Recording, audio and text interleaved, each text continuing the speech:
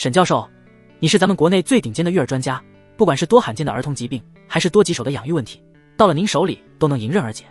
假如说您穿越回到古代，凭您的本事，能把古代高得吓人的婴幼儿死亡率降低多少个百分点？实习大夫小李一脸崇拜地望着沈玉楼。沈玉楼闻言抬起头来，这个问题不好回答。古代的卫生条件、营养水平、社会观念都和现代天差地别，光有技术可不一定能扭转乾坤啊。这种没有营养的问题，沈玉楼平时是懒得思考的。微信里还有好几十个美少妇的消息没回呢，有那个时间他就回消息了。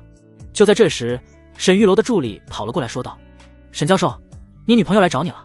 沈玉楼愣了一下，哪一个？婷婷还是娜娜？都不是，是菲菲。沈玉楼道：她怎么提前来了？告诉她我在手术，让她把离婚手续办完再来找我约会。好。助理走后，沈玉楼从兜里拿出5台手机，同时打开微信，一起按住说话。宝贝，今晚有个会，晚上的约会只能取消了。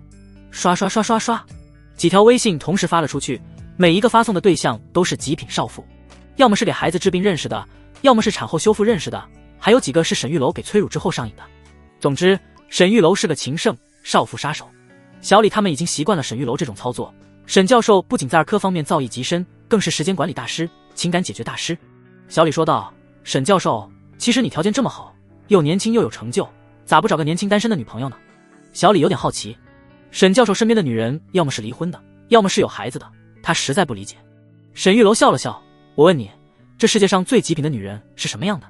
小李想了想，18岁，魔鬼身材，天使容貌。沈玉楼摇了摇头，这世上最极品的女人需要有4个特征：已婚、已育、已离、已待还。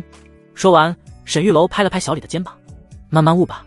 第二天一早，当沈玉楼睡了一觉再次睁开眼睛的时候，他懵了。昏暗的牢房，腐朽的稻草，还有周围一群身着古代兵服、手持明晃晃兵刃的官兵，一柄锋利的钢刀正死死地架在他的脖子上，刀刃的寒气让他浑身汗毛耸立。哎呀，我操，这他妈给我干哪来了？昨晚沈玉楼有点用力过猛，在床上嘎了，所以一下子穿越了。沈家二郎，别装死了，时辰已到，上路吧。一个满脸横肉的官兵头目，手里拿着刀，喝道：上路？去哪儿？沈玉楼一脸茫然。废话，当然是去菜市口送你们全家上黄泉路。话音刚落，一股不属于他的记忆忽然涌入脑海中，剧烈的头痛让他差点再次昏过去。他懵了，还真穿越了。小李那个乌鸦嘴，咋让他给说中了？这里是一个他从未在任何史书中见过的朝代，名为徽国，而他穿越到了一个与他同名同姓的倒霉书生身上。徽国当今的皇帝年事已高，后宫佳丽3000，子嗣倒是生了不少。然而这个时代的医疗条件实在太过落后，感冒、发烧、细菌感染，任何一种在沈玉楼看来只是小问题的疾病，在这里都可能夺走一个孩子的性命。因此皇室的皇子和公主竟有一大半都早早夭折了。皇帝最宠爱的是年仅12岁的25皇子，可天有不测风云，这位金尊玉贵的皇子近日也身染重病，群医束手，眼看就要不行了。就在皇帝焦头烂额之际，深得信赖的国师出了一个阴毒无比的妙计，为皇子续命。寻找与皇子同属相的男婴，秘密送入宫中，用这些新生儿的纯阳之血为皇子换血，方能保住皇子性命。此等荒谬绝伦的邪术，皇帝竟深信不疑。一道密令下去，整个徽国之内所有今年出生的男婴都成了药引。官府严令，胆敢私藏者满门抄斩。偏偏沈玉楼穿越的这具身体的原主家里就藏着一个刚刚出生的男婴。原主本来一家5口，年迈的父母以及大哥大嫂。大哥不久前被抢征充军，不幸战死沙场，尸骨无存。大嫂王柔是个刚毅的女子，强忍悲痛，为沈家生下了一个遗腹子，想着无论如何也要给亡父留个后。可这唯一的血脉却成了催命符。邻居有个叫胡老八的，是个卖枣子的小贩，一直垂涎大嫂王柔的美貌，3番5次上门骚扰，想逼她改嫁。王柔性子真烈，自然不从。胡老八抱着得不到就毁掉的态度，转头就将沈家藏有男婴的事情举报给了官府，于是就有了现在这一幕。沈玉楼看了一眼身旁的大嫂，不过20岁左右，面容精美，身材婀娜，皮肤如雪一般白皙，真是个好女人。距离极品，只差带环。官兵手上的刀让沈玉楼收回了思绪，一家人被官兵押着送往菜市口问斩。沈玉楼叹息：天崩开局啊，这也太惨了吧。走。官兵们粗暴地推搡着他们，将一家人从牢里拖了出来，押向不远处的菜市口。街上百姓纷纷避让，对着他们指指点点，眼神里有同情，有麻木，但更多的是畏惧。沈玉楼的父母早已吓得面无人色，浑身瘫软，几乎是被拖着走的。就在几人被押送到了街上之后，沈玉楼忽然看见了一个救命的东西——皇榜。在徽国接了皇榜，身份便等同于钦差，皇命完成之前杀不得。沈玉楼的家人自然也暂时不会死了。此时的他走投无路，趁着官兵不注意，一个箭步冲了过去，一把将皇榜撕了下来。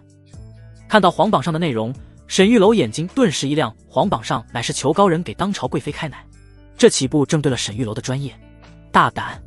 你疯了，竟然敢接皇榜！你可知道，接了皇榜，完不成皇命，可是要凌迟处死。皇榜可不是随便接的，虽然接了之后身份等同于钦差，可如果没有完成皇命，那可就是欺君之罪，要凌迟处死的。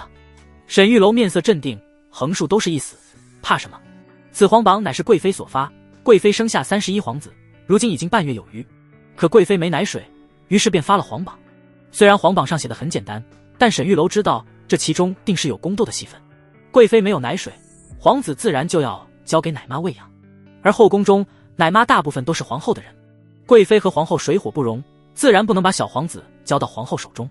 贵妃刚刚诞下皇子，眼看着已经压过皇后一头，若是让这个皇子健康成长起来，那后果不堪设想。所以皇后自然会想方设法把这个皇子控制在自己手中，甚至是暗中除掉。贵妃心急如焚，于是便发布皇榜，找人帮忙催乳。这事儿正对了沈玉楼的专业。虽然在这个朝代里没有什么有效的药物，可催乳之事只需要手法刺激穴位即可。当然，一般情况下催乳都是女人的工作，即便是在后世，很多女性都接受不了男催乳师。这个朝代的人们思想更加封建，恐怕更加难以接受。但此时此刻，沈玉楼也没有别的办法，为了保命，只能接皇榜。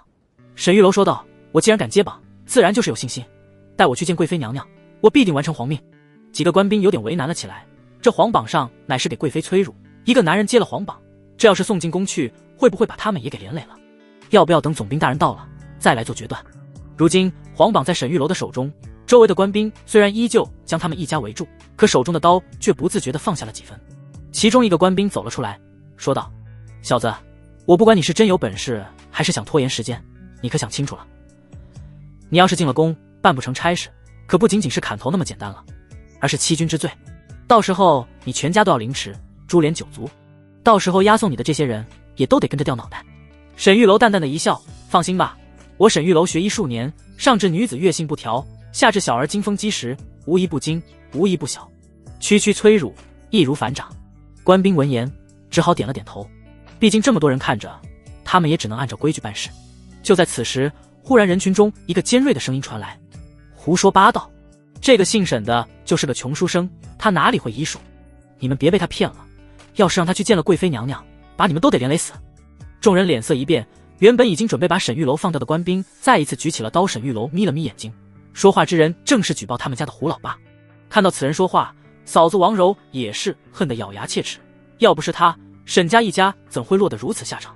王柔眼泪汪汪，低声说道：“玉楼，是嫂子对不起你们。”沈玉楼低声说道：“嫂子放心，我们不会死的。”就在此时，忽然另一边传来一阵骚乱的声音，一个美妇人正在街道旁边抱着一个1岁左右的孩子嚎啕大哭：“快过来救救我儿子，他噎住了！”听到这声音，所有人都看了过去。女人穿着打扮十分华丽，一看便是身份不俗，而此时她怀中一个男孩，小脸憋得青紫，双眼上翻，小手在空中无力的乱抓，嘴巴大张着，却发不出一点声音，喉咙里发出呵呵的怪响，眼看就要窒息过去。女子用尽了办法，又是拍后背，又是抠嗓子，可都无济于事。眼看着孩子已经翻白眼了，马上就要不行了，她彻底慌了。而那几个官兵也是脸色大变，是总兵夫人。总兵夫人今日带孩子来凑热闹，不成想竟然出了这种事情。就在此时，沈玉楼忽然说道：“让开，我能救这孩子。”天无绝人之路，沈玉楼总算是找到机会了。沈玉楼拨开人群，跑向了总兵夫人。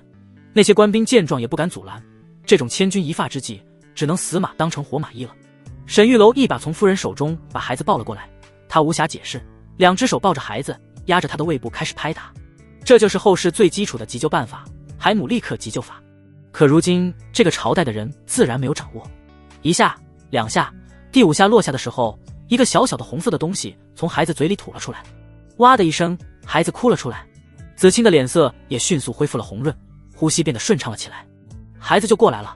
全场一片死寂，随后爆发出一股雷鸣般的惊叹：这人真厉害啊！沈玉楼低头看了一眼手心，是半个山茶，这孩子应该是吃山楂噎住了。沈玉楼把手悄悄地放回了袖子里，把这半个山茶藏了起来，随后在地上捡起了一个枣核，走到夫人跟前说道：夫人，孩子是吃枣子卡住的，以后别让他吃枣子了。夫人顿时一愣，这怎么可能？孩子才1岁，我从来不让他吃枣子的。这么大的孩子吃枣子可是有很大危险的。沈玉楼说道：那可能是其他人喂的吧。夫人，孩子养这么大可不容易，要是有坏人故意害孩子，可得小心点。夫人脸色一变，你是说……就在此时，一个中年男人骑着高头大马走了过来，看到眼前的情形，赶紧跳下马背。夫人，孩子没事吧？看到此人，大家都恭恭敬敬的行礼。总兵大人。夫人把刚才发生的事情和总兵说了一遍，总兵脸色立马一变，他的目光扫向了在场众人。谁喂我家孩子吃枣子了？众人全都默不作声，眼看着总兵要发飙，谁敢乱说话？就在此时，沈玉楼说道：总兵大人，这位胡老八是卖枣子的，你应该问他。胡老八脸色顿时一变，连忙跪在地上：总兵大人，不是我今天出门都没带枣子，我更不会喂林公子啊。总兵眼珠一转，方才他已经知道了救他孩子性命的是眼前这个沈玉楼。枣子是不是胡老八喂的，他说不准，但孩子是沈玉楼救的。本来他就在气头上，正好找个人撒气，而且还能做个顺水人情。大胆，竟敢害本官之子！来人，把他给我拿下，严刑拷问。几个官兵立马将胡老八按在了地上，五花大绑。胡老八脸色大变，哭嚎了起来：冤枉，我冤枉啊！可惜任凭他怎么喊，也没人理会他。胡老八被押送到沈玉楼旁边的时候，他瞪着猩红的双眼喊道：沈玉楼，是你害我！沈玉楼冷冷地瞥了他一眼，就像是看死人一样：我不跟要死的人说话。随后便传来胡老八撕心裂肺的叫喊：沈玉楼，你不得好死！胡老八被带走之后，总兵大人打量了沈玉楼一眼：我听说你接了皇榜，看来你真有些本事，只不过给贵妃瞧病非同寻常，你有信心吗？总兵大人放心，沈某信心十足。好，那你的家人暂时收押，我亲自送你入皇城。你放心，这段时间我会好好照顾你的家人的，你放心去完成皇命即可。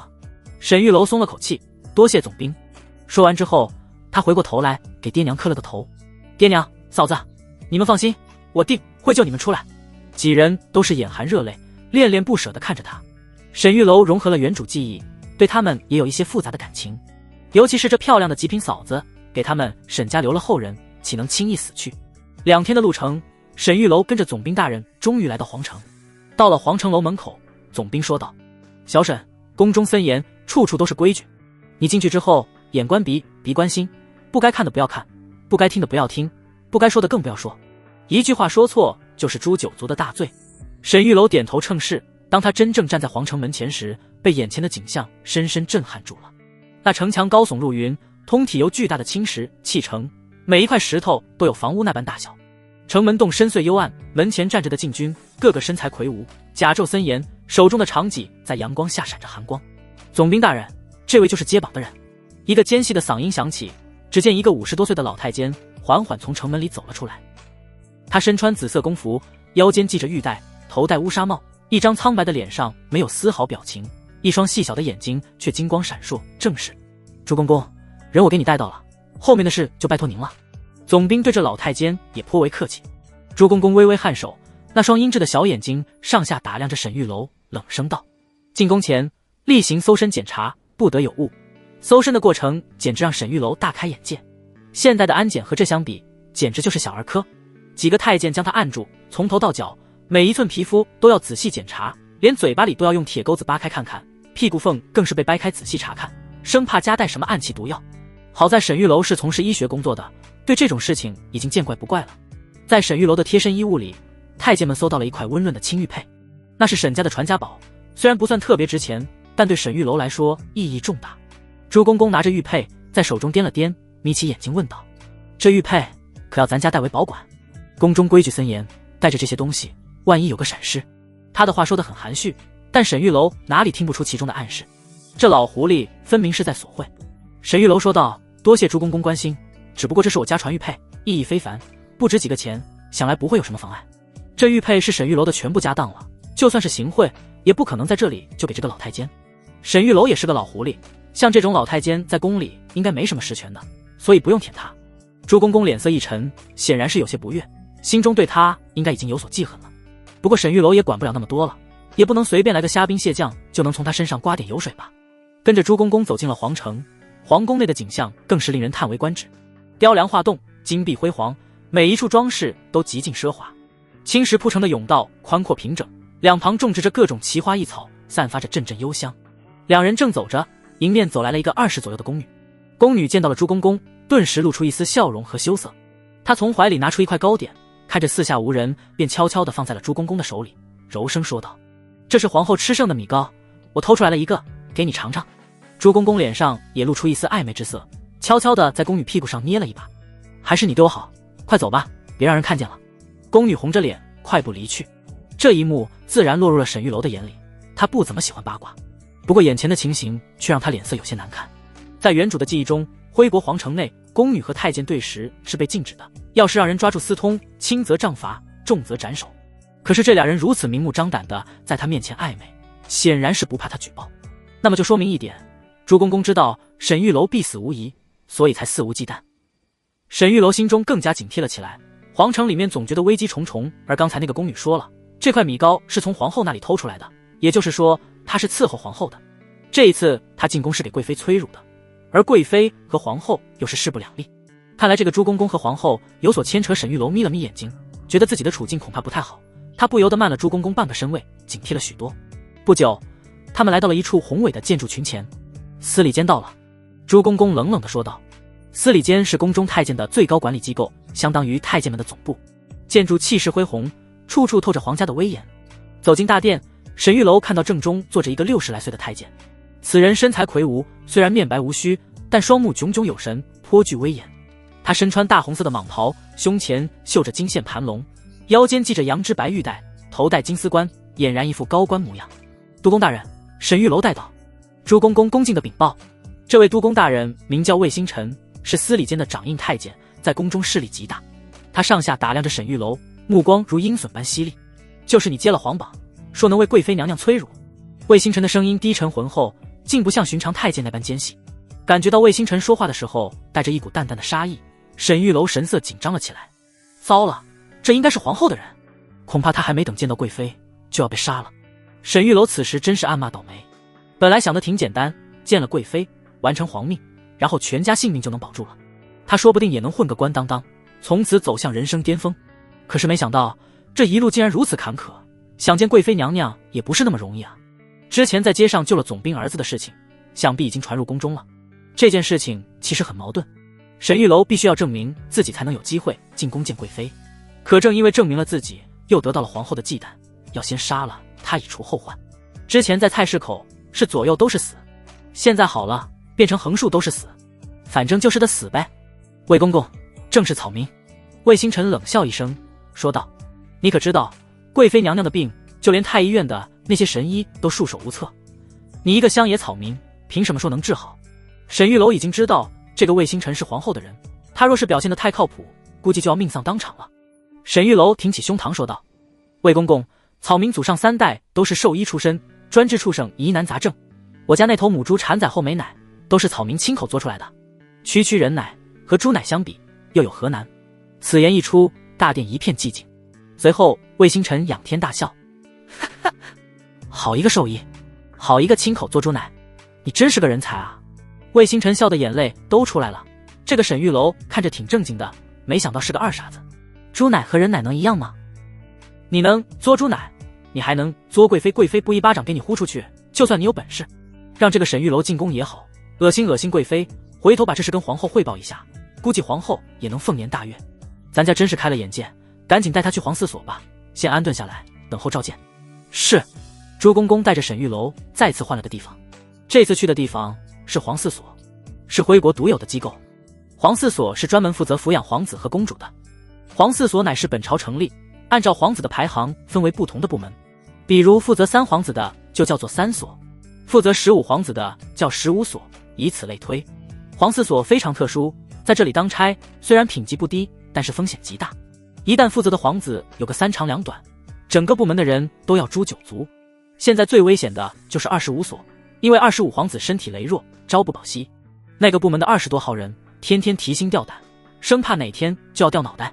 说话间，他们来到了一处新建的建筑前，门匾上写着31所，这是新成立的部门。朱公公说道，专门负责刚出生的31皇子，负责人是林公公，掌印大太监郑五品。沈玉楼心中一惊，想不到只是负责一个皇子的太监，竟然就是郑五品，品级不低啊。不过沈玉楼忍不住要吐槽一下，进宫这一天光见太监了，见了这个见那个，就不能见几个妃子或者夫人吗？已婚已育的都哪去了？冷宫里的也行啊。沈玉楼对此十分不满。进了31所之后，见到了林公公，此人身材中等，面容清瘦，虽然也是面白无须，但神情温和，不像朱公公那般阴鸷。他身穿藏青色的宫服，腰间系着碧玉带，显得儒雅文静。林公公、朱公公上前行礼，督公大人让我把这个沈玉楼交给您，说是等合适的时机会安排他去见贵妃娘娘。林公公抬起头，温和地看了沈玉楼一眼，点头道：知道了，你先回去吧。等朱公公离开后，林公公这才仔细打量着沈玉楼，缓缓说道：年轻人，你可知道自己现在的处境？沈玉楼恭恭敬敬地说道：草民愚钝，请公公明示。林公公示意他坐下，亲自为他倒了一杯茶，说道：这宫里看似风平浪静，实际上却是波涛汹涌。皇后和贵妃娘娘的后位之争，牵扯的是朝堂上2大势力的角逐。如今圣上年事已高，谁能诞下皇子并且抚养成人，谁就能在整个徽国掌握绝对的话语权。这些朝堂大事本来与你无关，可你接了皇榜，就等于跳进了这个漩涡。现在摆在你面前的只有2条路，而这2条路都是死路。第一条路，你治不好贵妃娘娘，那便是欺君之罪，下场是凌迟处死，诛九族。第2条路，你治好了贵妃娘娘，31皇子成了她最大的依仗，你帮了她就是稳固了她的地位，可从那一刻起，你就是皇后娘娘的眼中钉、肉中刺。无论31皇子日后如何，皇后娘娘都不会让你活下去的。林公公分析得很透彻。沈玉楼有点无语，横竖都是死呗。不过他现在已经走到这个地步了，也没有退路了。林公公看着他，笑呵呵地说道：不过我可以给你指一条生路。沈玉楼眯了眯眼睛，这老东西终于说正题了。前面铺垫的那么多，无非就是吓唬他，若是一介草民，肯定会被他给吓唬住的。沈玉楼故作害怕地说道：还请公公教我。林公公说道：简单，既然都是死路，你何不搏一搏能富贵的？你接了贵妃的皇榜，就等于打上了贵妃的烙印，想要活命，就必须上贵妃这条船，荣辱与共。他从袖中取出一个小小的瓷瓶，放在桌上，推到沈玉楼面前。要想得到贵妃的信任，就要拿一份投名状。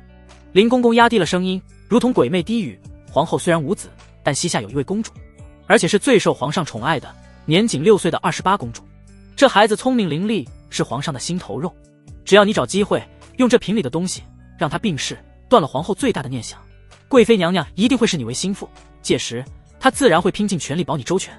听完林公公的话，沈玉楼心中凛然，这深宫之中真是没一个好东西啊，不是要害人，就是在害人的路上。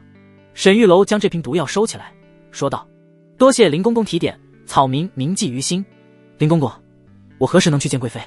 林公公说道：快了，耐心等着吧。与此同时，凤仪宫内，贵妃娘娘柳眉紧锁，抱着怀中啼哭不止的31皇子，心急如焚。孩子的小脸哭得通红，小嘴一张一合，却怎么也吸不出半点乳汁。娘娘，要不先给小皇子喂点米汤吧，可别饿坏了身子。旁边一个宫女端着一碗温热的米汤，小心翼翼地劝道。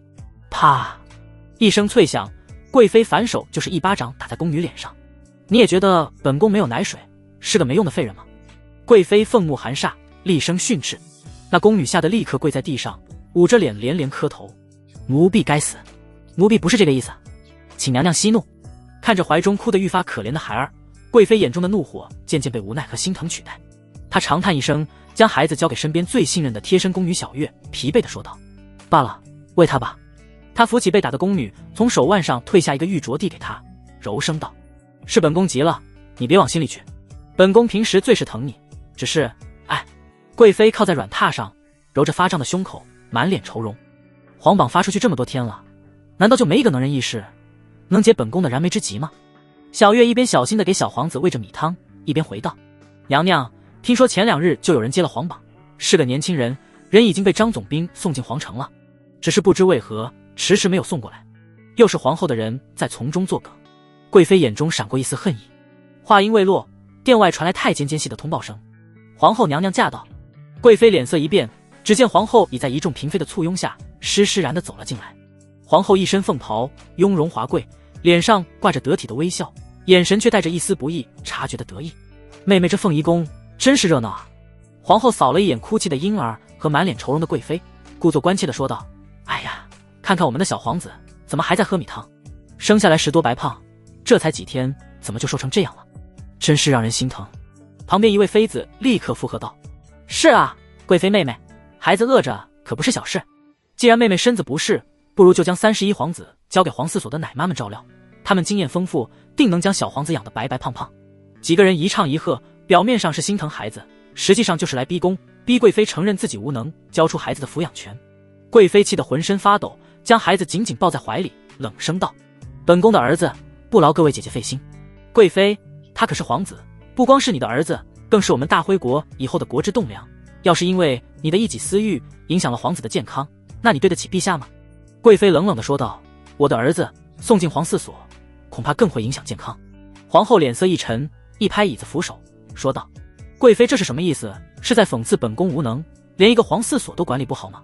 就在双方剑拔弩张，气氛紧张到极点时，一个太监匆匆跑进殿内，跪地禀报道：启禀皇后娘娘，皇上口谕，今晚将驾临您的寝宫，请娘娘早做准备。此言一出，皇后顿时喜上眉梢，之前咄咄逼人的气势也收敛了许多。她看了一眼贵妃，居高临下的说道：妹妹，本宫也是为了孩子好，这样吧，本宫再给你1天时间，若是明日此时你还是没有奶水，为了皇子的康健，就必须将他交给皇嗣所，你好自为之吧。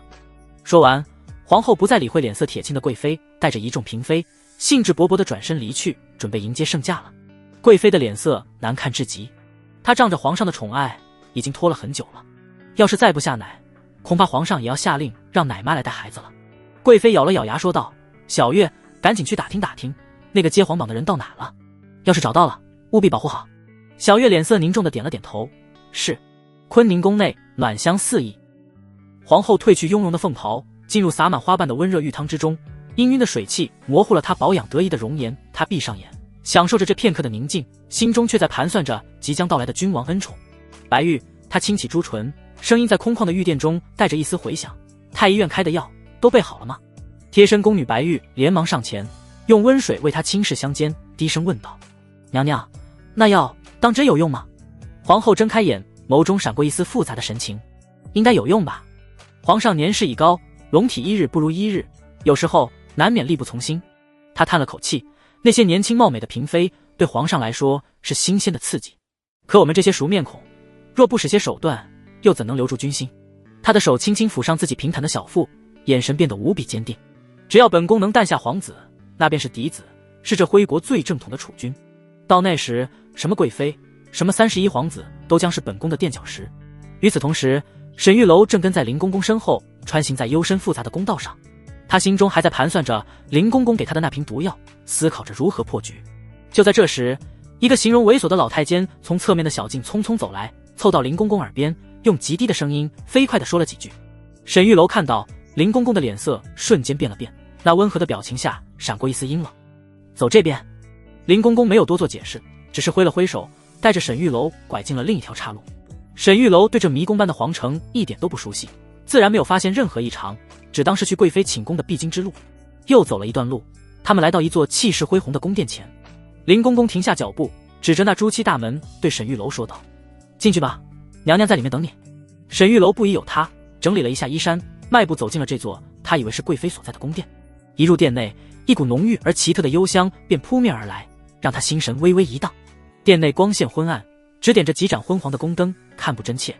一个宫女悄无声息地迎了上来，扶了一礼后便伸手来解她的衣扣。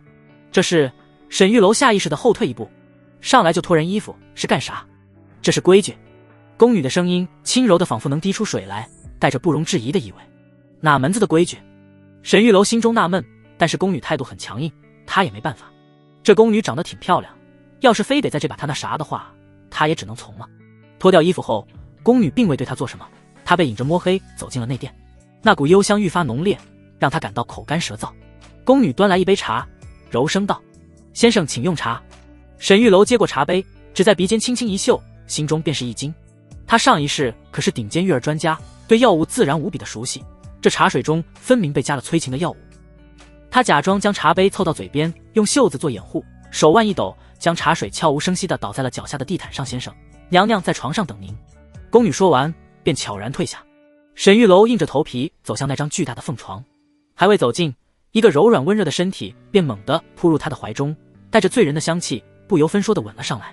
那双唇温润而急切，带着一丝不容拒绝的霸道。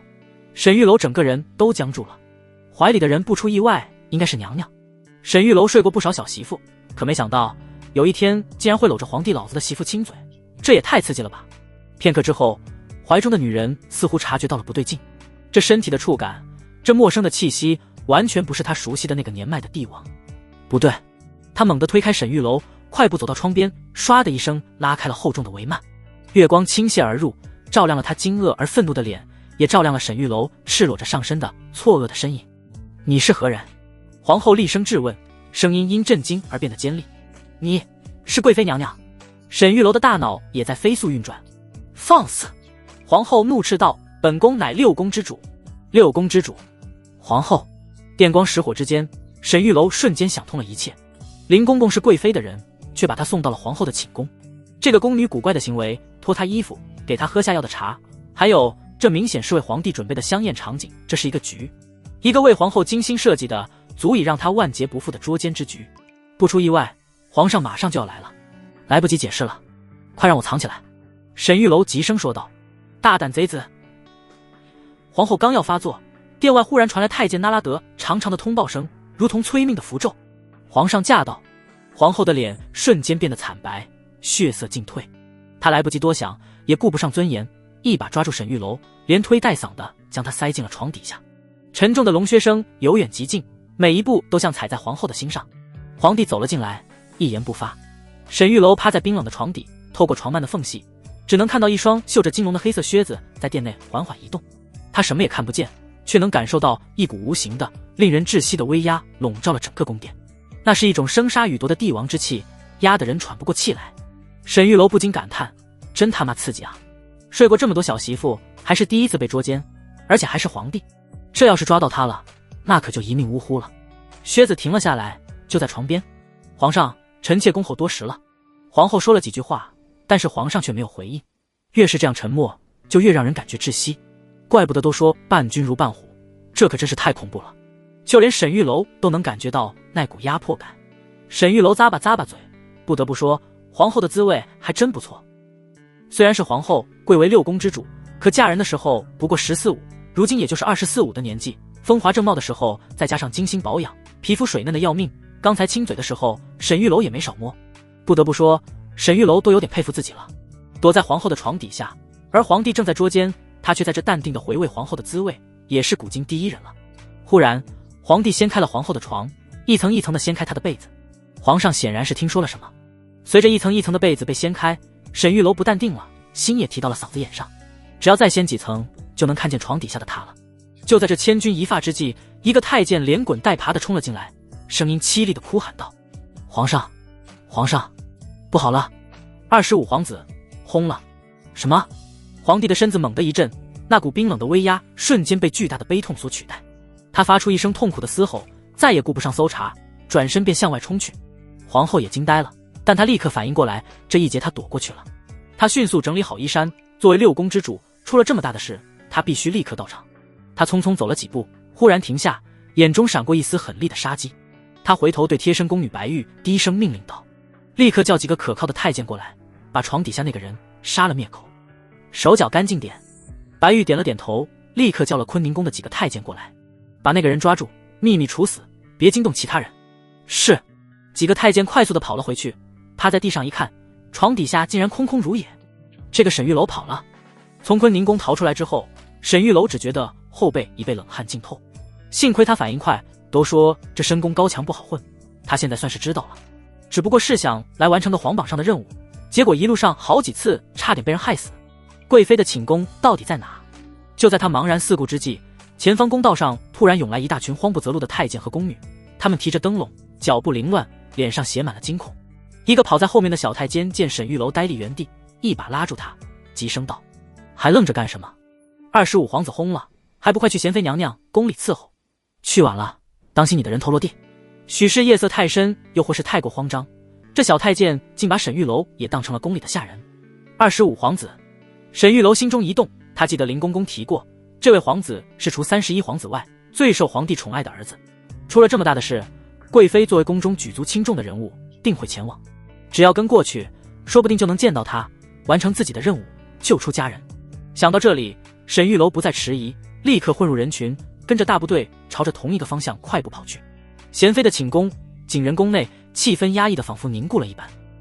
太医院的院士、皇四所25所的总管太监以及一众伺候的工人，全都乌压压地跪在地上，连大气都不敢喘。殿外，礼部的官员已经静候着，手中捧着记录丧仪规制的卷宗，只等皇帝一声令下。所有人的目光都聚焦在殿中央那张华丽的床上，一个面色青紫的少年静静地躺着，正是年仅12岁的25皇子。尤其是25所的太监和负责皇子起居的太医，此刻更是抖如筛糠。皇子死了，他们这些贴身伺候的人一个也别想活。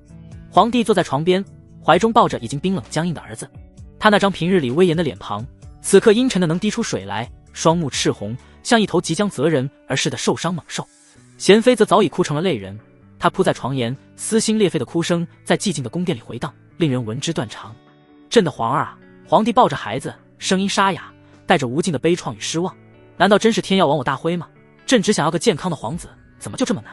他缓缓放下皇子，用颤抖的手为他拉好被角，随即转过身，对跪在地上的礼部尚书冷冷说道：“着手准备丧事吧，一切按皇子规制，从优办理。”礼部众人回应了一声，随后来到皇子身边，可贤妃死死抱住孩子，他们也不敢碰他。25皇子的尸身上有余温，皇帝的悲愤也如同一座即将喷发的火山，压得所有人都不敢吭声。就连一向协理六宫、威仪在身的皇后，此刻也只是静静地站在一旁，小心翼翼地避其锋芒。沈玉楼混在人群的角落，正在看里面情况，忽然感觉肩膀被人拍了一下，他回头一看，正是害他差点被杀的林公公。你怎么出来的？林公公的声音压得极低。沈玉楼心中冷笑，面上却不动声色。公公为何要害我？将我引至皇后寝宫，是想让我被皇上当场捉奸，死无葬身之地吗？事已至此，林公公索性摊牌，脸上那温和的伪装卸下，取而代之的是淡漠的冷笑。咱们都是为贵妃娘娘做事，只要能扳倒皇后，用什么法子都行。可惜你没办成。他话锋一转，眼中闪烁着毒蛇般的光芒。现在还有个机会。25皇子死得蹊跷，你现在出去，当着皇上的面，指认是皇后下的毒。沈玉楼眉头紧锁，我空口拔牙，他们凭什么信我？沈玉楼心里把这个死太监祖宗8代都问候了一遍，差点害死老子，还敢拿老子当枪使？这不用你操心。林公公冷笑道，你只需点燃这把火，让皇上心中种下怀疑的种子即可。今日贵妃娘娘不在场，无论是皇后失宠，还是贤妃被迁怒，对贵妃娘娘都是百利而无一害。我不干。沈玉楼断然拒绝。要是有机会，他第一个先弄死这个林公公。不肯。林公公的眼神瞬间变得冰冷。那咱家就只好先送你上路了。沈玉楼眯起眼睛，冷冷地说道，你敢在这里动手？太监的势力再大，也不敢当着皇上的面杀人吧？话音未落，殿外突然传来一阵骚动和哭喊声，几个太监抱着一个身穿华服的小女孩，跌跌撞撞地冲了进来。为首的太监扑通一声跪倒在地，声音凄厉，皇上，皇后娘娘，救救28公主吧！只见那女孩面色青紫，呼吸微弱，已然是中毒之兆。球儿！皇后发出一声惊呼，冲了过去。皇帝本就因丧子而悲痛欲绝，此刻见最宠爱的女儿也遭毒手，更是心胆俱裂。他对着跪在地上的太医们怒吼道，还愣着干什么？救人！太医们连忙上前诊治，片刻之后，一个个面如死灰。院士颤抖着声音回禀，皇上，公主殿下中的是鹤顶红，此乃天下奇毒，无药可医啊！不！皇后闻言几近崩溃，抱着女儿失声痛哭。球儿！皇帝双目赤红，环视着殿内众人，发出一声雷霆般的怒吼，到底是谁？是谁要接连谋害朕的皇子公主？本来皇嗣就死亡率极高，生病夭折已经够多了，现在竟然还有人为谋害，岂能不让皇帝发怒？他成立皇嗣所，就是为了让皇子公主能健康成长，可现在不但没有效果，反而损失了更多的儿女。龙颜大怒，皇帝的脸上已经写满了杀意。这个时候，谁要是触了圣上的眉头，那可就是死无葬身之地。就在此时，林公公眼中闪过一丝得意的凶光，猛地伸出手，一把将身旁的沈玉楼推了出去。皇上，就是此人给公主下的毒，毒药就藏在他的身上。所有人的目光瞬间聚焦在沈玉楼身上。皇帝的怒火找到了宣泄口，他指着沈玉楼厉声道：“给朕拿下，搜身！”沈玉楼心中恨死了林公公这个死太监，妈的，非得弄死这个老东西不可。眼看侍卫就要上前搜身，他索性抢先一步，从怀中掏出那个小瓷瓶，高高举起，大声道：“草民冤枉！毒药确实在此，可草民是被人栽赃陷害。”皇帝杀气腾腾地盯着他，讲不出个所以然，朕让你死无全尸。沈玉楼看了一眼公主，说道：“皇上，解释缘由尚需时间，但救人迫在眉睫。公主殿下，还有救？胡说八道！”太医院使立刻怒斥道：“鹤顶红入口即死，神仙难救！你这刁民，休要在此蛊惑圣听！”太医院的人已经宣布无药可救，那就是最权威的代表了。而此时沈玉楼居然还说有救，这不是打太医院的人的脸吗？沈玉楼说道：“鹤顶红并非无解，就算有一线机会，也要试一试吧。”此时公主危在旦夕，先将她救过来，沈玉楼才能摆脱困境。皇后此时已经慌了神，她带着哭腔说道：“没错，就算有一线生机，也要试一试。你快一点。”皇上点了点头：“好，朕给你一次机会，先救活公主再说。”沈玉楼说道：“请太医院迅速准备新鲜蛋清、牛乳以及医用炭，请御膳房现在取3两绿豆、6钱甘草，急火煎熬。”沈玉楼说完，皇后喊道：“都愣着干什么？还不赶紧去！”皇后一声令下，众人立马散去。也就是在皇宫，想要这些东西随时都能够拿到，若是在外面拿不到这些东西，这鹤顶红真是要命。所谓鹤顶红就是砒霜，成分是3氧化2砷，是古代一种比较常见的毒药。好在公主中毒不深，若是剂量再大一点，以现在这医疗条件还真治不了了。目前的情况需要用蛋清和牛奶里的蛋白和砷元素结合形成沉淀，减少毒素的吸收，再加上活性炭吸附毒素，能有点效果。以前沈玉楼在《本草纲目》里面看到过有关医用炭的记载，应该就是活性炭。断炭入药，效果虽然比不上真正的活性炭，但也足够了。很快，东西备齐，沈玉楼将牛乳、蛋清与碾碎的活性炭混合，撬开公主的嘴，小心地灌了下去。随即，他用手指刺激公主的喉咙，帮她催吐洗胃，以驱除毒性。在众人惊疑不定的目光中，几分钟后，原本已经面如白纸的28公主，竟真的哇的一声吐出一大口污秽之物，随即发出了微弱的哭声。她活过来了，球儿！皇后喜极而泣，紧紧抱着女儿，仿佛失而复得的珍宝。皇帝脸上的暴怒也化为了巨大的惊喜和宽慰。沈玉楼也松了口气，说道：“绿豆甘草汤给公主服下，从现在开始，每半个时辰喝一次，喝到吐为止。”皇后说道：“都听见了吗？立刻照办。”是。皇司所的这些人此时真想给沈玉楼跪下磕头，要不是沈玉楼救活了公主，他们都要死。然而危机并未解除，林公公脸色阴沉无比，没想到沈玉楼竟然还有这样的本事，服了鹤顶红竟然还能救活，这简直是天下奇闻。林公公说道：“皇上，他能救活公主纯属侥幸，下毒之人仍旧是他。”紧接着，一个宫女从人群中走出，跪地指着沈玉楼：“奴婢可以作证。”奴婢亲眼见到此人鬼鬼祟祟地去了皇四所，还触碰了公主殿下的膳食，人证物证俱在。皇帝刚刚缓和的脸色再次阴沉下来，冷冷地盯着沈玉楼：“看在你救活公主的份上，我给你机会自证，若无法自证清白，还是难逃一死。”沈玉楼脸色一凛：“君王真是无情啊！老子刚救活了你的女儿，现在又要杀我。”不过在刚才的几分钟内，他已经想好了对策。他目光转向了一旁的皇后，朗声道：“皇后娘娘可以证明草民的清白。”皇后一愣，她皱着眉头看向了沈玉楼。此时她也认出来了，此人正是刚才闯入她寝宫，摸了她身子还亲了她嘴的臭男人。刚才他让白玉叫人杀了他，可没想到他竟然逃走了。皇上问道：“皇后如何证明你清白？”沈玉楼继续说道：“启禀圣上，草民乃是娘娘的远房亲戚，今日进宫正是奉了娘娘的懿旨，草民又怎会加害自己的亲人呢？”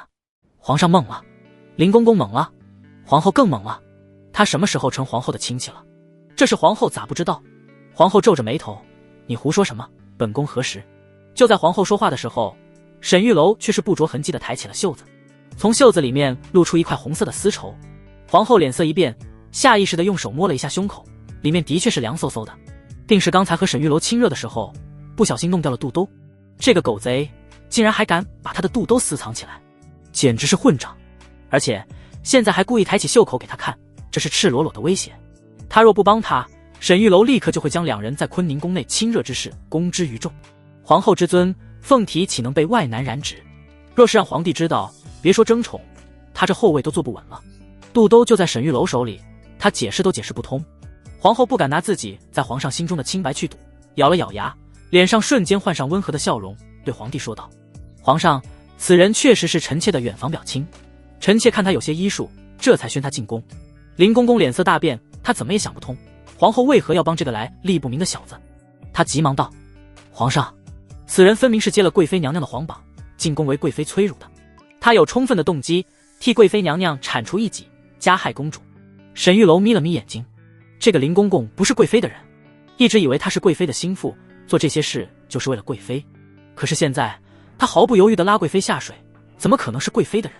他设计陷害皇后不成，便立刻调转枪头，用公主中毒之事栽赃自己，最终目的是想把自己这个贵妃的人推出来当替罪羊，顺便再把贵妃也拉下水。这死太监真够阴险的啊！沈玉楼的目光飞快地扫过在场的贤妃和其他几位嫔妃，心中暗存，这死太监到底是谁的人？眼看着皇上眉头紧锁，脸色阴郁，沈玉楼对着皇帝躬身道：启禀皇上，草民确实是接了皇榜之人，但宣草民进宫的正是皇后娘娘。娘娘与贵妃情同姐妹，眼见贵妃为31皇子侮辱而忧心，这才让草民接皇榜进宫，给贵妃催辱，为陛下分忧。这话说完，众人脸色都变得古怪了起来。宫里谁不知道皇后和贵妃是死对头，两个人为了后宫之主的位置争得你死我活，皇后会有那么好心给贵妃请大夫？皇后眼珠一转，立马就坡下驴。皇上，正是如此，妹妹的难处我做姐姐的看在眼里，记在心里，每次看到小皇子啼哭，臣妾都心疼不已。这才想起来这位远房亲戚，招他入宫试一试。闻言，皇帝的脸色缓和了许多。皇帝也不傻，这些女人之间的争斗他自然也清楚，只不过他无暇去处理，也不想处理，眼不见心不烦。后宫和谐是他最愿意看见的，所以即便这事说的有点假，皇帝也选择相信。眼看着沈玉楼要摆脱嫌疑，林公公有点急了。他作为举证人，本来是想让沈玉楼当个替罪羊，免得以后查出来他。可现在沈玉楼竟然为自己开脱了，那接下来他就要倒霉了。林公公跪在地上：陛下，此人给公主投毒是我亲眼所见，宫女小霞也能作证，即便他是娘娘亲戚，也无法证明他没有投毒。陛下明鉴，此人就是毒害公主的罪魁祸首。宫女小霞也跪了下来：陛下，我能证明就是此人投毒，请陛下为公主做主。两个人一唱一和，一口咬定就是沈玉楼投毒。这下倒是弄得皇上有些为难了。他看着沈玉楼问道：你怎么说？沈玉楼淡定地说道：草民自证其实很容易，还请太医院的各位大人检查公主殿下的呕吐物，便可判断出公主用膳的时间，再与草民入宫登记的时辰一对便知。皇上点了点头，一挥手，太医院的人立马开始检查。当着皇上的面，他们可不敢有任何隐瞒。片刻后，院使回禀：启禀皇上，从呕吐物来看，公主殿下用膳至少已有2个时辰。皇上点了点头，随后又叫人把入城记录拿来，上面记载了沈玉楼入宫时间。沈玉楼入宫是1个半时辰之前，也就是说，在沈玉楼入宫之前，公主就已经中毒了。真相大白，这才是铁证。沈玉楼指着林公公和那个做伪证的宫女小霞说道：皇上，这毒药瓶正是林公公给草民的，他让我给公主下毒，我不肯，他便陷害于我。鹤顶红乃是禁药，如果想要自己提炼的话，需要雄黄矿石，只要去林公公的宿舍里面翻一翻，就知道是谁下的毒了。沈玉楼说完，林公公脸色大变，他的房间里的确是有些雄黄矿石碎屑，还没来得及收拾，完了，这下彻底完蛋了。皇后大怒：来人，去给我搜！林公公死死地咬着牙，大吼一声：沈玉楼，你找死！他猛地站了起来，从袖中抽出一把短刀，直接刺向了沈玉楼。沈玉楼脸色一变，没想到这死太监还真要鱼死网破，竟敢当着皇上的面行凶。就在此时，一道黑影冲了过来，一刀砍在了林公公的脖子上。林公公当场毙命。杀他的人正是皇城的禁军统领李辉，动作好快，比他在武侠片里看的高手对决还要快，这是真正的高手。沈玉楼松了口气，冲着李辉抱了抱拳，道了声谢，李辉面无表情的点了点头，算是回应了。皇上脸色阴冷无比，狗奴才，简直是混账！来人，把这个宫女给我带下去，严刑拷问，涉案之人全部诛9族。此时的皇帝震怒无比，这一晚上发生了这么大的事情，竟然是因为这2个奴才。皇上看向了沈玉楼，说道：“你叫什么来着？”“陛下，草民沈玉楼。”皇上点了点头。“你说你入宫是给贵妃催乳，你一个男人如何给贵妃催乳？”皇上的眼睛冒出一丝金光，身上散发出一股淡淡的杀意。沈玉楼脸色微变，若是放在后世，也许男医生帮女人以手法催乳，女人老公勉强能够接受，可是在这个朝代，再加上对方是皇帝，他是万万接受不了的。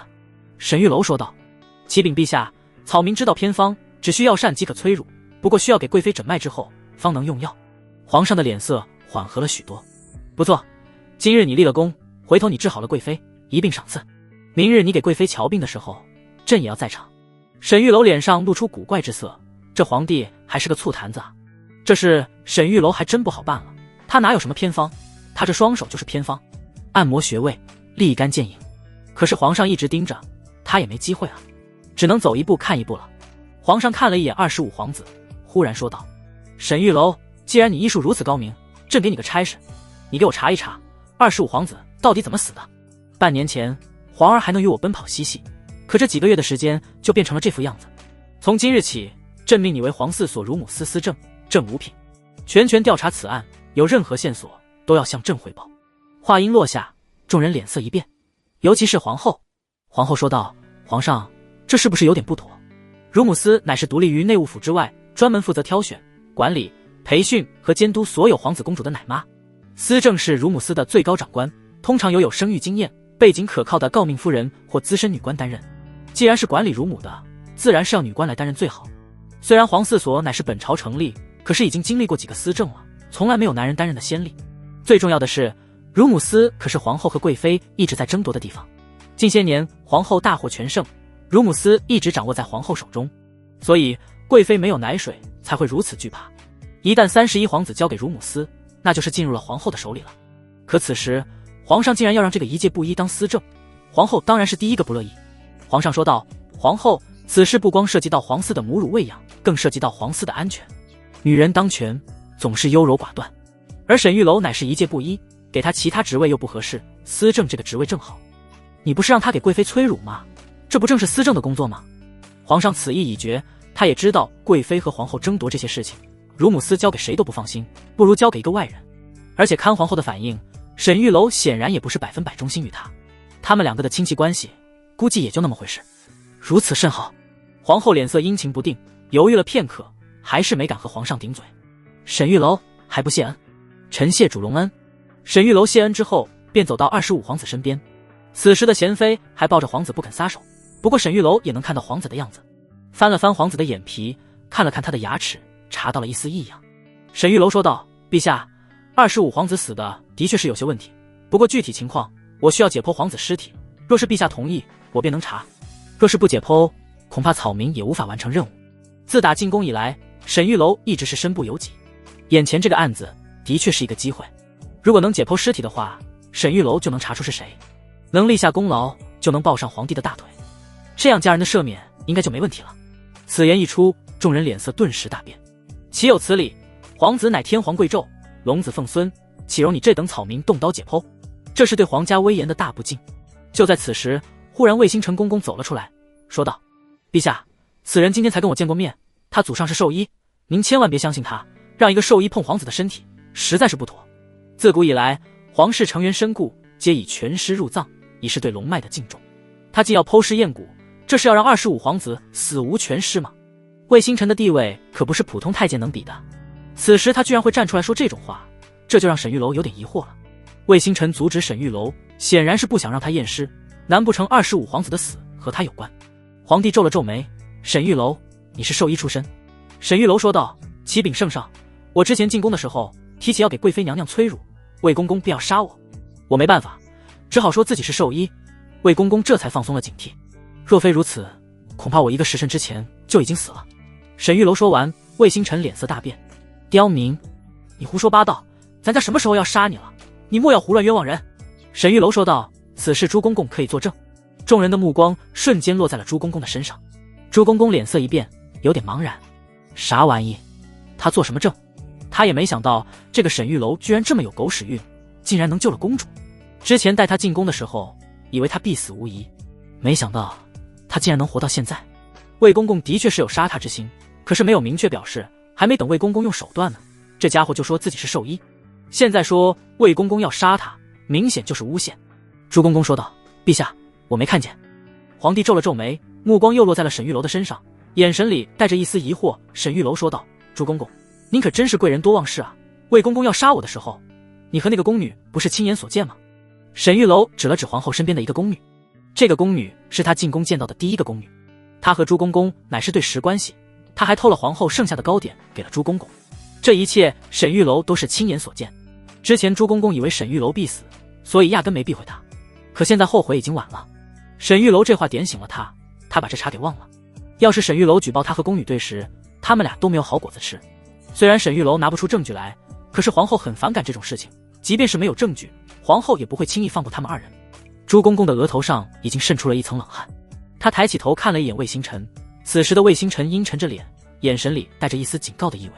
沈玉楼的话分明就是无的放矢，朱公公和他素不相识，而且朱公公还是魏星辰的手下，当然不会冤枉他。然而让魏星辰没想到的是，朱公公脸上露出一丝古怪之色，跪在地上说道：“陛下，我想起来了，魏公公的确是要杀沈玉楼，他不想让沈玉楼给贵妃看病，得知沈玉楼在外面治好过总兵之子，便要杀他。此事乃是我亲眼所见，后来沈玉楼说自己是兽医，这才蒙混过关。此事不仅我看见了，宫女小嫔也看见了，小嫔便是朱公公的相好。”此时的他也是一身冷汗，没想到沈玉楼竟然从一介布衣摇身一变成了五品司正，而且成了救公主的红人。听到朱公公这么说了，他立马跪在地上附和：“陛下，我也是亲眼看见魏公公要杀沈玉楼。”魏星辰涨红着脸，一派胡言，简直是一派胡言。我们无冤无仇，你二人为何要构陷于我？朱公公说道：“魏公公，奴才也不想指证你，可在皇上面前，我等不敢撒谎。”你他妈放屁！魏星辰脸色难看至极，他简直不敢相信自己的耳朵。皇上脸色沉了下来，怒道：“够了，魏星辰，你胆子不小，阻止大夫给贵妃催乳，你是何居心？莫非要害死朕的31皇子？”魏星辰吓得脸都绿了，赶紧跪在地上说道：“陛下，老奴冤枉，我从来没有要杀他。”老奴冤枉啊！皇上冷哼一声：“这么多人指证你，你以为我会信你吗？”来人！皇上刚要说话，沈玉楼忽然说道：“陛下，此人阻止我解剖25皇子，我怀疑他与皇子之死有关系，不如先将他收入天牢，我慢慢拷问他。”皇帝闻言点了点头：“好，将他收入天牢，由沈思政发落。”魏星辰哭着喊着，但还是被侍卫给带了下去。皇帝看向众人，说道：“我既然已经下定决心要查此事，那就全权交给沈思政，为了其他皇子公主的安全，解剖25皇子，朕准了。沈思政，朕限你1个月之内查明此案，否则朕要问你的罪。”沈玉楼心中一苦，妈的，这皇宫里真是危机重重。救活了公主，寻思着好歹也能过点安稳日子，平步青云了，结果又要查皇子的案子，查不出来，搞不好又是人头落地。看到沈玉楼不说话，皇帝问道：“沈思政，你可还有其他要求？”沈玉楼眼珠一转，说道：“回禀陛下，臣刚刚入宫，查案需要人手，25所这些人对皇子比较熟悉，请陛下暂时赦免他们，交由微臣领导，协助微臣查案。”皇帝一愣，目光扫过了25所的这些宫女太监，这20几个人跪在地上，抖如筛糠。从25皇子死了之后，他们脸色就没好过。他们都知道，皇子一死，他们必然要陪葬。可没想到事情竟然还有转机，是沈玉楼给他们换来了一线生机。皇帝犹豫片刻，点了点头：“准了。若是1个月内查明皇子死因，你们25所便可免于一死。”众人顿时大喜，虽然只是延迟了1个月，可他们已经有活路了。众人对沈玉楼都投向了感激的目光，沈玉楼一下子把他们给救了。别管大家之前是谁的人，从现在开始，他们都是沈玉楼的人了。这1个月的时间必须给沈玉楼卖命，要不然1个月之后查不出来，还是个死。而此时的沈玉楼倒是没有多么的高兴，虽然危机暂时解除了，可他无形之中又得罪了1个人，甚至是几个人。除掉25皇子，不可能是魏星辰1个人干的，他的背后一定是某一位妃子，甚至是朝中的高官。沈玉楼现在成了这个案件的主理人，恐怕危险更大了。皇帝说道：“好了，今日之事就这么定了。沈玉楼，明日一早，你便去给贵妃催乳，朕要亲眼看看你的本事。”遵旨。随着皇帝的御驾缓缓离去，景仁宫外那股令人窒息的威压才稍稍散去。沈玉楼转身，目光扫过身后那群劫后余生的太监、宫女和御医，一行人怀着死里逃生的复杂心绪，在清冷的月光下浩浩荡荡地向皇寺所走去。此刻，沈玉楼走在最前面，一袭青衫在夜风中微拂。他已不再是那个任人拿捏的草民，而是皇帝亲封、掌管乳母司，并特许彻查皇子中毒案的沈大人。再一次踏入皇寺所的门槛，庭院内的气氛已截然不同。25所原本为首的大太监戴强进门之后，竟是毫不犹豫的扑通一声，双膝重重跪地，额头紧贴着冰冷的青石板。沈大人救命之恩，奴才戴强没齿难忘。他的声音带着劫后余生的颤抖与由衷的敬畏。他身后一众宫女侍从也如潮水般跪下，齐声道：谢沈大人救命之恩。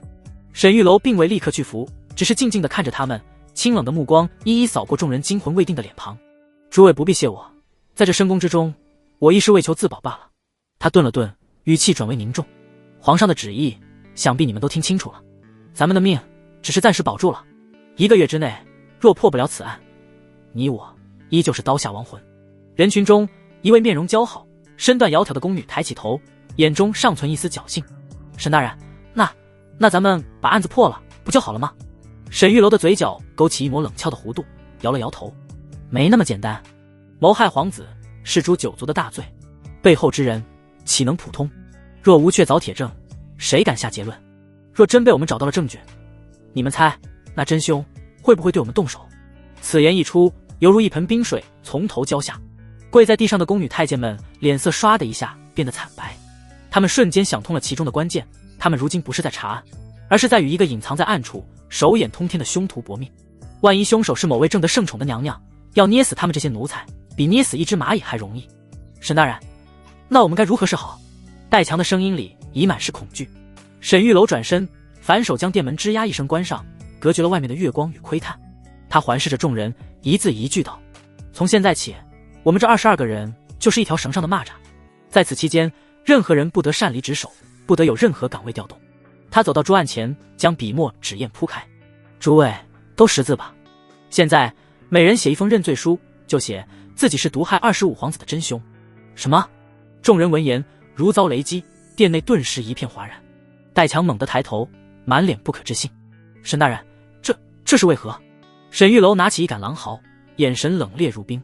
从今天起，你们的命门就得捏在我的手里，只要有一个人敢生出2心，背叛我们，我立刻就将他的认罪书呈上去。记住，是我把你们从鬼门关拉了回来，你们这条命就该由我掌控。他将毛笔轻轻一放，发出哒的一声轻响。同意的写，不同意的现在就走，我绝不阻拦。殿内死一般的寂静，众人面面相觑，眼神复杂。写下这份认罪书，就等于将自己的生死大权彻底交到了沈玉楼手上。将来无论投靠谁，哪怕是皇后娘娘，只要沈玉楼拿出这份东西，谋害皇子的大罪谁也担不起。可若不写，现在走出这扇门，他们依旧是戴罪之身，孤立无援，死路一条。权衡之下，戴强像咬碎了牙一般，眼中闪过一丝决绝。沈大人，奴才这条贱命就交给您了。我写，我也写。方才说话的那位名叫陶红的漂亮宫女也毅然拿起了毛笔，目光坚定地看着沈玉楼。我陶红绝不背叛沈大人。他想得很明白，横竖都是死，不如把赌注压在这个深不可测的沈大人身上，能将中了鹤顶红的公主从阎王手里抢回来，这等神人他生平未见。有了2人带头，剩下的人也纷纷不再犹豫，各自提笔写下了那份足以致命的认罪书，签字画押后一一交到沈玉楼手中。沈玉楼将认罪书仔细收好，这才点了点头。好了，今夜大家先去歇歇。你们中谁家中曾有长辈做过仵作？陶红怯生生地举起了手。回大人，奴婢的爷爷曾是县衙仵作，奴婢跟着学过一些皮毛。很好。沈玉楼看向他，今晚你随我去验尸，其余人退下吧。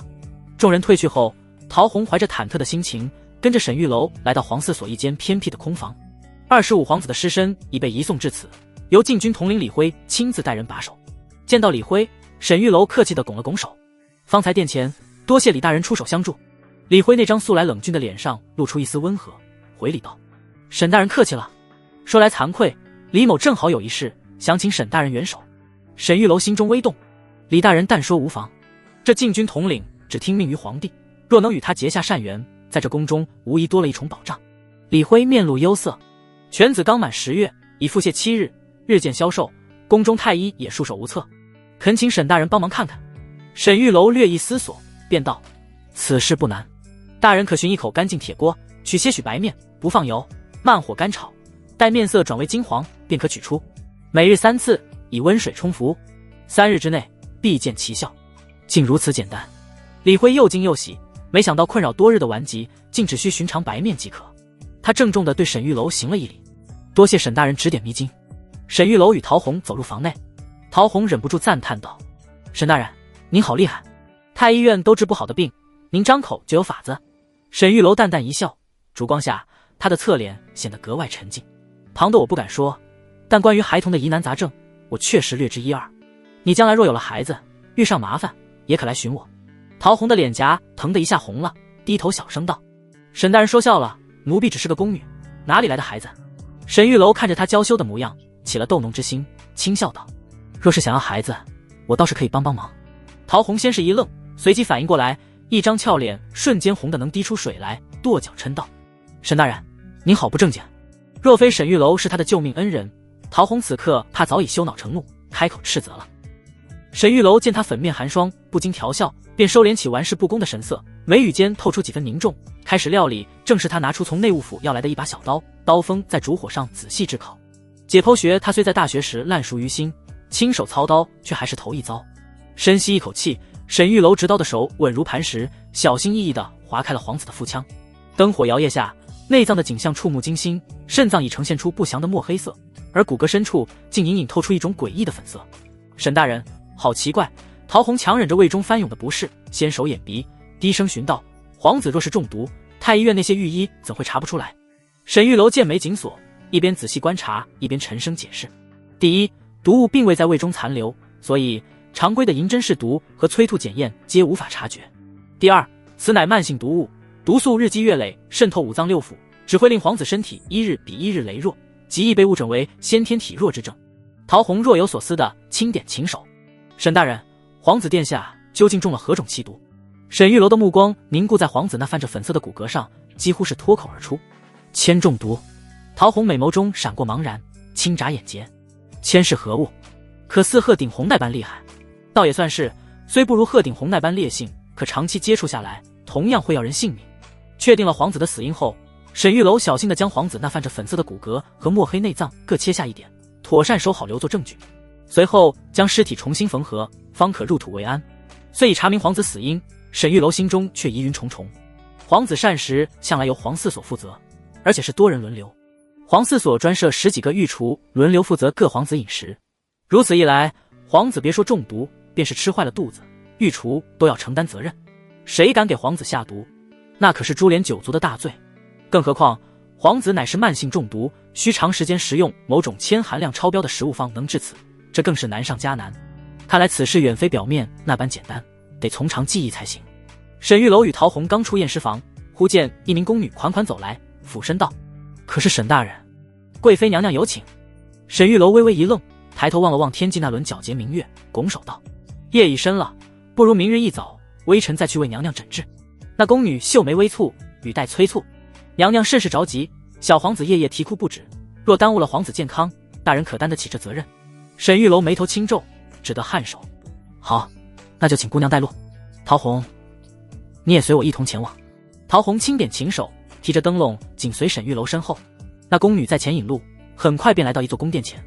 陶虹凤眉微蹙，压低声音道：沈大人，此处并非贵妃寝宫，而是庆妃娘娘的寝宫。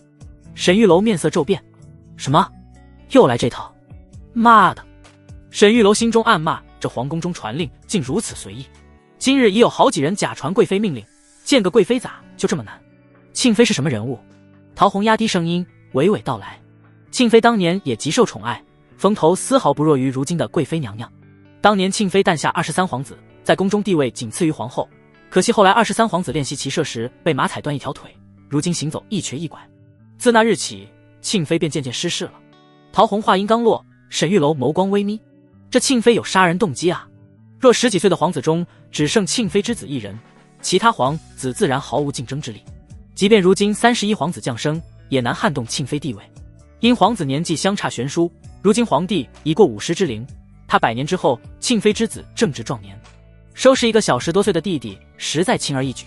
但庆妃之子却腿脚有疾，腿脚残疾，自然失去储君候选资格。可若同龄皇子都死了呢？若皇帝步入晚年时，只剩这一个适龄皇子继承大统呢？那即便皇子跛足，也能登基称帝。这便是残酷的现实。一听庆妃情况，沈玉楼立时觉得他极为可疑。他与庆妃素不相识，今日刚负责查案，庆妃便遣人来传，还假传贵妃命令，定是为了25皇子一案。若他贸然前往，怕是凶多吉少。沈玉楼故作腹痛状，对那宫女道：“姑娘，微臣腹中不适，需先如厕方便，否则有失礼仪。”宫女黛眉轻蹙：“那你快些，莫让娘娘久等。”“好，我片刻便来。”“陶红，你也随我一同，夜深了我怕黑。”沈玉楼拉着陶红疾步而去。那宫女撇了撇嘴，心中暗想：这等人也能当司正，他还当是什么美差呢吧？估计活不过今晚。沈玉楼拉着陶红七拐八拐，迅速离开此地。陶红疑惑道：“沈大人，您不是要如厕吗？”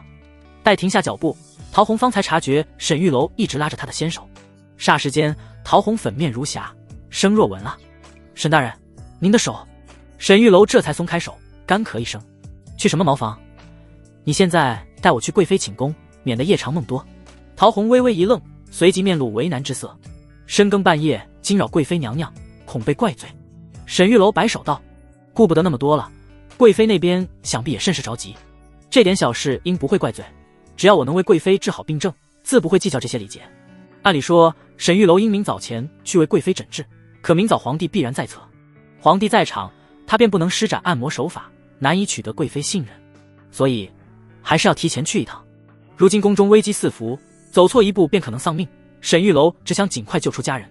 陶红轻点琴手，立刻为沈玉楼引路前往贵妃寝宫。行至半途，陶红忽然起口询问：“沈大人，您当真会催乳之术？您一个男子，如何为人催乳？”沈玉楼淡然道：“自然是穴位按摩之法。我不光会催乳，胸闷气滞之症我也能医治。你若有需要，我可为你按摩调理。”沈玉楼说完，陶红的脸再次红的要滴出水来了。“沈大人，你怎么这般不正经？你在调戏我，我不理你了。”看到陶红娇羞欲滴的样子，沈玉楼笑了笑，也算是让自己紧绷的神经稍微放松了一点点。两人来到了贵妃寝宫，在门口敲了敲门。片刻过后，一个宫女的声音传来：“谁？大半夜的来贵妃寝宫，所谓何事？”听到这个声音似乎有些熟悉，陶红脸色变得有些古怪，难道是他？沈玉楼道：“微臣乳母司沈玉楼，之前接了贵妃娘娘所发的皇榜，唯恐夜长梦多，所以专门来帮娘娘解燃眉之急。”嘎吱一声，大门打开，一个亭亭玉立的宫女站在门口，揉了揉眼睛，有点不满：“打扰了好梦，自然不高兴。但是皇子没奶吃，这可是大事，要是明天再没有奶水，那皇后可就要把皇子交给皇嗣所的奶妈了，到时候贵妃娘娘还不担心死。”所以打开了门，准备让沈玉楼进来。结果一开门，他便和陶红对上了眼。“是你？”陶红脸色一变，把头低了下去。这是贵妃娘娘寝宫的宫女，叫婉柔，和陶红是一起进宫的。两人进宫之后矛盾不断，有好几次甚至大打出手。婉柔看见陶红气就不打一处来，她冷笑一声：“你们先在这里跪着等吧，我去叫娘娘。娘娘若是醒了，我再回来告诉你们。我警告你们，别再乱敲门，要是再敲门的话，惊扰了娘娘休息，让你们吃不了兜着走。”说完之后，婉柔就关上了大门。沈玉楼皱了皱眉，只好和陶红跪在了门口。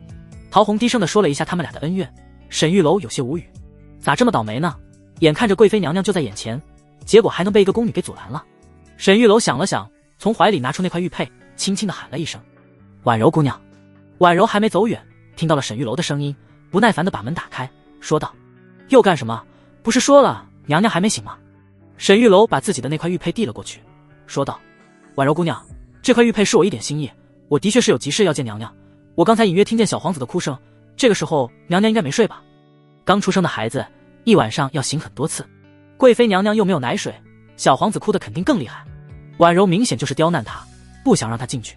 没办法，人在屋檐下不得不低头，幸亏这块玉佩没有给朱公公，现在总算是派上了一些用场。婉柔接过了玉佩，掂量了一下，随后脸上露出一丝坏笑：“玉佩不错，我收下了，不过你们还是得在这等着。”沈玉楼皱了皱眉，有些不悦：“姑娘，我说了我有急事，你和陶红之间有恩怨，与我无关吧？何必刁难于我？婉柔冷笑一声，刁难你怎么了？真以为你当个司正了不起了？告诉你，我还就不让你进了，有种你就闯进来，看看你死不死。至于这块玉佩，是你说要送给我的，到了我手里就是我的了，你能怎么样？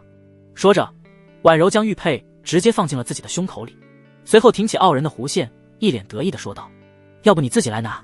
沈玉楼脸色沉了下来，婉柔姑娘别欺人太甚。婉柔冷哼一声，欺你又如何？说完，婉柔直接关上了门。陶虹有些羞愧，低声说道：沈大人，都怪我，坏你的事了。沈玉楼摇了摇头，算了，不怪你，是我倒霉。你先回去吧，我一个人在这等着。陶虹本来不想走，但是一想到婉柔对她的态度，要是继续待在这里，恐怕会影响沈大人的事情。陶虹只好站了起来，揉了揉有些发麻的膝盖，随后跟沈大人辞别了。陶虹走后，沈玉楼又在门口跪了足足1个小时。天已经蒙蒙亮的时候，婉柔这才把门打开，看着沈玉楼，婉柔脸上露出一丝冷笑：沈大人，贵妃有请。正所谓一人得道鸡犬升天，贵妃如今得宠，乃是如日中天，她身边的宫女自然一个个也是趾高气昂，连沈玉楼这个五品内务官员都不放在眼里了。沈玉楼脸上露出一丝冷笑，狠狠地捶了捶已经发麻的双腿。婉柔姑娘，我这个玉佩可不好白拿。婉柔瞥了他一眼，面带讥笑：沈大人，我劝你还是安生一点，要是伤了和气，对你可没什么好处。说完，婉柔走在了前面，一扭一扭的，尽显得意。沈玉楼一瘸一拐地走进了贵妃宫殿，此时天马上就亮了，皇帝估计已经起床了。沈玉楼隔着帘子说道：微臣参见贵妃娘娘。片刻过后，里面传来一个香酥入骨的声音：你就是沈玉楼，你是皇后的亲戚。昨晚发生了那么大的事，贵妃因为照看皇子没有去，但是也都听说了。一听说沈玉楼是皇后的人，她心里便对沈玉楼心生警惕。沈玉楼说道：回禀娘娘，微臣也是为了自保，实际上我与皇后娘娘素不相识。哦，那皇后为何会帮你？其实这是贵妃已经猜出来了，只不过她想不通的是，皇后也会帮沈玉楼，这小子究竟有什么本事？沈玉楼说道：微臣专攻2科，皇后娘娘自然也想结交于我，日后有子嗣需要微臣帮忙吧。哼，口气倒是不小。我问你，你说给我催乳，如何催？沈玉楼道：昨夜陛下吩咐要亲眼看我催乳过程，娘娘派人去请陛下吧。不多时，皇上驾到的声音传来。皇帝走进了寝宫内，抱起了31皇子，看着皇子日渐消瘦，他的眉头微微蹙起。沈玉楼，你不是能给贵妃催乳吗？现在开始吧，若是成了，贵妃有赏，朕也有赏。沈玉楼点了点头，遵旨。说着，沈玉楼走进了贵妃寝宫。进门之后，这才看清坐在床上的贵妃。沈玉楼着实被惊艳了一番，怪不得能把老皇帝迷成这个样子。乌黑如云的青丝挽成精致的发髻，斜插着一只羊脂白玉簪，身着一袭淡紫色宫装，衣摆绣着金丝海棠，高贵至极。眉峰微挑间透着天生的妩媚风情，尤其是孩子的食堂更是有些突出。沈玉楼大概知道她为什么没奶了，女性的生理结构就不在这里过多赘述了。总结起来，奶水充足与否与尺寸大小无关，相比之下，越是飞机场的就越畅通。像贵妃娘娘这种天赋异禀的，很容易堵塞的。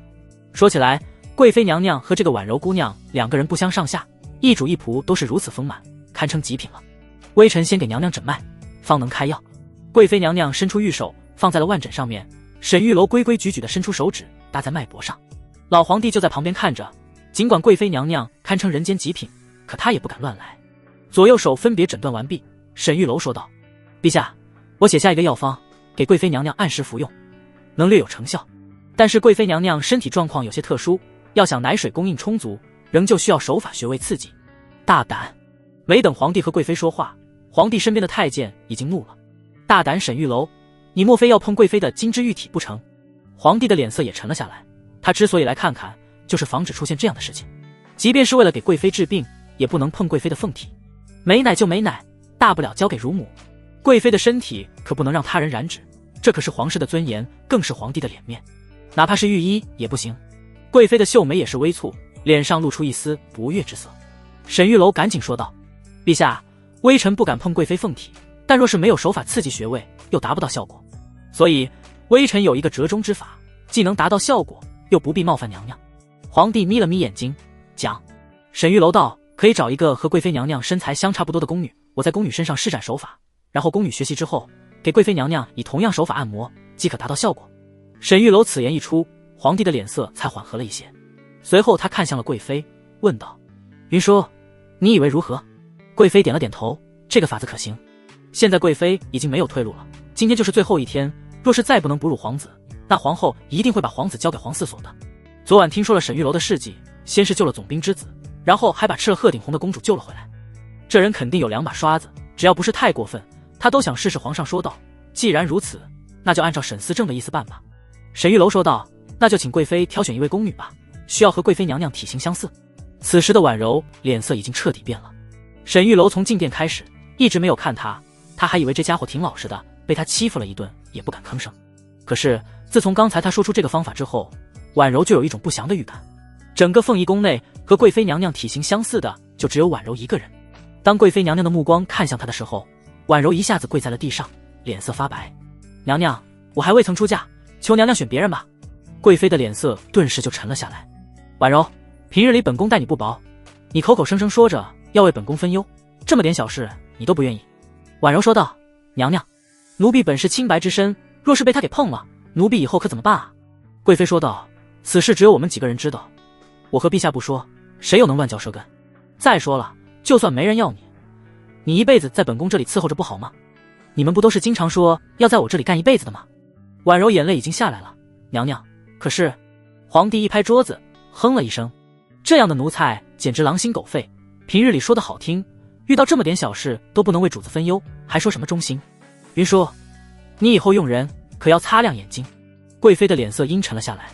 多谢陛下教诲，臣妾就当养了个白眼狼，他不愿意，我换个人就是了。婉柔，以后你去内务府吧。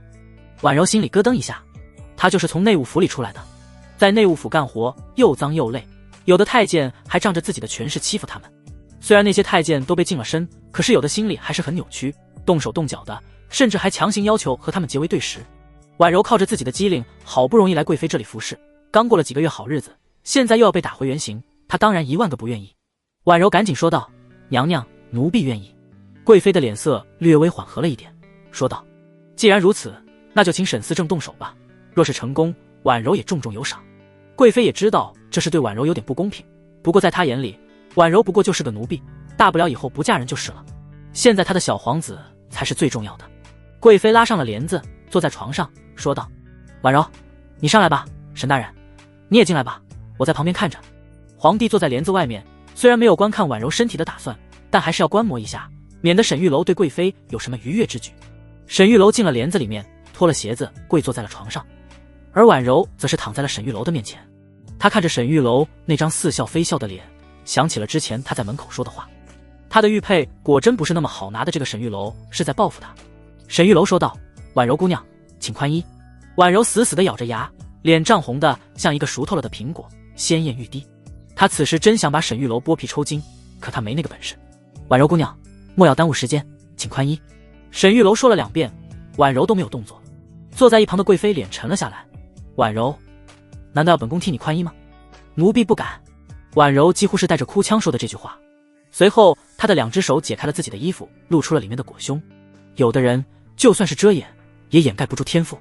婉柔的动作很慢，可总有结束的时候。当她脱下肚兜的时候，她的泪水已经顺着眼角打湿了枕头。婉柔闭着眼睛，委屈的要命。这时她的耳边忽然传来沈玉楼的声音：“婉柔姑娘，请你睁开眼睛，你需要记住我的手法和穴位，你要认真的看，看仔细了。”婉柔睁开眼睛，眼神里露出一丝恨意。碰她的身子也就算了，还要让她看着。婉柔睁开眼睛，看着沈玉楼摆弄自己的身子，死死地咬着牙，眼神里都要冒出火来了。而沈玉楼则是面不改色。这个位置叫灵圣穴，轻轻按压能有效催乳。这个位置叫天池穴，需要微微用力，按压的时候会感觉到有些酸痛。被沈玉楼弄得浑身酥酥痒痒，婉柔哪有心思听他说这些话。婉柔姑娘，你记住了吗？婉柔点了点头，记住了。那你重复一遍。这里叫灵什么穴，要用力按。沈玉楼摇了摇头，错了，婉柔姑娘，还请你认真一些。这些穴位要是记错的话，不但没有效果，反而会让娘娘情况更加严重。这可是为了皇子的健康，不得有误。我重新给你示范一遍，这一次你可要认真一些。婉柔简直要崩溃了。什么？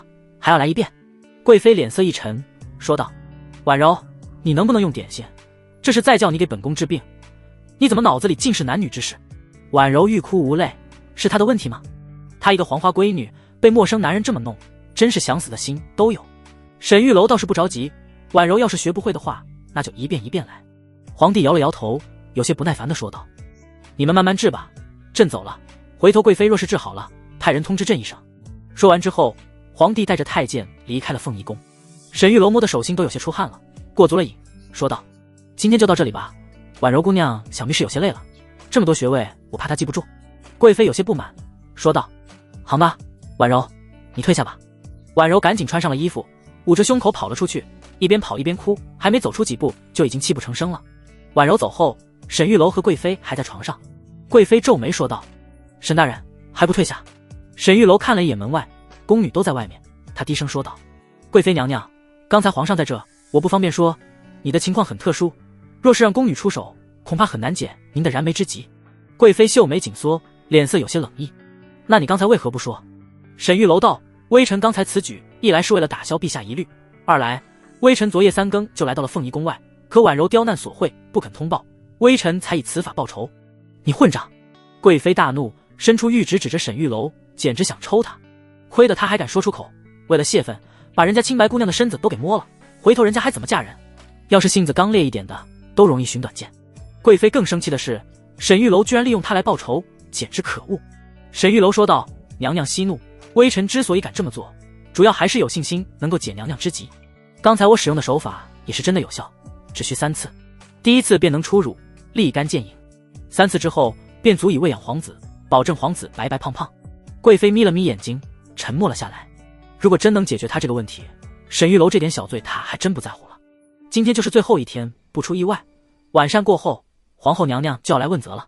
贵妃咬了咬牙，冷冷地说道：“沈玉楼，你要像刚才对婉柔那样对我，你可知道碰了我的身子，若是让陛下知道，你就是10个脑袋也不够砍的。”沈玉楼说道：“微臣明白，所以才趁着没人的时候跟娘娘说起，此事天知地知，你知我知。”贵妃道：“你确定能治好？若是没有效果，本宫绝不饶你。”沈玉楼说道：“娘娘放心，只要我出手，必见奇效。”贵妃看了看外面，虽然皇帝走了，可还是有很多宫女，这事不能让别人知道，否则容易万劫不复。贵妃说道：“恐怕只有晚上能有机会，下午皇后就要来检查我是否有奶水，此事如何是好？”沈玉楼说道：“此事简单，娘娘按照我的法子，必定能够应付得了皇后。至于小皇子，请贵妃娘娘交给我，若是皇后要人，尽管让她来找我。”贵妃皱起眉头，把皇子交给别人，显然是有些不放心。可是沈玉楼道：“贵妃娘娘不必担心，我接皇榜一事，满城皆知。我若是没有绝对的把握，接了皇榜岂不是自寻死路？而且我抱皇子离去，必定引人注目。若是皇子在我手里出点事情，我一样担待不起，我不会拿自己性命开玩笑的。”沈玉楼说得很中肯，句句实话，这人倒是够坦诚的。贵妃咬了咬牙：“好，本宫信你一次，你把皇子抱走吧，晚上3更，本宫在此等你。”沈玉楼点了点头，下了贵妃的床，穿上了鞋子，来到寝宫外面候着。片刻过后，贵妃把31皇子抱了出来，交到了沈玉楼的手里，大声说道：“沈大人，本宫今日身体有些不适，31皇子交由你照顾1天，明日一早给本宫送回来，本宫还要给皇子喂奶。”沈玉楼恭恭敬敬的鞠躬：“微臣遵旨。”说完之后，沈玉楼小心翼翼地抱着皇子走出了凤仪宫。很快，31皇子被沈玉楼抱走的消息就传遍了整个皇宫。凤仪宫里人多嘴杂，发生什么事情都能传出去。当这个消息传到坤宁宫的时候，皇后第一个坐不住了：“李云舒搞什么鬼？不是不愿意把皇子交给乳母司吗？”旁边的白玉说道：“娘娘，他是不愿意交给咱们的人，可沈玉楼算是咱们的人吗？”皇后摇了摇头：“当然不算，那个狗奴才还敢威胁我，去皇嗣所看看。”白玉立马跟着皇后前往皇嗣所。31皇子在贵妃那里像是个宝贝一样，如今终于交出去了。沈玉楼这家伙没有根基，皇后问他要孩子，他敢不给？与此同时，御书房里，皇帝也听说了此事，他皱起眉头问道：“31皇子真被沈玉楼给抱走了？”“陛下，不仅如此，皇后娘娘正在去往皇嗣所的路上。”皇帝皱了皱眉，沉思数秒，说道：“摆驾皇嗣所。”皇后和皇帝这2伙人马同时去往皇嗣所，而另一边在庆妃的寝宫之中，一个风韵极佳的美妇正沉着一张脸，皱着眉头，一脸不悦地说道：“本宫宣那个沈玉楼过来，他居然跑了。”宫女一脸惶恐：“娘娘，都是奴婢疏忽，那沈玉楼借着上厕所直接就跑了，奴婢也没想到。”庆妃冷哼一声：“算了，他若是执意想跑，你一个宫女又怎么拦得住？”听说他去贵妃那里了。回禀娘娘，沈玉楼已经从贵妃那里回皇四所了，而且还把小皇子给抱走了。庆妃一脸疑惑，那他治好贵妃了吗？他不会是用手给贵妃开奶吧？庆妃巴不得沈玉楼和贵妃之间发生点什么，这样他就能够去皇上那边告发贵妃。原本得宠的贵妃，如果真的发生这种事情，以皇上小心眼的程度，他绝对会从此失宠。这对于庆妃来说可是相当有利的。娘娘，沈玉楼应该用的不是传统办法，听说他在贵妃治病的时候，皇上可是在旁边看着的，他就算是有天大的胆子，也不敢碰贵妃娘娘的凤体。庆妃略显失望，如果真是这样的话，那倒是没什么好戏可看的。走，去皇四所看看，小皇子出生到现在，本宫还没有看过呢。贵妃娘娘护崽子太厉害，看都不让看，这一下却让别人抱走了，这也是个稀罕事。庆妃带着不少人浩浩荡荡地走向了皇四所。刚刚出了寝宫没多久，忽然看到一个长相俊美的宫女站在一个井的旁边，正在啼哭。庆妃皱了皱眉，怎么回事？过去看看。小宫女走了过去，问道：庆妃娘娘叫你过去。婉柔抬起头来，看到是庆妃娘娘，她立马擦了擦眼泪，赶紧走了过去，跪在了地上。奴婢婉柔拜见娘娘。庆妃打量了她一番，问道：没记错的话，你是贵妃娘娘身边的人吧？为何在此哭泣？难道要投井寻短见？婉柔咬了咬嘴唇，娘娘，奴婢没想投井，只是心情不好而已。哦，贵妃娘娘如何了？可有奶水喂皇子了？婉柔说道：还没有，不过应该很快就有了。娘娘，我得回宫了，估计贵妃娘娘等着急了。庆妃冷笑一声，那你快去吧。从婉柔这里，她得到了一个信息，那就是贵妃娘娘还是没有奶水。这事要是让皇后知道了，那可有热闹看了。庆妃的眼珠忽然转了转，说道：燕子，你说这个贵妃娘娘是不是为了不让皇后把孩子带走，所以才交给沈玉楼的？燕子想了想，娘娘说的有道理，孩子要是交给皇后肯定没有好下场，但是交给沈玉楼说不定还有一线生机。庆妃说道：这个沈玉楼还真是胆大包天，这个时候他居然敢把皇子抱走，他就不怕皇后刁难他？燕子笑了笑，娘娘，咱们赶紧去皇四所看看吧，说不定有什么热闹可看。沈玉楼回到皇四所之后，戴强和陶红等人立马围了上来。沈大人，这是31皇子。众人脸色大变，戴强的大脑飞速旋转，沈大人，你怎么把皇子给抱回来了？贵妃娘娘在宫中树敌众多，若是皇子在凤仪宫，自然是无人敢动。可是皇子现在在你手里，万一出点什么事情，那可都是你的责任啊。沈玉楼平静地说道：皇子在我手里，怎么可能出事？现在立刻去熬点小米油，一定要用今年的小米，大火熬制。陶红立马去烧水，先给皇子洗澡，准备一些杏仁油，再弄一些花瓣来。沈玉楼交代了一大堆事情，手底下的这些太监宫女立马都忙碌了起来。沈玉楼抱着小皇子来到了窗边，把包被打开。此时的小皇子正在熟睡，看到他的状态，沈玉楼摇了摇头，现在的医学条件还是太差了，即便是皇子照顾的也很一般。首先就是肚脐，由于这时候技术都比较差，所以肚脐的脐带留得很长，这样等着肚脐脱落的时候，孩子会非常疼，也就是所谓的二月闹的原因。除了肚脐之外，孩子身上还有很多干性湿疹，小屁股也有点红，主要都是这个朝代的医学实在是太落后，若是放在现代，随便一个月嫂都能解决这些问题。去净室房给我借把刀来。听到这话，戴强心里咯噔一下，沈大人，你不会疯了吧？你敢给皇子净身，咱们就算是有10个脑袋也不够砍啊。沈玉楼无语，你想哪儿去了？让你去就赶紧去。净室房的刀相对来说还是比较干净的，而且他们略懂一些基础的消毒，用来处理孩子肚脐最合适不过了。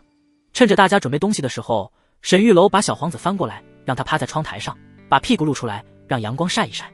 看到沈玉楼的操作，陶红有些惊讶。陶红在皇四所也有1年多了，还从来没见过有人这样处理小孩子的。才出生没多久的孩子，要是在别人手里，简直像个烫手山芋一样，根本不知道怎么抱。可是沈玉楼摆弄的这个孩子竟然如此的熟练，甚至给孩子翻了个身，换了个姿势，他都没醒。沈大人，小米油已经熬出来了。沈大人，洗澡水烧好了。沈大人，杏仁油和花瓣已经准备好了。沈大人，净室房的刀已经借来。一切准备就绪，沈玉楼便熟练地给这个小皇子开始洗澡。与此同时，皇后也来到了皇四所的门口，宫女站在门口大喊：皇后娘娘驾到，叫沈玉楼把皇子抱出来。戴强走了出来说道：奴才参见皇后娘娘，沈大人正在为皇子洗澡，请娘娘稍等片刻。皇后皱了皱眉，洗澡？正好本宫进去看看。皇后带着人正准备硬闯，忽然禁军统领李辉走了出来，站在门口拦住了他。娘娘，小皇子洗澡怕冷风，还请娘娘稍等。皇后脸色微沉，李辉，你要拦我？李辉面无表情地说道，微臣不敢阻拦娘娘，但此刻皇子正在洗澡，若是冷风进入，皇子有任何闪失，微臣担待不起，请娘娘见谅。皇后的嘴角微微下沉，脸上像是蒙了一层冰霜一般，十分的不悦。李辉，你敢违抗本宫的命令？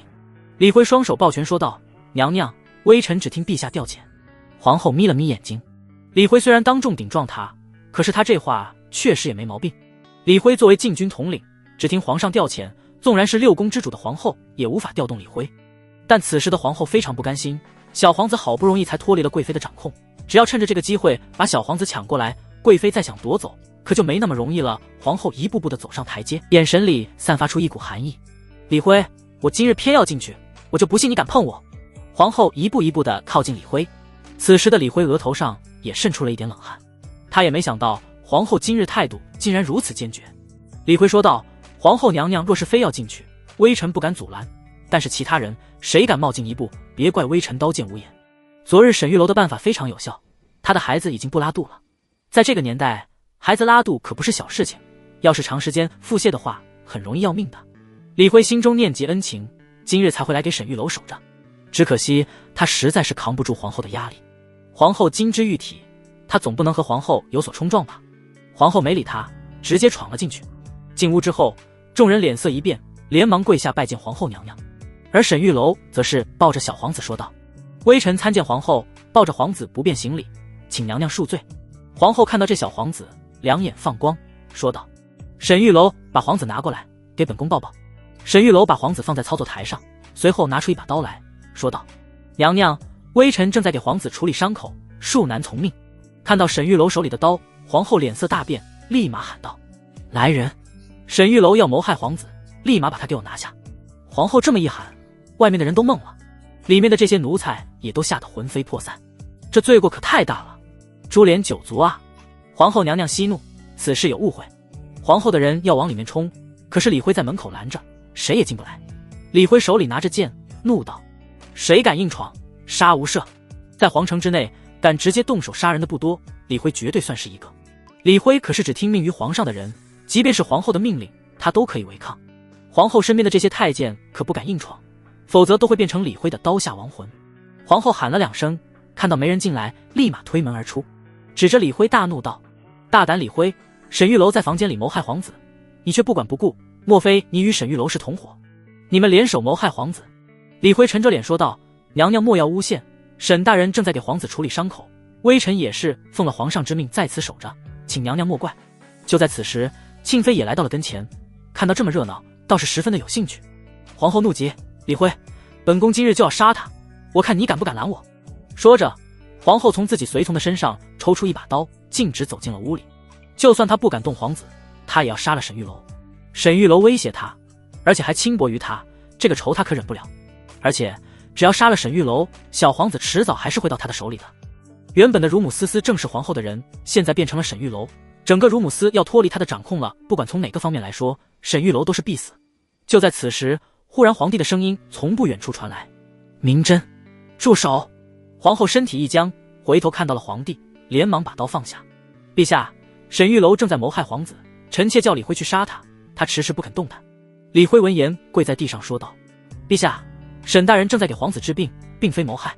皇帝皱了皱眉，他也觉得皇后的话有点不靠谱。沈玉楼才刚刚上任，哪来这么大的胆子谋害皇子？朕去看看。皇上快步地走进了殿内，李辉和皇后还有庆妃等人也都跟在了身后。进入殿内，只见皇子躺在操作台上，而沈玉楼拿着一把进士房借来的小刀，正在皇子的肚子上切割着什么。皇后大喊道，陛下，沈玉楼就是在谋害皇子，赶紧叫人抓住他。皇帝眯了眯眼睛，且慢。沈玉楼的动作虽然看起来有些危险，不过并非是要谋害皇子。皇帝一声令下，众人都闭上了嘴巴，死死地盯着沈玉楼的动作。只见沈玉楼小心翼翼地割掉了皇子肚子剩余的脐带，然后用高度酒处理伤口。整个过程皇子都没有啼哭。刚刚洗过澡，沈玉楼还用自制的精油给他做了抚触，现在在操作台上晒太阳，相当的舒服。即便是处理肚脐也没有哭闹。处理完之后，沈玉楼这才抱着皇子跪在地上，微臣参见陛下，方才给小皇子割掉肚脐，来不及行礼，请陛下见谅。皇帝露出欣慰的笑容，说道：“无妨，小皇子状况如何？”沈玉楼说道：“皇子身上有些小毛病，微臣已经处理好了。来，给朕抱抱。”皇上从沈玉楼的手里接过皇子，抱在怀里甚是喜爱。小皇子被沈玉楼处理了一番之后，舒服很多，竟然罕见的笑了一下。皇上龙颜大悦，他竟然对朕笑了。之前朕抱他的时候只会哭，沈思朕果然有些本事，孩子照顾的好不好，一眼就能看得出来。小皇子现在状态这么好，就算是之前乳母司的司正秦贵如也做不到。看来这个沈玉楼果然不是吹牛的。皇后沉着脸，冷冷地说道：“沈大人，原来是误会。贵妃催乳的事情，你可完成了？”沈玉楼说道：“已经给贵妃服药了，明日日出之前必定奏效。”皇后眯了眯眼睛：“沈玉楼，在陛下面前，你可莫要吹嘘，否则可是欺君之罪。”沈玉楼道：“皇后娘娘放心，草民绝不敢有半句戏言。”此时的皇后面沉如水，好不容易有了这个机会，结果皇上竟然也来了。偏偏这个沈玉楼还把小皇子伺候得这么好，龙颜大悦，估计今日他的目的达不到了。小皇子好不容易才脱离了贵妃的掌控，这可是千载难逢的机会，要是不趁着这个机会夺过来，以后贵妃万一真的有了奶，那以后的机会肯定会越来越少了。皇后低声说道：“白玉，秦贵如还没回宫吗？”秦贵如是原来的司正，他返乡探亲已经半月有余，如今他的位置被沈玉楼给顶了，得到消息之后应该迅速回宫才是。沈玉楼成了司正，那秦贵如就只能当副司正。秦贵如是皇后的心腹，一直以来乳母司都是掌握在她的手中，所有乳母都是她精挑细选，从自己的人脉关系往中选拔出来的。可是现在沈玉楼顶了秦贵如的位置，还是圣上钦点的，就连皇后也没办法。现在只有秦贵如回来，才有机会把这个位置夺回来。白玉说道：“秦贵如已经进宫了。”皇后说道：“那还等什么？赶紧叫她过来，让她把位置抢回来。”是。白玉悄悄地从人群中离去。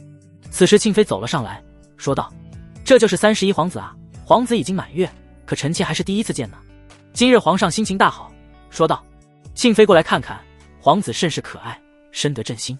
年纪越大越喜欢孩子，现在皇帝那宠溺的眼神，让庆妃和皇后都是心生忌惮。”庆妃看了一眼，夸了几句，随后目光落在了沈玉楼的身上，说道：“沈大人，昨日本宫传你为何不来？是不把本宫放在眼里吗？”此言一出，陶虹等人立马紧张了起来。他最清楚，昨天晚上他和沈玉楼都已经到了庆妃的寝宫门口了，结果沈玉楼觉得不对劲，两人尿遁。现在庆妃娘娘果然来问责了。虽然庆妃的风头不比当年，但毕竟也是有皇子的妃子，即便皇子跛脚，她仍旧要比其他妃子地位高很多。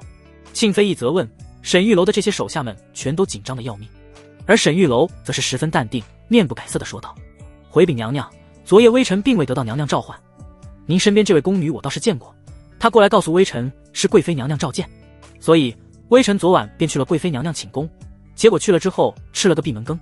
微臣还在纳闷，为何这位姑娘要骗我呢？”听到沈玉楼的话，皇上皱了皱眉，看向了庆妃旁边的燕子。宫女燕子的脸色顿时紧张的有些发白，而庆妃心里也是咯噔一下，她倒是把这茬给忘了，昨晚叫沈玉楼过去以贵妃的名头宣她，实际上是有一些目的的。如果沈玉楼出事，也查不到他的头上，而且沈玉楼本来就是接了贵妃的皇榜进宫的，用贵妃的名头来宣他更加的合情合理。没想到今天在皇上面前说出来了，就有点尴尬了。皇帝眉头微皱：“庆妃，怎么回事？”庆妃赶紧说道：“估计燕子一着急说错了，请皇上恕罪。皇上今日心情大好，倒也没有怪罪庆妃。你叫沈清做什么？”庆妃道：“我得知沈大人医术精湛，我最近有些腹痛，想请沈大人帮忙看看。”皇帝说道：“沈清，除了儿科之外，其他医术你可精通？”沈玉楼道：“回禀陛下，其他科目微臣也略懂一些，不过今日照看皇子，无暇分身，不如明日去给庆妃娘娘诊断如何？”庆妃道：“好，那就劳烦沈大人了。”庆妃是个很漂亮的女人，就现代的眼光来看，那就是极品御姐。说话的时候，庆妃虽然面带笑容，可是那笑容在沈玉楼看来，多少是有些笑里藏刀的。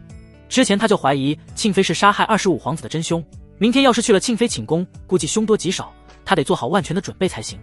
就在皇上抱着小皇子玩的时候，忽然一个女官的身影走进了店里。微臣参见皇上。沈玉楼低头看了这女人一眼，心中有些惊讶，想不到皇城的女人都这么漂亮。皇后和贵妃自然是不用说了，说是倾国倾城也不为过，哪怕是庆妃也是个极品御姐。而如今这个女人则是有港姐的风范，身材极佳，而且气质不凡，皮肤7霜赛雪，如婴儿般娇嫩。看到这个女人，皇上的脸色略显复杂。秦卿平身，你探亲回来了。来人正是原本的司正秦贵如。秦贵如一进来便看见了沈玉楼，他的一双眉目露出一丝冷意。陛下，微臣听说您任命新的司正了。本来陛下的旨意臣不敢质疑，冷者居之的道理微臣也懂。可是这乳母司让一个男人来当司正，若是传出去，岂不是让人觉得我们皇室行为有伤风化？到时候又有谁愿意进宫当乳母呢？每个乳母都是我亲手检查过的，难道这位沈司正也要像我一样检查乳母？秦贵如说完，皇上有些为难。这件事的确是有些不妥，但是皇上之所以把沈玉楼摆在这个位置，也是有所考量的。他的皇子公主经常出事，皇嗣所这边内部肯定有问题。这一次贵妃担子就是给皇帝提了个醒，贵妃宁可发皇榜，也不愿意把孩子交给乳母司，这就说明乳母司已经是在皇后的掌控之中了。虽然皇后也没做过什么过分的事情，可是这样重要的部门，皇帝想控制在自己的手中。而沈玉楼作为一个新来的人，之所以破格提拔，就是因为这个，要让乳母司中立，不涉及后宫争斗，这样他的皇子才能健康成长。皇后说道：陛下，臣妾也认为不妥，臣妾知道陛下有意提拔，不如让沈玉楼当副手，而秦贵如官复原职呢。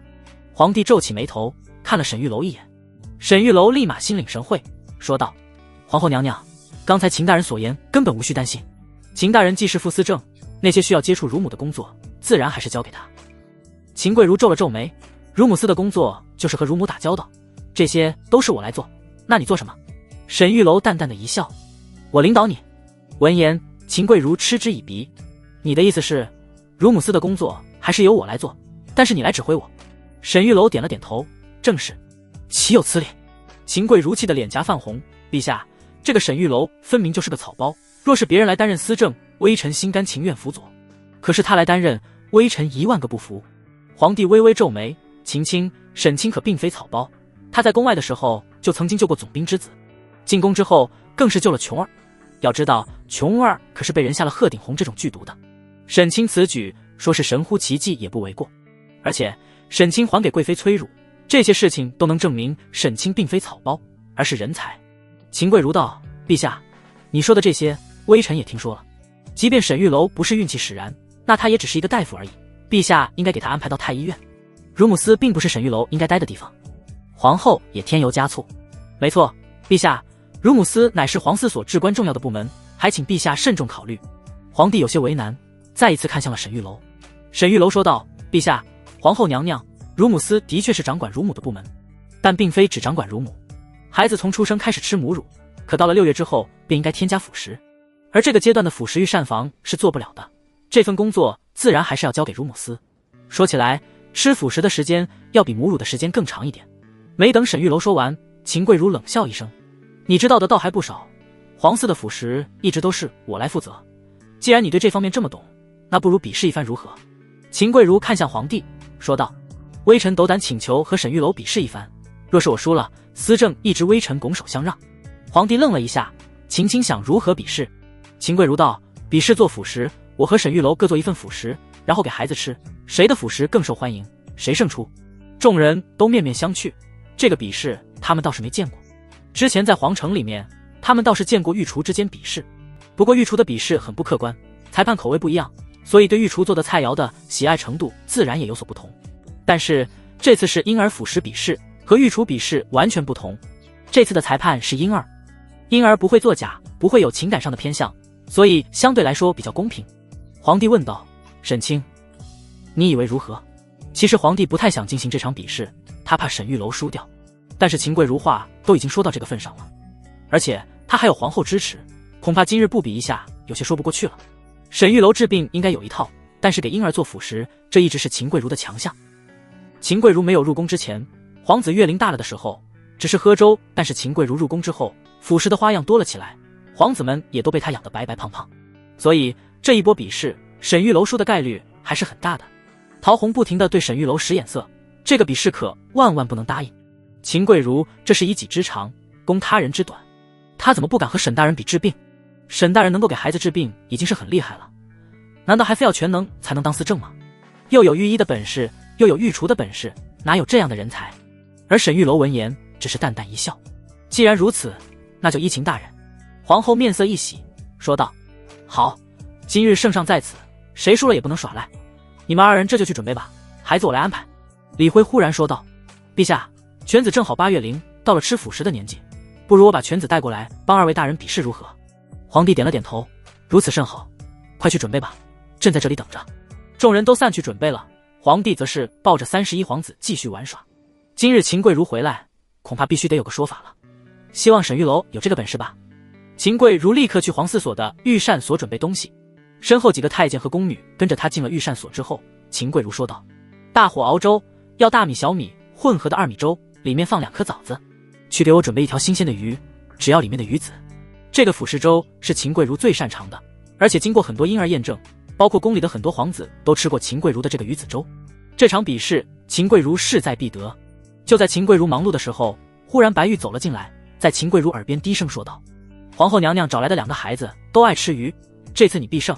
皇后娘娘说了，你可以在粥里放盐，没人会知道的。皇后知道秦贵如做的最好的就是鱼籽粥，而她认识的2个官员之子正好爱吃这东西。皇后有这个权利，自然要让秦贵如有优势。这次司政位置必须夺回来，哪怕用一些手段。正常情况，孩子小的时候是不能吃盐的，这个道理即便是本朝的人也都知道。可这是比试，偶尔一次也无妨。这次比试一共3个孩子，其中1个是李辉之子，皇后无法控制，但是另外2个孩子都是他找来的，自然胜算更大。再加上让秦贵如在粥里面放盐，孩子吃到味道肯定会更加爱吃。到时候就算是皇帝再偏向沈玉楼，他的位置也坐不住了。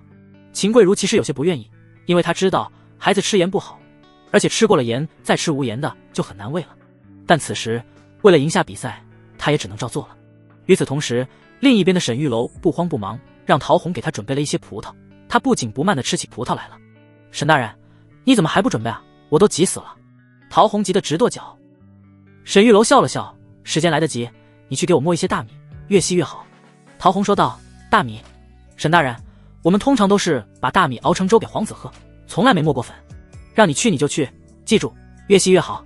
陶红没办法，只能听沈玉楼的话，赶紧去安排了。在皇宫里有一点是可以放心的，那就是宫里的大米绝对是最顶级的，而且没化肥，即便是穿越之前，沈玉楼也很难弄到这种极品大米。也该给这个朝代的人普及一下米粉了。皇后和庆妃一左一右在皇帝两边逗弄着小皇子。皇后试探性地说道：陛下以为谁会赢？皇帝摇了摇头，说不准。明真似乎对秦青很有信心。皇后笑了笑，秦大人的鱼子粥那可是皇城内有口皆碑的，甚至御膳房的几个御厨还跟他学过呢。咱们皇城的所有皇子和公主都吃过鱼子粥，包括陛下也曾经亲口尝过，您忘了吗？皇帝愣了一下，这我倒是忘了，不过鱼子粥我的确是听说过，不知道沈清有没有什么奇招。皇后柔声说道：沈大人这方面绝对比不过秦大人的。皇帝眉头微蹙，脸上也露出一丝担心。很快3个孩子已经就位，李辉带着自己的儿子来到皇帝跟前，犬子年幼，微臣替他拜见圣上。皇帝笑了笑，免礼，李清之子才8个月就如此壮硕，果然是虎父无犬子，多谢陛下夸奖。李辉身材魁梧，孩子自然也比一般人强壮。皇后找来的2个孩子，一个10个月，一个1岁，3个孩子都已经就位，就等着开饭了。不多时，秦贵如走了出来，端出3碗鱼子粥，香味很快弥漫开来，整个大殿都是鱼子粥的香味。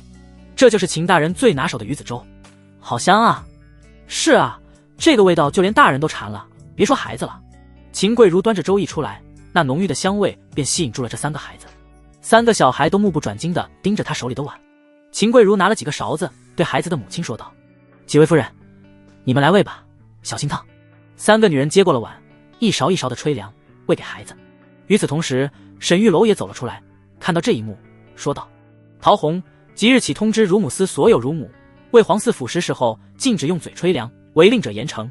话音落下，众人顿时一愣，3位夫人也都一脸疑惑。李辉夫人问道：沈大人，为何不能吹凉？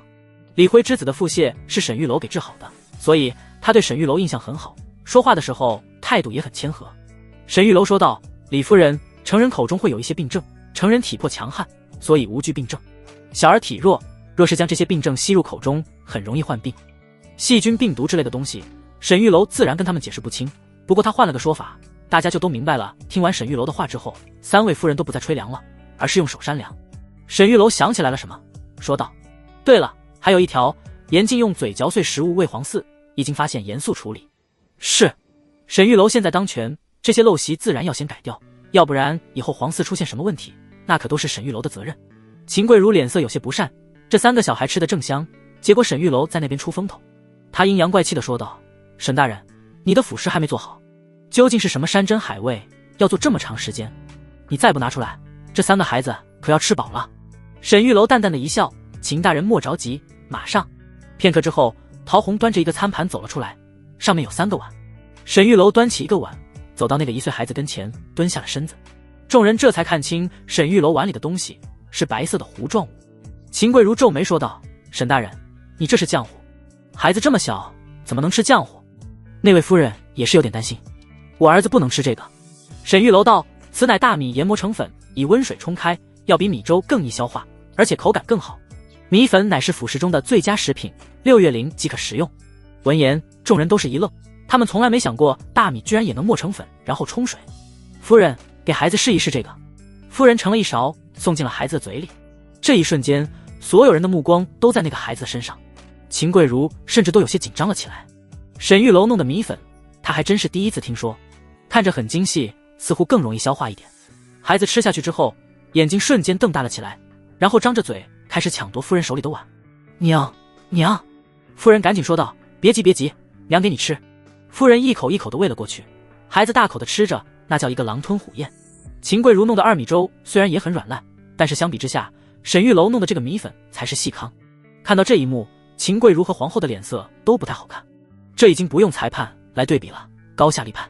本来孩子吃鱼子粥吃得挺好的，结果一吃沈玉楼的米粉，瞬间变得激动了起来，更爱吃哪一个已经非常明显了。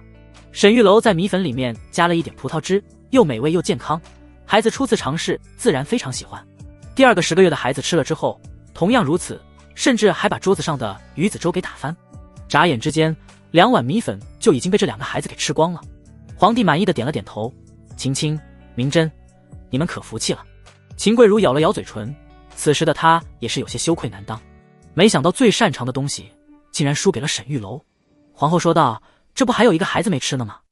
可能是运气不够好，碰巧赶上这2个孩子不爱吃鱼。皇后这话说的让秦贵如更加羞愧了。这2个孩子不仅是皇后找来的爱吃鱼的，而且她还在粥里面加了盐，如此作弊竟然还败给了沈玉楼，真是丢人。李辉夫人说道：犬子还没尝试，沈大人给我1碗吧。沈玉楼摇了摇头：令公子不能吃了。李辉夫妇一愣：为何？还没等沈玉楼说话，李辉的儿子忽然哇的一口吐了出来，随后便开始嚎啕大哭。原本吃下去的鱼子粥全部吐了出来，而且脸色发白，状态显然不太好。李辉夫妇吓坏了：儿子！夫人抱着儿子，而李辉赶紧跪在沈玉楼跟前，请沈大人救治犬子。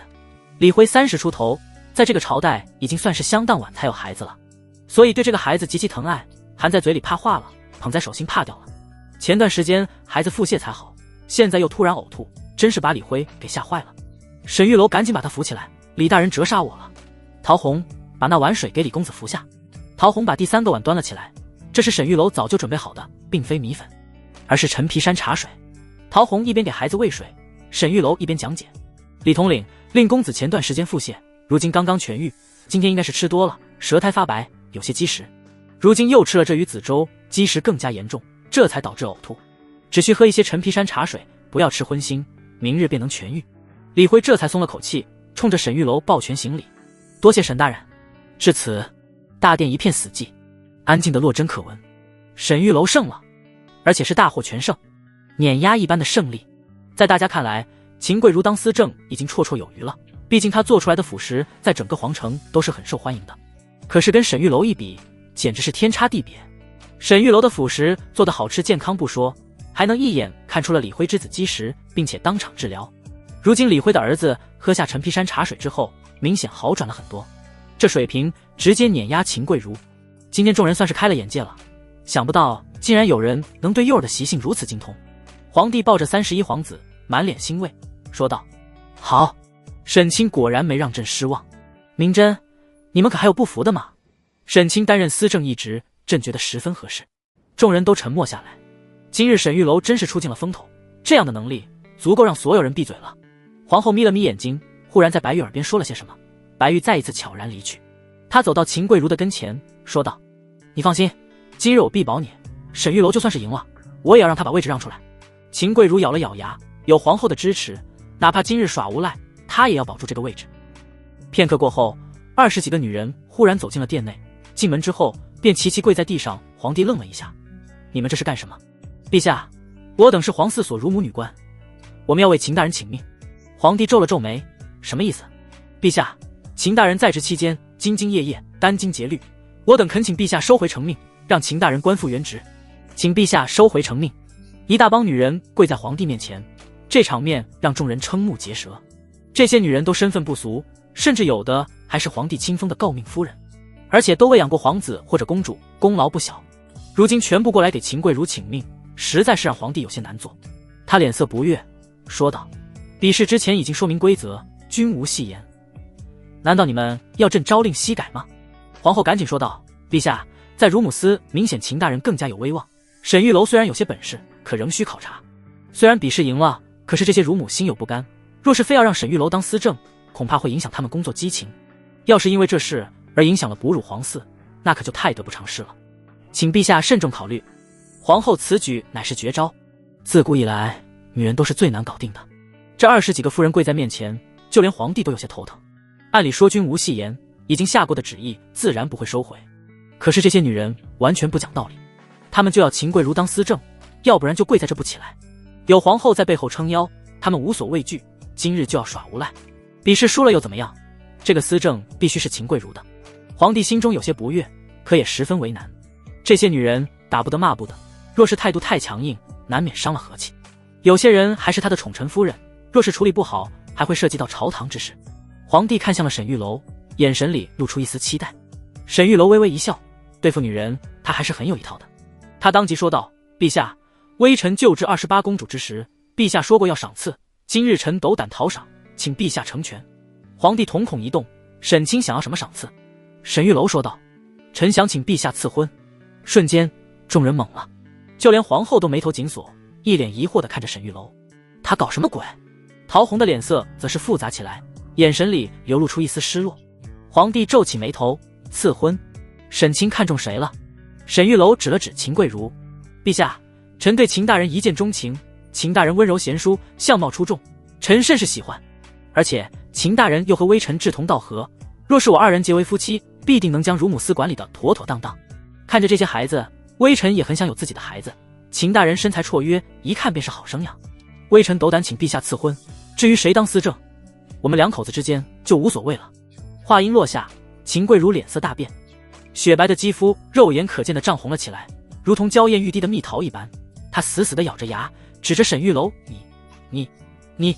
她情绪过于激动，以至于半天就说出3个你字。她从未见过这等厚颜无耻之人。她说的都是什么话？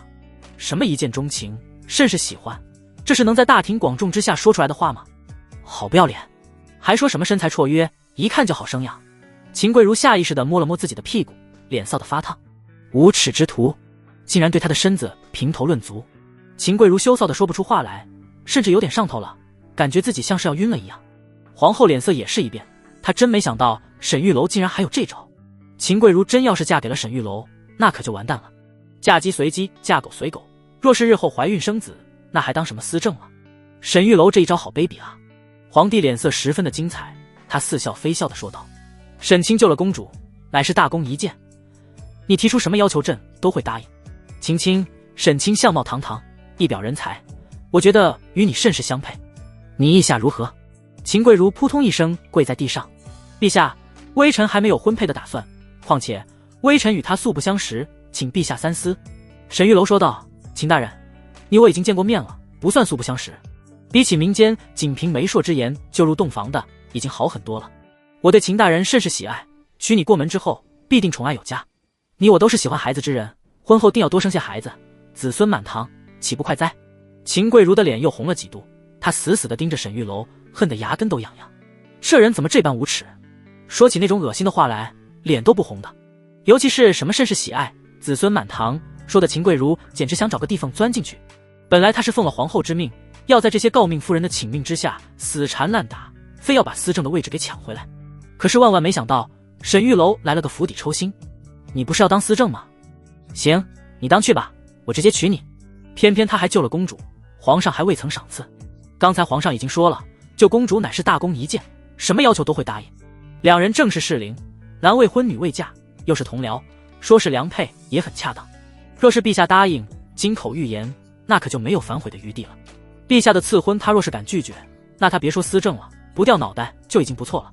秦贵如冷静下来，想通了其中关键，硬着头皮说道：陛下，此事还需慎重，司政一职还是由沈大人担任吧，微臣甘心辅佐沈大人。赐婚之事等日后再说。沈大人意下如何？秦贵如看了沈玉楼一眼，眼神里充满了哀怨。沈玉楼微微一笑，既然如此，那就等我和秦大人培养感情再说。皇帝满意的点了点头，行，此事暂且搁置，若你二人真情投意合，朕必定赐婚。秦贵如松了口气，看来司政这个位置他是不要想了。而皇后的脸色则是十分的不悦，这个沈玉楼简直是她的眼中钉肉中刺。别的不说，就单凭沈玉楼轻薄过她，这事就没完，必须想个办法把她给除掉。皇帝把小皇子交给了沈玉楼，沈卿，好好照顾皇子，莫要辜负朕的信任。微臣遵旨。接过了小皇子，沈玉楼说道：秦大人，随我一起去屋内照看皇子吧，正好培养感情。秦贵如又闹了个大红脸，接过孩子气冲冲的进内殿了。众人散去，今日沈玉楼恐怕要成为大家茶余饭后的谈资了。沈玉楼今日之举真是出尽了风头，他和秦贵如之间虽然没有赐婚，恐怕也会传出来一些风流趣事。沈玉楼回到殿内，看到正在哄孩子的秦贵如，他淡淡的一笑：秦大人，以后最好不要惹我，否则我见你一次娶你一次。秦贵如转过身去，拒绝和沈玉楼说话，他眼神中露出一丝担忧。秦贵如有一个青梅竹马，也在宫内当差，今日这件事恐怕很快便会传到他的耳朵里，真不知道该怎么解释。这一下午，陶虹都闷闷不乐。沈玉楼看到他心不在焉的，问道：陶虹，你咋了？陶虹撅着嘴问道：沈大人，秦大人真有那么好吗？让你当众向陛下讨婚？沈玉楼笑了笑：怎么，吃醋了？下次我跟陛下说，让他给我们俩赐婚。陶虹瞬间脸一红：沈大人，你胡说八道，我不理你了。回去的路上，皇后越想越气，她也想明白了，沈玉楼哪里是喜欢秦贵如，分明就是想逼她退让。这人真是够卑鄙的，这种招数都想得出来。皇后一路来到了凤仪宫，说道：贵妃呢？今日期限已到，若是还没有奶水，本宫可要找乳母给皇子喂奶了。婉柔开门走了出来，拜见皇后娘娘。皇后气势汹汹地说道：让开，我进去看看贵妃。婉柔说道：皇后娘娘，贵妃正在汗蒸，不能见人。皇后皱起眉头：汗蒸？那是什么？是沈大人为娘娘开的秘方，以蒸汽入药，整个房间都要密闭，有任何冷气进入都会回奶。沈大人说了，需要蒸一夜，有任何闪失都会前功尽弃。皇后冷哼一声，装神弄鬼：给我让开，算了，本宫明日再来。皇后本来想要硬闯，但是转念一想，又放弃了。这个沈玉楼诡计多端，她都已经交代得这么清楚了，若是皇后硬闯进去，导致冷气进入，她岂不是就能有理由说贵妃没奶是她的过错？到时候皇上怪罪下来，她可就不好解释了。想到了这一点，皇后便没有急于这一时，反正贵妃也蹦跶不了多久，就再给她一晚的时间。皇后走后，婉柔回到了寝宫，贵妃正躺在床上休息。皇后走了吗？娘娘，皇后果然走了。哦，贵妃坐了起来，有些惊讶。按照以往皇后的性格，今天非得冲进来，可是她居然走了。沈玉楼还真是有两把刷子，这说辞是沈玉楼告诉贵妃的，没想到还真把难缠的皇后给打发走了。一提到沈玉楼，婉柔的脸色就十分的不自然。好好的一个姑娘，硬是被沈玉楼给摸了身子，一想起来她就羞臊难当。娘娘，我给您手法按摩吧。沈玉楼教她的手法，她已经学会了，现在给贵妃按摩才是当务之急。贵妃摇了摇头，先不用了。贵妃知道婉柔学的时候压根就不认真，再加上她也不专业，所以根本不能给她催乳。婉柔脸色一变：娘娘，怎么不用了？婉柔牺牲这么大，就是为了给贵妃催乳。人都是有私心的，她若是真的给贵妃催乳成功，那可是大功一件，赏赐肯定不会少，而且还会成为贵妃的心腹。到时候这点牺牲也算是值得了。可是贵妃现在不用她了，让她有些郁闷。贵妃冷淡地说道：说不用就不用了，你敲诈沈玉楼的那块玉佩呢？拿出来。婉柔脸色再次变了变，从袖中恋恋不舍地把那块玉佩拿了出来。娘娘，我下次不敢了。贵妃道：明日你见了沈玉楼，把玉佩还给他。婉柔咬了咬嘴唇，眼眶有点泛红，她心里十分的委屈。被沈玉楼摸了好半天不说，现在玉佩还要还回去，又不让他给娘娘催乳，不但没有功劳，反而还在贵妃心中留下了仗势欺人的印象。这一波可真是亏大了。贵妃说道：行了，你下去吧，告诉他们今晚本宫不用人伺候，都别来打扰本宫休息，否则严惩。婉柔委屈巴巴地下去传令了。贵妃在房间里等着沈玉楼，一想到白天沈玉楼给婉柔做手法的样子，贵妃的脸颊也不由得有些发烫，心底里竟然还有一点点期待和兴奋。沈玉楼把皇子交给陶红看管，随后他找到了李辉。李大人，劳烦带我去一趟天牢，我去看看魏星辰。魏星辰可是掌印大太监，地位极高，要不是沈玉楼急中生智，再加上皇子病逝，恐怕轻易扳不倒他。25皇子的真正死因他绝对知道，甚至背后之人他也清楚。其实沈玉楼心中已经有数，大概率就是庆妃，不过其中手段他还是需要了解的。而且明日要去庆妃寝宫给庆妃看病，若是不提前掌握点信息，恐怕会死无葬身之地。提起魏星辰，李辉说道：沈大人，魏公公可是个硬茬子，已经打了一天一宿了，硬是什么都不说。沈玉楼愣了一下，骨头这么硬？李辉点了点头。自打魏星辰被关进去之后，李辉就开始了严刑拷打，想过的办法都用上了，很多酷刑都在他身上尝试了一遍，可惜都没有效果。当然因为沈玉楼有令，所以没有伤及魏星辰性命。听完李辉的说法，沈玉楼点了点头。我有一个办法，需要李统领配合我一下。沈玉楼说完，李辉脸色瞬间古怪了起来。沈大人，真乃奇人也。沈大人，我愿意试试。李辉也有意和沈玉楼交好，对他的请求自然答应。在这宫内，像是李辉这样的人，结交一个朋友也是相当困难的。在宫内的时间越长，就越身不由己，要么是皇后的人，要么是贵妃的人，想要完全的保持中立，那是极其困难的。两人来到天牢，此时的魏星辰赤裸上身，被绑在一个木桩上，两只手悬着，浑身上下全是鞭痕，还有烙铁的印记。魏星辰披头散发，从那长长的头发里面能够看到他那凶狠的眼睛，有种就弄死咱家要是眨一下眼睛都不算好汉。沈玉楼倒是第一次见过这么有种的太监，他走到魏星辰的跟前问道：怎么样，他说什么了吗？狱卒回答道：启禀沈大人，他什么也不肯说。魏星辰一看见沈玉楼，眼神里立刻露出了吃人一般的目光。狗东西，有种你弄死我！沈玉楼撩开魏星辰的头发，看着他的脸啧啧两声。弄死可惜了，来人，取水来，给他好好冲冲，屁股缝里洗干净。几个狱卒走了过来，拿了2桶水往魏星辰的身上浇了上去。魏星辰哆嗦了一下，不过却咬着牙硬挺。沈玉楼问道：魏星辰，再给你个机会，到底是谁给皇子下的毒？你说不说？魏星辰冷笑：姓沈的，有什么招你尽管冲着咱家使，咱家要是皱一皱眉，就算你厉害。话音落下，沈玉楼说道：行，你他娘还真是嘴硬，来人，给我按住他，我要玩他。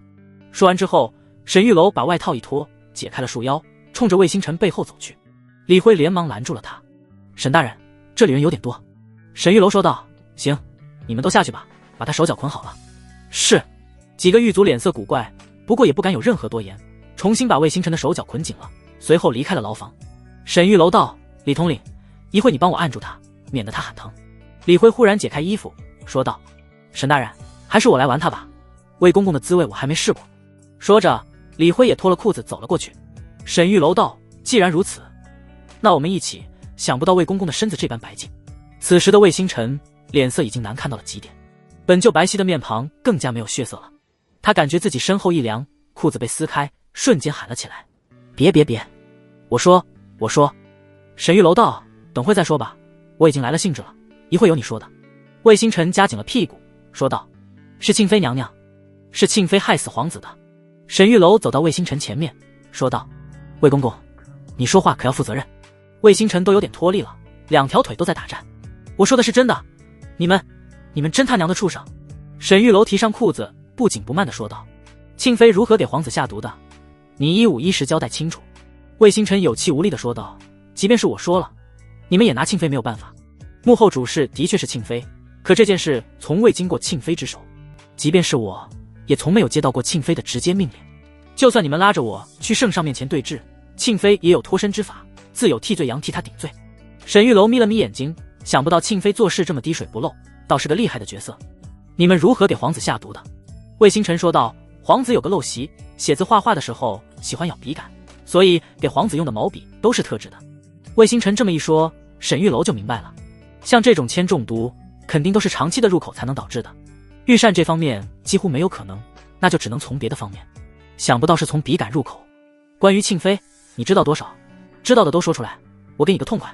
魏星辰说道：庆妃之父乃是吏部尚书胡建业，朝中官员有一半是胡尚书提拔起来的，只要胡尚书一声令下，便有人来替他背黑锅。所以庆妃的势力远远比后宫那点权力要大得多。魏星辰说了很多庆妃的事情。沈玉楼眯了眯眼睛，想不到庆妃还有这样的背景。沈玉楼道：你写一份指认庆妃的认罪书。李辉拿来了笔墨纸砚，魏星辰哆哆嗦嗦地写完了，签字画押。这份认罪书可是烫手山芋，给你也不敢交给皇上。沈玉楼倒是没准备上交，不过魏星辰的话他倒是有些兴趣。既然你都知道庆妃势力如此庞大，那圣上肯定也知道，圣上没有限制他。魏星辰冷笑起来：当今圣上号称人帝，你可知道他为何叫人帝？沈玉楼摇了摇头，虽然融合了原主记忆，可是这些事情原主也从未接触过。魏星辰道：当今圣上之所以号称人帝，乃是为了掩盖他的凶狠。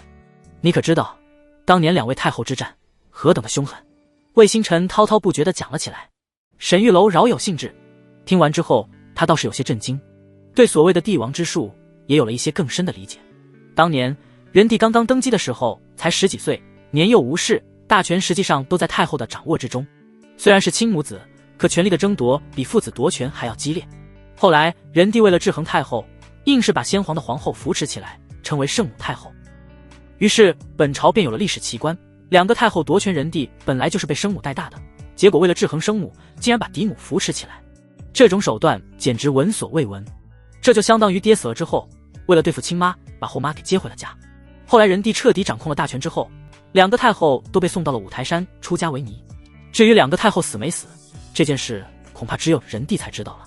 魏星辰大笑起来，人帝这个称号是不是很讽刺？李辉脸色一沉，妄议圣上，该死！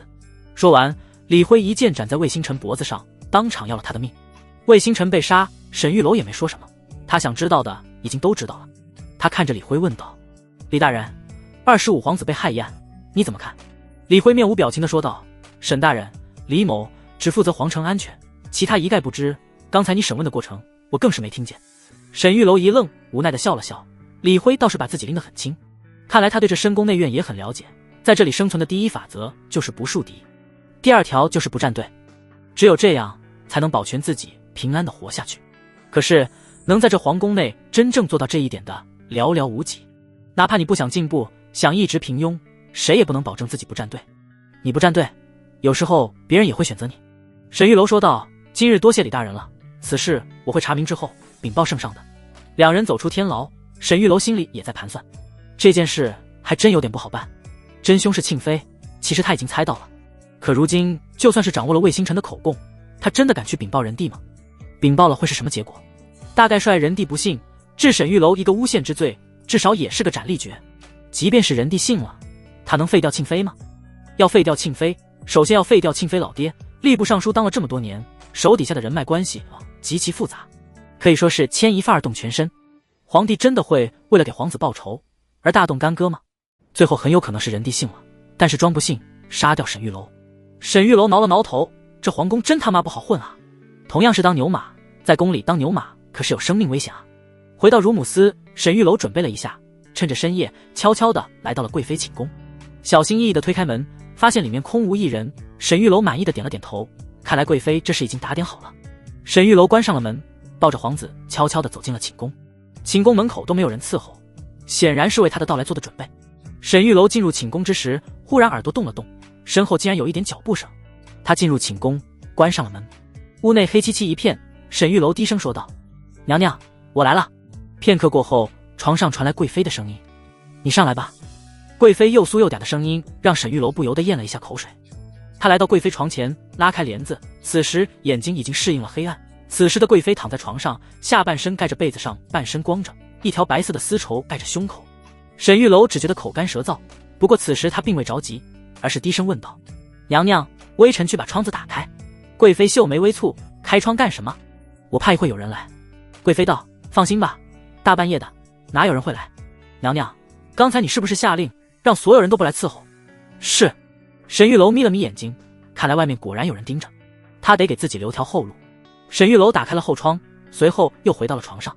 贵妃说道：“你倒是够谨慎的。”沈玉楼尴尬的一笑：“微臣若是不谨慎，恐怕已经死很多回了。”贵妃道：“那开始吧，请娘娘宽衣。”贵妃虽然有点不好意思，但毕竟心急，已经拖了这么久了，要是再没有奶水，孩子恐怕就保不住了。贵妃将身上盖着的丝绸拉掉，淡淡的香味传来。随后，沈玉楼的瞳孔中便出现了一幕让人血脉喷张的场面。贵妃不愧是贵妃，婉柔那种小丫头还是比不了的。贵妃被沈玉楼看得有点脸红，还看，抓紧时间。沈玉楼搓了搓手：“娘娘得罪了。”沈玉楼上手之后，贵妃立马闭上了眼睛。“娘娘，您平复下心情，心跳有点快。”贵妃咬了咬嘴唇，她倒是想，可是这是她能控制得住的吗？就在此时，门外一双眼睛看向了屋里，这双眼睛的主人正是婉柔。今晚贵妃让她平退下人的时候，她就觉得有点不对劲，现在看到沈玉楼来了，她总算是明白了，原来贵妃让下人别进来，是为了给沈玉楼行方便。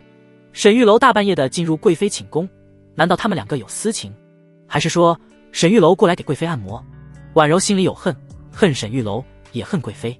她为贵妃牺牲这么大，贵妃竟然还不把她当自己人。婉柔咬了咬牙，眼神里露出一丝狠意：“娘娘，你不仁，别怪我不义了。”婉柔悄悄地退下，出了凤仪宫，便加快脚步跑向了坤宁宫。到了皇后寝宫外，敲响了大门。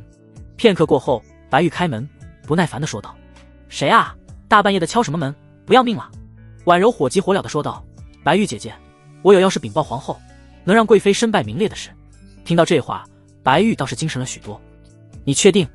可别骗我，奴婢不敢撒谎，真是能够要贵妃性命的把柄。”白玉不敢耽搁，赶紧叫醒了皇后。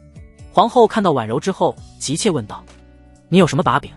婉柔说道：“此时沈玉楼正在娘娘寝宫，今夜贵妃平退所有人，孤男寡女和沈玉楼在一起，一定是在偷情。”皇后脸色大变，激动的长睫毛都跟着颤抖。此事当真？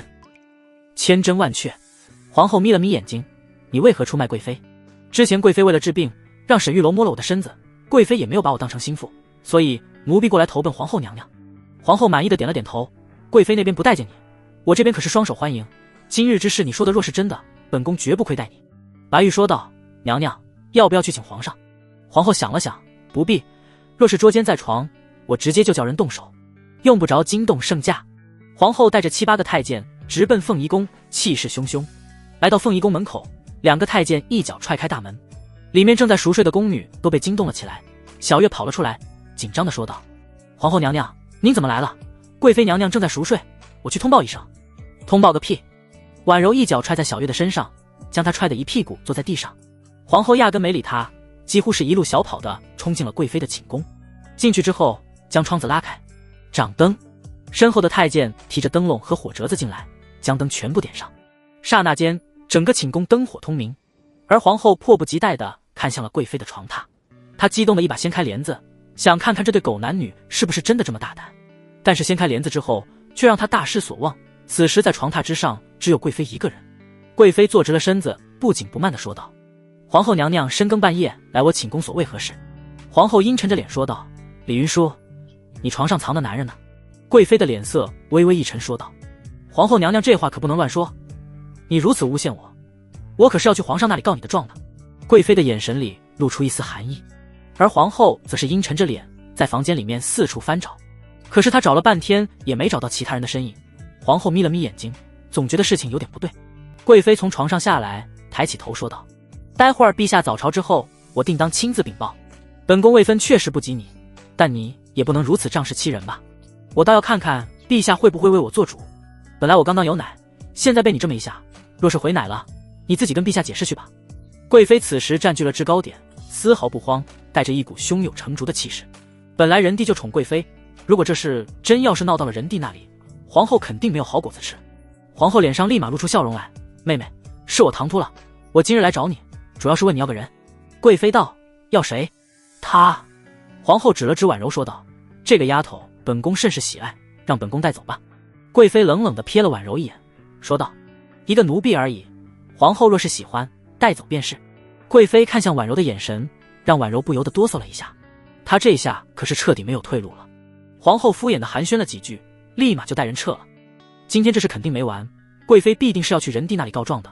皇后这一路都在想说辞，看到皇后阴沉着脸，婉柔说道：“娘娘，奴婢该死，是我通报晚了，才让沈玉楼跑掉了。”皇后有些不悦地说道：“你还知道你该死？你给我惹了多大的麻烦？明日你让我如何跟圣上解释？”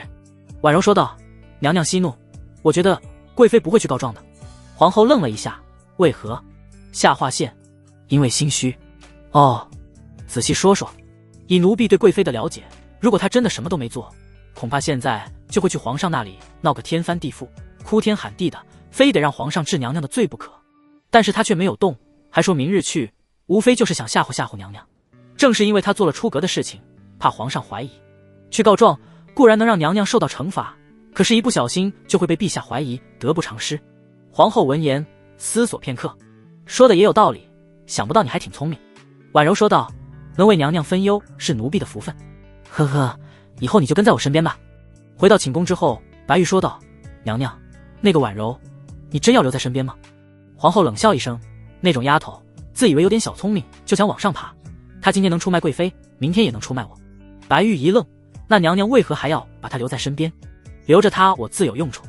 沈玉楼这个人不除掉是不行了。我有一计，能杀沈玉楼，不过要付出一些代价。明日你派人去贵妃那里打探消息，如果贵妃真的有奶了，那我必须除掉沈玉楼。”奴婢明白。沈玉楼虽然救了公主，可是对皇后来说，她不过就是个御医而已。可如果沈玉楼给贵妃开奶成功，那性质可就完全不一样了。沈玉楼和秦贵如的比试，已经能看出她水平不俗，尤其是在带孩子方面。一旦贵妃真的有奶了，沈玉楼必定成为贵妃身边的红人。到时候有她这个技术，31皇子顺利成长继承大统也不是没可能啊。皇帝本来就宠爱贵妃，万一一激动立储了，那他后悔都来不及了。贵妃坐在寝宫里松了口气，感觉衣襟都被冷汗打湿了，摸了一下，放在鼻子边上闻了一下，不对，不是冷汗，这是奶水。贵妃大喜：“小月，快过来。”小月走了过来，看到贵妃衣服湿了，说道：“娘娘，我这就伺候您更衣。”“先别去，你快看看。”小月凑近一看，顿时狂喜：“娘娘，你有奶水了！”贵妃心中激动不已，这个沈玉楼可真是神了，这么多御医都束手无策，沈玉楼竟然只是按摩几下就给解决了。虽然这个按摩的过程有些羞人，可只要能解决这个问题，被他摸一摸又能怎么样？这件事只有他们两个人知道，只要不传到圣上的耳朵里，就不影响什么。贵妃说道：“快去让沈玉楼把皇子给我送回来。”是。天快亮了的时候，李辉回到了家里。李辉的工作是3天一休息，今日能回家休息1天。到家之后，夫人已给他做好了一桌子菜。李辉一进屋，夫人立马将他外套脱掉。“相公辛苦了。”李辉搂着夫人亲了一口，心情甚是愉悦。“儿子如何？”“已经睡下了，今天又喝了几次陈皮山楂水，好多了。”“李辉坐下，喝了杯酒，拿起筷子吃起夫人做的菜，眼神中露出激动之色。“夫人，沈大人真乃奇人也。今日我和他去天牢，那魏公公可是个硬骨头。”李辉把在天牢的事情说了一遍。听完之后，李夫人扑哧一声笑了出来：“沈大人也太有才了吧，魏公公定是被你们2个吓坏了。”李辉也大笑起来：“我只是演一下，演的还比较拙劣，沈大人演的才像呢。”两人聊了一会之后，李夫人说道：“相公，沈大人弄的那个米粉，你能不能讨要一些回来？之前在茹姆斯比试的时候，那2个孩子吃米粉吃的都很香，但是李辉的儿子因为积食没吃到。当妈的，谁不想让儿子吃点好的？听沈大人说那个米粉更好消化，比烂粥还要好，他自然也是有些心动。”李辉则是有些为难：“夫人，我已经欠沈大人人情了，若是再麻烦沈大人，岂不是？”李夫人道：“你是禁军统领，他是内务官员，你们2个都在皇城里面当差，他早晚会用到你的，你还怕人情还不上啊？”李辉皱着眉头：“我怕的就是这个，我在皇城之内一直都是明哲保身，如今和沈大人走得太近，我怕到时候身不由己。”李夫人道：“沈大人莫非投靠皇后或者贵妃了？”“那倒是没有，沈大人是接了贵妃的皇榜进宫的，若是解了贵妃的麻烦，以后自然会受到贵妃庇护。而我和沈大人走得太近，难免会被误认为是贵妃的人，若是引起了皇上的猜忌，恐怕对我不利。”李夫人撅了撅嘴：“你怕这怕那，还不如不干了。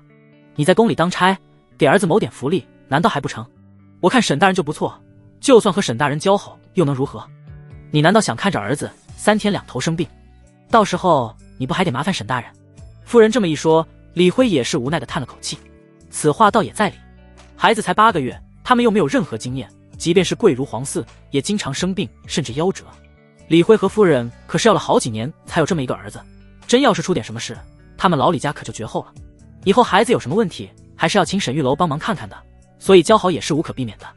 夫人说的有理，明日我去找沈大人讨要一些米粉。李夫人的脸色这才缓和了许多，走到李辉身后，趴在他的后背上，在他耳边低语：夫君吃好了没？要不要早些休息？李辉心里痒痒的说道：自然是要好好休息休息。李夫人道：明日你再问问沈大人有没有什么药，让我们能再生一个。李辉笑道：明日我让沈大人给我弄点金枪不倒的药，好让你求饶。去你的，坏死了。沈玉楼回到乳母司之后也是出了一身的冷汗，妈的，这也太刺激了。之前在皇后寝宫被皇帝捉奸，现在又在贵妃寝宫被皇后捉奸。虽说沈玉楼喜欢小媳妇，可是上一世没玩过这么刺激的啊。皇帝老子的媳妇玩起来就是有风险啊。但不得不说，皇帝的女人真是够味。回到了乳母司，看到秦贵如正在趴桌子睡觉，操作台上摆着一个提篮，31皇子就睡在提篮里面。经过沈玉楼的处理之后，小皇子现在睡觉也比之前好了一些。等着明日一早贵妃能喂奶了，孩子就更加健康了。看着秦贵如熟睡的样子，沈玉楼玩心大起，悄悄地把皇子提篮藏在了桌子下面。他一拍秦贵如的肩膀说道：秦大人，你怎么睡着了？小皇子呢？秦贵如倒吸了一下嘴角溢出的口水，猛地惊醒，看到桌子上空空如也，他瞬间汗毛竖了起来。皇子呢？皇子明明就在这。沈玉楼皱着眉头说道：秦大人，你也太不小心了，照看皇子这么重要的事情，你怎么能睡着呢？现在皇子丢了，你我都要脑袋搬家了。秦贵如面如死灰，简直都要哭出来了。怎么办？现在怎么办？快去找李统领，让他寻皇子。沈玉楼说道：李统领今日休假回家了。什么？秦贵如如遭雷击，脸色煞白，本来就白皙如雪的肌肤此时更加透亮。沈玉楼强忍笑意说道：现在只有一个办法了，就是我用家传秘术寻龙诀。秦贵如愣了一下，那是什么？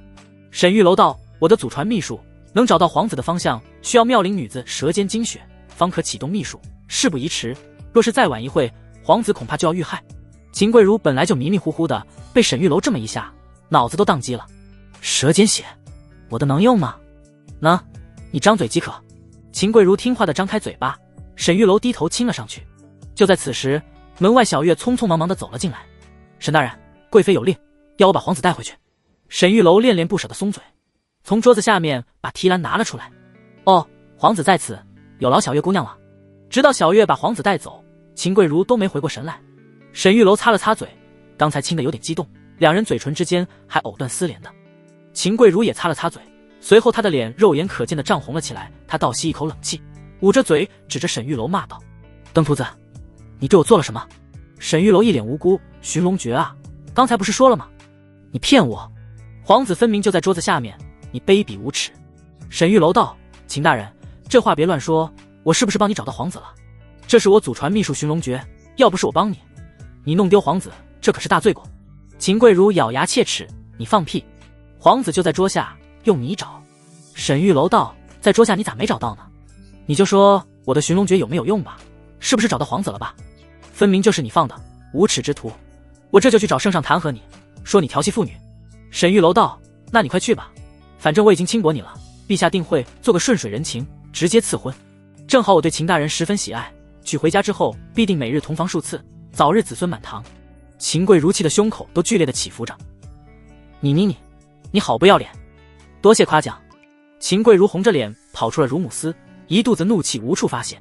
被沈玉楼占了便宜也就算了，关键是还被小月给看见了。这件事要是传出去，传到他的耳朵里，秦贵如该如何解释？此时在乾清门的门口，一个高大威猛的侍卫走了过来，拿出一袋糕点递给了正在站岗的同事。郑哥，咋这么客气？此人乃是宫内侍卫郑非凡。郑非凡笑了笑说道：今晚换个班。那侍卫顿时露出暧昧之色：郑哥，今晚又和秦大人约会吧？郑非凡脸上露出一丝得意之色：嘘，别瞎说。郑哥，我懂，秦大人可真是漂亮，郑哥真有福气，回头喜酒我一定多喝几杯，这些糕点谢谢了。说完，那侍卫便拿着糕点兴高采烈地走了。郑非凡站在门口整理了一下衣服，一脸期待地等着秦贵如。他和秦贵如是青梅竹马，如今已经到了婚配的年龄，就差提亲了。他们都在皇宫当差，一个是内务女官，一个是带刀侍卫，两人还是很相配的。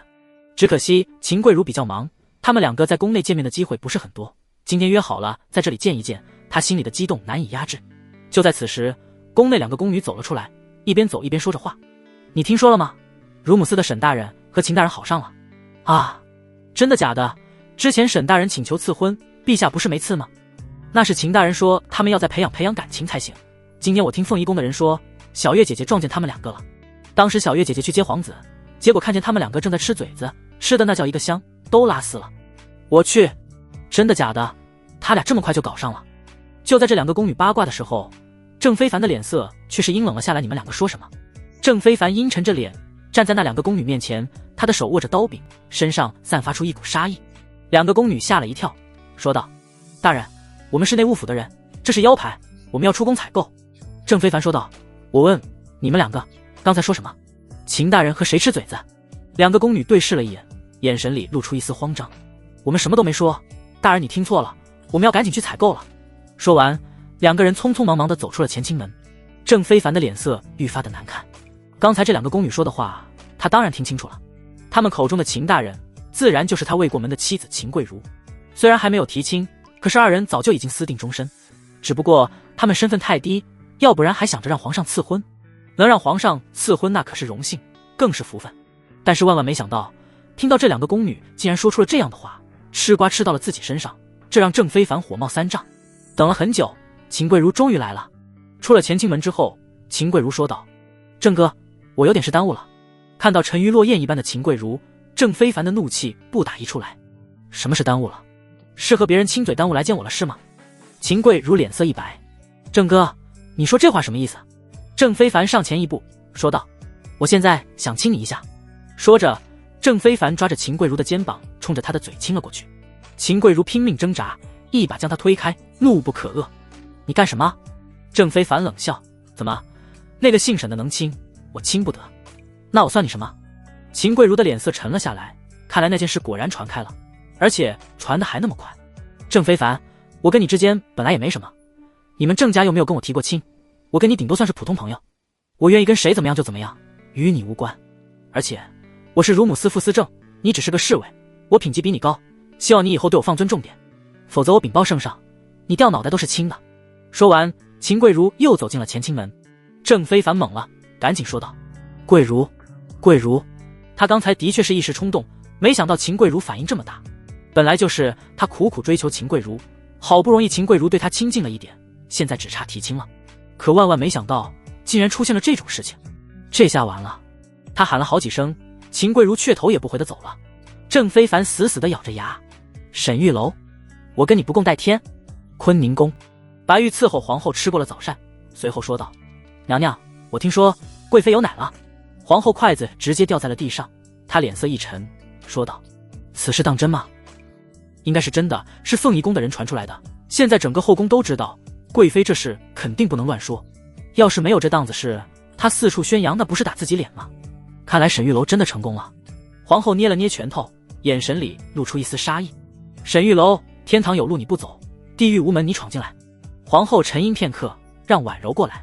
很快，婉柔来到了皇后寝宫。皇后娘娘，婉柔，现在有个计划，要弄死沈玉楼，需要你的帮忙，你可愿意？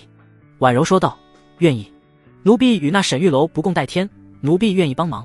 好，那今晚我们就按计划行事。沈玉楼本来想今日去找贵妃要赏赐，让贵妃把她家里人放出来，但是转念一想，贵妃有奶了这件事已经传遍了后宫，赏赐是肯定的，还是等着仁帝过来赏赐吧。仁帝的赏赐应该比贵妃更多一些，而且现在贵妃应该再不入皇子，也没时间赏赐她。没过多久，沈玉楼看到秦贵如回到了茹姆斯，她眼眶红红的，像是哭过了一样。秦大人，怎么了？谁欺负你了？秦贵如恨不得把沈玉楼扒皮抽筋，有心骂他几句，但是一想到这家伙手段太多，万一他一激动又去仁帝那里求赐婚，那可就完蛋了。所以秦贵如只能狠狠地瞪了他一眼，然后愤然离去。没下线的人可真难对付。金銮殿内，文武百官正在开会。仁帝面沉如水，说道：众位爱卿，可有妙计？在场官员都是你看看我，我看看你，都沉默不语。仁帝遇到了一件非常头疼的事情，一个怀孕9月的公主即将来到徽国。这个公主来头可不小，先帝在位的时候，徽国这边形成了3国联盟，徽国、燕国和乌林国。但是在5年前，燕国皇帝驾崩，膝下又无子，只剩下一个公主掌握大权。而燕国内部腐败至极，现在已经剩个空壳子了。燕国一共15个城，2年前被乌林国借走3个城，去年徽国借走了3个城，如今堂堂燕国已经只剩下9个城，偌大的国家已经快分崩瓦解了。而燕国公主已经怀孕9月有余，眼看着就要生产，这个时候却被乌林国的使臣送了过来。军机大臣张富成说道：“陛下，臣已经派人打探过了，燕国公主怀的是个死胎，据乌林国求变名医都无可奈何。公主赖在乌林国不走，说要么给她接生，要么归还3座城。乌林国使臣这一次带燕国公主来我们这，肯定也没安什么好心。”仁帝眉头紧锁，乌林国那边不敢接生，就送到他们这，到手的城池归还是不可能的。这1年的时间，那3座城池被仁帝经营得相当不错，所以打死也不能归还。但是公主也不能收留，公主是个烫手山芋，明知道她怀的是个死胎，要是孩子出生便死了，公主必定要讹上他们。燕国现在已经是光脚的，不怕他们穿鞋的燕国如今落寞，徽国和乌林国的关系自然也变得微妙了起来。说不定哪一天就会打仗，一旦打起来，燕国剩下的9个城池还有很多精兵强将，到时候这些城池的归属就不好说了。而且燕国身处要地，占据地利，所以不到万不得已不能和这2国开战。大家激烈讨论，最终也没讨论出一个结果。军机大臣张富成说道：“说白了，就是给一个女人接生嘛，有把握接生就接，没有把握就归还城池，只能这样。”众人都点了点头。张大人言之有理，但是燕国公主怀的乃是死胎，这个消息已经传遍了，谁敢给她接生？要不咱们还是想办法给她打发走吧。能有那么好打发吗？乌林国这次来的使臣乃是公孙长陵，那可是一个难缠的人物，依我看，还是归还城池吧。难道我堂堂徽国就没有一个在妇产方面厉害的人物吗？这句话说完，仁帝忽然抬起了头。本来仁帝正在焦头烂额，听他们吵得心烦，但是一听到这句话，他忽然想起来了，那个沈玉楼不是育儿高手吗？说不定对妇产也很精通。来人，去问问贵妃可有奶水了。回禀陛下，后宫已经传遍了，贵妃娘娘有奶了。仁帝大喜，一拍大腿说道：“好，宣沈玉楼上殿，朕有要事让他帮忙。”太监下去之后，仁帝站了起来，似乎比之前更有信心了，说道：“让乌林国使臣和燕国公主觐见吧。”派人去通知之后，殿上众位大臣都是面面相觑。陛下，这位沈玉楼是何人？仁帝道：“一位育儿高手，朕亲自提拔的乳母司司正，男的。”瞬间殿内一片喧哗，一个男人当乳母司司正，这实在是让人觉得有点匪夷所思。陛下，你莫非是想要让这位沈司正给燕国公主接生？仁帝道：“没错，沈司正的手段朕见识过，对于育儿方面，就连御医都比不上他，说不定他有奇招。”张富成道：“陛下，此事万万不可。燕国公主若是有个3长2短，乌林国必定大做文章，说不定会借此去收纳燕国9城和精兵强将，到时候我们可就被动了。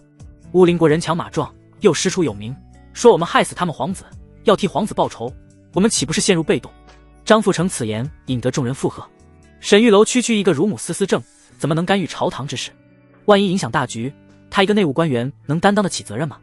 仁帝皱了皱眉，说道：“先让沈玉楼看一看，他若是有把握再说。”见仁帝如此坚持，大家也不好说什么。很快，乌林国使臣和燕国公主来到大殿。燕国公主年轻貌美，只不过挺着大肚子，而且是被人抬上来的。她坐在藤椅上，脸色泛白。进了大殿之后，公主率先说道：“纳幸见过仁帝，我不便起身，希望仁帝不要怪罪。”仁帝说道：“纳幸公主不必拘礼，若是有不舒服的地方尽管说。”在纳幸旁边站着一个锦衣绣袍的中年男人，正是乌林国使臣公孙长陵。公孙长陵给仁帝行了礼，随后说道：“仁帝陛下，燕国公主临盆在即，我听说徽国御医医术高明，国师的手段更是独步天下，所以特意将此机会让给贵国，能给公主接生，那可是和燕国交好的绝佳机会。希望贵国万万不要推辞，燕国公主路途劳累，恐怕已经走不动了。”公孙长陵说完之后，众人顿时露出一丝怒色。张富成说道：“公孙大人，你这话是不是太武断了？你从哪里听说我们徽国医术高明了？徽国别的不说，仁帝31个孩子死了一半，若是医术真的高明，能死这么多吗？”公孙长陵说这话分明是在仁帝的伤口撒盐。公孙长陵说道：“张大人，燕国可是我们同盟，现在公主即将临盆，但是燕国没有合适的御医，我们乌林国更是医生匮乏，如今只能求到贵国，难道贵国要见死不救？去年燕国可是借了3座城池给贵国，若是贵国见死不救，我替公主请人帝归还城池。众人脸色顿时难看起来。公孙长陵这简直就是道德绑架，把公主千里迢迢的抬到这里，就是为了把那3座城池要回去。偏偏这趟守山遇到了这里，真不好往回赶了。万一将公主赶走，死在半路上，一尸两命，燕国肯定会认为是人帝见死不救，到时候燕国被乌林国吞并，他们就被动了。人帝说道：“先请御医给公主诊脉。”皇宫内的所有御医已经在金銮殿后着了，10几个御医分开左右2队给公主诊脉、问诊、观舌苔。随后又有一些稳婆检查公主的肚子。经过一番检查之后，所有人都摇头，几乎可以断定公主腹中胎儿是个死胎。死胎倒不是说现在就已经死了，而是气息微弱，本来在母体内就很虚弱，出生必死。胎儿必死，公主也很容易死。这种情况稳婆都是避而远之的。将情况如实说完，那信公主立马激动起来，胡说八道：“我腹中孩子尚有胎动，什么叫死胎？你们是诚心咒我。人帝陛下，你们若是不愿意接纳我，请归还城池，我立马就走。”人帝有些头疼，说道：“那信公主，你请稍安勿躁，我宫内还有一位御医，请他来看看，再做定夺。”人帝也很为难，公主她是真不想收留，城池也不能归还，但是他又不想撕破脸皮，只能期待沈玉楼有办法了。公孙长陵说道：“人帝陛下，等着也是等着，我有一样东西想给人帝推荐一下。”人帝皱了皱眉，有一种不祥的预感。什么东西？公孙长陵从随从的手中拿起一面盾牌，说道：“此盾牌乃是我们乌林国特制，名为乌林盾。此盾坚固无比，长矛刺下也能完好无损，如此神盾，只卖100两1块，请人帝采购一些吧。”张富成冷笑一声：“公孙大人，你在开什么玩笑？你们盾牌是金子做的吗？即便是铁盾，最多也就值10几两1块。你狮子大开口要100两，拿我们当傻子了？”张富成是军机大臣，对于军事方面自然十分熟悉。公孙长陵手里的这块盾牌虽然锃光瓦亮，但是里面就是铁，根本不值那么多钱。公孙长陵说道：“张大人，这样吧，为了验证我这盾无比坚固，赌一局如何？可以现场试一试。你们若是有能力能刺破我的乌灵盾，我这一次带的5000盾牌全部赠送，分文不取。但如果没人能破开我这盾，贵国就需要以100两1块来购买，如何？”张富成皱了皱眉，按理说盾牌即便是坚固，也不是固若金汤的，只要力大者应该可以破开。人帝说道：“赌了。”人帝也不相信这盾牌真有这么坚固。此时的沈玉楼已经来到了金銮殿外，宣他的老太监跟在他的旁边。沈玉楼问道：“这位公公，陛下找我帮什么忙？”公公说道：“沈大人，您到了殿上就知道了，老奴不敢乱说。”沈玉楼无奈来到大殿门口，刚好看到了这一幕。他愣了一下，人帝找他是为了这事儿，专业也不对口啊。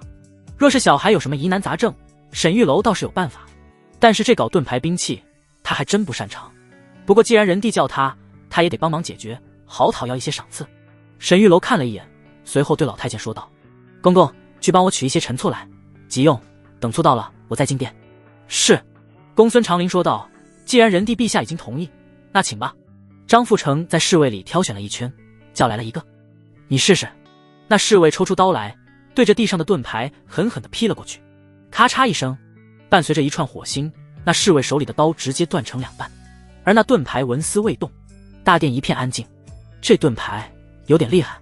张富成眯了眯眼睛：“郑非凡，你来。”郑非凡是带刀侍卫之中最高大威猛的，无论是武艺还是力量，都比其他人高上不止一个档次。郑非凡走到殿上，看了一眼盾牌，说道：“陛下，微臣申请使用铁锤。用刀来砍盾牌的确是有些不合适，盾牌防的就是刀，但是用铁锤就不一样了，只要力量足够，什么盾牌都能给你砸得稀巴烂。”人帝看着公孙长陵说道：“使臣以为如何？”公孙长陵很淡定，随意。郑非凡拿来铁锤，往手上吐了2口唾沫，握住铁锤，高高抡起，随后用尽了吃奶的力气砸了下去。砰！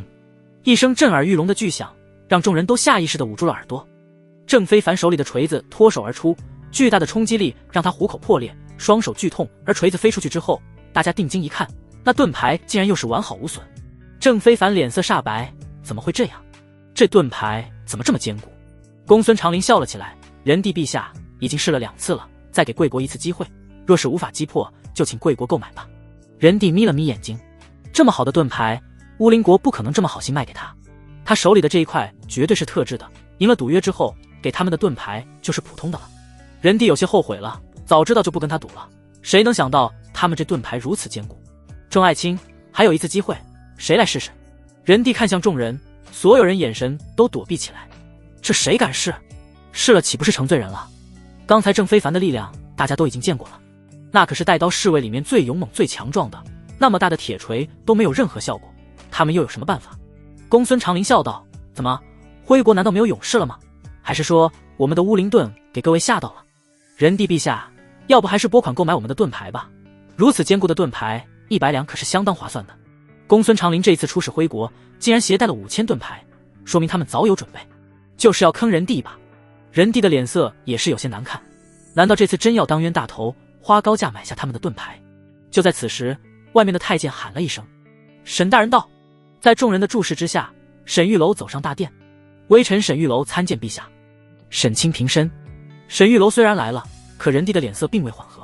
公主那边的事情还未解决，这边又搞出来一个盾牌的事情。100两一块，5000盾牌，那可就是50万两。这一次恐怕要损失惨重了啊！沈玉楼忽然说道：区区乌灵盾根本就是不堪一击，微臣愿替陛下分忧。沈玉楼说完，众人懵了，人帝也懵了。宣沈玉楼上来是解决公主担子的问题，不是让他弄盾牌，结果沈玉楼竟然主动请缨，他能行吗？公孙长林冷笑一声：这位大人好大的口气，刚才贵国2位侍卫都无可奈何，莫非你能击破我的盾？郑非凡站在旁边死死地捏着拳头，一口银牙咬得咯咯作响，眼神里凝聚着恨意。此人就是沈玉楼，就是他和秦贵如传出来的绯闻。现在要不是在金銮殿，郑非凡真想一刀砍死他。沈玉楼只觉得有一股莫名的杀气，不过他倒是没当回事，事情的来龙去脉他已经清楚。以这个朝代的科技是不可能造出来钢盾的，所以眼前这个盾就是铁盾。之所以如此光亮和坚固，只是因为外面镀了锡。沈玉楼淡淡的一笑，说道：我不仅要击破你的盾，还要空手击破，使臣以为如何？话音落下，众人脸色大变。张富成怒道：黄口小儿，莫要胡言，铁锤都无法击破，你赤手空拳怎么可能？现在当着陛下的面，还有乌灵国使臣和燕国的公主，你若是胡说八道，丢的可是徽国的脸。人帝也是皱起眉头，说道：沈清，莫要胡言。沈玉楼笑了笑：陛下，张大人，微臣是不是胡言，一试便知。公孙长林则是大笑起来：贵国真是人才辈出，敢问阁下是何人？乳母思思正，沈玉楼。公孙长林再次仰天大笑：徽国真是够可以了，实在是找不到武将了，把管乳娘的人都推出来了。沈大人，刚才大家都看见了，铁锤都破不开我的乌灵盾，你赤手空拳如何破开？沈玉楼道：沈某自幼习武，我徽国有一种拳法，名为七伤拳，伤人先伤己，威力极大。若是我真能赤手空拳破开此盾，公孙大人把我们的七伤拳谱购买下来如何？沈玉楼此言一出，在场众人都面面相觑。七伤拳，从未听说过啊！徽国什么时候有这样的拳法了？真要是能一拳破开如此坚固的盾牌，岂不是天下无敌了？还和别国联什么盟？公孙长林冷笑道：你们这拳谱多少钱？50万两。公孙长林眯了眯眼睛：好，若是你能破开，我愿花50万两购买拳谱；若是破不开，请人帝50万两购买我的盾牌。人帝捏了捏拳头，心中有些犹豫。张富成说道：陛下，万万不可，沈玉楼只是乳母思思正，他不可能破得开的。微臣手下说不定还能找到一些力大之人，可以一试。要不然现在去请李辉统领回来，让李统领试试。人帝摇了摇头，郑非凡已经是侍卫之中最强壮的了。单纯论力量来说，李辉和郑非凡也差不多，李辉只不过是武艺更高强而已。就算是让他来，恐怕也未必能破开。与其如此，还不如让沈玉楼试一试。人帝说道：沈清，此事事关重大，50万两白银可不是小数字，你可有绝对的信心？沈玉楼道：陛下放心，微臣有信心。人帝点了点头：既如此，那你来吧。公孙长林冷笑：沈大人，请。沈玉楼说道：我得检查一下这个盾牌。说着，沈玉楼把盾牌拿了起来，开始左看右看。大家都耐着性子等了很久。公孙长林有些急躁了，说道：沈大人，你还要看多久？难不成要看到天黑？沈玉楼说道：行了，差不多了。说着，沈玉楼把盾牌放在地上，他摆出了一个武林高手的架势，深吸了一口气，呵呵2声。张富成等人都是一脸疑惑，看沈玉楼这个样子，根本就是一点都不会武，他到底哪来的信心？郑非凡更是眯着眼睛，气得直捏拳头。沈玉楼，今天倒要看看你怎么收场。人帝的心也悬了起来，此时他甚至有些后悔了。让沈玉楼来是让他给公主看病的，结果他竟然要赤手空拳打破这个盾牌，这在谁看来都是扯淡。一会沈玉楼若是失败，50万两白银可就没了，这赌注有点大啊。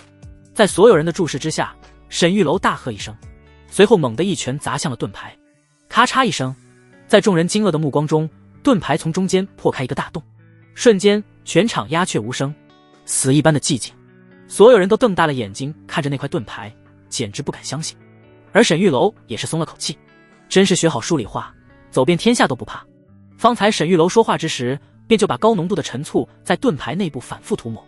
陈醋主要成分是乙酸，乙酸和硒发生反应，很快便将这盾牌腐蚀。从盾牌正面看还是完好无损，可里面已经不堪一击。方才沈玉楼这一拳力道也很足，直接将盾牌击穿。任帝一下子激动地站了起来。好！任帝瞪大了眼睛，满脸喜色，想不到沈玉楼竟然还有这样的本事。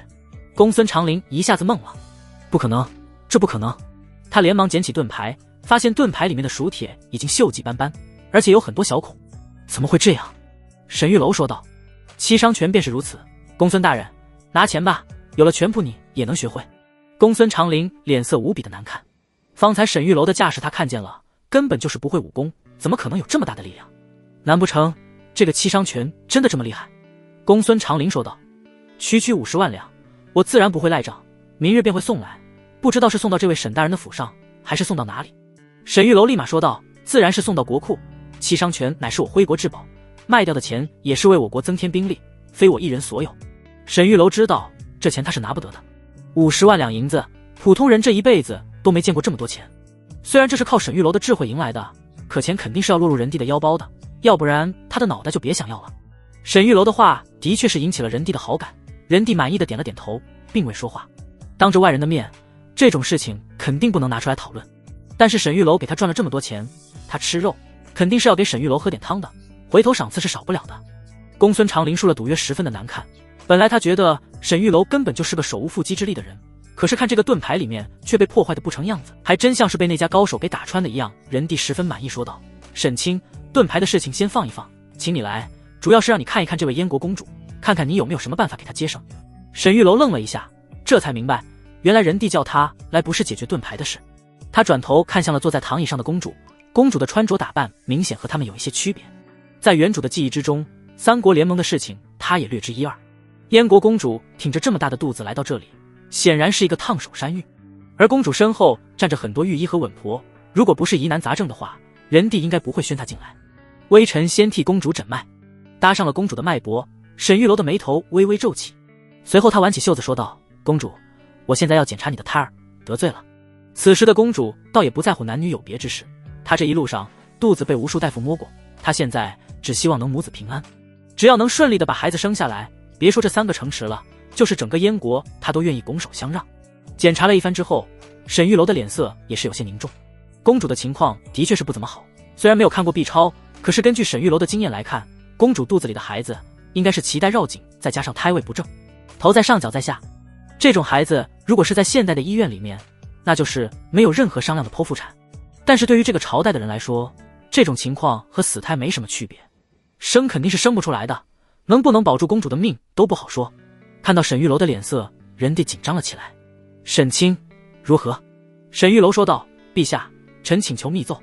任帝愣了一下，说道，准，上来。沈玉楼快步地走了上去，站在龙椅跟前，和任帝距离很近。任帝低声问道，沈卿，公主如何？沈玉楼低声说道，陛下，公主能生，但是不好生，有风险，陛下能否打发走？任帝微微蹙眉，若是能打发走，就不叫你来了，若是你亲自给公主接生，能有几成把握？沈玉楼想了想，若是陛下给我放权，让整个内务府、皇四所全部为我所用，我有7成把握。任帝脸色微微一变，7成用7成来赌，划算吗？任帝已经在心里开始盘算起来了。若是沈玉楼失败，一尸2命，那乌林国必定大做文章，顺势接手燕国9成，到时候说不定会对徽国发兵。虽然任帝不怕战争，但对方师出有名，优势又大，打下去肯定是没有好处的。可沈玉楼若是成功呢？燕国公主诞下龙子，那便是燕国正统，虽年幼也是天子，天子掌握在任帝的手里，燕国9成必定听他号令。到时候顺势把乌林国的3成也能收回来，那可就是开疆扩土了，说不定在他有生之年能一统三国，青史留名。想到这其中风险，仁帝说道：“沈玉楼，朕相信你一次。”沈玉楼道：“陛下，臣斗胆请求先要赏赐。”仁帝哼了一声，心中有些不满。莫非沈玉楼觉得那50万两白银应该分他一些？仁帝赏赐给他，那是他的福气，可仁帝没给，沈玉楼主动索要，那性质就完全不一样了。而且这个时候索要，有点逼宫的意思，自然引起仁帝的不满。你要什么？陛下，微臣嫂子私藏婴儿，现在全家还在大牢里，臣甚是担心，请陛下赦免。仁帝愣了一下，沈玉楼求的赏赐竟然是这个。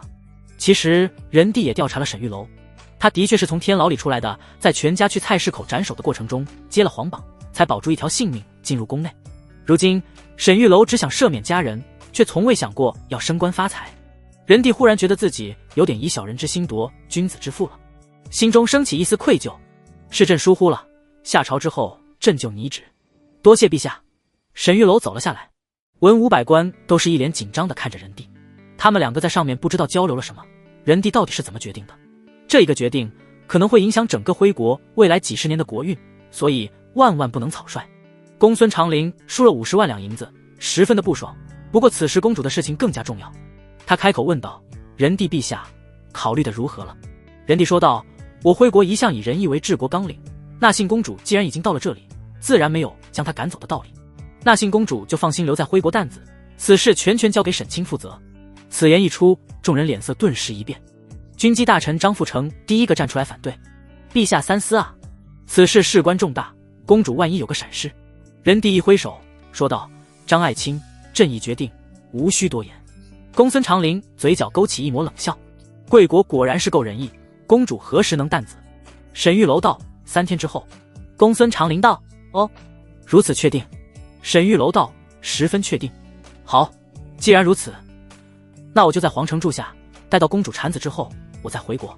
沈玉楼道：“公孙大人别忘了50万两的事，七商全权仆我稍后会差人送去。”公孙长陵脸色一黑，说道：“放心，我乌林国人从不食言。告辞。”说完，公孙长陵便拂袖离去。在场众人都松了口气。仁帝说道：“先把那信公主送下去，告诉内务府，一切按照公主待遇伺候，不得有误。”那信捂着肚子，有些虚弱地说道：“多谢仁帝陛下。”那信走后，仁帝说道：“沈玉楼上前听风。”沈玉楼上前一步，仁帝说道：“特封沈玉楼为护产钦差，全权负责纳信公主担子。在此期间，内务府和皇嗣所全部听从沈玉楼调遣，不得有误。”臣领旨。众人都互相看了看，眼神里露出古怪之色。这一次沈玉楼可是接了个大活啊，这要是处理好了，能平步青云；处理不好，可就是脑袋搬家。仁帝金口玉言，已经下旨了，自然无法收回成命，大家也只好静观其变了。张富成说道：“沈大人，方才你所说的七伤拳，能否给老夫展示一下？若真有此拳谱，我军岂不天下无敌？”沈玉楼刚才那一拳实在是唬人，他们费尽力气拿铁锤都砸不开的盾牌，沈玉楼一拳就能砸碎，简直离谱。沈玉楼说道：“张大人，其实压根就没有七伤拳，是我编出来骗使臣的。他们非要把盾牌50万两卖给仁帝，而沈玉楼这招只是以牙还牙而已，把一个随口编的拳谱卖给他们50万两，算是替仁帝出口气。”张富成皱起眉头：“那你如何破盾的？”沈玉楼道：“此盾乃是杜了锡，我用浓醋在里面涂抹，这盾就被破坏了，我给张大人演示一下。”沈玉楼拿出袖子里剩下的半瓶醋，洒在了盾牌上，不多时，那盾牌就变得破旧不堪。众人都是啧啧称奇，想不到这么坚固的盾牌，只需要一点浓醋就解决了。仁帝见状，大笑起来：“好好好，这50万两白银赚得容易。沈玉楼，今日你立下大功，有什么想要的赏赐，尽管开口。”其实仁帝已经知道沈玉楼要什么，但还是在此一问，为的就是让大家都听听，人家沈玉楼就这么一点要求，这才是为皇帝分忧的好臣子，不像是其他臣子动不动就要钱要地。沈玉楼心中无奈，他也想要别的，但是现在小命还没保住呢，无暇想别的。微臣父母嫂侄皆在狱中，只因私藏幼儿，请陛下赦免。此言一出，众人的目光看向了国师孙询。之前25皇子没死的时候，这个办法就是国师孙询想出来的，从民间找孩子抽血给皇子续命。因为这件事死了不少孩子，拆散了很多家庭。可即便如此，皇子依旧死了。因为这件事，百姓怨声载道，仁帝也是扛着很大的压力。他本想着只要皇子平安，即便承受一些骂名也认了。可是现在皇子死了，说明国师的办法没用。之所以让沈玉楼当众说出来这个请求，也是为了敲打国师。仁帝说道：“准了，不仅沈清一家赦免，其他同罪的犯人全部赦免，出狱之后给一定补偿。国师意下如何？”皇子都已经死了，这个规定自然作废。孙寻穿着一身道袍，在整个大殿之中显得格格不入。此时的他面无表情，看不出来喜怒，只是淡淡的看了沈玉楼一眼，随后说道：“陛下圣明。”沈玉楼无奈，又被仁帝给当枪使了，但是沈玉楼也没办法，只要是赦免自己的家人，那就必定要得罪国师。国师这个狗东西，就是因为他，沈玉楼一家差点被杀。反正都已经得罪了，沈玉楼不如先下手为强，回头找个机会弄死他。现在25皇子一案还在他的手里，他可以考虑一下把这老东西拉下水，以绝后患。沈玉楼就是这样的人，平日里笑呵呵的，可一旦动了念头，那就会往死了弄你。之前在现代，沈玉楼这性子收敛了很多，如今穿越到了这里，他算是彻底解放天性了。公孙长林回到客栈，几个强壮的将军围着他，问道：“大人，怎么样了？”这些将军都是他一起带来的，其中有一位足足有2米多高，像是一座小山一样，压迫感十足。此人乃是乌林国第一先锋宋虎。公孙长林把今天发生的事情说了一遍，众人脸色一变。宋虎说道：“公孙大人，此话当真？这世上真有如此凶狠的拳法？伤人先伤己，这是什么武功？那盾牌可是经过测试的，即便是他们国家第一先锋宋虎，也要费尽9牛2虎之力才能破开。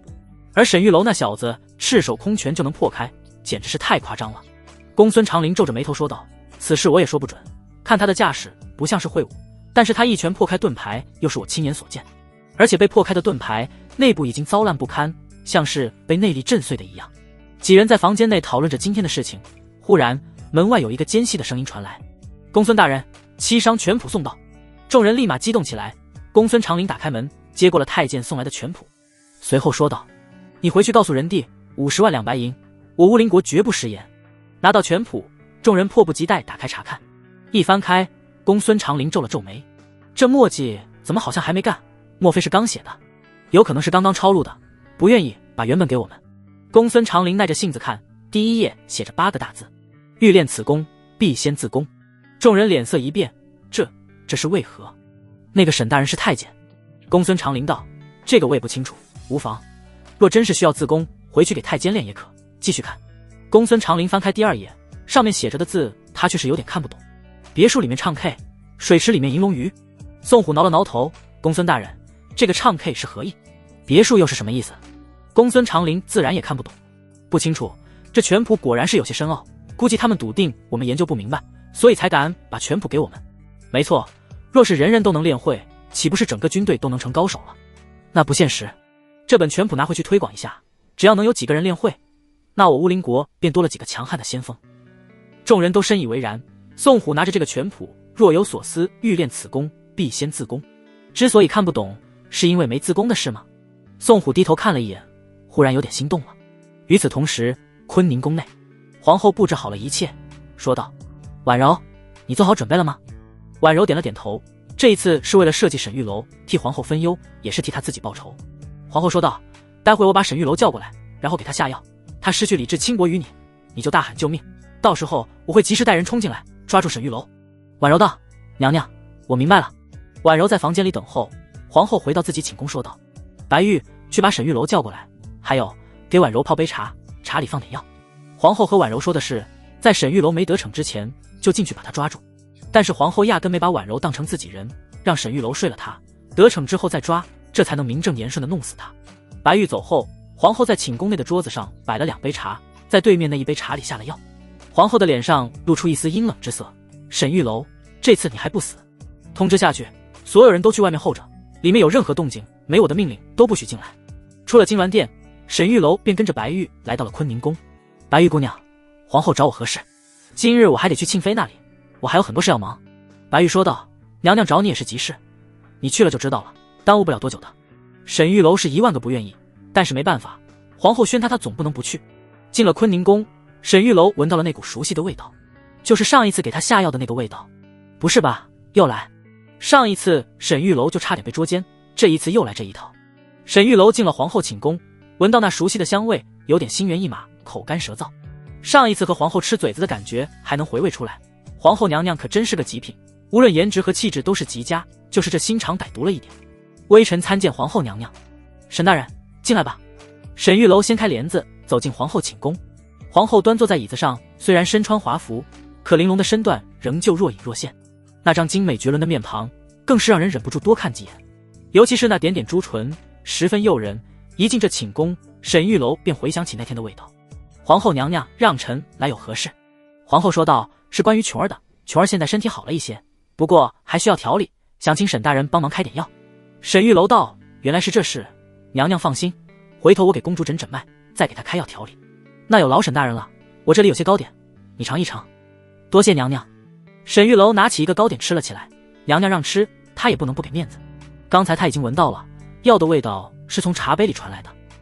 皇后给她下药，肯定没安什么好心，大概率是让沈玉楼吃药之后侵犯某个宫女，然后皇后当场抓住，给沈玉楼定罪。沈玉楼治好了贵妃，已经成了她的眼中钉肉中刺。这个情况沈玉楼进宫之后就已经有所预料了，只是没想到这么快就来了。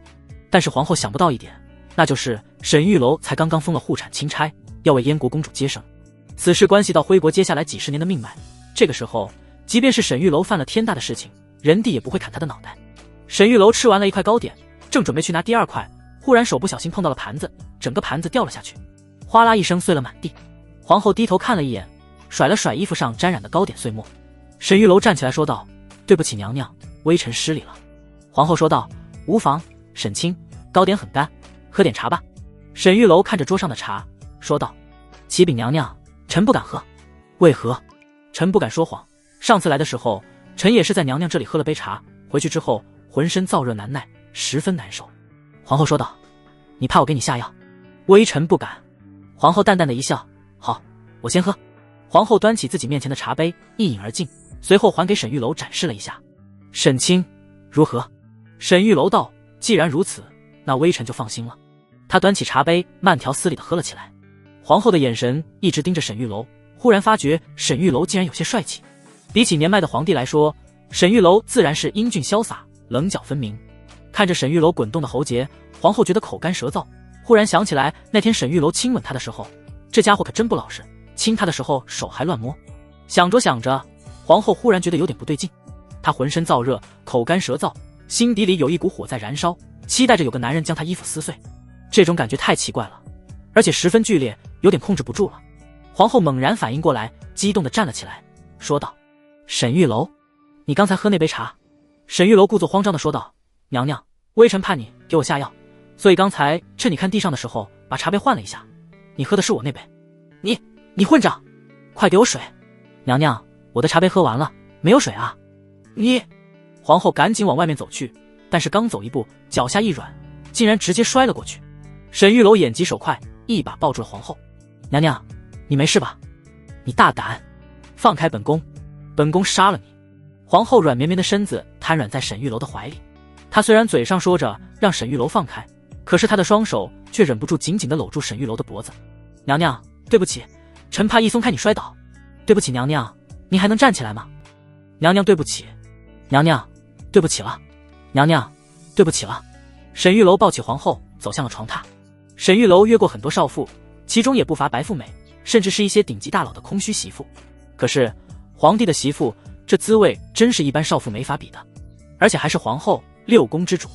自打沈玉楼进宫之后，这女人就想方设法的要杀她。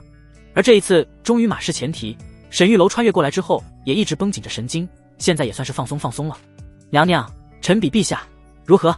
沈玉楼提起裤子，淡淡的一笑，看了一眼躺在床上的皇后，快步的走出了寝宫。这一路畅通无阻，甚至都没有人来阻拦。就在沈玉楼刚走出坤宁宫没多久的时候，忽然一个女人扑进了他的怀里。沈大人，救我！沈玉楼只觉得怀里一软，冲击力很是巨大，低头一看，竟然是婉柔。婉柔此时脸颊通红，眼神迷离，嘴唇上还挂着晶莹剔透的口水，衣服领子扯开，露出里面深不见底的鸿沟。沈玉楼无语，刚才咋不早点来？早来就开启连发模式了，现在在这后花园里，他也没法练枪了。此时沈玉楼忽然明白了，搞了半天皇后给他下药是让他动这个丫头。沈玉楼想了想，扶着婉柔走回了乳母司。这女人日后有用。坤宁宫，皇后躺在床上，虚弱的手脚都在发抖，床榻之上全是她的虚汗。服了药物之后竟然是这种感觉，沈玉楼那个混蛋竟然敢那样对她。皇后死死地咬着牙，愤怒的俏脸通红。刚才她让外面那些人别进来，没想到是挖了个坑给自己弄进去了。沈玉楼，这次你必死！皇后费了很大的力气坐了起来，自己穿上了衣服。此时白玉走了进来，说道：娘娘怎么样？皇后神色复杂，没怎么样，让沈玉楼跑了。白玉一愣，心想怎么会这样？皇后说道：随我去御书房，沈玉楼这一次必死无疑。皇后拿着茶杯，怒气冲冲地直奔御书房。茶杯里面还有残留的药物，皇后已经想好了说辞，就说沈玉楼给她下药，意图不轨，结果关键时刻被白玉所救。沈玉楼要侵犯皇后，这罪过满门抄斩都足够了。到时候他再用点手段，不给沈玉楼解释的机会，直接格杀，看他还不死。皇后金枝玉体，竟然被沈玉楼给玩弄了，简直岂有此理。皇后来到御书房的门口，正准备进去，忽然听见皇上正在书房教训着谁。她停下脚步，仔细的聆听。此时在御书房内，郑非凡跪在地上：皇上，此事乃是宫女亲眼所见，沈玉楼轻薄秦大人，而秦大人和微臣乃是青梅竹马，请陛下为臣做主。沈玉楼和秦贵如亲嘴的事情，让郑非凡夜夜难寐，如鲠在喉。今日在金銮殿上，沈玉楼又出尽了风头，让郑非凡更是嫉妒万分，所以郑非凡脑袋一热，过来找皇上告状。仁帝的脸色却是难看了起来，站起来指着郑非凡冷冷地说道：你和秦贵如青梅竹马，你可提亲了？郑非凡摇了摇头，还没有，马上。既然还没有，那你和秦青之间有何关系？屁大点事也要朕来替你做主。朕告诉你，沈清现在乃是护产钦差，别说这点小事了，就算沈清把天捅破了，朕也不会治他的罪，懂吗？从今日起，你不要进宫了，去皇城外面守城门，滚！郑非凡面如死灰，他死死地咬着牙，最终也只能谢主隆恩。而郑非凡走后，皇后的脸色则是变得有些难看了起来。沈玉楼什么时候成护产钦差了？皇后犹豫半天，最终还是走进了御书房。陛下，仁帝皱了皱眉：明真，你怎么来了？皇后说道：臣妾听说朝堂之上发生了大事，所以过来看看。仁帝叹了口气，今日确实发生了大事。仁帝有些苦恼，正好没人吐苦水，所以就跟皇后说了一遍。皇后听完之后，神色无比复杂。那岂不是说，现在我们徽国未来几十年的命运，全都交到了沈玉楼的手上？仁帝听完之后点了点头，没错，刚才那个不开眼的东西，居然还来和沈清争风吃醋，要弹劾他，真是混账。说句不好听的，现在沈玉楼纵然是犯了诛九族的大罪，朕也得赦免他。仁帝这么一说，皇后的心里咯噔一下。也就是说，即便皇后现在和仁帝说了实话，他也不会处罚沈玉楼。况且皇后还不敢说实话，堂堂六宫之主，要是让人知道她被男人给玷污了身子，仁帝的面子往哪放？她这个皇后还能当吗？皇后犹豫再三，还是没把实话说出来，只是说过来看看皇上，为皇上分忧。至于沈玉楼睡了她的事情，看来只能当个哑巴亏吃了。此时皇后心里无比的憋屈，她堂堂一国之母，竟然让沈玉楼这个混蛋给得逞了。一想到在床上沈玉楼把她摆弄成各种姿势，皇后的脸就有些发烫。明真，你脸怎么这么红？是不是生病了？皇后回过神来，说道：多谢陛下关心，是有一点，可能昨夜睡觉着凉了，不行就传御医看一看，御医要是看不好，就让沈玉楼给你看看。皇后脸色再次一僵，是，臣妾先行告退了。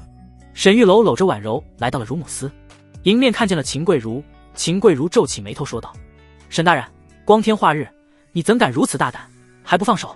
沈玉楼放开了手，一脸无辜地说道：你看，是他搂着我。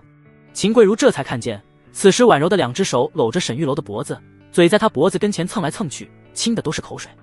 秦贵如立马察觉到了有些不对劲，怎么回事？应该是被下药了，给我准备一些甘草、陈皮还有葛根，我给他催吐一下。秦贵如命人去准备之后，皱着眉头打量着沈玉楼，说道：你那么好色，你没对他做什么？沈玉楼道：秦大人，看你这话说的，我只对你好色，别的女人在我眼里如同粪土。秦贵如顿时霞飞双颊，沈大人莫要胡言。秦贵如狠狠地瞪了他一眼，这男人说话总是让人脸红不已，那些即便是夫妻都羞于启齿的话，他却张口就来。之前当着那么多人的面就说什么对他甚是喜欢，又说要娶她，今天又说别的女人如同粪土，这人脸皮怎么这么厚？秦贵如把碗揉扶了过来，给他喝了点清水。沈玉楼问道：陶红呢？陶红闻言从外面走了进来，神色有些哀怨地说道：粪土在这。沈玉楼尴尬的一笑：陶红，那幸公主可安顿好了？安顿好了。秦贵如问道：朝堂的事情我也听说了，那个内姓公主到底什么情况？沈玉楼道：胎位不正，脐带绕颈。秦贵如脸色一变，那岂不是死胎？秦贵如对于接生也有一些了解，这样的情况根本没有任何生产的机会，孩子肯定是保不住的，大人也是10有8九要死。这种情况沈玉楼也敢接？沈玉楼点头，算是死胎吧。那你想怎么办？沈玉楼用手比划了一个切割的动作，说道：剖腹。秦贵如瞳孔一缩，你疯了？切开腹部，公主性命难保。沈玉楼摇了摇头，如果顺利的话，剖腹产子能够母子平安。秦贵如还是有些不相信，要怎么做？过程还是相当复杂的，我需要一些人手进行培训。秦大人，这事还得你帮忙，我可是替乳母司接下的这个差事，要是失败，咱们俩就得做亡命鸳鸯了。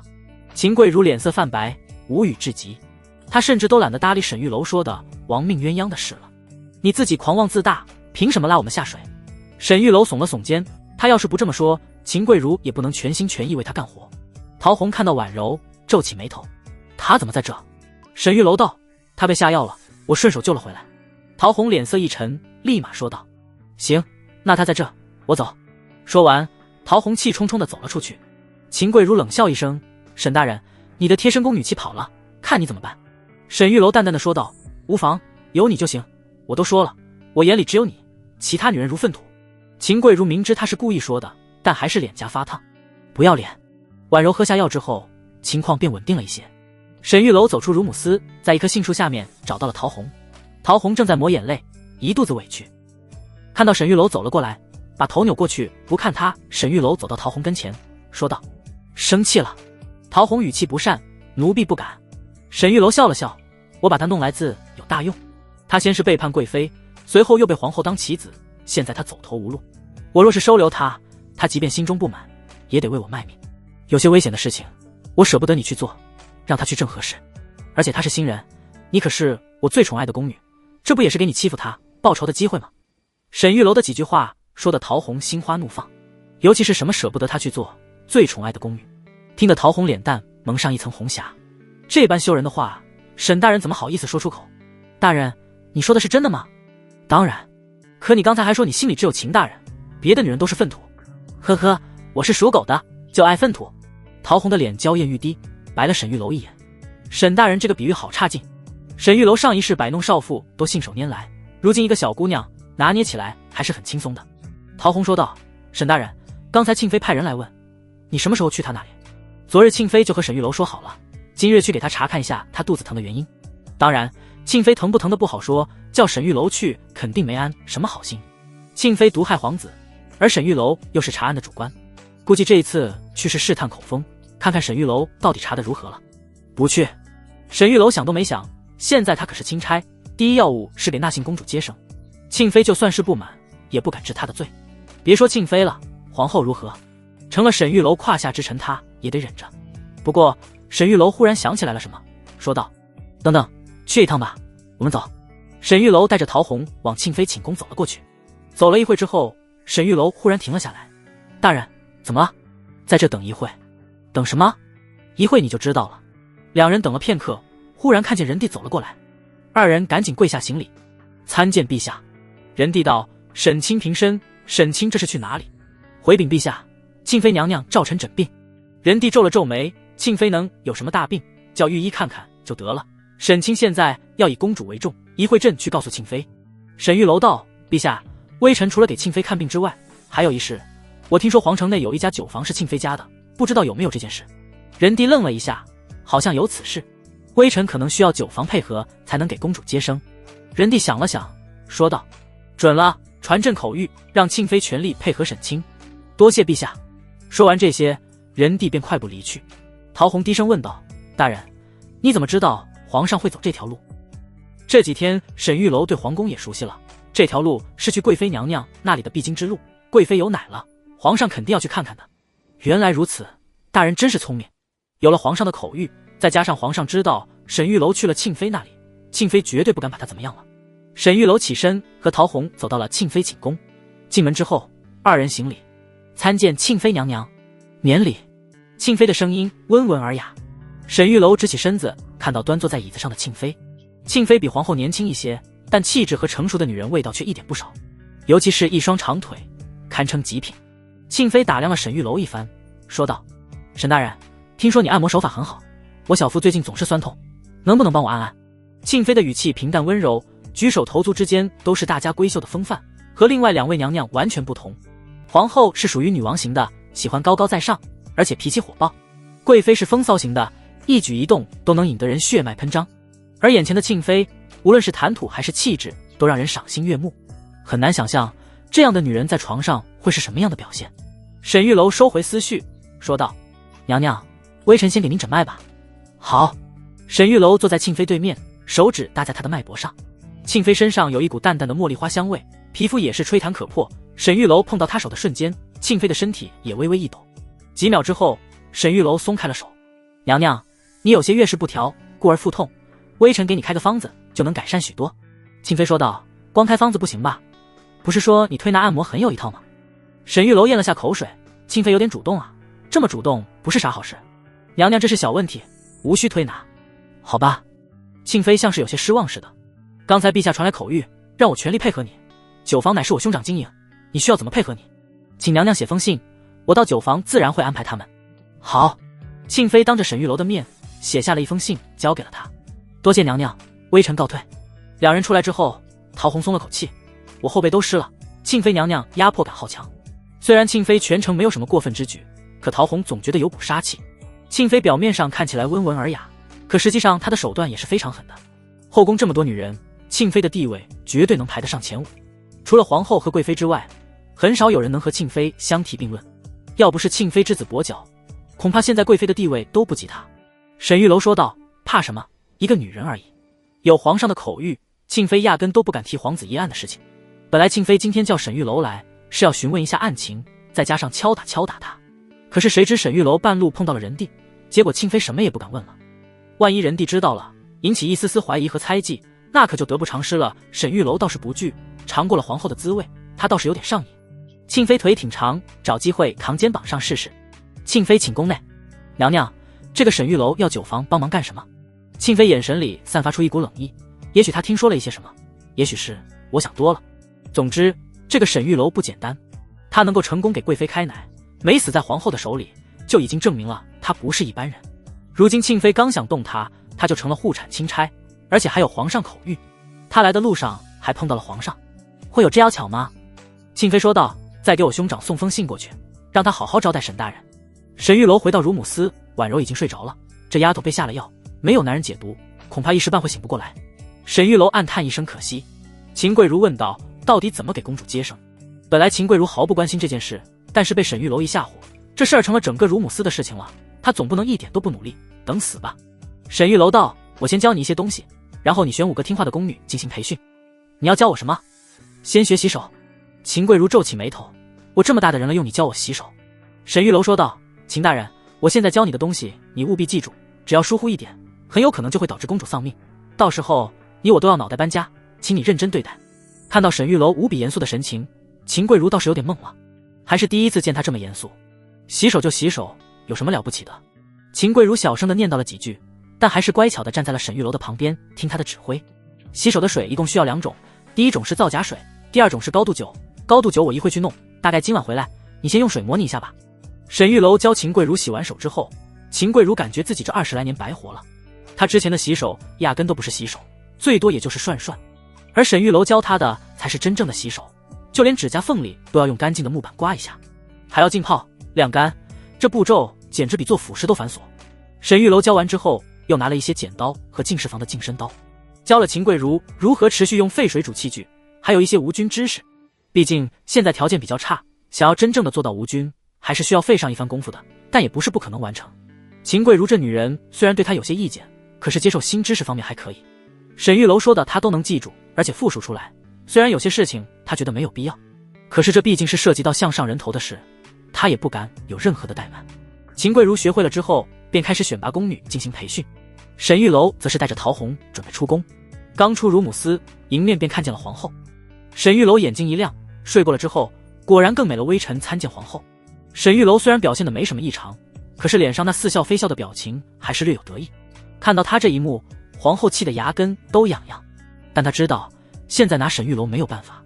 皇后理都没理他，直接从旁边走过，就像是没看见沈玉楼一样。等到皇后过去，陶红问道：“大人，你是不是得罪皇后了？她怎么都不理你？”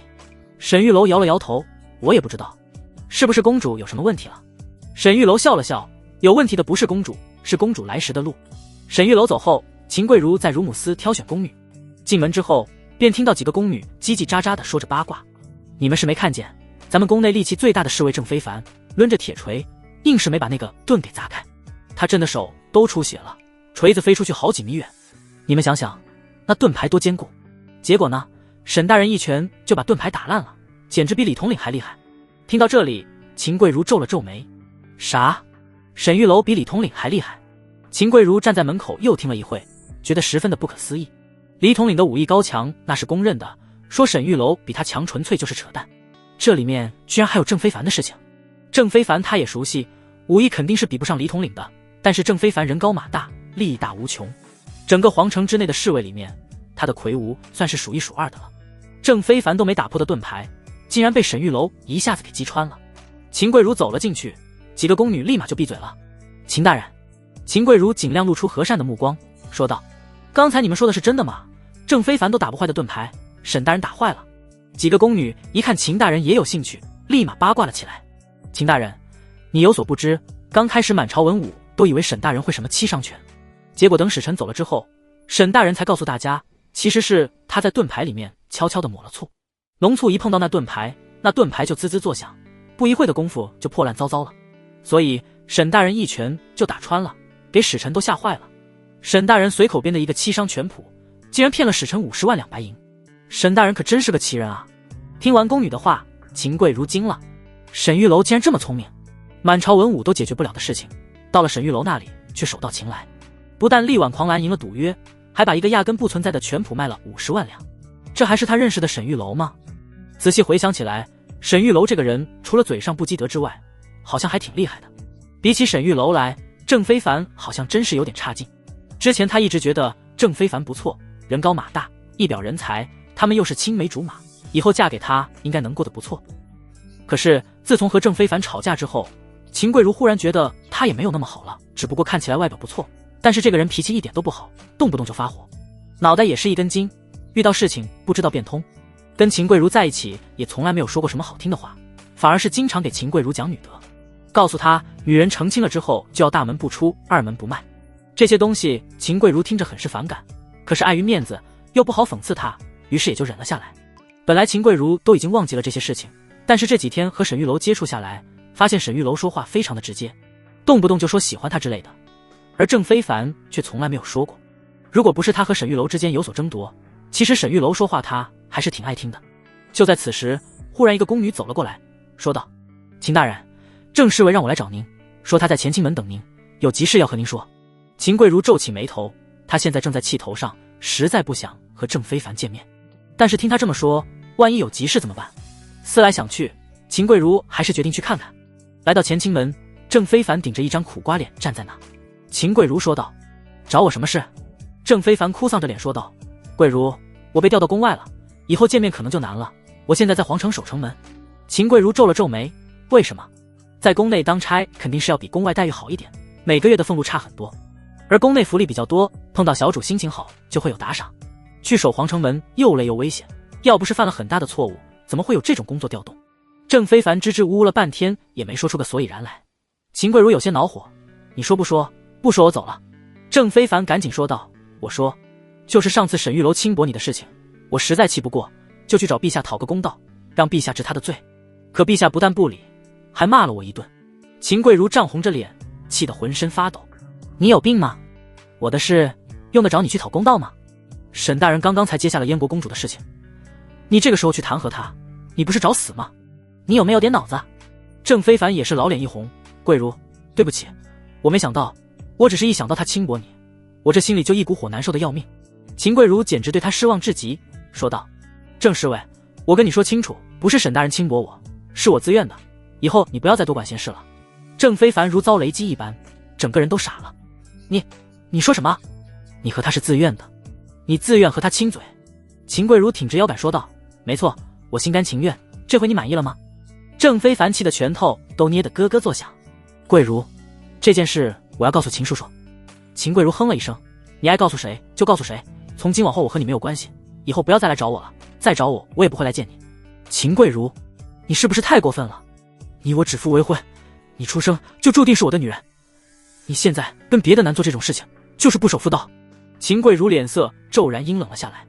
郑非凡，你给我闭嘴，我和你没有任何关系，更没有指腹为婚，你别乱说话。秦桂如此时对他厌恶至极，说完之后直接转身走进前厅门。郑非凡气的一拳打在了墙上，吭的一声闷响。此时他的怒气全都化为恨意，对沈玉楼的恨意。沈玉楼和陶虹出了宫门之后，便看见了正要入宫的李辉。李统领，沈大人。看到沈玉楼，李辉有些惊喜。沈大人，宫里发生的事情我听说了，沈大人真是好手段啊。沈玉楼破开盾牌，把七伤拳普卖给乌林国使臣50万两的事情，李辉也听说了。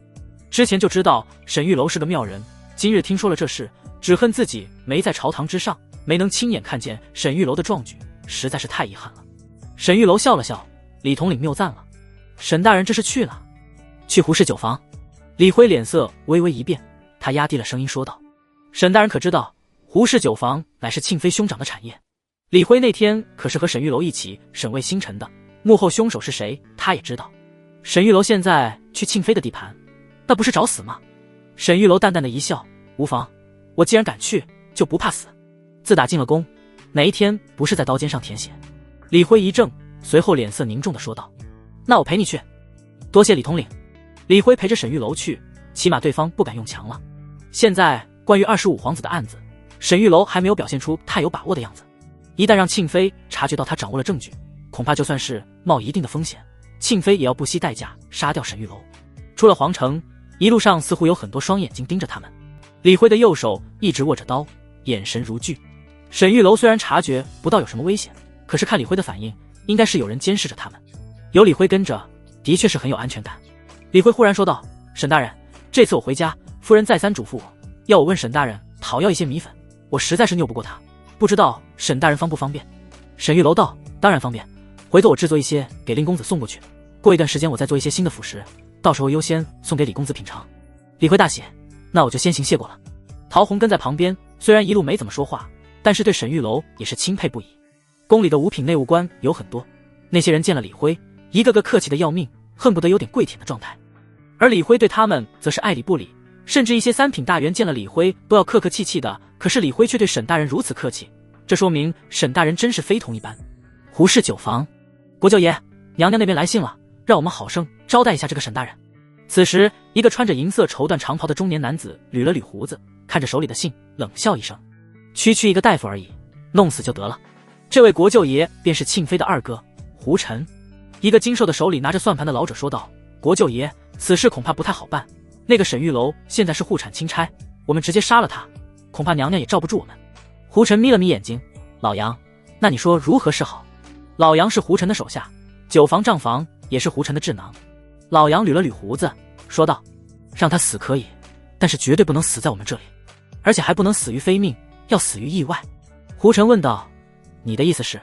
老杨说道：沈大人作为钦差来我们酒房谈合作，肯定是照顾我们生意，我们好生招待一下合理吧？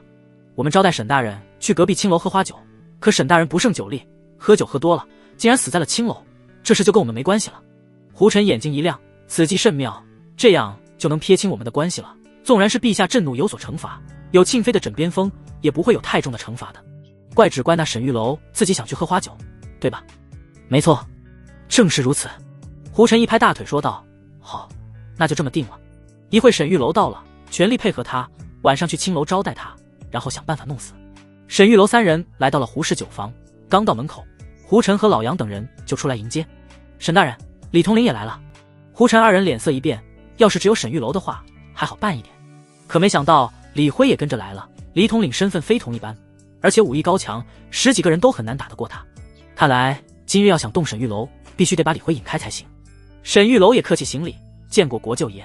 这一次来叨扰，主要是为了给燕国公主接生需要贵酒坊的一些东西。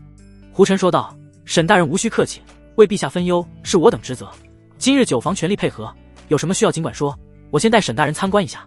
酒坊很大，各种各样的酒都有，酒糟粮食也是相当的多，而沈玉楼最需要的蒸馏技术在这里也有。酒房的蒸馏技术是为了做低度酒和高度酒的区分的，当然，即便是高度酒，最多也就是30多度而已。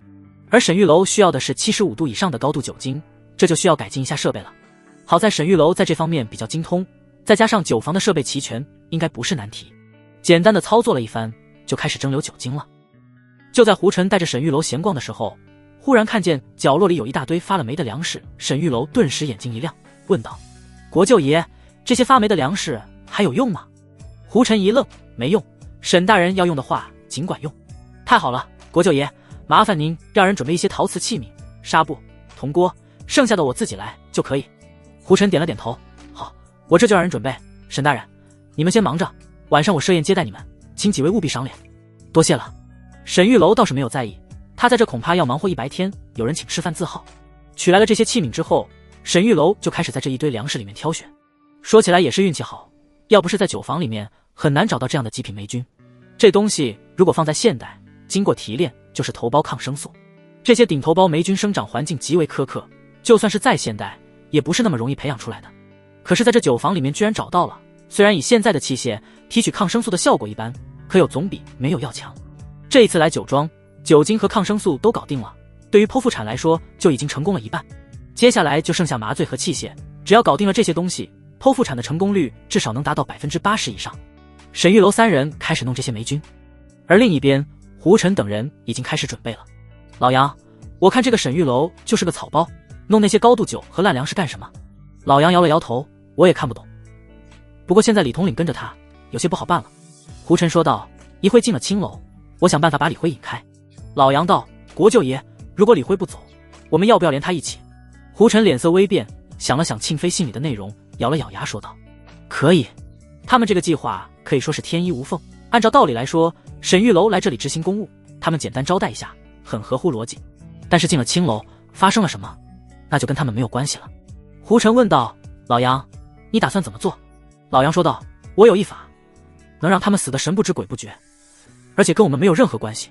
一会儿先给那三人弄一些蜂蜜水，然后到青楼之后，我们点一些烤鸭，烤鸭自然要配野山葱，蜂蜜加野山葱乃是剧毒，只要他们吃的足够多，就足以致命。等着到了那里，我们也跟着吃，但是我们没有喝蜂蜜，所以我们不会有任何问题。到时候出了事，就算是皇上要追查下来，那也是查整个青楼，和我们没有任何的关系。老杨说完，胡晨满意的点了点头，此计甚妙，去给他们冲蜂蜜水吧。沈玉楼三人正在忙活着，陶虹和李辉对沈玉楼弄的这个东西非常感兴趣。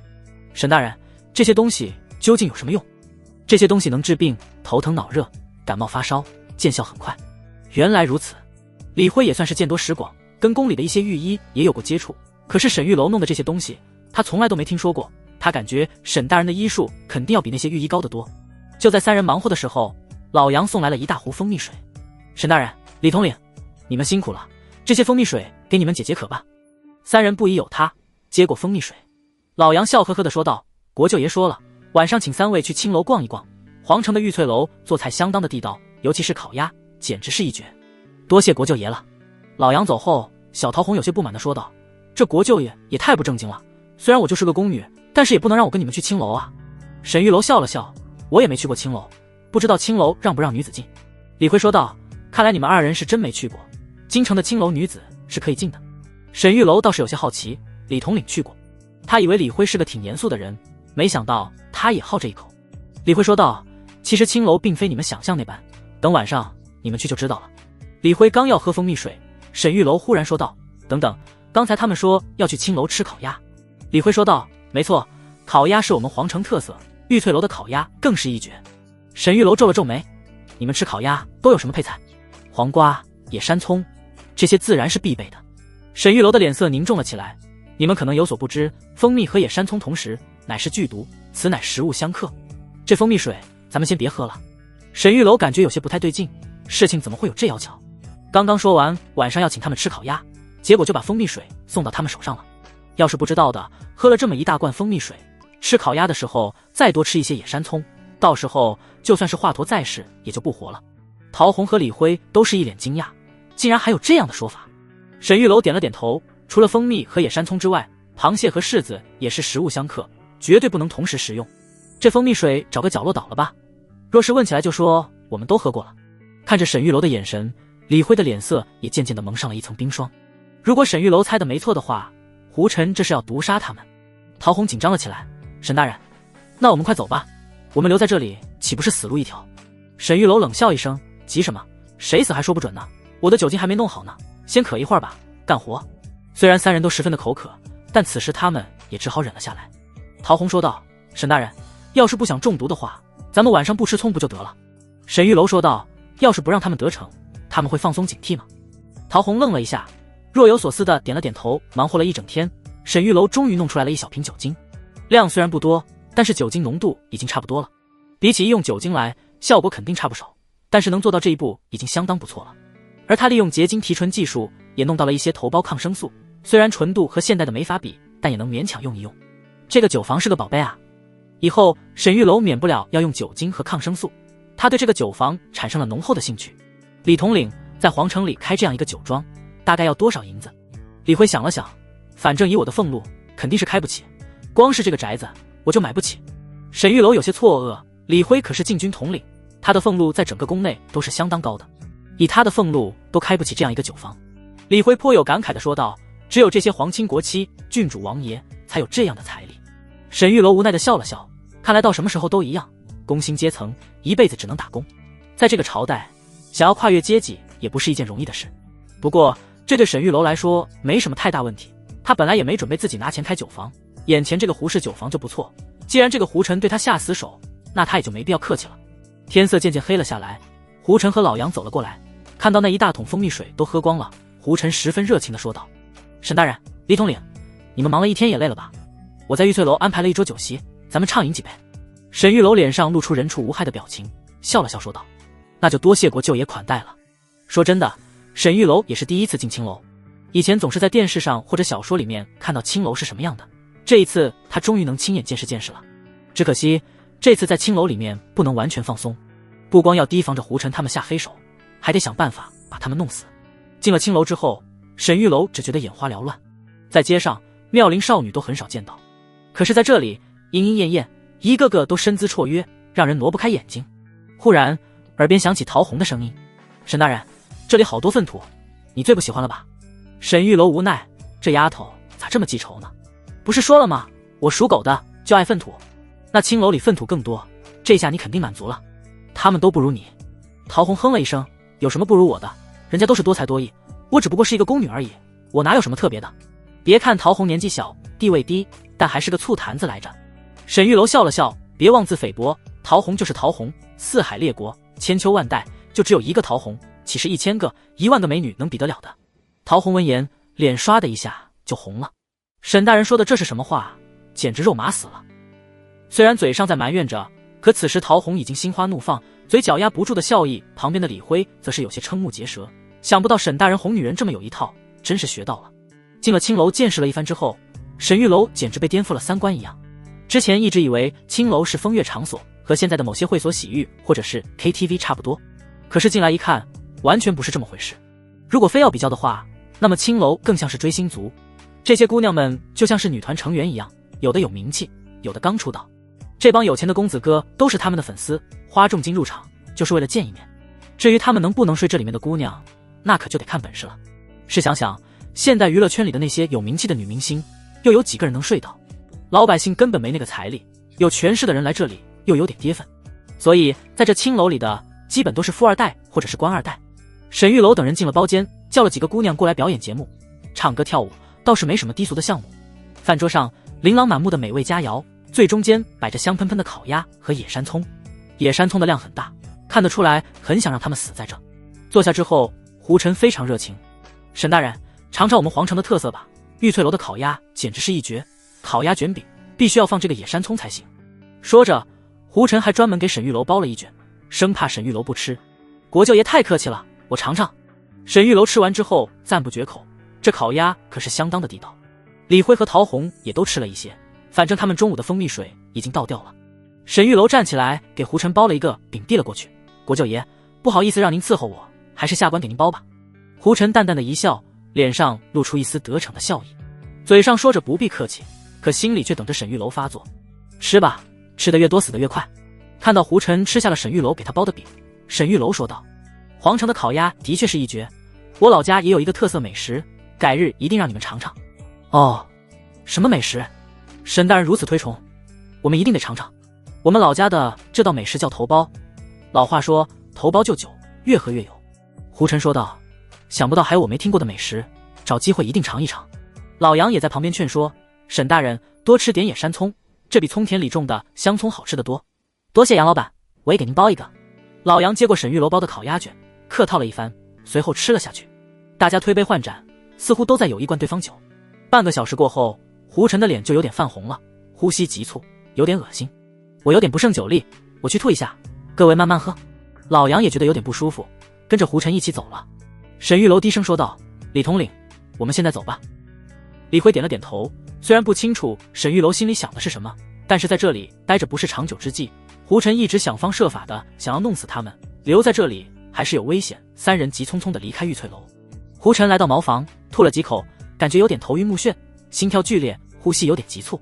老杨也扶着墙走了过来，问道，国舅爷，今天的酒怎么这么上头？不清楚，有点难受。胡晨说完之后靠在了墙上，随后一点一点的往下滑落，脸上露出痛苦之色。老杨，我胸口闷，喘不上气来。老杨脸色微变，国舅爷，我来扶你。老杨刚要去扶他，结果自己也倒在了地上。两人脸色都十分的痛苦，大口的喘着气，可还是感觉气不够用。沈玉楼给他们俩下的剂量那可是超标很多的，如果现代这俩人及时送去医院还能保住一命，但是在这个朝代的条件下，二人必死无疑。回宫之后，陶虹只觉得心有余悸，幸亏这一次有李统领跟着我们，要不然他们下毒不成，恐怕就要派杀手了吧。沈玉楼说道，没错，今日之事多亏了李统领。陶虹，明日你多磨一些米粉给李统领带回去。好的。李辉笑了笑，沈大人客气了，方才你说的头孢是何物？下酒菜，算是吧，有机会给你尝尝。沈玉楼回到乳母司，进门之后便看见秦贵如坐在殿内。秦大人还没睡？秦贵如道，忙了一天，那信公主说有些肚子疼。沈玉楼微微皱眉，走去看看。两人来到那信公主的房间，沈玉楼给她检查了一下肚子，说道，没事，这几天多喝点水。那信问道，沈大人，你准备如何给我接上？剖腹产的事情迟早瞒不住，沈玉楼便和他如实说了，让他有个心理准备。在这里给你划一刀，然后取出孩子，再缝合上。秦贵如尽管已经知道了沈玉楼的办法，但此时他还是有些担心。沈玉楼，这样做还是有点危险吧？没有别的办法吗？沈玉楼摇了摇头，目前来说只有这一个办法，否则就是一尸两命。秦贵如皱着眉头，万一失败，那我们整个乳母司的人都要死。沈玉楼道，秦大人若是怕了，现在可以辞去职务，沈某一个人也能给公主接上。秦贵如哼了一声，我不是怕，我只是不想看到有人死。剖腹产这种事情对于现在的人来说还是有些难以接受，即便是沈玉楼有万全的准备，也没有绝对的把握。如今他是护产钦差，整个内务府都听他的调遣，他这才能方便许多。要是在民间，这种事想都不要想了。而且还是因为那信公主情况特殊，如果不剖腹产，她是必死无疑。正因为如此，沈玉楼才敢使用剖腹产。这种技术目前来说还是无法普及的，只能搏一次。那信公主说道，我相信你，我愿意试一试。那信公主这几个月走了太多的地方，见过了太多的大夫，只有沈玉楼给了她一丝希望，哪怕是开膛破肚，她也愿意试一试。沈玉楼在她的肚子上简单的揉了一下，那信公主立马好了很多。公主放心，还有2天的时间，我保证能让你平安产子。那信公主点了点头，忽然拉住了沈玉楼的手，沈大人，拜托你了。出了那信公主的房间，秦贵如站在御花园里，看着天上的月亮，有些发呆。这几天她心情很不好，官职被沈玉楼给抢了不说，和郑非凡还发生了那样的事情。本来以为郑非凡挺不错的，现在看他怎么全是缺点。沈玉楼看他有些闷闷不乐，问道，秦大人心情不好？秦贵如瞪了他一眼，不用你管。沈玉楼说道，秦大人你应该也很懂药材，我给你出个谜语如何？秦贵如愣了一下，什么谜语？你从椅子上忽然站起来了，猜一个药材。秦贵如想了半天，摇了摇头，不知道。呵呵，枸杞。秦贵如气得咬牙切齿，沈玉楼，你要是不会说话，你就别跟我说话。嗨嗨，秦大人别急啊，我还有个问题，这次你要能答上来我就服你了。秦贵如冷眼看着他，这家伙嘴里能有什么正经问题吗？沈玉楼道，我3年前花5两金子买了一个古董，现在能卖15两银子，你说我是涨还是跌？跌啊！你说什么？跌！秦大人，你说话声音怎么这么小？爹，我说爹。秦贵如一下子反应过来，怒不可遏。沈玉楼，我杀了你！秦贵如追着沈玉楼打，两人在这御花园里追追闹闹。秦贵如的脸上竟然从愤怒化为了一丝笑容。沈玉楼这家伙虽然有点损，但是不得不说还是挺会逗人开心的。闹了一会，秦贵如的心情已经比刚才好多了，关于郑非凡的一些烦恼也都暂时搁在一边，有什么事等着回家探亲的时候再说吧。此时的庆妃正在寝宫里面伺候皇帝，今晚仁帝来了兴致，翻了庆妃的牌子。庆妃十分的惊喜，现在仁帝年纪大了，身体可不如以前了。年轻的时候几乎是夜夜笙歌的，现在年纪大了，力不从心，再加上政务缠身，一个月也翻不了几次牌子。而且即便是翻牌子，也都是一些新面孔，年轻稚嫩的嫔妃。毕竟新人能够带来新鲜感，能够给仁帝缓解政务上的压力，所以庆妃这样的妃子已经属于过气的了。今天仁帝能来，他高兴至极。伺候仁帝脱了衣服，两人刚要进被窝，忽然燕子来到了门口，脸色十分古怪。庆妃皱着眉头有些不悦，心想今日燕子怎么这么没眼力见燕子，你干什么？燕子说道，娘娘陛下，奴婢有事汇报，国舅爷他死了。什么？庆妃脸色大变，一下子从床上跳了下来，瞪着眼睛，情绪激动不已。胡晨是最疼爱他的兄长，从小就对庆妃特别宠爱。后来庆妃入宫之后，他吹了很多枕边风，才能让胡晨成为京城最大酒坊的老板。别看胡晨只是一个酒坊的老板，他这个酒坊可是垄断了整个京城的酒业，所有的小酒坊都要给他交钱，胡晨每年的利润可是非常巨大的，包括宫里面的御酒都是胡晨提供的，收入非常可观。正因为他们兄妹情深，所以才让胡晨办了沈玉楼。可万万没想到胡晨竟然死了，这让庆妃如何不激动？庆妃一把抓住燕子，声音颤抖着问道，你再说一次。燕子跪在地上说道，庆妃娘娘，国舅爷死了，死在了玉翠楼。庆妃瞳孔一震，脑子嗡的一声，一下子瘫坐在了地上，脸色悲怆无比。几秒之后，庆妃猛然反应过来，她跪在地上激动地说道，陛下，臣兄乃是被沈玉楼所杀，请陛下为臣妾做主。胡晨不会无缘无故的死的，今天沈玉楼去酒房，庆妃让胡晨看着办，结果胡晨就死了，不是沈玉楼干的还能是谁？庆妃知道沈玉楼这家伙不简单，可是她没有想到沈玉楼竟然连胡晨都能弄死，在兄长的地盘竟然会出现这种事情。仁帝坐在床上，眉头紧锁，庆妃，何出此言？你什么都没问，就一口咬定是沈清所为。庆妃说道，今日沈玉楼过来找我，说要去酒坊办事，结果他去了之后，我兄长就死了。沈玉楼诡计多端，此事必定是他所为，请皇上为臣妾做主。仁帝皱着眉头，庆妃，你可有证据？沈清现在是护产钦差，身份至关重要，若是没有确凿的证据，还是不要乱说。现在纳信公主的命就捏在沈玉楼的手里，即便是沈玉楼犯了什么错误啊，仁帝也不会治他的罪。更何况沈玉楼哪有那么大的胆子敢谋害国舅爷？庆妃哭了起来，泣不成声，陛下，兄长和我感情深厚，我就这么一个哥哥，请陛下为我做主啊！呜！庆妃哭得不成样子，那模样简直我见犹怜。仁帝有些心疼，也被他哭得心烦。去，把沈玉楼叫过来。沈玉楼正在和秦贵如打情骂俏，忽然太监传令过来，沈大人，陛下要你速去庆妃寝宫，不得有误。沈玉楼脸色冷然，看来胡晨的死讯已经传到宫里了。秦贵如皱了皱眉，说道，怎么回事？沈玉楼从怀中拿出一封信，交到了秦贵如的手里，低声在他耳边说道，把这封信送给贤妃，多谢。说完之后，沈玉楼便前往庆妃的寝宫，看着手里的这封信，秦贵如的心情复杂。沈玉楼这是犯什么事了？看这个太监的样子，还有沈玉楼脸上的神色，难不成是他得罪了庆妃？可是如此关键时刻，沈玉楼怎么会想着去找贤妃？不应该是找贵妃吗？沈玉楼治好了贵妃，贵妃应该会保他吧？秦贵如心中开始犹豫了起来，如果他不帮忙，是不是他就能重新当回嗣正了？可是这个念头很快就被压了下去，他现在忽然有点习惯了和沈玉楼一起工作，沈玉楼真要是出了点什么事，他这心里也有些难受。而且现在整个乳母司的命都系在纳信公主的身上，没有了沈玉楼，他肯定也活不成。想到这里，秦贵如立马拿着信快步的跑向了贤妃寝宫。贤妃的寝宫无比的冷清，院子里只有一个宫女，此时也都坐在椅子上打盹。在这个母凭子贵的皇宫里，皇子死了之后，贤妃的地位一落千丈。虽然皇上并未冷落她，可是周围的这些奴才都知道怎么回事。以前大家都往贤妃这里献殷勤，现在都懒得搭理她。秦贵如走进寝宫，如入无人之地一样。此时的贤妃正看着窗外的月亮，默默的流泪。这段时间，她几乎是以泪洗面，没有一天不哭的。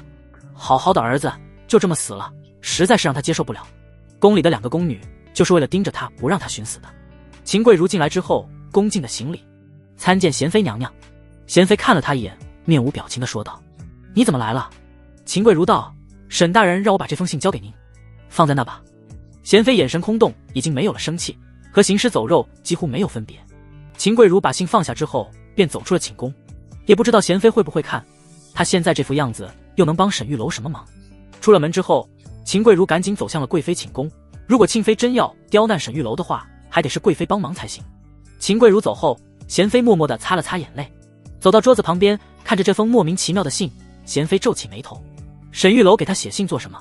难不成查到皇子的死因了？想到这里，贤妃立马把信拆开，里面并非沈玉楼所写，而是魏星辰的亲笔认罪书，上面清清楚楚地写着，给皇子下毒的人乃是庆妃。看完之后，贤妃大怒，她的儿子竟然被庆妃所害，庆妃也太歹毒了吧！就为了他那个跛脚的儿子，即便是25皇子死了，继承大统也轮不到他那个跛脚的儿子，除非他把所有皇子都杀光。贤妃瞬间震怒，快步地走出寝宫，一脚踹在了门口那个打盹的宫女身上。滚起来！宫女吓了一跳，连滚带爬地站起了身，说道：“娘娘，怎么了？”去庆妃寝宫。贤妃怒气冲冲地走了出去，今晚注定是个不眠之夜。沈玉楼来到庆妃寝宫，进门之后看见庆妃和仁弟沈玉楼和仁弟对视了一眼，心里松了口气。本来他怕庆妃来硬的，万一一个冲动先斩后奏，那就不好办了。刚才来的路上还想着要不要去找李辉，不过现在仁弟也在这儿，沈玉楼倒是不怕了。微臣参见陛下，参见庆妃娘娘，不知宣臣来所为何事？庆妃情绪非常激动：“沈玉楼，你害我兄长，你可知罪？”庆妃平日里温文尔雅，很少如此激动，今日实在是有些控制不住，所以才会如此失态。而沈玉楼的演技也是非常高超，听到庆妃的话，先是一愣，随后问道：“庆妃娘娘何出此言？莫非国舅爷出事了？”庆妃大怒：“你还跟我装？就是你给我兄长下毒，你还不承认？”沈玉楼不卑不亢地说道：“庆妃娘娘，此事并非微臣所为，微臣不敢领罪。”“你放屁！”眼见着庆妃越来越激动，仁弟打断了他：“庆妃莫要激动，朕来问。”仁弟看着沈玉楼：“沈卿，今日你可曾去了胡氏酒坊，见到了国舅爷？”沈玉楼道：“回禀陛下，微臣今日的确是见了国舅爷，在酒坊弄到了一些酒精，用来给公主接生用。”仁弟问道：“做完了酒精之后，你们又去哪里了？”“国舅爷盛情款待，带我去了玉翠楼吃了烤鸭。”“然后呢？”“饭桌上喝了很多酒，国舅爷不胜酒力出去吐了，然后微臣便回宫了。”仁弟皱了皱眉：“也就是说，你们吃的饭菜是胡臣安排的，你从未经手是吧？”“没错。”仁弟说道：“庆妃，既然是胡臣安排的，沈玉楼又如何下毒呢？”庆妃说道：“陛下，沈玉楼乃是大夫，他若是想下毒，有的是办法，他连鹤顶红都能解，想下毒肯定轻而易举。”仁弟说道：“庆妃，此事未免有点草率，胡臣的死因尚且未定，怎能现在就认为是沈卿所为？”庆妃扑通一声跪在了地上，泪如雨下：“陛下，那就先把他收押起来，交给刑部严刑拷问，另一边找仵作给我兄长验尸，此事一定能查出个结果来。”沈玉楼眯了眯眼睛，这女人今天非得要弄死他是吧？一来庆妃是因为兄长的死而怒火中烧，二来她是想借此机会除掉沈玉楼，免得杀害皇子的事情败露，夜长梦多，所以趁着这个机会干脆直接弄死沈玉楼。仁弟皱起眉头，若是平时庆妃如此强烈的要求，仁弟即便是为了哄她也会依着她，毕竟区区一个司政而已，为了哄庆妃开心收拾一下也无妨。可沈玉楼现在身系国家大事，岂能因为这种莫须有的罪名而动他？即便是沈玉楼真的杀了国舅，此事也得暂且压下来。就在仁弟想着怎么安抚庆妃的时候，忽然一个太监跑了过来，说道：“陛下，胡尚书求见。”胡建业，吏部尚书，庆妃和胡臣的亲生父亲。仁弟立马有些头疼了。胡建业在朝中可是举足轻重，旗下党羽很多，仁弟虽然对他有些不满，可是一直也不敢动他。如今胡臣死了，胡建业来恐怕是兴师问罪来了。仁弟说道：“让他去御书房吧，你们也随我前去。”仁弟大袖一挥，立马起驾，而沈玉楼则是紧紧地跟在仁弟的后面。到了御书房之后，仁弟坐在椅子上，沈玉楼则是站在一旁，神色平静。看到沈玉楼没有丝毫慌张的样子，仁弟倒是松了口气。若真是沈玉楼做的，估计这小子肯定会心虚。很快，一个头戴花翎、身穿华丽官服的老者步履如风地走了进来。老臣参见陛下。胡爱卿请起，深夜入宫所为何事？胡建业跪在地上，一脸悲怆地说道。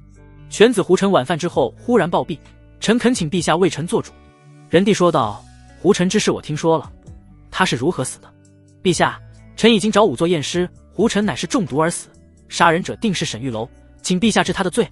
沈玉楼心中冷笑，一个庆妃不够，现在又来了一个老登，今日还非得把他弄死才算罢休是吧？仁帝说道，胡爱卿，你可有证据？玉翠楼在场所有人都是证据，沈玉楼今日初次和犬子见面，饭桌上便动了手脚，当时整个饭桌上就只有他一个外人，不是他还能是谁？仁帝说道，胡爱卿还是不要太早的下结论，可以先让刑部去查一查。胡建业说道，老臣知道沈玉楼乃是护产钦差，身系要职，可杀人就要偿命，所以老臣可以等2天，等他为公主接生之后，再请陛下定他的罪，给犬子偿命。沈玉楼脸色一变，老登，好阴险，知道仁帝现在不可能杀他，所以换了个路子，等着他接生之后再杀。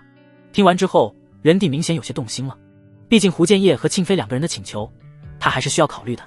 仁帝看着沈玉楼说道，沈卿，你可能自证清白。沈玉楼心中一沉，若是不能自证清白，就要定他的罪了。这狗皇帝，老子刚刚还为你卖命，结果现在就要抛弃老子了，这么大的罪过，当然是谁主张谁举证。可就因为这2人身份地位不俗，所以他们给沈玉楼定下了罪，沈玉楼必须得自证清白才行。沈玉楼说道，陛下，微臣这次去酒房，除了带着宫女陶红之外，还有李统领也随我一起去的。仁帝一愣，哦，李辉也去了。来人，宣李辉。庆妃心中咯噔一下，李辉也跟着他去了。要是说别人，也许在仁帝心中没有多么重要的地位，即便是沈玉楼救了公主，在仁帝看来也不过和其他御医差不多少。但是李辉就不一样了，李辉可是负责仁帝的安全的，他对李辉还是相当的信任的。很快，李辉来到御书房，微臣参见陛下。仁帝道，李辉，你今日可随沈大人一起去酒房了？是。那你可察觉到有什么异样？李辉一愣，臣未曾察觉有何异样。仁帝说道，胡臣死了。李辉顿时一惊，什么？国舅爷怎么死的？李辉此时心中掀起惊涛骇浪，之前胡臣想要给他们下毒弄死他们，被沈玉楼给察觉到了，结果胡臣竟然死了，这让李辉如何不震惊？仁帝说道，胡尚书和庆妃都说是沈大人给胡臣下的毒，你是当事人，你以为如何？李辉想了想，说道，臣认为绝无可能。仁帝挑了挑眉毛，哦，为何？微臣听说沈大人是去准备给公主接生用的酒精，我便主动提出一起前往。期间，我与沈大人寸步不离，去茅房都是一起。如若沈大人给国舅爷下毒，臣必定有所察觉。胡建业皱起眉头说道，就算李统领和他一直在一起，也不能保证他不下毒。李统领毕竟不是大夫，又怎么能察觉得到？陛下，臣请求将沈玉楼交给刑部，严刑拷问，必定能够得出结论。刑部都是胡建业的人，只要进了刑部，沈玉楼就别想活命。庆妃也跪在了地上，哀求着说道，陛下，臣妾附议，请陛下下旨，2日之后，沈玉楼给燕国公主接生之后，便交由刑部审讯。仁帝眉头紧锁，十分的为难。就在此时，忽然一个太监走了进来，说道，陛下，贤妃求见。仁帝愣了一下，贤妃怎么来了？自从皇子死后，贤妃一直闭门不出，仁帝去看过她好几次，但贤妃情绪始终都很低落，甚至仁帝要求贤妃侍寝，她都拒绝了，简直伤心欲绝。仁帝一度担心她寻短见，让她进来。虽然皇子死了，可仁帝对贤妃还是挺关心的。贤妃这个时候来，肯定是有事。只见贤妃一脸冷漠地走了进来，扑通一声跪在地上，陛下，毒害皇儿，凶手我已经找到，请陛下治罪。仁帝一下子站了起来，脸色无比严肃。贤妃，到底是谁毒害皇子？贤妃拿出那封信递了过去，说道，此乃魏星辰亲笔写的认罪书，请陛下过目。仁帝将认罪书拿了过来。此时庆妃的脸色骤然难看了起来，她悄悄地看了沈玉楼一眼，沈玉楼也正在看她，2人对视，沈玉楼嘴角勾起一抹戏谑。本来不想这么快和庆妃撕破脸皮，但是没办法，庆妃先出手的，沈玉楼只好把她拉下水了。看完这认罪书，仁帝暴怒，拿着纸的手都在颤抖，随后他用力将那封信扔在庆妃的脸上，怒道，庆妃，你有何话说？庆妃看了一眼魏星辰的认罪书，脸色瞬间煞白。陛下，臣妾冤枉，这是栽赃，臣妾怎么可能谋害皇子？仁帝冷哼一声，贤妃，这认罪书你你是从何得来？”贤妃说道：“此乃臣妾派人去审讯魏星辰，他亲笔书写。”贤妃还算聪明，她其实知道这封认罪书是沈玉楼派人送过来的，可是这个东西若是他交出来，未免不够权威。贤妃为了儿子报仇，只有说自己审讯出来的才更有可信度。沈玉楼也松了口气，这深宫里的女人果然没有一个省油的灯。仁帝冷冷地说道：“庆妃，你作何解释？”庆妃此时也有些慌乱：“臣妾冤枉，这是魏星辰构陷。”仁帝脸色阴冷无比，他看向沈玉楼，问道：“沈清，此事你负责调查，你可有什么眉目？”沈玉楼说道：“陛下，臣也从魏星辰的口供中得知，此事乃是庆妃主使，可魏星辰的却是有可能构陷，臣没有确凿证据，所以还没有禀报。”仁帝眯了眯眼睛，身上流露着一股淡淡的杀气，那种帝王的压迫感实在是让人有些喘不过气来。这些天除了口供之外，你可还有其他调查结果？沈玉楼道：“微臣查出来，皇子乃是死于铅中毒，而且是长期慢性中毒。臣得知皇子有一个陋习，写字的时候喜欢咬笔杆。臣去调查的时候发现，皇子用的所有的笔杆全部被丢掉了。我去问内务府，内务府也不清楚。”仁帝眼神里忽然迸出一抹凶光。庆妃的弟弟做的是文房四宝的生意，所以宫内的文房四宝一直都是庆妃负责。庆妃，你好大的胆子！庆妃脸色大变：“陛下，臣妾冤枉啊！”胡建业也是有些紧张了起来：“陛下，此事明显是有人栽赃，还请陛下三思。”就在此时，外面一个太监喊了一声：“贵妃娘娘觐见。”皇帝皱了皱眉：“贵妃怎么也来了？”众人回头望去，只见婀娜多姿、曼妙可人的贵妃款款来：“臣妾参见陛下。”仁帝说道：“云舒，你怎么来了？”贵妃说道：“臣妾听说陛下正在查皇子的事情，臣妾这里有些东西能提供一些线索。”仁帝愣了一下：“贵妃有何线索？”贵妃说道：“臣妾之前在御书房等陛下的时候，刚巧碰到了25皇子，臣妾问他借了一支毛笔，如今发现这支毛笔与我们寻常用的有所不同。”庆妃脸色大变，抬头看了一眼，瞬间面如死灰。仁帝拿过毛笔看了一下，发现笔杆的末端竟然是一块铅。仁帝死死地捏着毛笔，怒发冲冠，将毛笔狠狠地摔在了庆妃身上。“贱人，你作何解释？”庆妃慌乱不已：“臣妾不知，臣妾冤枉。”胡建业也连忙帮庆妃说话：“陛下，庆妃娘娘宅心仁厚，绝对做不出这样的事情。”“闭嘴！”仁帝震怒：“是不是他做的？朕自有决断。”将庆妃打入冷宫，等皇子一案查明之后再做决断。庆妃面白如纸：“皇上，皇上！”可惜任凭庆妃如何呼喊，仁帝都在未看他一眼。庆妃被带下去之后，胡建业心痛不已，死死地咬着牙说道：“陛下，沈玉楼谋害犬子，请陛下治罪。”庆妃之所以落得如此下场，都是沈玉楼的罪过。若是沈玉楼今日平安无事，他简直寝食难安。仁帝冷冷地说道：“沈清，你可还有自证之法？”沈玉楼道：“有。胡大人不是说微臣给国舅下毒了吗？臣申请给国舅解剖，是不是下毒，一看便知。国舅若是中毒而死，臣愿领罪。”仁帝道：“好，朕准了。今夜非得把这件事查个水落石出。”半个时辰过后，胡臣尸体被送进宫里，几个老太监和专业的仵作在停尸房准备给胡臣解剖。仁帝、沈玉楼等人就在旁边看着。仁帝的脸色十分冷漠，今日之事让他十分愤怒。若是皇子死于疾病，他还能接受，可死于宫斗，这实在是让他怒不可遏。他们之所以冤枉沈玉楼，就是怕皇子一案被他查出来，简直岂有此理。几个仵作将尸体解剖之后，仔细地检查了一番，说道：“陛下，国舅尸体中并未发现中毒迹象。”胡建业脸色大变：“这不可能！”沈玉楼嘴角勾起一抹冷笑：“若是毒药，很容易就能被查出来。胡臣的真正死因是头孢遇酒之后产生的呼吸衰竭，而并非普通的中毒。虽然体内也会产生乙醛，可现在的银针探毒自然是探不出来乙醛的。”仁帝冷冷地说道：“胡建业，你还有什么话说？”看到震怒的仁帝，胡建业硬是把心中的愤怒压了下去。老臣无话可说，滚吧！庆妃虽然被打入了冷宫，可还没有处死，一切还有转机。胡建业也没有受到任何的处罚，说明仁帝没准备动他们老胡家。胡建业说了声老臣告退，随后冷冷地看了沈玉楼一眼。此时的沈玉楼在他眼里已经是个死人了。胡建业走后，仁帝捏了捏鼻梁，说道：“沈清，皇子的事情过几天再查，现在纳幸公主才是当务之急，莫要耽误。”沈玉楼点了点头，遵旨。回到乳母司，秦桂如和陶红正在店里焦急万分的等待。看到沈玉楼回来，二人激动不已：“你没事吧？”沈玉楼摇了摇头，没事，陶红，随我去一趟庆妃寝宫。陶红跟着沈玉楼火急火燎地走了出去。一路上，陶红得知了事情的经过，他震惊不已。沈大人，国舅真的是你杀的吗？沈玉楼笑了笑，你猜猜。我不敢猜。陶红撅了撅嘴，有点担心。对了，庆妃不是进入冷宫了吗？还去他那里干嘛？去看看23皇子。23皇子名为赵婴，乃是庆妃之子。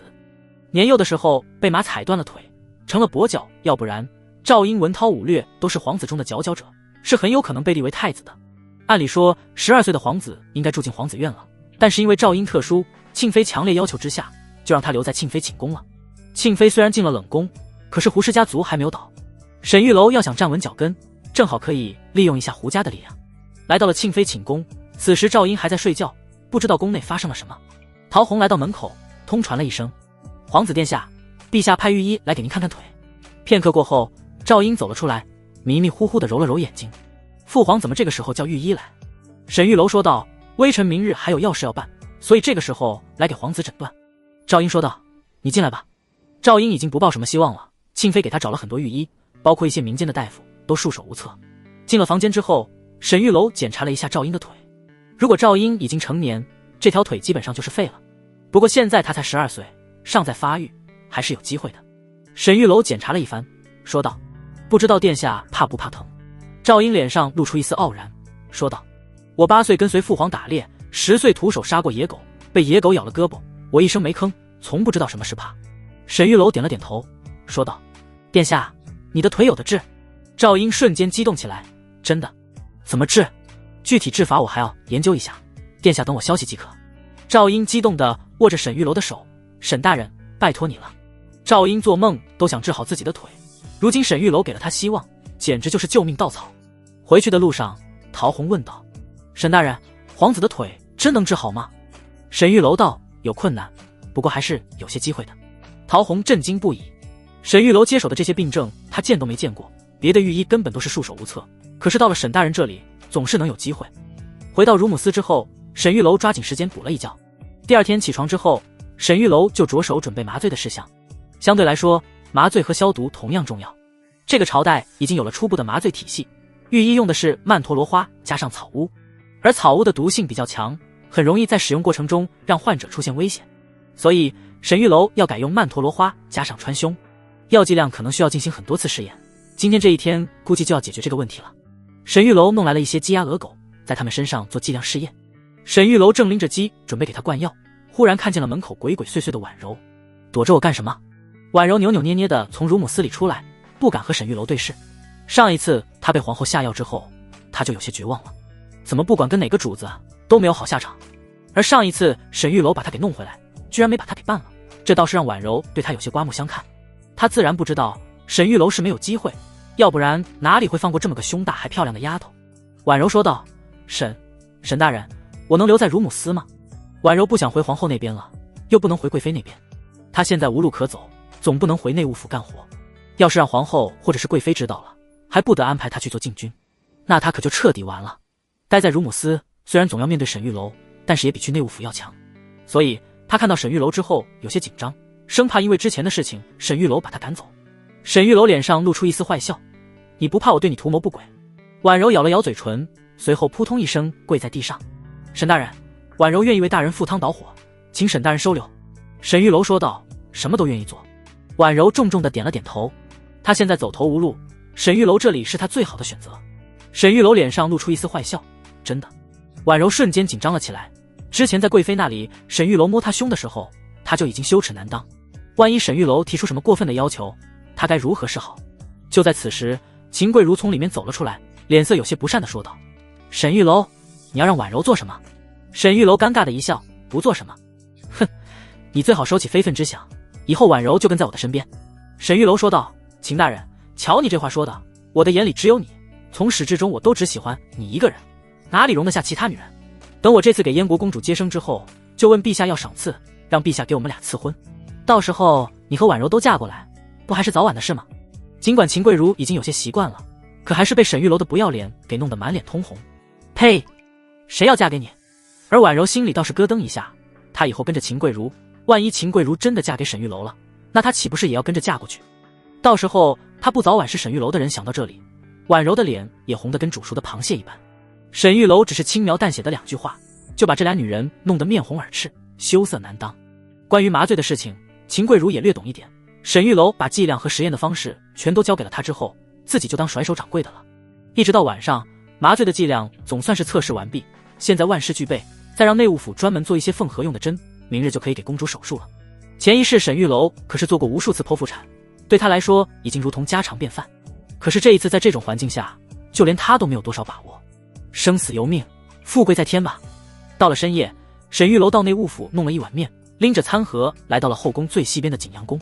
这里便是传说中的冷宫，整个皇宫最偏僻的地方。在冷宫门口只有一个宫女，坐在地上靠着墙，已经睡着了。沈玉楼拎着食盒，悄悄地推门走了进去。进门之后，看到庆妃正背对着大门盘膝而坐，打量了一下这个景阳宫的寝宫，真的是够破的。这要是放在现代，随便一个农村的扶贫家庭都比这条件好。桌上摆着一碗白粥和一碗清水，这就是庆妃今天的伙食了。不过看起来庆妃一点也没动。听到身后有声音，庆妃回过头，用余光看了一眼，发现是沈玉楼之后，她的脸色骤然沉了下来。狗奴才，你还敢来这里？沈玉楼笑了笑，庆妃娘娘才来了1天，怎么就如此憔悴？本来是个娇滴滴的美人，现在变成了这样，臣实在是有些心痛。庆妃眯了眯眼睛，你好大的胆子，敢出言调戏本宫。沈玉楼笑了笑，我还敢更大胆，你信吗？庆妃眯了眯眼睛，沈玉楼，莫非你以为本宫进了冷宫就拿你没办法了？沈玉楼走到庆妃跟前，淡淡的一笑，庆妃娘娘，你也太心急了。我虽然查出一些眉目，可是压根没准被动你，是你非要置我于死地，我才还击的。庆妃冷冷地说道，你杀我兄长，我父亲不会放过你的。沈玉楼道，胡大人想杀我的确是容易，所以娘娘你得保护我啊。庆妃冷笑，我保护你？你做梦。沈玉楼道，不是做梦，我这次来就是找娘娘合作的，我跟你没有合作可言。沈玉楼抓起庆妃的裙子向上掀起，雪白的长腿让她一饱眼福。庆妃脸色大变，一把拉过自己的裙摆，沈玉楼，你放肆！沈玉楼啧啧2声，庆妃娘娘的腿真是人间难寻，若是一直待在这冷宫里，实在可惜。庆妃面沉如水，沈玉楼，你若是再敢乱来，我立刻喊人，即便我在冷宫里，皇帝也不会放过你。沈玉楼道，我都说了，我这次是来找娘娘合作的，你毒杀皇子，就算不死，日后也无法翻身。可是我有一个办法，让你离开这个鬼地方，恢复往日风光。庆妃冷笑，你，莫非你要说，你调查结果之后包庇我？你觉得陛下会信你？陛下认定的事情，他是不会改变的，你就别自以为是了。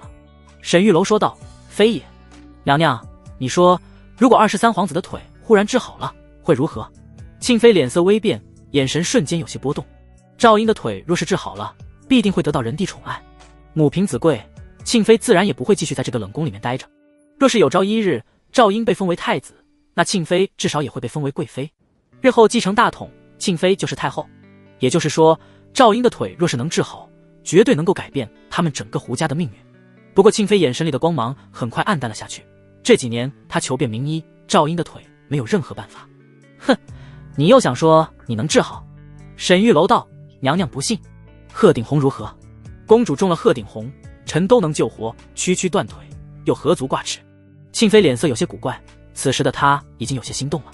若是说别人，也许庆妃不会相信，可是沈玉楼最近表现的实在是太厉害了，先是救了公主，然后治好了贵妃美乃，现在又要给燕国公主接生。最关键的是，她在胡尘的地盘上，竟然让胡尘死得神不知鬼不觉。她不相信沈玉楼的人品，但是她的医术不得不让人相信。庆妃说道，我3番5次要杀你，你会帮我？沈玉楼笑道，没有绝对的敌人，只有绝对的利益，你杀我无非是怕我查案而已。案子结束，我们之间便没有恩怨了，对吧？庆妃眯了眯眼睛，她发现沈玉楼这个人可真是深藏不露。庆妃好几次要杀他，他还能谈笑风生的一笑泯恩仇，果真是不简单。你想要什么？沈玉楼道，那我就开门见山了，我要国舅爷的酒房。庆妃捏了捏拳头，你好大的胃口，就算给你，你吃得下吗？那个酒房只因是他胡家的，才能经营的顺风顺水，如果换个无权无势的人来经营，分分钟被挤兑死。沈玉楼道，这你就别管了，酒房给我，我自己经营。沈玉楼自然不会去卖酒，他需要这个酒房是来制作酒精和抗生素。酒这种东西会酿的人很多，但是酒精和抗生素天下独此一家，哪一个利润更高，沈玉楼还是分得清楚的。庆妃想了想，若你真能治好我皇儿，区一个酒坊给你便是，你还有什么要求？沈玉楼道：方才我去看了你儿子的腿，现在我要看看你的腿。庆妃愣了一下，随后霞飞双颊，眼神里带着一丝恼火。沈玉楼，你胆子不小。沈玉楼道：我不小的可不光是胆子。说着，沈玉楼一把将庆妃抱了起来，走向了旁边的小破床榻。娘娘，外面有人，一会声音小些。良久过后，沈玉楼躺在庆妃的腿上，可惜这年代没有香烟，要不抽一根绝对赛过活神仙。庆妃这腿真是舒服，躺在上面都想睡一觉。庆妃面带绯红，还未从刚才的云雨之中回过神来。她做梦也想不到，几天前她还要杀沈玉楼，可如今她却在沈玉楼胯下承欢，而且还是在这冷宫之中。庆妃说道：沈玉楼，若是你不能治好我皇儿，我做鬼也不会放过你。此时的庆妃才回过神来，要是沈玉楼说这些都是骗她的，她岂不是被沈玉楼白玩了？沈玉楼在她腿上摸了一把，说道：娘娘放心，我既然答应了你，自然要把好蛋儿给治好。庆妃怒道：你说什么？沈玉楼抓着她的头发说道：怎么，我说的不对？说完，沈玉楼又品尝了一番庆妃的朱唇，随后穿上衣服走出店门。庆妃擦了擦嘴，咬牙说道：沈玉楼，你别骗我，否则你不得好死。沈玉楼头也没回的走了出去。庆妃勉强的坐了起来，穿上了衣服。刚才被沈玉楼折腾的浑身像是散了架子一样，本来就一天没吃东西，现在被折腾的更饿了。庆妃看了一眼沈玉楼拎过来的食盒，她一瘸一拐的走了过去，打开食盒，里面是一碗已经凉了的面。尽管已经凉了，可庆妃仍旧食指大动，直咽口水，端起碗筷大口的吃了起来。片刻之后，碗里面便一滴不剩，庆妃感觉前所未有的满足。只不过面已经凉了，现在有点冷。吃完之后，庆妃才看见碗下面有张纸条，上面是沈玉楼给她写的：每日亥时会派人送来热食，平时的清粥也要喝，别饿坏了身子。看到这张字条，庆妃一下子愣住了，鼻子竟然有些发酸，原本身上的寒意似乎也消散了一点。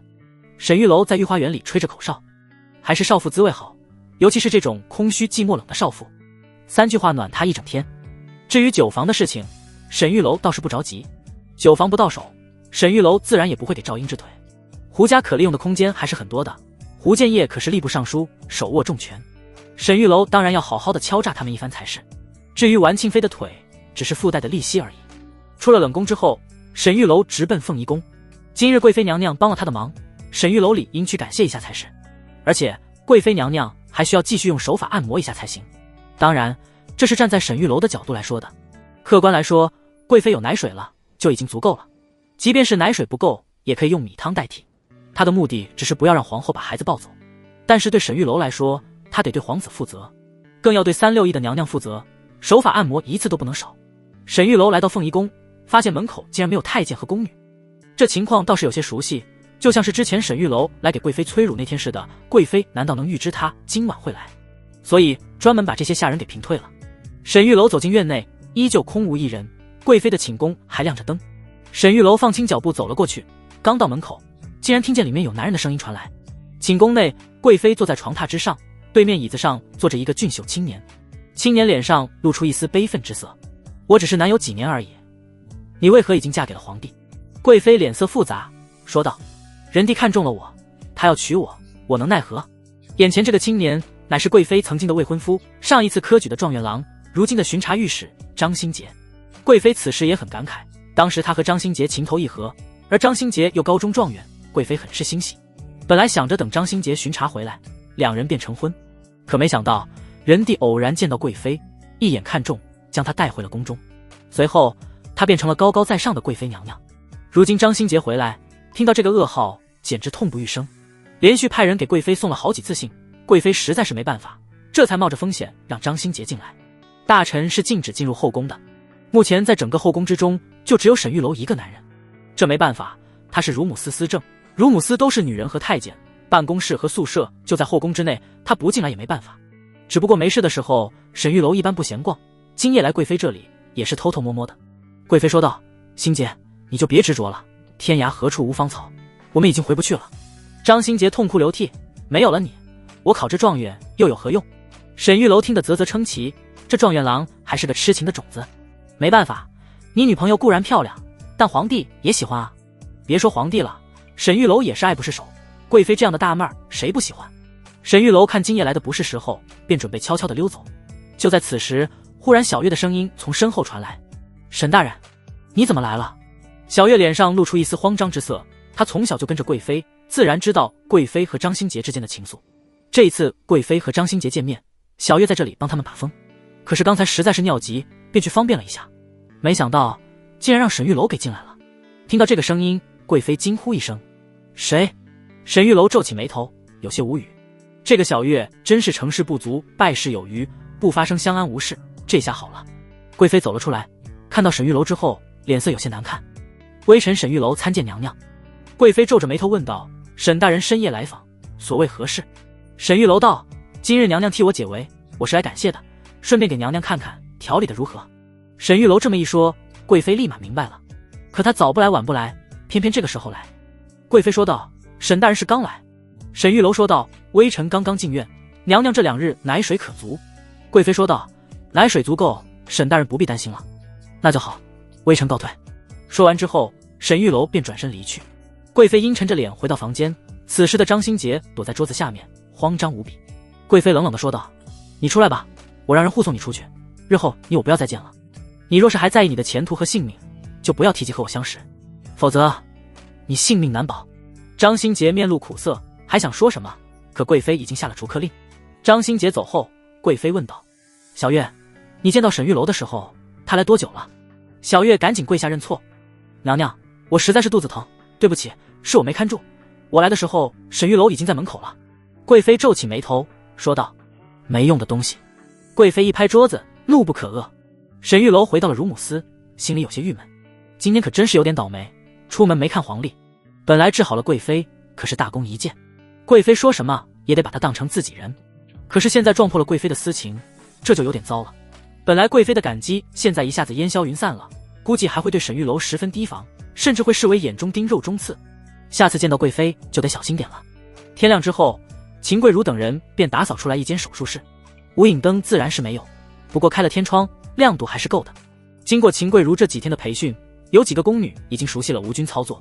虽然不能保证完全的无菌环境，但是只要沈玉楼的动作够快，足够幸运，孩子还是能顺利出生的。纳幸公主躺在了特制的床上，沈玉楼和秦贵如站在旁边，用鱼肚制作了无菌手套，器械什么的内务府都已经制作完毕。秦贵如深吸了一口气：“沈玉楼有把握吗？”沈玉楼说道：“事到如今，没把握也得硬着头皮上了。纳幸公主，我们现在要给你进行剖腹产，相信我，我会让你母子平安的。”纳幸公主点了点头：“沈大人，拜托你了。”此时在门口，仁帝坐在椅子上，正在耐心的等待。皇后站在旁边，给仁帝端了杯茶。仁帝问道：“明真，你觉得沈清如何？”皇后神色有些不自然，又想起那天被沈玉楼在床上推倒的场面。他还行吧。仁帝倒是没有察觉到皇后脸色的不自然，他只是有些担心纳幸公主能否顺利产子，这事关重大。若是沈玉楼这次不能成功，我们可能要做好开战的准备了。仁帝一点都不想打仗，一旦打仗，便是民不聊生，政局不稳。现在民间已经有一些零散组织正在找机会，一旦打仗，老百姓家园被毁，便给了他们机会，到时候外忧内患，可就是腹背受敌了。皇后倒是不操心这些，陛下，沈玉楼的医术应该可以，上天必定护佑我回国，陛下不必担心。仁帝问道：“使臣他们来了吗？”一个太监说道：“乌林国使臣已经进宫，李统领正在招待他们。今日这么重大的事情，他们自然要在场。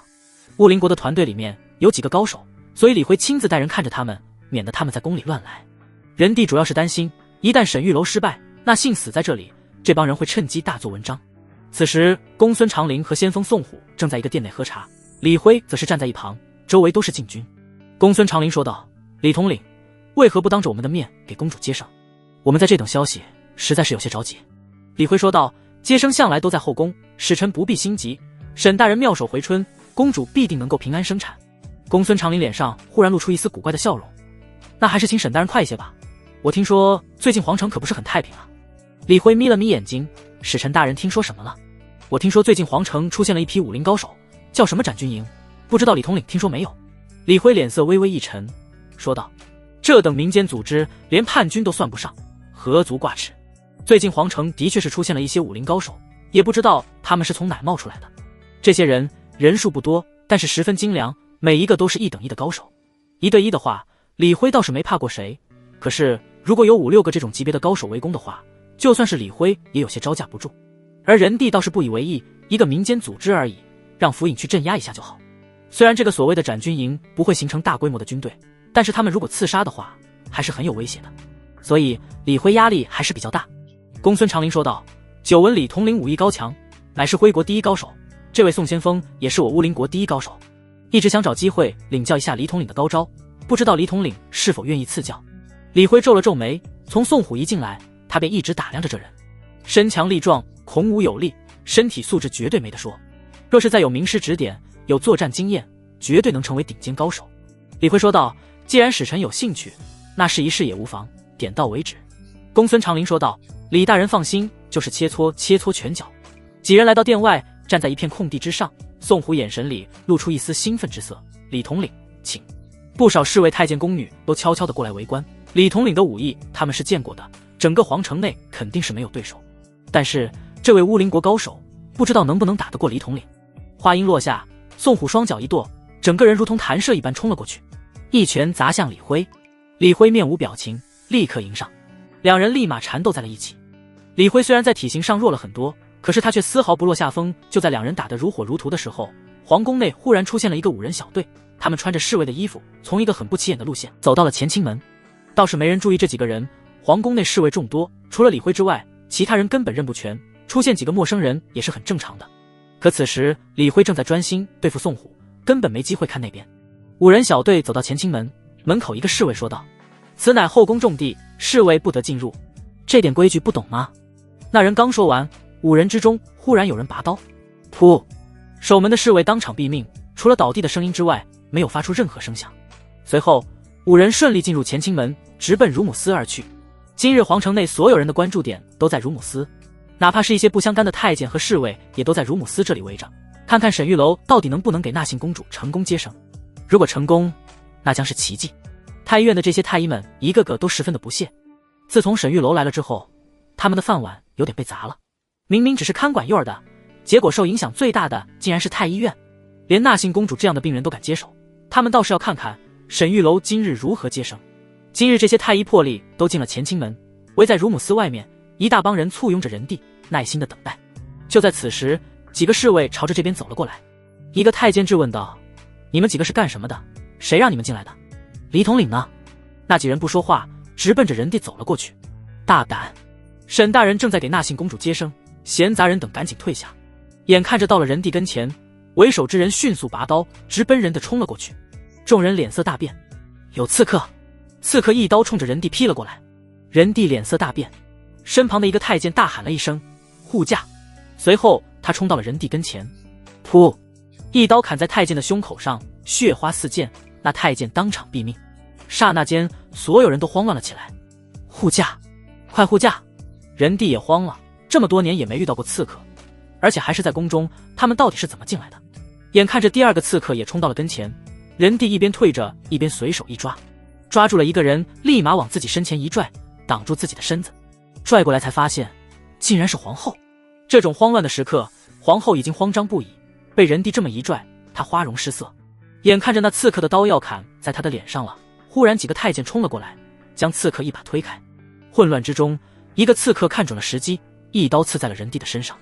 外面一片混乱，而屋内秦贵如也听到了声音，脸色大变。沈玉楼，外面有刺客，怎么办？此时的沈玉楼已经将纳信公主的肚皮剖开。刺客与我们无关，专心点，剪刀。沈玉楼就像是没听见一样，专心致志地给纳信公主做手术。虽然她是个少妇杀手，骨子里也不是什么好人，可是基本的职业素养还是有的。即便是刺客冲进来，刀架在她的脖子上，她也得把手术做完。秦贵如看着沈玉楼如此认真的脸，对她忽然有些改观了，连忙递过去剪刀，摒弃外面的声音，专心地给沈玉楼当助手。准备热水，换剪刀，擦汗。沈玉楼一个一个清晰简练的指令下达，秦贵如和那些宫女有条不紊地执行着。尽管外面已经乱成了一锅粥，很多人都在喊皇上遇刺了，但是他们却毫不关心，因为在他们的手上是2条人命。终于在秦贵如目瞪口呆之下，沈玉楼将她肚子里的胎儿取了出来，剪断脐带，脐带在她的脖子上缠了3圈。此时的婴儿浑身紫青，闭着眼睛像是死了一样。沈玉楼拎着他的双脚，用力地弹了弹他的脚底，弹了几下之后，孩子这才啼哭了起来。此时的秦桂如只觉得头皮发麻，眼神里充满了对沈玉楼的敬佩。这个男人虽然吊儿郎当的，嘴里总是说些流氓的话语，可他竟然真的能给公主接上，这样的必死之胎竟然也能活过来，这简直就是奇迹。沈玉楼把孩子交给了秦桂如，随后开始给公主缝合。他知道真正的考验现在才开始，在这种不能保证绝对无菌的环境下，公主一旦发生感染，那就是必死无疑。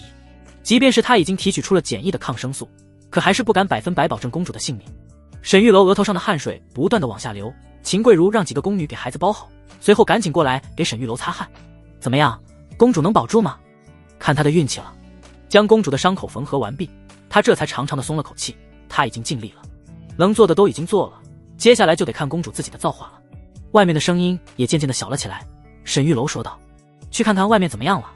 一个宫女跑了出去，片刻之后满脸焦急的回来说道：皇上遇刺了，现在重伤，昏迷不醒，太医们都在想办法。沈玉楼皱紧眉头，刺客呢？刺客全都被李统领用弓箭射杀了。关键时刻，李逵赶到，几箭下去，那几个刺客全部被他射杀。但可惜他来晚了一步，老皇帝还是中了一刀，这一刀虽然没要了他的命，可是伤的也相当的严重。沈玉楼赶紧处理完公主的事情，立马走出乳母司。老皇帝这时候可不能死了，还欠沈玉楼很多赏赐呢。他拼命完成这么多功劳，不就是为了让皇帝赏赐吗？而且还得赦免他的家人。老皇帝这个时候要是一命呜呼，连个继承大统的人都没有，那这宫里可就彻底乱了。沈玉楼现在根基不稳，要是宫内大乱，他也捞不到什么好处。就在沈玉楼刚刚准备去看老皇帝的时候，忽然几个太监冲了过来，说到贵妃有令，沈玉楼刺杀圣上，意图谋反，就地格杀。看到几个冲过来的太监，沈玉楼只觉得头皮有些发麻。这尼玛啥情况？贵妃怎么趁这个时候要杀他？他和那个小白脸的事情，沈玉楼可一个字都没往外说啊。贵妃这娘们可真是够忘恩负义的，沈玉楼前脚刚给她开完奶，她后脚就要杀人，就因为沈玉楼知道了她那点秘密。沈玉楼当然不能坐以待毙，他掉头就跑。好在这些太监没了子孙代，身体素质比沈玉楼差了不少。沈玉楼跑了很远，发现整个后宫都在搜索他的痕迹，看来贵妃是铁了心要杀他。他咬了咬牙，蹲在树林里绕了几圈，从坤宁宫的墙上爬了进去。此时皇后正在屋里发脾气，她的胳膊上也被刺客砍了一刀，2个太医在给她包扎，可是都被她骂了出去。其实皇后也不是因为手臂疼而发脾气，她生气的原因是因为在关键时刻人帝把她拉过来挡刀。都说帝王无情，当皇帝就是这样，这也是人性使然。在那种危机时刻，他随便拉了一个人为自己挡刀也是很正常的。拉过来的时候他也没想到是皇后，只不过女人是很敏感的，人帝对她这样客观来说没什么问题，可是皇后的心里还是非常的不舒服。她也会胡思乱想，如果换成贵妃，人帝还会这么做吗？还会舍得吗？所以皇后在屋里一通乱发脾气，把能砸的东西都砸了。白玉在旁边劝了半天也没用，剩下的那些奴才们也都避之不及，一个个躲得远远的，生怕被皇后迁怒。就在此时，沈玉楼悄悄地走进了皇后寝宫，关上了房门。微臣参见娘娘。皇后吓了一跳，沈玉楼，你怎么来了？谁让你进我寝宫的？滚出去！皇后本来就在气头上，看见沈玉楼就烦得要命。这几天皇后总是做梦，竟梦到那种男女之事，偏偏梦中的对象还是沈玉楼。昨晚就是半夜说梦话，被白玉给叫醒了。皇后本来有些恼火，结果白玉和她说皇后说梦话了，而且十分不堪，说的都是什么沈大人轻一点之类的。这要是和人帝同眠的时候说出这种话，那他就废了。虽然这是皇后自己的问题，可他还是把原因算在了沈玉楼的头上。要不是他那天把皇后给睡了，他会频繁地做这种令人脸红的梦吗？沈玉楼说道：娘娘，臣现在无路可走了，贵妃娘娘正在四处追杀我，我只能在你这里躲一躲。皇后冷笑一声，可笑，贵妃杀你正合了本宫的心意，你还妄想让本宫保你？你做什么春秋大梦呢？白玉，叫人把她抓起来送到贵妃那去。白玉正要动手，沈玉楼却是笑道：娘娘就不好奇贵妃为何要杀我？皇后冷哼一声，定是你做了什么下流的事情，贵妃才要杀你。沈玉楼胆大包天，连她这个皇后都敢睡，自然也敢对贵妃下手。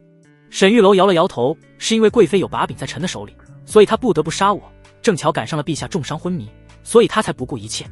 您让贵妃杀了我，除了泄愤之外什么也得不到，但是您保下了我，贵妃的把柄可就在您的手里了。沈玉楼说完，皇后沉默了下来。她承认沈玉楼这家伙牙尖嘴利，他说的这件事，皇后心动了。沈玉楼的确是睡了他，可是这件事已经发生了，回不去了。他又不敢告诉皇帝，只能吃了这个哑巴亏。杀了沈玉楼，除了泄愤之外，没有任何好处。但是如果知道了贵妃的把柄，扳倒了贵妃，那就完全不一样了。贵妃刚刚诞下皇子，已经危及到了她的地位。皇后说道：“白玉，出去打听打听，贵妃是不是真的要杀他？”是。皇后可不敢相信沈玉楼，这家伙诡计多端，阴险狡诈，所以还是去验证一下最好。很快，白玉跑了回来，说道：“娘娘，外面很多贵妃的人都在找沈玉楼，他们说见到直接就地格杀，无需活捉。”皇后眯了眯眼，看来李云舒那个贱人真是急了，趁着陛下昏迷，竟然如此放肆。贵妃如此肆无忌惮，也正说明了她真的有把柄在沈玉楼的手里，要不然这么大费周章的杀沈玉楼，等着陛下醒过来，肯定是要怪罪的。贵妃宁可冒着被皇上怪罪的风险，也要杀沈玉楼，看来这把柄不小。皇后犹豫片刻，说道：“沈玉楼，你先留在这里。白玉、闲杂人等禁止进入寝宫，这几天的餐食都是你送，对外说本宫病了。”是。白玉出去之后，皇后说道：“沈玉楼，我明天找个地方给你藏身。”还没等皇后说完，沈玉楼便脱了鞋子，往皇后的床上一躺。“娘娘，不用麻烦了，我就在这藏着就行。”皇后脸色一变：“混账！你给我滚下来！”沈玉楼道：“娘娘，现在就你这床上最安全，以贵妃的势力，我去哪都能被找到吧？就你这床上，她还不敢硬闯。”皇后道：“胡说，你是说贵妃的势力比本宫还大？”沈玉楼笑了笑：“不是吗？你，娘娘，你就别硬撑了，整个后宫至少有一半的人是听命于贵妃的，剩下的一半，你和其他嫔妃平分吧。”皇后咬了咬牙，沈玉楼真是戳到了她的痛点。现在皇后看似风光，实际上实权还真不如贵妃。皇四所的部分人员是皇后的人，可是内务府大部分都是听命于贵妃的。之前贵妃没奶，皇后这才抓住机会想要强势一波，把皇子带走，可是最终被沈玉楼给破坏了。现在贵妃有奶了，能自己哺乳皇子，更加如日中天，那些内务官员还有权势的太监都主动的向贵妃靠拢。这一切都是因为皇后没有儿子。若是再这么下去，只要皇后稍微犯点错误，那贵妃很有可能就要踩着她上位，皇后的后槽牙都要咬碎了。可是她没有办法，肚子不争气，关键是老皇帝也不争气，宠幸她的次数越来越少，本来就不好生育，这还怎么怀儿子？看到皇后郁闷的样子，沈玉楼说道：“娘娘不必担心，有时候不一定非要生儿子才能得到陛下宠爱。如今陛下重伤昏迷，贵妃忙着杀我，可娘娘若是能够陪在陛下身边，将陛下治好，陛下醒来的时候，岂不是对你心存感激？”皇后一愣，问道：“你是说让我去给陛下治病？”“没错，臣倒是想去给陛下治病，外面到处都是贵妃的人，臣不好出去。不过臣可以将法子交给娘娘，娘娘亲自去医治陛下，岂不是更显诚心？”皇后思索片刻，觉得沈玉楼此法可行。那些御医的水平自然是不及沈玉楼的，连纳信公主这样的烫手山芋都能接生，人地那点外伤肯定不足挂齿。我要怎么做？沈玉楼道：“娘娘现在就去探望陛下，仔细的观察陛下伤口如何，然后让御医描述陛下脉象，你回来讲给我听，我告诉你如何医治。”皇后点了点头：“好，我信你一次。娘娘，外面把守好了，莫要让人进来。”“放心吧，贵妃再狂也不敢闯我坤宁宫。”说完，皇后风风火火地走了出去，而沈玉楼则是躺在皇后柔软的枕头上，随手捡起皇后的一件肚兜，来了个顶级过肺。皇后虽然脾气火爆，还有些蛮横，但相比之下，反而是这些女人里面心眼最少的。在其他人的衬托之下，皇后竟然也显得有些可爱了。皇后来到养心殿，此时的殿内乱成一锅粥，几十个太监和宫女在伺候着，一盆一盆的血水再往外端，十几个太医围着床上的人地，一个个手忙脚乱。皇后凑到了跟前：“让开，本宫看看。”此时人地的龙袍已经被脱掉，上身赤裸，胸口一个非常触目惊心的伤口。这伤口看得皇后倒吸一口冷气。“陛下脉象如何？”一个太医说道：“娘娘，陛下尺寸关三部皆乱，宗气外泄，这是命门衰败之象。”皇后也听不懂，但是一个字一个字的记了下来。记下之后便快步离去，这一路低着头在默背，生怕忘了。贵妃的人还在宫里不停的搜寻，现在沈玉楼已经被打上了刺客的标签，这时候皇后也不能和贵妃硬刚，万一贵妃一个屎盆子扣过来，说刺客是皇后找的，到时候后宫可就大乱了。皇后和贵妃大战，她是真没信心。若是仁帝没事，皇后丝毫不虚，可是仁帝现在昏迷不醒，贵妃的老爹那可是手握兵权，皇后也不敢轻举妄动。回到房间，皇后爬上了床，说道：“沈玉楼，陛下胸口中刀，伤口很大。”沈玉楼的手忽然按在皇后胸口上，娘娘，是这还是这？皇后瞬间面红如火。沈玉楼，你放肆！皇后刚想高声呵斥，忽然又压低了声音，毕竟把沈玉楼藏在这里，可不能让其他人知道。沈玉楼笑了笑，娘娘，位置很关键，我得问详细了。皇后一把推开沈玉楼的手，她伸出玉指，指了指沈玉楼的心口窝，是这里。皇后狠狠地白了他一眼，这个狗奴才真是越来越放肆，外面那么多人在追杀他，他还有胆子在这里乱来。皇后没时间跟他计较这些，赶紧把刚才太医说的事情说了一遍。沈玉楼说道：“此事不难，娘娘可会缝衣服？”皇后说道：“那是自然，女工刺绣乃是基本功，这后宫女子哪有不会的？”皇后的绣工虽然谈不上多么的出色，但对于现代人来说绝对是顶尖。沈玉楼道：“那就好办了，你去乳母司找秦贵如，问她要缝合用的弯针，然后你用酒精给陛下的伤口进行处理，最后缝合，然后取抗生素给陛下冲水服下。在现代，这种外伤并不是很难，简单处理一下，打一针破伤风就好。可是在这个年代，即便是皇上也很容易要命的。幸亏沈玉楼给纳幸公主做剖腹产的时候已经做好了万全的准备，正好派上用场。”听完沈玉楼的话之后，皇后只觉得头皮发麻，人的身体又不是布料，怎么能用针线来缝？沈玉楼道：“纳幸公主的肚皮我都是如此缝合的，娘娘不必担心。我告诉你的洗手消毒，你务必严格遵循，要不然事后很麻烦。”皇后想了想，最终还是点了点头。她再一次走出寝宫，来到了乳母司。此时乳母司很忙，所有人都围着纳幸公主和孩子转。仁帝虽然重伤，可是他们也帮不上忙。如果仁帝醒了，纳幸公主和孩子要是没照顾好，可就完蛋了。庆幸的是，纳幸公主生的是个男孩，按照惯例来说，这个刚出生的孩子就是燕国国君。有了他，仁帝便可号令燕国，到时候乌林国可就难办了。皇后来到纳幸公主跟前，看了一眼她肚皮上的伤口，发现还真是缝合的，不由得啧啧称奇。贵如，把缝合的针线拿给我，我要去给陛下缝合。秦贵如有些惊讶：“娘娘，您会吗？”沈玉楼不知道去哪里了，要不等他回来让他去。皇后摇了摇头，他一时半会回不来。你没听外面都是抓他的吗？秦贵如脸色有些泛白：“娘娘，我听说外面的事情了，沈玉楼绝对不是叛党。娘娘，你要不要帮他解释一下？”看着秦贵如紧张的面容，皇后冷笑一声：“贵如，你怎么忽然这么紧张？这小子，你不会是看上他了吧？”秦贵如顿时面红耳赤：“娘娘，没有的事。”“哼，最好是没有。那小子不是什么好人，你可别对他动心思，要不然你会被坑死的。”说完之后，皇后便拂袖离去。秦贵如咬了咬嘴唇，脸上露出一丝担忧：“沈玉楼，你可千万别出什么事啊！”凤仪宫内，贵妃正在大发雷霆，她狠狠地拍了拍桌子说道：“几个时辰过去了，还没找到沈玉楼，乾清门那边已经派人守着了，难道他是长着翅膀飞出去了不成？现在整个后宫之内，3步一岗5步一哨，内务府的太监宫女全都出动，都在寻找沈玉楼的下落。可是找了这么久，硬是没找到一点蛛丝马迹。”小月说道：“娘娘，那个沈玉楼会不会藏在哪个嫔妃的寝宫里了？”贵妃皱了皱眉：“他有那么大胆子吗？”小月说道：“这可不好说啊，沈玉楼这家伙有些本事，万一他藏在哪个娘娘的寝宫，我们根本找不到。”贵妃眯了眯眼睛，他能藏在谁那里呢？忽然，贵妃的眼神中散发出一股金光。皇后在干什么？娘娘，我刚才打听过了，皇后去了一趟乳母司，然后又去了陛下那里，她这一趟一趟的跑了好几次。贵妃皱起眉头，这是有点古怪。走，去养心殿。此时的皇后正在给仁帝缝合，旁边那几个太医都是捏了一把冷汗，这要是换成别人，他们是万万不许的。可这是皇后，他们也不敢违抗皇后的命令。皇后按照沈玉楼交给她的技术严格的执行，好在她绣功了得，给人缝合伤口对她来说并不难。伤口缝合好，上药包扎。做完这一切，皇后这才擦了擦汗，长舒了一口气。接下来就等陛下静养了，按照沈玉楼的说法，1、2天之内就能醒过来。就在皇后准备回去的时候，忽然一个太监跑了过来说道：“娘娘，镇远将军求见，说有军情向娘娘禀报。”皇后秀眉微蹙，开什么玩笑？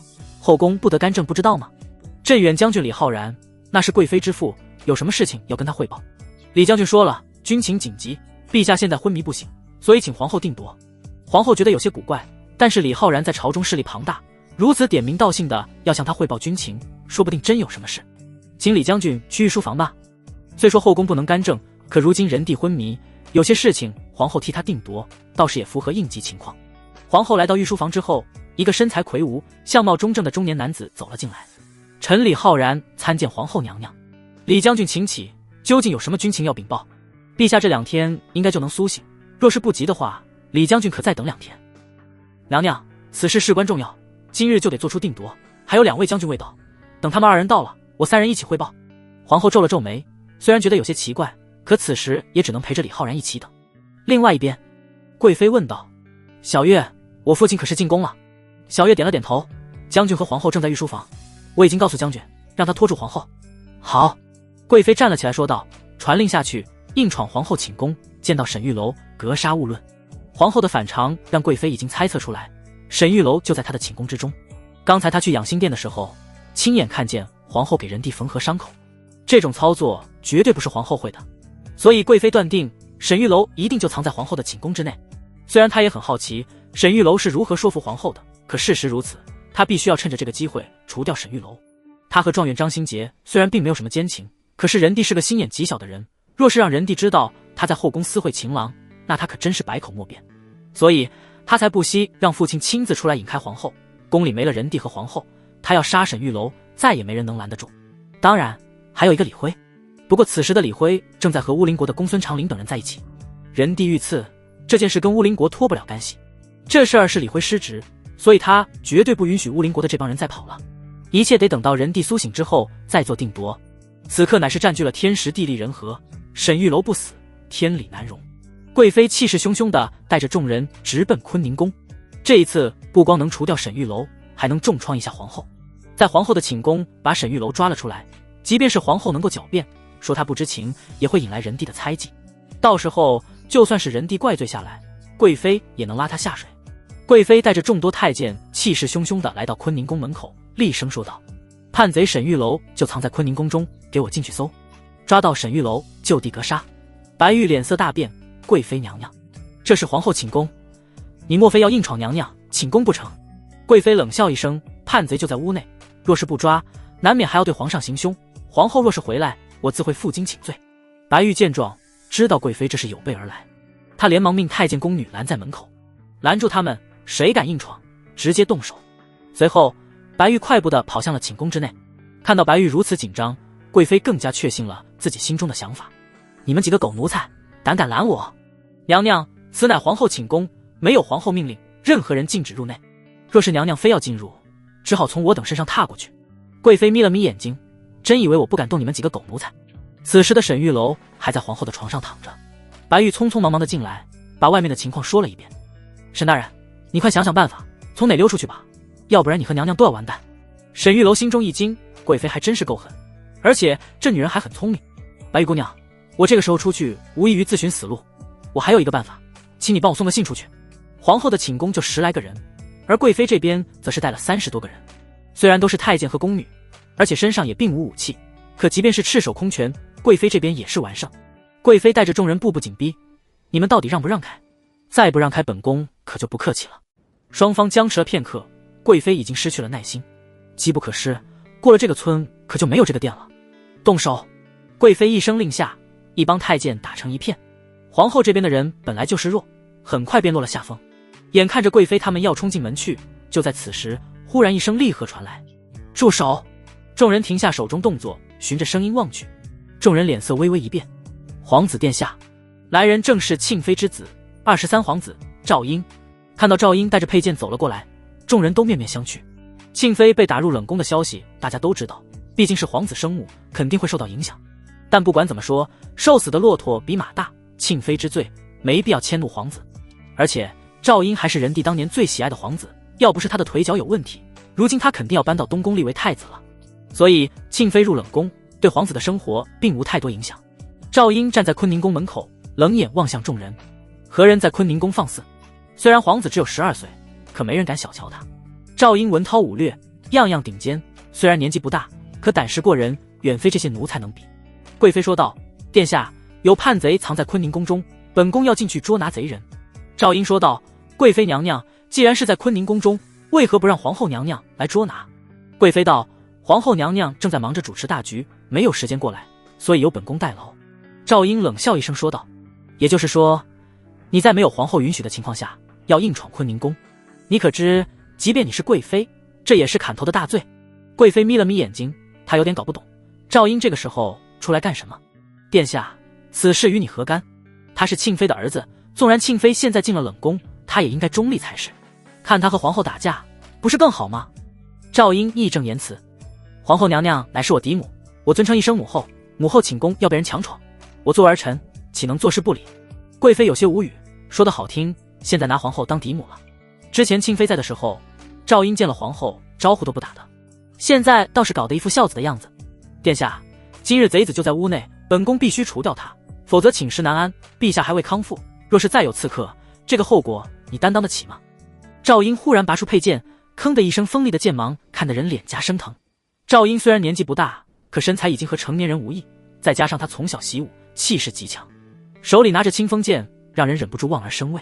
赵英剑指众人，谁敢硬闯母后寝宫，杀无赦。贵妃脸色瞬间难看了起来，众人都不由得后退数步，一个是贵妃，一个是皇子，两边都不能得罪啊。关键是贵妃要想杀人，靠的是手下太监，而皇子要想杀人，一剑就能斩了你，这就是区别。赵英站在坤宁宫门口，无一人敢上前，哪怕是贵妃，此时也不敢赌。赵英，莫非你连本宫也要杀？贵妃上前一步，眼神里带着些许怒火。赵英也更进一步，剑尖直指贵妃脖颈。你可以试试。沈玉楼在皇后的床上躺着，听到外面的声音，一拍大腿说道：真是我的好蛋儿。此时赵英也是抱着破釜沉舟的心态，如今沈玉楼就是他唯一的希望。母妃被打入冷宫，此事对他打击很大，可是如果他的腿能够治好，一切就都有挽回的余地。当年父皇对他是何等的恩宠，那欣赏的眼神和温和的话语还历历在目。后来他腿断之后，人地惋惜和失望的眼神如同刀子一般刺入赵英的心口，他做梦都期盼着这条断腿能够康复。如今沈玉楼给了他希望，这就是他生命中的救命稻草。所以今日若是贵妃敢硬闯，赵英真敢杀他。贵妃看着浑身杀气的赵英，心中萌生退意，犹豫片刻说道：本宫也是为了捉拿叛贼，既然皇子殿下觉得里面没有叛贼，那就算了。说完之后，贵妃带人迅速离去，等着皇后回来，要是撞见了，那可就不好办了。赵英在门口站了一会，很快皇后气势汹汹地回来了，在路上也听说了这边发生的事情，她震怒不已。贵妃胆子也太大了，简直就是骑在她的头上拉屎，这次非得狠狠地收拾她不可。回到门口，看见赵英，皇后的脸色略微缓和一些。参见母后。皇后倒是有些惊喜，之前赵英见了她都不说话的，如今竟然这么客气，还帮她守着大门。今日要不是赵英，贵妃闯进去可就麻烦了。难不成是庆妃倒台了，所以赵英想来投靠她？如果赵英真这么想，皇后倒是不会拒绝。她膝下无子，始终矮人一头，若是有个皇子在她身边，即便不是亲生的，那对她来说也是大有好处。赵英，庆妃的事情我听说了，你尚且年幼，若是有任何需要帮忙的地方，就来找母后。你虽非我亲生，但也是我从小看到大的，以后母后可以为你撑腰。赵英客客气气地说道：多谢母后。赵英离开之后，皇后回到寝宫，看到沈玉楼正躺在她的枕头上，拿着她的一条肚兜闻来闻去，皇后的俏脸顿时涨红起来。沈玉楼，你倒是悠闲，你知道外面因为你乱成什么样了吗？沈玉楼笑了笑：娘娘，也不是我的错啊，我也是被迫的。皇后冷哼一声，将自己的贴身衣物抢了回来，扔到了一旁，把沈玉楼留在这里真是个最大的错误。皇后紧紧地关上了寝宫的大门，任何人都不准入内。沈玉楼，你现在说说贵妃的把柄吧。沈玉楼道：贵妃在朝中有一个相好的，有一次他们俩私会，被我撞见了。皇后顿时两眼放光：在哪里？是谁？沈玉楼道：娘娘，这我不能说，什么时候陛下醒过来了，我安全了，我再说。皇后脸色一沉：你什么意思？信不过我？是。皇后无语，这家伙还真是够直接。沈玉楼，本宫冒着巨大风险收留你，这点信任都没有。沈玉楼道：当初我也很相信贵妃娘娘，可是娘娘转头就要杀我，没办法，我现在谁也信不过啊。沈玉楼算是看透了，宫里的这些女人没一个好惹的，前一秒对你还客客气气，下一秒就找人弄死你。即便是已经睡过的皇后，她也不敢大意，万一皇后前脚知道了秘密，后脚就给沈玉楼弄死，她哭都没地方哭去。皇后说道：你说的陛下这2天就能苏醒，本宫就给你时间，今晚你就在这里睡，你去那边。皇后的床还是相当大的，沈玉楼被皇后安排到了一个角落里，两个人一颠一倒，中间隔着一个棉被，倒是有点天人相隔的感觉。皇后闭上眼睛，半天也睡不着觉。这几天发生的事情实在是太多，不知道人帝醒过来会变成什么样子。若是能够解决贵妃这个心腹大患，今天也不算白付出。半夜，皇后又做了那种令人羞耻的梦。沈清，你轻一点。偏偏这一次的梦十分的真实，就像是真实发生了一样。皇后咬着被子，不敢发出声音，被折腾了大半个时辰，随后又沉沉的睡去了。第二天一早，皇后被自己的生物钟叫醒，醒过来的时候只觉得浑身酸痛，但是头下面枕着的东西却是十分的温暖舒适，她紧紧地搂着，舍不得撒手，也舍不得醒过来。不对劲，皇后猛地一睁眼，看见光着膀子的沈玉楼正搂着她，她躺在沈玉楼的臂弯里，两人亲密无间。而皇后的衣服不翼而飞，昨夜云雨的后遗症还残留着。皇后只觉得头皮发麻，这才反应过来，昨夜那根本不是梦，而是沈玉楼趁着她睡着了，把她皇后刚要大喊，但是很快便回过神来，她气不打一处来，忽然一口咬在了沈玉楼的胳膊上。我操！沈玉楼睡得正香呢，结果这皇后属狗的，一口差点没让她跳起来。沈玉楼坐起了身子，看着胳膊上深深的牙印，有些无语。娘娘，何必下这么重的口？皇后咬牙切齿地说道。沈玉楼，你越来越放肆了，你对我做了什么？娘娘，昨晚是你主动的。你放屁，本宫会对你主动。真是的，昨晚你还说梦话，说皇上力不从心，每次你都不尽兴，跟沈清才叫快活。皇后满脸羞红，你给我住口，本宫才不会说出这么下流的话。沈玉楼，今晚你就给我滚，滚出去，你死了也跟本宫无关。沈玉楼无语，昨天就说了，女人是善变的，信不过皇后就对了。皇后坐起来，正要穿衣服，发现沈玉楼正盯着她的身子看。皇后低声喝道：转过去。沈玉楼无奈，完都完了，看一下怕什么。片刻之后，皇后穿好了衣服，又恢复了后宫之主的气质。本宫去看皇上了，你自己小心些。多谢娘娘关心。皇后瞪了她一眼，叫上了白玉，走出了坤宁宫。说来也奇怪，刚才在床上刚醒过来的时候，只觉得浑身酸痛，可是现在走出宫外，阳光照在身上，皇后只觉得神清气爽，说不出的自在。皇后想起了什么，脸颊微红，问道：白玉，我前几日睡觉可曾说过一些其他梦话？白玉神色古怪，娘娘，我不敢说。皇后皱了皱眉，跟我有什么不敢说的？说。白玉说道：娘娘前几日的确是说梦话，而且越来越多。有一次，娘娘在梦中说到说沈大人好生俊俏，请沈大人给您宽衣。皇后瞬间满面羞红，白玉，你胡说八道。白玉低着头，娘娘，奴婢不敢胡说，是真的。娘娘那几日应该总梦到沈大人吧？皇后的脸娇艳欲滴，难不成昨晚真是她主动的？行了，此事万万不可和别人说起。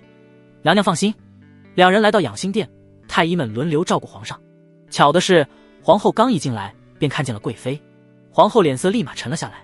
李云舒，听说昨日你闯我坤宁宫，你该当何罪？贵妃面色平静说道：皇后娘娘不必动怒，昨天我只是捉拿叛贼而已，而且我昨天并未闯进去。哼，若不是皇子到场，你不就闯进去了？贵妃冷笑，等我闯进去了你再说我有罪吧。你。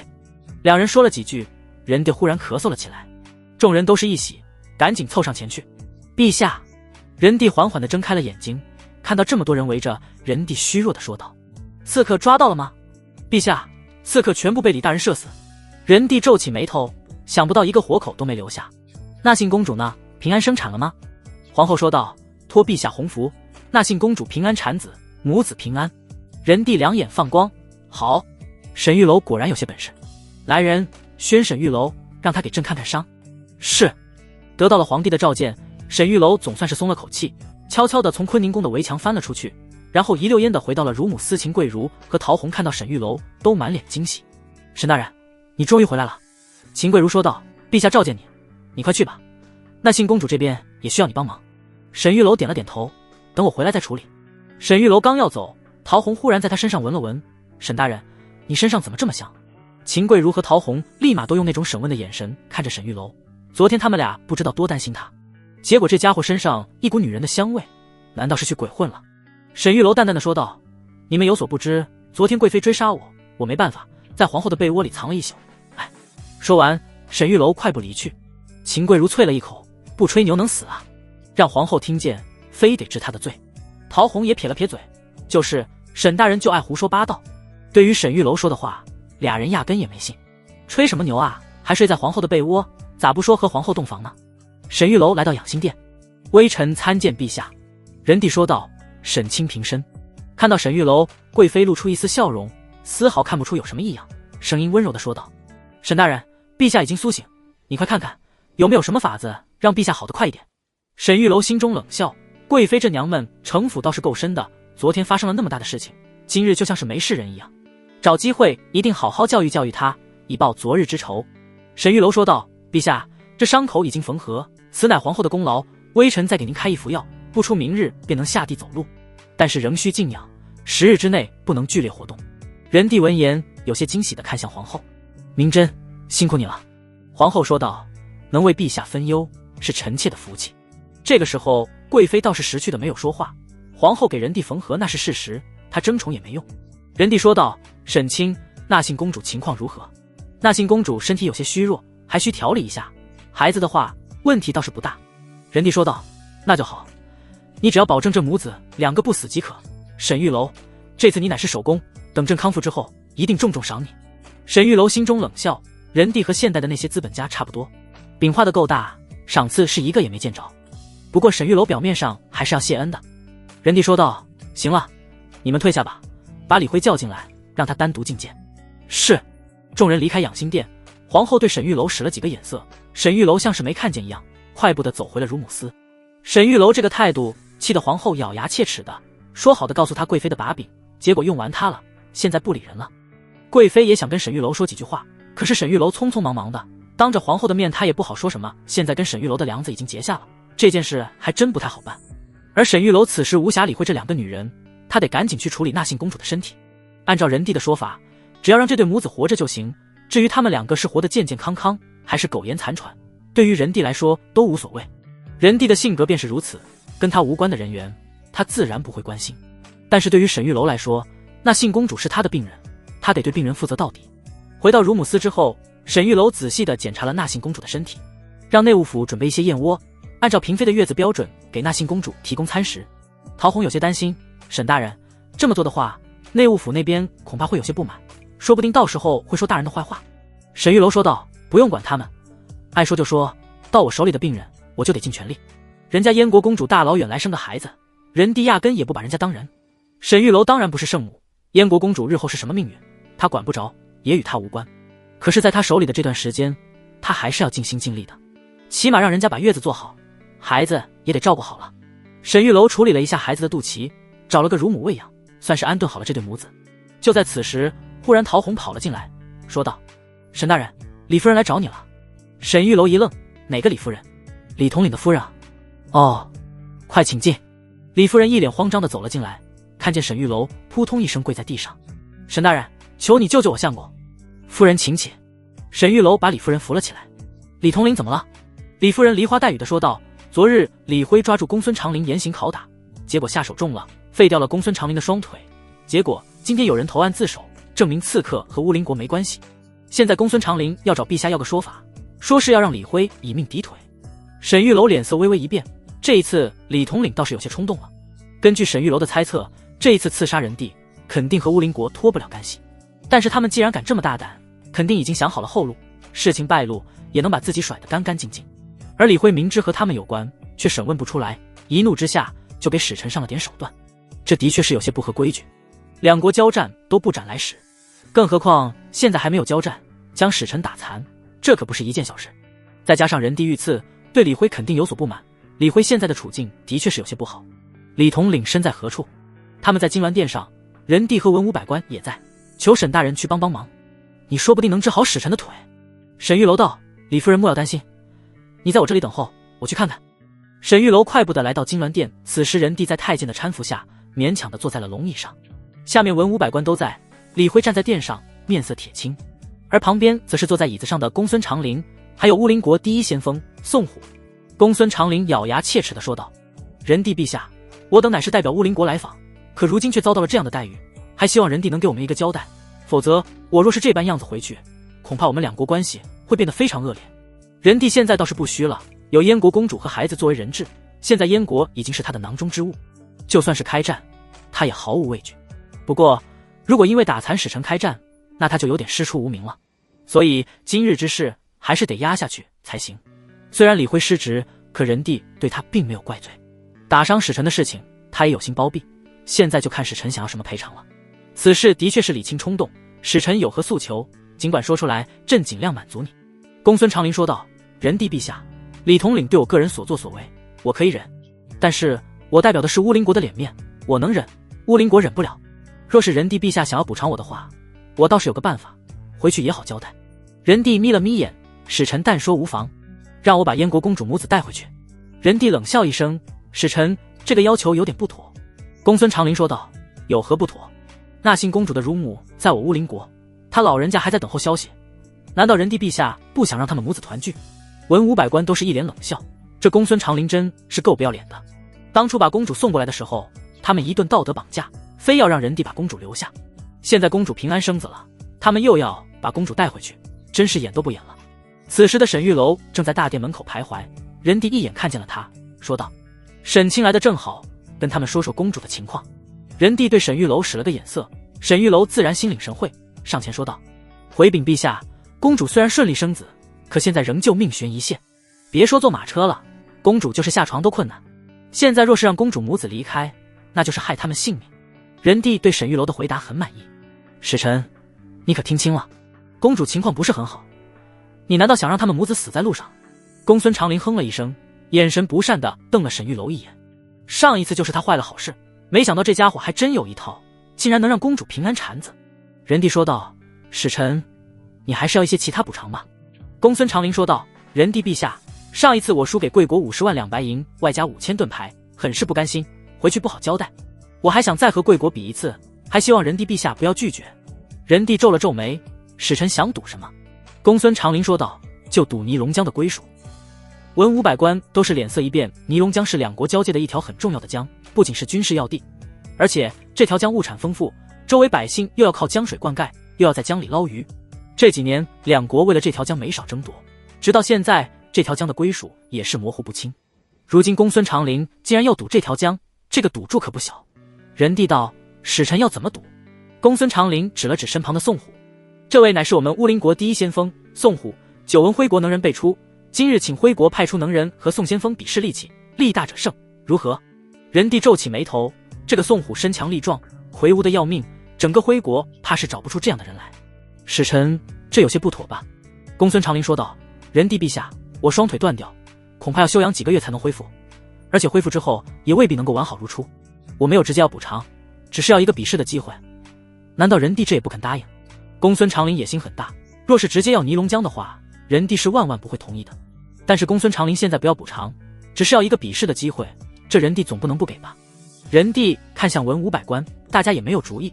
这个宋虎看起来比较威猛，但是徽国也不缺能人，比一比倒也无妨。好，朕准了。如何比？公孙长林说道：比力气很简单，3局2胜，第一轮比举鼎。我看殿外有一口9足鼎，谁能举起来就算赢，如何？公孙长林兴奋了起来，尼龙江可是兵家必争之地，远非50万两白银能比的。之前他输掉了50万两白银加上盾牌，回去之后必定要遭受责罚，而这一次公孙长林势在必得。他知道若是比武，宋虎是打不过李辉的，之前就已经试过了，所以他换了个战术，比力气。在这方面宋虎可是有着绝对的优势，这一次若是赢了，那也算是挽回了一些损失。而沈玉楼则是暗暗冷笑，这个公孙长林又来送礼了。人帝问道：诸位爱卿，门口的9足鼎有多少斤？回禀陛下，具体多少斤没有测量过，但是估计至少要有800斤。文武百官都倒吸一口冷气，800斤，这也太重了，500斤就能压死人，别说800斤了，普通人想抬起来一条缝隙都困难，更别说举起来了。人帝问道：李辉，你能举起来吗？李辉摇了摇头，臣不能。门口这个9足鼎李辉曾经试过，想要举起来实在是有些困难，此事他不敢托大，不能就是不能，若是输了可是会影响国家大事。人帝问道：诸位爱卿可有推荐人选？陛下，我推荐郑非凡，此人和宋先锋体型相差不多，论力气和他能有一拼。人帝皱了皱眉，这个郑非凡他见过几次，上次破盾的时候就是他来的，当时他也没能破开乌林国的盾牌，后来去找他弹劾沈玉楼，人帝一气之下让他守城门去了。准了，宣。很快郑非凡进入宫中，这一次他激动万分，终于又有机会面见圣上了。自从上一次被圣上调出宫外之后，他的日子可是非常难熬，每天风吹日晒不说，伙食也是差得要命。相比之下，在宫里当差简直就是天堂。而且最关键的是，在宫里能看见秦贵如，他一直想要找机会和秦贵如缓和一下关系。之前他们俩都已经说好了，就等着他去提亲了。可是现在秦贵如和他闹别扭，他又调到了宫外当差，根本没法提亲。这一次就是他表现的机会，只要他立了大功，就直接向仁帝要赏赐，请求赐婚。到时候就算是秦贵如还生气，他也不可能抗旨。郑非凡挺直了腰杆来到殿前，此时不少人太监宫女也都在外面远远的观望。殿上的情形他们不敢看，但是在殿外这种热闹还是可以看一看的。郑非凡来到殿上，给仁帝磕头行礼，便直接开始了比试。郑非凡用手摸了摸这个九足鼎，这口鼎放在这里有年头了，几年前有几个太监移动过，4个人一起推才推得动，想要举起来恐怕没那么容易。郑非凡撸起袖子往手上吐了几口唾沫。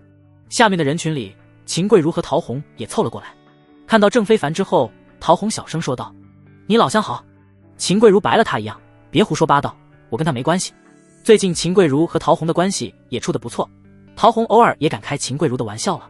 看到郑非凡，秦贵如就有些厌烦。郑非凡2只手抓住九足鼎，双腿用力，额头上青筋暴起，浑身肌肉都紧绷了起来，满脸涨红，仿佛用上了吃奶的力气一般。切！郑非凡大喝一声，非常吃力地将这个九足鼎抬起了一点点。当九足鼎离开地面露出一条缝隙的时候，众人都惊呼了起来。郑非凡真是好大的力气啊！郑非凡鼓着腮帮子，脸憋得都有些发紫了，将九足鼎抬起来足足有20厘米，随后砰的一声，他浑身力竭将九足鼎扔在了地上。郑非凡整个人瘫在了台阶上，狼狈不堪。众人立马鼓起掌来，好，大家都跟着喝彩。郑非凡往台阶下面看去，正好和秦贵如对视，而秦贵如只是看了他一眼，就赶紧把目光挪走了。仁帝也满意的点了点头，不愧是我徽国勇士，使臣以为如何？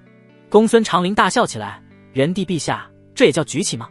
这顶多算是抬起，还是勉强抬起？哈哈！仁帝哼了一声说道：“那请宋先锋来试试吧。”宋虎走到九足鼎跟前，轻蔑地看了郑非凡一眼，一只手抱着九足鼎，另一只手托住底部，大喝一声。下一秒，在众人惊愕的目光之下，宋虎将这个九足鼎举过头顶，此时他的脸也是涨红起来，浑身颤抖，就像是举重运动员一样。就连沈玉楼都有些心惊，这可真是天生神力啊，怪不得被称为乌林国第一先锋，果然是够猛。宋虎举起九足鼎，足足坚持了几秒钟，然后把鼎往地上一扔。此时躺在台阶上的郑非凡看到鼎向自己砸过来，吓得当场大叫起来，砰的一声，结果这口九足鼎落在地上，离郑非凡还有半步远。可郑非凡却控制不住，胯下一热，一股骚臭的味道就传了出来。公孙长陵闻言大笑，哈，贵国的侍卫胆子未免太小了，这就吓尿了。看到郑非凡羞愧难当，脸色难看的要命。他真不是那么胆小，主要是刚才用尽全力，有点脱力，再加上刚才真的有点害怕，所以才小便失禁了。当着使臣的面，还有这么多人，简直把脸都丢光了。而且他虽然抬起来了，可是和宋虎一比，却差得太远了，人家是举过头顶了。仁帝冷着脸说道：“下去吧。”郑非凡硬着头皮站了起来，踉踉跄跄地走下了台阶。下去的时候，正好路过秦贵如身边。郑非凡本来以为自己会风风光光地在秦贵如面前走过，可没想到是如此狼狈。郑非凡低着头，压根不敢看秦贵如，在心上人面前丢脸是最悲催的事情。公孙长陵说道：“仁帝陛下，这第一轮是我们赢了，第二轮比试谁来？”李辉走了出来，眯着眼睛说道：“我来。”公孙长陵哼了一声：“第二轮比掰手腕，李统领请吧。”宋虎和李辉坐在了一个桌子的两边，随着公孙长陵一声令下，二人开始掰手腕。宋虎的手臂简直和寻常人小腿差不多粗，手简直和砂锅差不多大，和他握在一起，就连李辉的手都显得有些纤细了。宋虎死死地咬着牙，浑身力量都集中在了手臂上。李辉也是瞪着眼睛，两人较上了劲。就在两人僵持不下之时，李辉双脚用力一蹬，身体猛然爆发出一股力量，砰的一声，宋虎的手被压在了桌子上。瞬间，大殿之上群臣欢呼，李统领到底还是李统领。而仁帝的脸上也是露出一丝激动之色，距离拿下尼龙江只差一步了。而沈玉楼看着李辉的胳膊，却是皱起眉头。此时的李辉已经力竭，刚才不知道用了什么方法，李辉全身的力量都爆发了出来。沈玉楼上前搀扶住了他，李辉脸色泛白，呼吸急促，要不是沈玉楼扶着他，他都有些站不稳了。李辉毕竟闯了祸，也是怕陛下责罚，所以想立下功劳。可宋虎的力量实在是太大，李辉不得不用一些釜底抽薪的办法。沈玉楼赶紧给李辉诊脉，片刻之后说道：“李统领，10日之内，你不能再用力，需静养才行。”仁帝皱了皱眉：“沈清、李清没事吧？”“陛下，李统领体虚，需要静养。”仁帝点了点头，给李清赐座。众人本来都兴奋起来，可是现在又有点失落了。宋虎这样的重量级选手实在是有点难搞，满朝文武除了李辉，谁能赢了他？李辉不能出手，这第3局怕是要输啊。第2局输了，虽然有些出乎公孙长林的意料，但是看李辉现在这个样子，他倒是得意了起来。仁帝陛下，第3轮我想加点赌注。仁帝皱了皱眉，使臣想加什么？公孙长林忽然一指沈玉楼，说道：“我们若是赢了，我要把此人带回乌林国。”话音落下，沈玉楼脸色一变，狗东西，居然看中老子了！沈玉楼当然是不想去的，去了那边肯定下场凄惨。他赶紧对身边的太监低语了几句，太监点了点头，悄悄地退了下去。仁帝愣了一下，使臣这是为何？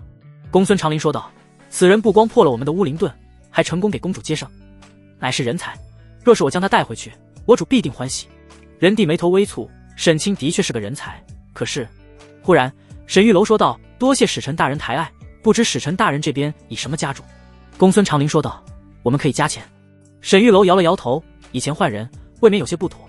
我有一建议，若是我们赢了，将宋先锋留在我徽国，如何？”沈玉楼说完，仁帝眼睛一亮。宋虎这种猛将，哪一个帝王都喜欢，看到别国有这样的人才，他也是羡慕嫉妒。如若能让宋虎加入麾下，哪怕让仁帝付出一些代价，他也愿意。公孙长林脸色凝重了起来，眉宇之间露出一丝犹豫。这第3轮，贵国派谁出来应战？赌可以，要看看他们派谁出来。虽然公孙长林对宋虎很有信心，可是万一徽国有什么隐藏的高手呢？要是出来一个大力士给宋虎赢了，那他可就损失大了。所以先把对手定下来，再决定要不要赌。还没等仁帝回答，沈玉楼再次向前一步：“我来。”话音落下，众人顿时一愣，随后公孙长林忽然大笑起来：“你来？你确定吗？”沈玉楼当然得自己来，看仁帝的样子，已经准备答应他们了。什么尼龙江的归属，沈玉楼压根也不关心，他只关心自己的前途。要是把自己的命运交给别人，万一输了，那他就要去乌林国了。去了乌林国，是生是死就很难预料了。所以这一轮比试，他必须亲自出手。而且仁帝给他承诺的那些空头支票也该兑现了。仁帝皱起眉头：“沈清，这可不是医术比拼，难道你自认为力气比李统领还大？”沈玉楼道：“陛下，臣不敢拿自己前途开玩笑，若是没有信心，臣也不敢赌。”仁帝犹豫片刻，还是点了点头。上次沈玉楼用了奇招破开了乌灵盾，的确是让大家大开眼界。这一次说不定沈玉楼还有其他办法。反正现在李辉受伤，没有人能赢得了宋虎了，不如就让沈玉楼试一试。公孙长林说道：“沈大人，若是你上的话，那可以赌了。”宋虎站在一旁，脸上带着冷笑，眼神里透着一股轻蔑。沈玉楼虽然上次破开了盾牌，但是回去之后他们复盘了一下，这家伙肯定是用了什么邪门歪道。那个花50万买的七伤全谱，纯粹就是假的，根本就看不懂。沈玉楼看起来就是个文弱书生，就凭他这小身板，比力气怎么可能赢得过宋虎？沈玉楼道：“不过这第3轮比试规则得由我来定，前2轮都是贵国来定，第3轮怎么也得轮到我们了吧？”公孙长林说道：“可以，但是一定要公平公正。”沈玉楼道：“放心，绝对公平。来人，拿鸡蛋。”刚才那个太监跑了过来，将2颗鸡蛋递给了沈玉楼。众人都是一脸好奇，不是比试力气吗？拿鸡蛋干什么？沈玉楼说道：“第3轮比试，捏鸡蛋，谁能把鸡蛋捏碎，便是赢。”闻言，大殿内立马一片哗然。这算什么比试？捏鸡蛋就连小孩子都能捏碎，别说成人了，就连仁帝都皱起眉头。沈玉楼这个比试是不是有点太草率了？这哪能分出胜负来？公孙长林冷笑一声：“沈大人，你不会是想要和宋先锋打个平手吧？这种小孩子一般的比试，你也拿出来，传出去不是让人笑掉大牙吗？”沈玉楼说道：“非也，我说的捏鸡蛋是有规则的。第一，鸡蛋必须紧贴手心，手呈握拳状态。第二，不能用2根手指捏碎鸡蛋，而是要5指发力将鸡蛋握碎。第三，每个人只有1次机会，时期之内若是无法捏碎，便算失败。”听完沈玉楼的讲解，众人倒是有些好奇，一个鸡蛋真的那么难捏吗？就算是不用手指捏，光靠握力，应该也很容易吧？看到宋虎那轻蔑的表情，沈玉楼嘴角勾起一抹笑意。宋先锋，你先来，只有一次机会，你可要珍惜哦，要不要准备一下？宋虎冷哼一声，区区一个鸡蛋而已，何须准备？宋虎走到沈玉楼跟前，将一颗鸡蛋握在了手心里面，按照沈玉楼说的动作，轻轻地将鸡蛋握住。沈玉楼道：宋先锋可准备好了？开始计时了。宋虎一脸不屑：开始吧。开始计时之后，宋虎猛地用力，手臂上的肌肉都紧绷了起来。然而鸡蛋却完好无损，他的脸色一下变了。宋虎有点想不通，如此常见的一个鸡蛋，他为何捏不碎？5根手指一起用力，他只觉得手心里的鸡蛋像是石头一样，总觉得只要再用一点点力气就能捏碎了，可他偏偏就捏不碎。眼看着时间要到了，宋虎半蹲下了身子，浑身的力量都集中在了手臂上，原本就已经很粗壮的小臂因为充血又粗了几分，他整个手臂都在颤抖，死死地咬着牙，额头上的汗水顺着突出的青筋流了下来。此时他的样子简直比之前刚顶的时候还要夸张，好像用足了吃奶的力气一般。只不过是一个鸡蛋而已，有那么难吗？在场的都是高官，鸡蛋是家里最常见的食物，鸡蛋皮是非常脆弱的，所以才会有以卵击石这句话。可是现在宋虎这样的大力士竟然捏不碎一个鸡蛋，这简直太让人瞠目结舌了。时间到，宋虎一下子瘫软了下来，大口地喘着粗气，刚才的几秒钟真是用尽了他浑身的力气。公孙长林脸色一沉：怎么会这样？宋虎说道：这鸡蛋真的捏不碎。看到众人疑惑的眼神，沈玉楼说道：给大家发鸡蛋，让大家都试一试，若是没亲手试一下，总觉得自己行。太监给每个人发了一个鸡蛋，文武百官都拿着试了试，就连人帝也拿着鸡蛋捏了一回。大家试了一下，才知道原来这鸡蛋真的不容易捏碎。公孙长林冷冷地说道：沈大人，大家都捏不碎，你也捏不碎，那不还是平局？沈玉楼淡淡的一笑：谁说我捏不碎了？说着，在众人的注视之下，沈玉楼抬起手来，手心里放着一个鸡蛋，随后他用力一捏，咔嚓一声，鸡蛋碎掉。瞬间全场一片安静，就像是上一次沈玉楼一拳打破乌灵顿时那样安静。沈玉楼如此轻描淡写，简直让众人怀疑人生。在场的很多武将都觉得自己很厉害了，可是用尽了力气也捏不碎鸡蛋，而到了沈玉楼的手里，竟然如此的轻松。刚才大家都盯着沈玉楼的手，他是按照规则握碎的，并没有作弊。怎么会这样？沈玉楼道：公孙大人，我赢了吧？以后宋先锋可就是我徽国的了。宋虎脸色一变，怒道：妈的！他用力一摔，将手里的鸡蛋摔在了地上，哗啦一声，鸡蛋碎掉。猛然，公孙长林察觉到不对劲了。不对，不对啊！沈玉楼，你这不对啊！我们捏的都是生鸡蛋，你捏的是熟鸡蛋，你这不对啊！瞬间，大殿一片哗然，大家这才反应过来，沈玉楼捏碎的是熟鸡蛋，而他们手里的则是生的。虽然不知道生的熟的会不会有差别，但是既然是比赛，那就要公平一些。宋虎捏的生的，你捏的熟的，这肯定不公平啊！沈玉楼搓了搓下巴，想不到使臣坐在椅子上，双脚离地了，聪明的智商还占领高地了。他的确用的是熟鸡蛋，熟鸡蛋捏碎轻而易举，他们的生鸡蛋就不行了。本来以为能够蒙混过关，没想到宋虎一生气，竟然把鸡蛋摔了，让他露出了破绽。宋虎顿时大怒：你耍赖！人帝也皱起眉头，眼看着要赢了，结果竟然被发现了。难道沈玉楼的倚仗就是这点小聪明吗？要是就靠这点小聪明，那这次可就损失大了。文武百官也都是怒目相视，他们承认上一次沈玉楼破开盾牌的确是有2下子，可那只是小聪明。这种小聪明若是用在这种国家大事上，未免太草率了。尼龙江的归属将会决定几个城的百姓命运，这一次沈玉楼若是搞砸了，恐怕性命难保。众人的目光如同刀子一般，沈玉楼只觉得如芒在背，不过他丝毫不慌，说道：来，拿一个生鸡蛋，我再给你捏一次。太监拿了一个竹筐过来，沈玉楼道：公孙大人，你给我挑一个吧。公孙长林拿起鸡蛋晃了晃，确定是生鸡蛋之后，交给了沈玉楼。沈玉楼，这次我看你如何作弊。沈玉楼拿起鸡蛋，左看看右看看，公孙大人挑选的鸡蛋真是不错，形状好，圆润，而且这个鸡蛋一看就是双黄蛋。公孙长林皱起眉头：你捏就捏，哪那么多废话？沈玉楼道：瞧你这话说的，我不得发功吗？金銮殿外面那些宫女太监还在远处看热闹，不过他们在台阶下面看不见大殿里的情形。陶虹翘着脚说道：我怎么看到是沈大人在里面说话，但是听不清说什么，真着急啊。秦贵如秀眉微蹙，我也看见他说话了，这么重要的场合，他说话干什么？这是在比试力气。沈玉楼一个文弱书生，哪有说话的份？陶虹说道：“要不我找个人来打听打听。”秦贵如点了点头。平日里他是不喜欢八卦的，尤其是朝堂上的事情，他更不关心。但是今天有沈玉楼在那里，他忽然很想知道沈玉楼到底在干嘛。如果允许的话，他真想去大殿上看一看。沈玉楼应该不会像郑非凡那么丢脸吧？陶虹对着远处的一个太监挥了挥手，那太监立马一路小跑过来。陶虹说道：“他是我小弟，刚入宫的时候我带他的。小德子，里面怎么样了？”小德子说道：“陶虹姐，里面那可太热闹了，现在是第3轮比试力气，沈大人和宋先锋正在比试。”二女顿时一惊：“什么？沈大人和宋先锋比力气？刚才他们在下面看见宋虎了，一个人竟然把9足鼎给举起来了，这力量简直太恐怖了！那样魁梧的猛将，沈玉楼怎么可能比得过？”小德子说道：“刚才沈大人已经赢了，可是他们说沈大人耍赖，又要重新比过。”秦贵如瞠目结舌，沈玉楼居然赢了，这太扯淡了！这家伙居然能跟宋虎一较高下，这不是天方夜谭吗？秦贵如远远地看着沈玉楼的身影，忽然觉得之前一直有点小瞧他了。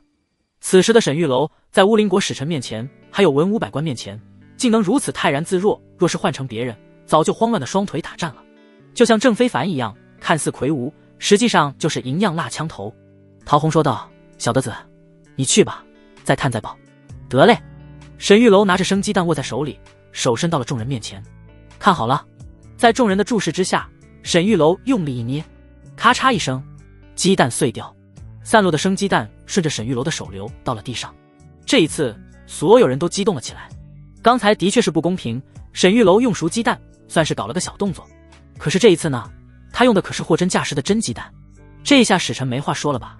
公孙长林蹲下检查了一番，沈玉楼的鸡蛋的确没问题。宋虎不服气，拿了几个鸡蛋又试了好几次，可怎么都捏不碎，脸色难看至极。沈玉楼说道：“公孙大人，这下愿赌服输了吧？以后宋先锋就是我徽国虎将了。”人帝大喜：“哈哈，朕乃是爱才之人，宋先锋，以后你为我徽国效力，朕自不会亏待于你。”宋虎和公孙长林的脸色难看至极，他们本来以为稳操胜券，可是万万没想到竟然又一次输给了沈玉楼。这一次他们实在是无可挑剔，宋虎捏的是生鸡蛋，沈玉楼捏的也是生鸡蛋，而且这个鸡蛋还是公孙长林亲自给他挑的，这总不能说他作弊了吧？看到二人犹豫不决，人帝眼神中散发出一股冷意，莫非使臣想反悔不成？我徽国最讲究诚信，不讲诚信之人便不是我们的朋友。此时的人帝对他们的态度和之前完全不一样，现在燕国公主就在他的手里，一旦乌林国有任何异样，他便敢直接开战。公孙长林自知理亏，他看了宋虎一眼，心中实在是郁闷。这一次不仅输了盾牌，输了50万两银子，竟然还把宋虎给搭进去了。早知道他就不应该打沈玉楼的主意，他本来想着被沈玉楼坑了50万两，把他要回去好好羞辱他一番，也算报仇。而且这家伙有些本事，回去之后肯定能派上大用场。可就因为他这一时贪念，竟赔了夫人又折兵。人帝陛下，我乌林国愿赌服输，宋先锋留在这里。不过回去之后，若是我主想用钱来赎人，还希望人帝陛下能高抬贵手。好说，若是宋先锋到时候愿意回去，请贵国国主给点赎金也就算了。人帝表面上答应下来，但是具体要多少钱可就不好说了。真要是想赎人，人帝肯定会狮子大开口。公孙长林铩羽而归，当场签署了尼龙江归属的条文。此时他代表乌林国的国主，自然抵赖不了。宋虎站在大殿上，脸红脖子粗，把他留在这里，对他来说简直就是奇耻大辱。宋虎说道：“要杀要剐，悉听尊便，让我给你们效力，做梦！”宋虎没什么心眼，让他在这里为徽国效力，对他来说就是背叛。他可不想当叛徒，所以他宁可被人帝杀了，也绝对不为他所用。人帝皱了皱眉说道：“宋先锋，在我这里的待遇绝对不比在乌林国差，只要你好好的辅佐朕，要钱要地要美人，朕都能满足你。”宋虎冷哼一声：“我什么也不要，你要杀便杀，要放便放，随你的便。”宋虎一副死猪不怕开水烫的模样：“就算你把我留在这里，我也不为你效力，爱咋咋地。”人帝皱了皱眉，有些头疼。这样的猛将若是不能替他效力，那留着有何用？沈玉楼说道：“陛下，能否让宋先锋在我手下做帮手？微臣必定将他收服。”人帝想了想，随后点了点头：“那好，先让他给你当手下，1个月之内若是肯归顺，算你大功一件。”沈玉楼说道：“宋虎，从今日起，你便是乳母司的一员，今日开始负责给皇子磨米粉，你去找秦大人报道吧。”哼！宋虎冷哼一声，拂袖而去。让他去给小孩弄米粉，简直就是对他的羞辱。不过宋虎也知道，好汉不吃眼前亏，他只能忍了下来，让他干什么都行，反正就是不上战场。人帝把他留下，无非就是想让他冲锋陷阵，他偏偏不去，还要在这里大吃大喝，游山玩水，就当公费旅游了。回头乌林国国主自然会拿钱来赎他。宋虎走了之后，军机大臣张富成问道：沈思政，你到底是如何捏碎鸡蛋的？捏碎熟鸡蛋这个不稀奇了，可是生鸡蛋他们刚才都是过了，根本就捏不碎，即便是一些身体强悍的武将也不行。沈玉楼从怀中拿出一个小瓷瓶，回禀张大人，还是上次用的浓醋，将浓醋涂在蛋壳上，便能轻松捏碎。这可是老演员了，要是熟鸡蛋能糊弄过去，那就罢了，糊弄不过去，这是沈玉楼准备的后招，果然用上了。张富成试验了一下，也是啧啧称奇，想不到一个浓醋竟然2次击败乌林国使臣，若是让他们知道，一定会吐血3升吧。张富成说道：陛下，这一次尼龙江能够成为我国领土，沈玉楼乃是头功，再加上沈玉楼顺利给燕国公主接生，陛下应该一并赏赐才对。沈玉楼暗暗地给这位张大人竖了个大拇指，终于有明白事理的了。人帝光给他画大饼，一次赏赐也没见过，直到现在他的家人在哪儿他还不知道呢。摊上这样的老板也真是够倒霉的。而且皇后给人帝缝合这事，说起来也是沈玉楼的功劳，再加上之前救小公主，立了这么多功，却一点赏赐没有，就连张富成都有点看不下去了。人帝说道：没错，沈清屡立奇功，朕一直拖欠着赏赐。沈清，你想要什么赏赐？沈玉楼心道：废话，当然是升官发财。不过这话自然不能说出口，要赏赐既要显得自己大义凛然，又要说到人帝的心坎里。沈玉楼道：前日陛下御赐是禁军失职，但今日比试，若是没有李统领，光靠微臣也很难胜出。臣斗胆请陛下不要怪罪李统领，功过相抵。闻言，李辉神色大变，如此讨要赏赐的好机会，沈玉楼居然给他求情，这般恩情简直李辉鼻子一酸，心中感动不已。人帝眼睛一亮，他本来就有意赦免李辉，满朝文武最忠心于他的就是李辉，这次虽然李辉失职，可也是中了调虎离山之计。人帝不责罚说不过去，责罚又有些舍不得，正好沈玉楼来求情，他也能顺水推舟了。既然沈清求情了，那李清便功过相抵，不赏不罚，日后定要加强防御，这种事情绝不能发生第二次。张富成见状说道：陛下，沈大人该有的赏赐还是要有的。人帝点了点头，没错，既然沈清没什么想要的，那朕就看着赏赐了。人帝想了想说道：即日起封沈玉楼为乳母司副长事，赐宅院1套，赏黄金100两。沈玉楼闻言心中一喜，总算是给房给钱还升官了。别的不说，给房给钱那是最实际的赏赐了，沈玉楼现在缺的就是这个。沈玉楼对这个朝代的购买力已经有一些了解了，黄金100两按照购买力换算的话，大约和现在的100万差不多，这些钱足以改变一个贫苦家庭。而沈玉楼就是个穷鬼，这钱来得太及时。至于宅院那就更好了，总是住在这皇宫里面，一来是有诸多不便，二来是相对来说比较危险。若是能住在外面的话，退1万步说，即便是人帝有一天要杀他，他也能有机会跑不是。就在沈玉楼准备谢恩的时候，人帝忽然说道：沈清有勇有谋，一表人才，朕甚为欣赏。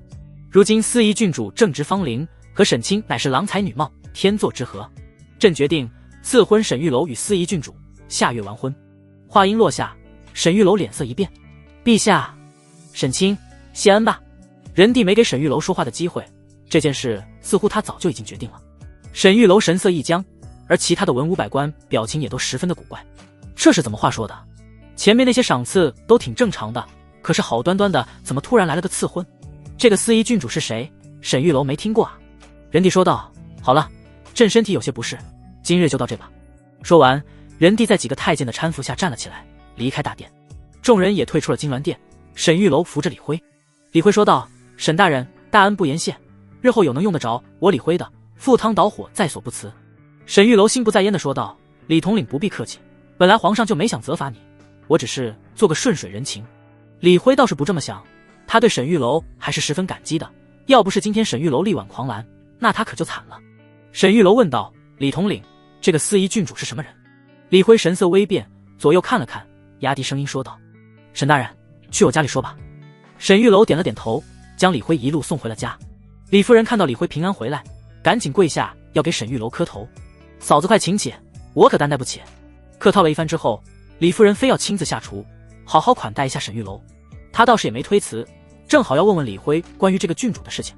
很快，李夫人弄了一桌子菜，李辉身体不适，沈玉楼就没让他喝酒，两人以茶代酒。李统领，现在跟我说说这个司仪郡主吧。沈玉楼上一世红粉知己遍布天下，可是却始终没结婚，没想到这一世竟然被皇帝给包办婚姻了，而且对方长什么样，是什么人，他一概不知。李辉叹了口气，说道：“沈大人，可以说你是艳福不浅，但是这艳福也不容易销售。”李辉娓娓道来：“司仪郡主乃是仁帝的侄女赵司仪，仁帝当年有6个兄弟，先帝驾崩之后，几个兄弟夺权，最终仁帝获胜。其中仁帝的大哥最为凄惨，被仁帝的手下乱刀砍死。仁帝登基之后，为了表示自己的仁慈，对这几个兄弟的遗孀和子嗣都非常的照顾。赵司仪便是仁帝大哥之女，仁帝留着她，就是为了向世人证明他是个仁慈之君。古代帝王如此，现代的顶级富豪也是如此，他们都喜欢给自己立人设，尤其是立那种自己做不到的人设。仁帝骨子里就是多疑加残暴，所以他要向老百姓立一个仁慈的人设。司仪郡主虽然贵为郡主，可是日子和其他郡主比起来，简直是天差地别。如今郡主已经18岁，仍旧没有婚配，不是没有合适的对象，而是没人敢娶她。普通人阶级不够，若是身份太低，娶了郡主丢的是皇家的脸。而身份能够匹配的，谁又想娶司仪郡主呢？娶了之后和告老还乡没什么差别了，甚至传闻司仪郡主12岁之前是一直被软禁在府中的。听完之后，沈玉楼眉头紧锁，皇上赐婚给我是为何？李辉说道：据我猜测，只是碰巧吧。郡主已经18岁，若是再不出嫁，未免会被人议论。而陛下一直没有找到合适的人选，刚好你立功了，而且你们年龄相仿，你又没成亲，这是顺理成章。可以说，你给陛下解决了一个很大的问题。沈玉楼无语，又被仁帝给当枪使了。就说仁帝咋会这么好心赐婚，原来是这个原因。看到沈玉楼一脸愁容，李辉说道：没事，娶了郡主也未必就是坏事，普通人想要这个福分还没有呢，只不过以后陛下肯定是不会太提拔你，不会给你大权的。沈玉楼现在刚入宫没多久，就已经从一介平民变成了皇四所的副长事，副长事可是4品官，这绝对是一步登天了。但是娶了郡主，以后可能就没什么发展了。即便是沈玉楼在立功，仁帝也不会再给他升官，能当到2把手已经相当不错了，1把手就不要想了，这辈子与他无缘了。司仪郡主的丈夫当然不能有太大的权利。沈玉楼无奈，算了，此事暂且搁下，车到山前必有路。李统领，你好好休息，我要回宫去了。宋虎来到了乳母司，站在屋里面大声说道：哪位是秦大人？宋虎的嗓门大得要命，整个乳母司都能听见。秦贵如和陶红走了出来，看到宋虎来了，二女吓了一跳。你怎么来了？宋虎皱了皱眉，我来找秦大人报道。秦贵如道：我就是你。宋虎脸色一沉，让他在一个女人手底下做事。宋虎哼了一声，沈玉楼让我过来磨米粉，你给我安排任务吧。秦贵如顿时震惊无比，整个人都愣住了。这不是乌林国第一猛将吗？让他来磨米粉。就在此时，沈玉楼走了进来，看到宋虎之后说道：来了。宋虎冷哼一声，压根不把沈玉楼放在眼里。沈玉楼道：宋先锋，既然已经加入我徽国，自然要适应一下，回头给你重新录一个身份，你这名字也改一改吧，不要叫宋虎了，叫宋娇娇。宋虎顿时涨红了脸，姓沈的，你别太过分，我这姓名乃是父母所给，你凭什么给我改？沈玉楼道：不光要改名，以后还得学习宫中礼仪，一会你就跟着陶红学，若是这般没规矩，以后在宫里怎么混？磨完了米粉就去学刺绣，所有女工都要学一遍。秦贵如没忍住，扑哧一声笑了出来，让宋虎这种壮汉去绣花，亏得沈玉楼能想得出来，可真损啊。宋虎气得咬牙切齿，这个沈玉楼不就是故意恶心他吗？就凭这点事情就想让他臣服？做梦，不就是绣花吗？绣。宋虎除了改名字没答应之外，其他的都答应了。沈玉楼问道：贵妃今天来找我了吗？陶红摇了摇头，没有。皇后呢？也没有。沈玉楼松了口气，这2个难缠的女人还没搞定，现在她的处境还是很危险。上一次仁帝赦免父母嫂子，按理说应该也该接来皇城了，回头自然要给父母他们找个营生。沈玉楼的计划是让他们在酒房制作酒精和抗生素，毕竟这种东西交给外人来做肯定不放心。如今宅子也定下来了，是时候把酒庄拿下了。沈玉楼安排好了皇四所的工作，便直奔景阳宫而去。景阳宫内，赵英躲开几个太监和宫女的视线，进入了宫内。母妃看到庆妃，赵英激动万分，手里拿着食盒放在桌上，然后跪在了庆妃面前。母妃，儿臣不孝。庆妃也是眼眶一红，责怪道：“你怎么来这了？让人发现，你必定要受罚的。”母子二人寒暄了一番。庆妃问道：“沈玉楼可曾说过要给你治腿？”赵英点了点头：“沈大人的确说过。他说如何治？要先打断我的患处，再重新接骨。”庆妃心中一惊，这能行吗？想想就疼，皇儿受得了吗？赵英说道：“比起母妃的处境，区区断腿之痛又算得了什么？”庆妃心中一暖，说道：“我在这里日子还算不错，你看。”庆妃打开食盒，里面是她刚刚吃完的剩菜剩饭，虽然比不上平日山珍海味，可也是4菜1汤，相当的精致。赵英问道：“母妃，这是？”庆妃道：“是沈玉楼安排内务府的人送来的。”赵英道：“原来如此，沈大人可真是我们的恩人。”庆妃张了张嘴，想要说些什么，但是话到嘴边又咽了回去。沈玉楼是恩人，要不是沈玉楼，他至于落得如此下场吗？而且沈玉楼还害死了他大哥，这个仇他岂能轻易忘掉？但若是沈玉楼治好了赵英的腿，之前的一切庆妃都可以不计较。赵英把那天在坤宁宫门前发生的事情，还有今天在金銮殿上的事情都说了一遍，庆妃也是心惊不已。这个沈玉楼真是胆大包天，不仅如此，他竟然还如此的有手段。如此看来，他医好你的腿也不是不可能，连剖腹渠子都能做到，断腿续接听起来好像也没那么惊世骇俗。不过沈玉楼居然被赐婚司仪郡主了，看来他最近风头出的太多了。也好，沈玉楼是死是活与我们也无关，只要能治好你的腿就好。赵英走后，庆妃从手上摘下来一串佛珠，在手上不停地搓着，默默地为儿子祈祷。忽然门外又传来了脚步声，庆妃一愣，皇儿又回来了。嘎吱一声，房门打开，映入眼帘的是一个噙着坏笑有些俊俏的面庞。庆妃神色复杂：“你怎么来了？”沈玉楼抱着一卷棉被：“天冷了，给你送卷被子。”庆妃脸色微微一变：“让内务府的人送来就好，你何必自己来？”庆妃的表情很不自然，把身子转了过去。沈玉楼上一次在这里要了他，这一次又来，他自然知道沈玉楼是干嘛来的。沈玉楼一愣：“你不愿看见我？那我走便是。”说完，沈玉楼把被子往地上一扔，砰的一声关上了门。庆妃紧张了起来，赶紧起身，可一回头却发现沈玉楼压根没走，那么大的关门声只是故意的。沈玉楼笑着走了过去，一把将庆妃搂在怀里：“你紧张什么？以为我真走？”庆妃脸颊微红：“别假惺惺了，不过就是下半身那点事，只要你帮我皇儿治好了腿，你要做什么便做什么。”沈玉楼故作伤心说道：“莫非我在你眼里就是那种人？我大老远冒着危险来看你，只不过是怕你寂寞，你若是不领情就算了。”庆妃哼了一声：“你会那么好心？”沈玉楼松开庆妃的腰，在房间里踱步说道：“13年前，乌林国第一美人月瑶之名遍布天下，世人皆知。月瑶自负，广收天下美女画像比对。徽国有一美人，琴棋书画样样精通。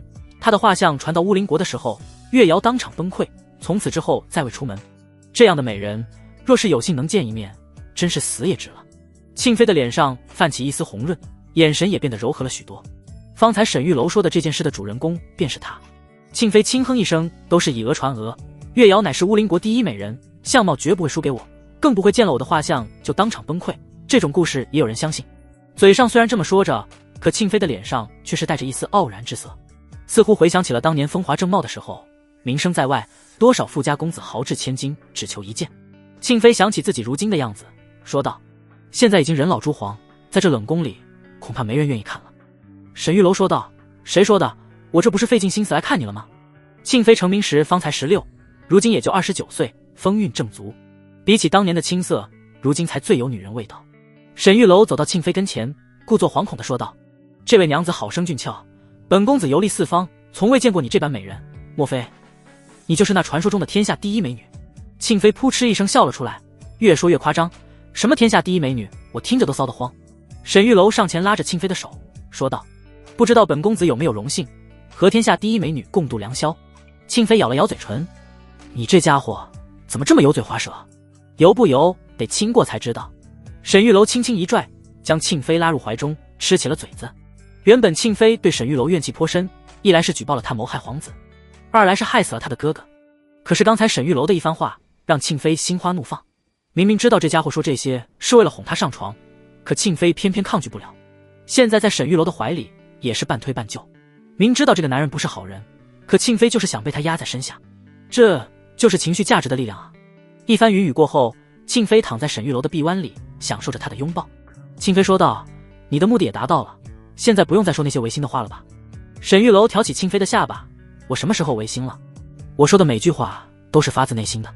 你就是天下第一美人，从前是，现在也是，以后仍旧是。庆飞看着沈玉楼，眼神略微有点拉丝。云雨之后的女人内心更加敏感脆弱，这个时候的情绪价值攻击，对方可以说是毫无抵抗。腻歪了一会之后，沈玉楼这才进入正题。你写封信，让你父亲把酒房给我，我有用。庆飞一愣，我父亲未必会同意。他会的，你想想，皇子若是腿好了，立太子的概率极高。赵婴若是立为太子，那他在朝中将会是什么地位？庆飞想了想，我试试。沈玉楼拿出纸笔，让庆飞写了封书信。写好之后，他小心收好。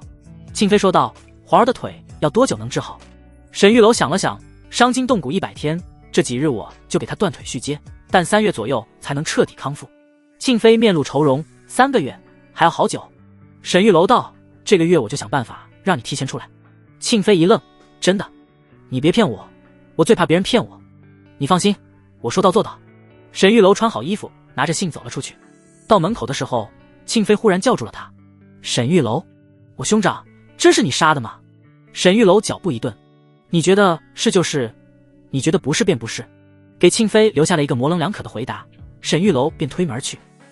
庆飞靠在床上，用厚厚的棉被裹着自己的身体，他将头埋进棉被里，闻着上面沈玉楼残留的味道，心里很乱。沈玉楼回到乳母司，此时陶红正在抱着纳信公主的儿子幽睡，秦桂如在一旁洗尿布。看到沈玉楼回来，秦桂如问道：这么晚你去哪了？去查毒害皇子的案子了。秦桂如凑到他的跟前，鼻子嗅了嗅，你这女人香味是哪来的？秦桂如皱着眉头，一副审问的样子。沈玉楼说道：这是庆飞身上的味道，我刚才去庆飞寝宫搜查了一下。秦桂如的脸色略微缓糊了一些，好像还真是庆飞身上的香味。哼，说得好听，谁知道你去哪里花天酒地了？沈玉楼道：桂如，我眼里只有你，外面那些庸脂俗粉哪能比得上你？除了你之外，我的心里根本就容不下任何人。秦桂如看了陶红一眼，随后羞得脸颊发烫，当着陶红的面他还这么说话，真是让人无地自容。你胡说什么？臭不要脸！秦桂如拿着洗完的尿布跑了出去，脸红得像苹果一样。陶红则是撅着嘴，一副赌气的样子。沈玉楼走到他跟前说道：怎么了？我刚才说的是外面那些人是庸脂俗粉，你是内人，所以没说你。陶红也是红霞上脸，小声说道：沈大人莫要胡言乱语，谁是你内人了？你快远一点，一会孩子醒了。陶红只觉得心跳飞快，扑通扑通的都要把小宝宝吵醒了。秦桂如晾好了尿布，脸颊还有些发烫。沈玉楼这家伙脸皮可真厚，什么话都能说得出口。在秦桂如看来，即便是夫妻在被窝里也说不出这般羞人的话，而沈玉楼说起来就像是家常便饭一样，却能让秦桂如心跳很久。就在秦桂如晾尿布的时候，旁边一个干活的宫女走了过来说道：秦大人，你听说了吗？陛下今天给沈大人赐婚了。什么？秦桂如的脸本来就有点红，现在更红了一度，就像是煮熟的螃蟹一样，又红又烫。是他请求赐婚的吗？沈玉楼之前可是当着陛下的面请求过赐婚，这一次他立了功，难道又请求赐婚了？这么大的事情，秦桂如怎么没听说？一想到沈玉楼要成为她的丈夫，秦桂如的心脏砰砰的跳个不停。那宫女却没有察觉到秦桂如的表情，不是，是陛下突然给她赐婚的，赐婚对象是司仪郡主。沈大人还真是有艳福，据说司仪郡主倾国倾城，可我从来没见过，也不知道她是不是真的和传说中的那样漂亮。秦桂如只觉得脑子嗡的一声，后面的话她根本就没听见。郡主府，赵司仪穿着一身白裙，坐在一个棋盘前，肤如凝脂，眸若星辰。他手执白子，落子之后又拿起黑子，犹豫片刻，再次落子，左手右手互相博弈。门口一个侍女走了进来，说到郡主赐婚的圣旨估计明早就会到，最近送消息的几个人被抓了，我们的耳朵现在只有8个了。司仪郡主现在仍旧是被软禁中，可以出去，但是必须要在人帝的允许下，比如说皇族宴会，或者是一些需要皇族全体出席的场合。上一次出门还是过年的时候，所以司仪郡主偷偷的养了一些耳朵，这些耳朵就是专门为他打探消息的。除了不让郡主出去之外，赵司仪的生活还是不错的，起码吃的穿的用的都和其他郡主没有太大的区别。而赵司仪把这些东西都节俭起来，全部换成消息了。赵司仪皱起眉头，人帝对我的看管越来越严了，估计他也厌倦了，所以才给我赐婚。沈玉楼打探清楚了吗？不是很清楚，沈玉楼进宫还不到半个月，之前在家里是商籍。赵思怡有些诧异，士农工商，商级是最低级的，不出意外，一辈子只能当小商小贩，这辈子都翻不了身。可是短短半个月就从商级小贩变成4品内务官，这可真是一步登天啊！这个骏马有点意思。赵思怡将手中棋子扔回了盒子里，款款起身，望着外面的天空说道：“再去查查他，包括他在宫内的所作所为，事无巨细，全都告诉我。我们剩下的银子再找一些耳朵。”侍女轻轻有些为难：“郡主，您的吃穿用度已经很节省了，若是再少，恐怕……”赵思怡摇了摇头：“无妨，每顿一菜一汤也比寻常百姓吃的好多了，衣服舒适即可。”轻轻叹了口气，只好遵循郡主之令。对了，差人告诉沈玉楼来看看我，他来了，我也好出去走动走动。赵思怡被限制出门闲逛，但是出去做正事可以。沈玉楼若是来访，他和沈玉楼一起去操办婚事，想必仁弟也不会太过为难他。轻轻点了点头：“是，郡主。”沈玉楼此时正在研究宅院，皇城里面的空宅子有一些，仁弟赏赐一所，沈玉楼可以任选。看着地图上面的房子，沈玉楼忽然有一种在售楼处沙盘里面挑房子的错觉。这些房子位置都一般，很难选出来一个最好的。沈玉楼准备让李辉帮他参谋参谋，正准备去找李辉的时候，忽然一个宫女来到沈玉楼跟前，低声说道：“沈大人，郡主让你有时间去登门拜访。”沈玉楼愣了一下，刚要问话，那宫女已经跑掉了。郡主主动让他登门。沈玉楼琢磨了一下，去见见郡主倒是也可以。虽说被老皇帝包办婚姻了，可是这未来媳妇总得见一见吧。沈玉楼正好发愁怎么去找胡尚书呢。虽然有了庆妃的亲笔书信，但是毕竟他毒死了胡晨，他要是这么大摇大摆地进入了胡家，说不定被人家直接乱刀砍死。但是有郡主就不一样了，沈玉楼可以带着郡主一起去想到这里。沈玉楼一拍大腿，郡主这个消息来得倒是及时。沈玉楼来到皇四所的一个房间里，找到了宋虎。此时宋虎正在绣花，拿着一根绣花针，咬牙切齿地做着刺绣。沈玉楼道：“宋虎，跟我走一趟。”宋虎赶紧把手里的东西往桌子上一扔。现在只要不让他绣花，让他干什么都行。绣花对他来说简直就是一种折磨。宋虎出来之后，警惕地说道：“告诉你，别想让我替你们徽国出战。”沈玉楼道：“我又不是将军，出什么战？这次我带你出门，你的任务就是负责我的安全。”宋虎冷哼一声：“你倒是够相信我的，整个徽国我最恨的就是你。”呵呵。沈玉楼道：“你可想好了，我若是死了，仁弟必定会直接送你去军队，到时候你不肯效力，下场也只有死路一条。我给你争取了1个月的时间，这1个月你只需跟着我。若是公孙大人动作够快，1个月之后，你们国主说不定会拿钱来赎你。”沈玉楼说完，宋虎皱起眉头，这家伙说的好像有点道理。沈玉楼现在要是死了，那他恐怕也要完蛋。宋虎脑子虽然不会转弯，但是沈玉楼这么一分析，他也听明白了。好，那我跟你走，只是给沈玉楼当保镖而已，算不上为徽国效力，所以他不算背叛。沈玉楼带着宋虎来到了郡主府。宋虎皱起眉头，低声说道：“你们徽国真有趣，郡主府门外竟然还有暗哨。”沈玉楼四下看了一眼，发现了几个人行为异常，除了大门口有人把守之外，周围还有一些暗哨似乎在监视着这里。沈玉楼皱了皱眉，看来郡主的处境的确是不怎么好。让门口守卫通报了之后，2人便顺利进入。进入郡主府，沈玉楼有些错愕，这郡主府未免太寒酸了一点。乍一看还以为是80年代的农村小院，墙上居然还挂着一些玉米和辣椒，院子里都是一些破烂，墙根下面种了一排小葱。轻轻出来迎接，看到宋虎吓了一跳，他从未见过如此强壮威猛之人。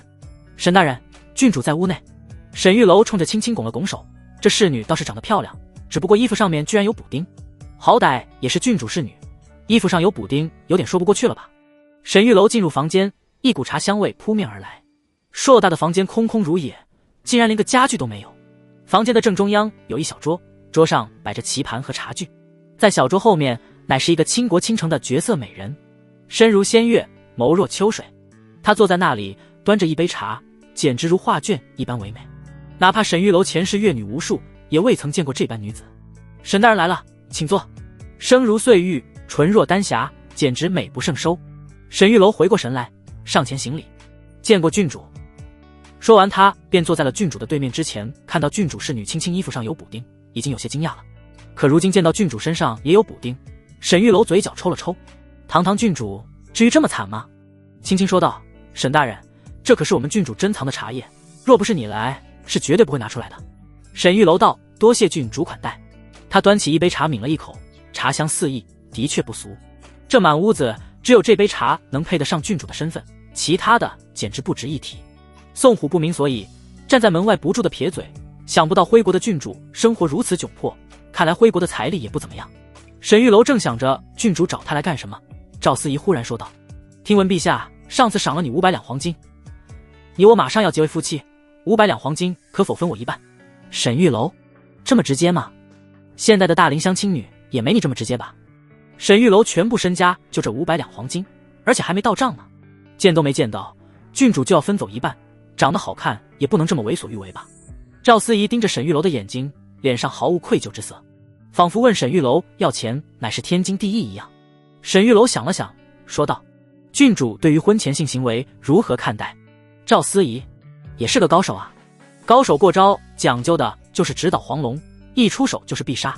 既然郡主这么直接，那沈玉楼也没必要客气，轻轻皱起眉头，咳嗽了一声：“沈大人请慎言。”虽然这里没有外人，但是这么说话未免有点有伤风化。沈玉楼瞪了这个侍女一眼，她这么说话有问题，郡主说的就没问题了，张口就要钱，这合适吗？赵思怡面颊微红，素手提杯抿了一口茶，掩盖一下此时的尴尬。沈大人果然是名不虚传，都是虚名而已，郡主才是真的漂亮。轻轻瞪了他一眼：“沈大人说话请注意分寸，别胡言乱语。”沈玉楼皱了皱眉，看着青青说道：“郡主嫁给我，你便是通房丫头，本大人骁勇善战，小心我折腾你。”青青顿时满脸通红，气得咬牙切齿：“粗鄙，下流，哪有骏马的样子，请你滚出去！”沈玉楼道：“哟，脾气还挺暴，洞房的时候我定要先打你屁股。”你！青青气得直跺脚，从未见过这么不要脸皮的人。郡主嫁给这种人，简直就是倒了8辈子血霉。赵思怡平静地说道：“青青，你先下去吧，给宋先锋泡杯茶，你们2个去院子里坐一会。”青青哼了一声，说了声是，便带着宋虎走了出去。2人离开之后，赵思怡又给沈玉楼倒了杯茶。沈大人名不虚传，怪不得半个月的时间就从阶下囚变成皇4所副长事。沈玉楼道：“郡主更是厉害，足不出户便能对沈某如此了解。”赵思怡笑了笑，说道：“沈大人是不是不想娶我？”沈玉楼道：“郡主国色天香，容貌之美世间罕见，我为何不愿意娶？”赵思怡站了起来，一边踱步一边闲聊，神色也变得凝重了一些。“我12岁开始便被软禁在府中，1年之中能出门的机会不过2、3次。皇上虽然不杀我，可是一直对我严加防范，所以我表面上是郡主，实际上我过得还不如普通百姓。这些是你知道的。”沈玉楼点了点头，这些事情他听说了。正因为如此，即便是郡主有着如此绝色的容颜，也无人敢娶。赵思怡说道：“我现在说点你不知道的，其实你娶了我是必死之局，不出意外，你我最多还有2个月可活。”沈玉楼皱了皱眉：“此话怎讲？你可听说过斩军营？”沈玉楼愣了一下：“听说过，一个民间组织，据说里面都是高手，之前刺杀皇帝的便是这个斩军营。”赵思怡道：“斩军营背后有一股叛军，名为黑山军，目前正在从北部准备起兵造反。黑山军的头领是我的亲生舅舅，他以当年夺嫡之事为由，师出有名，借着我的名号正在招兵买马，2月之内便会正式起兵。到时候他们还没到皇城，我们2个先要人头落地。”沈玉楼嘴角抽了抽：“郡主，我还有事，我妈叫我回家吃饭。”赵思怡叹了口气：“我也是无能为力，改变不了什么，包括赐婚的事情，是我连累你了。”赵思怡对着沈玉楼作揖致歉。看到郡主的样子，沈玉楼眉头紧锁：“此事陛下可知道？”“应该不知，我舅舅2个月之前悄悄给我送过书信，我才知晓此事。那朝中无人知晓，郡主一个无权无势的女人都能打听到消息，那些手握重权的国之栋梁会不知道？即便是知道，这对他们来说也是立战功的机会，自然不会声张。”赵思怡脸上露出一丝苦笑，说：“件更可笑的是，这个舅舅从小便不跟我娘亲在一起生活，我长这么大从未见过他，因为一个素未谋面的人我就要死，你说多可悲？”沈玉楼神色复杂：“你可悲，老子更可悲，这是有点不对劲。”沈玉楼才刚刚立功就被赐婚郡主，偏偏又赶上他那个倒霉舅舅要起兵造反，这是咋这要巧？这是肯定是有人害他。朝中大员和他有过节的就是胡尚书，但是胡尚书似乎没有这个本事能左右给郡主赐婚的事情。思来想去，沈玉楼把目标锁定在了一个人的身上，那就是国师。之前给父母平反，证明了国师的错误，让他在人帝心中的地位大幅度下降。在朝堂之上，国师倒是没表现出什么来，可是他秋后算账的概率极大。关于皇室宗族婚丧嫁娶的事情，国师是有一定发言权的。有的皇帝就信这些，所以国师在国家的地位都极高，当今人帝便是如此，要不然也不会弄出给皇子换血这么荒唐的事情来。沈玉楼在心里又给这个国师默默地记了一笔，得找机会把这个狗东西给弄死，要不然以后不得安生。赵思怡说完之后，看着沈玉楼，现在情况你已经了解了，还想娶我吗？沈玉楼苦笑一声，娶不娶你也不是我说了算，听天由命吧。赵思怡沉默片刻之后说道，快到饭点了，你若是不嫌弃，就在我这里吃，我只有一菜一汤。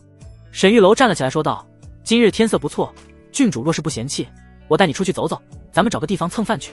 赵思怡的嘴角勾起一抹笑意，好，求之不得。沈玉楼带着赵思怡和宋虎、青青4个人走出郡主府，出门之后便有一个侍卫模样的人走了过来，敢问郡主去往何处？赵思怡看向沈玉楼，沈玉楼说道，我与郡主即将完婚，正要去请胡尚书为我们操办婚事。那侍卫点了点头，说道，请。说完之后，他便跟在了赵思怡的后面。赵思怡已经习惯了，能有短暂的自由，已经相当的开心，外面的空气都比府里的香甜。不坐马车吗？赵思怡摇了摇头，不要，走着去。赵思怡和沈玉楼一行人慢慢悠悠地走向了胡府，走了很久才到，刚到门口，立马被一个家丁拦住。胡府重地，闲杂人等速速撤离。轻轻上前说道，告诉胡尚书，思怡郡主和骏马到访，速速出来迎接。稍等。那家丁愣了一下，随后不紧不慢地走进了府里。从品级上来说，胡尚书乃是正2品，而郡主乃是亲王之女，是同正2品，二人乃是平级。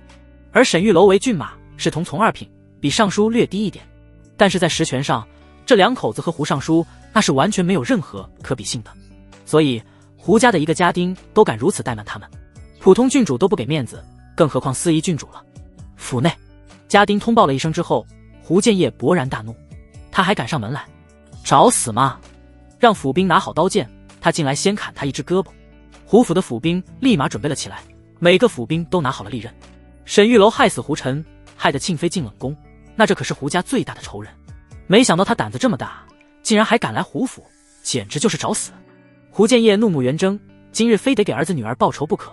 启禀陛下，思怡郡主和沈玉楼说是去请胡尚书帮忙操办婚事，所以出门了。仁帝一边看奏折一边点了点头，操办婚事的确是得出门。谁？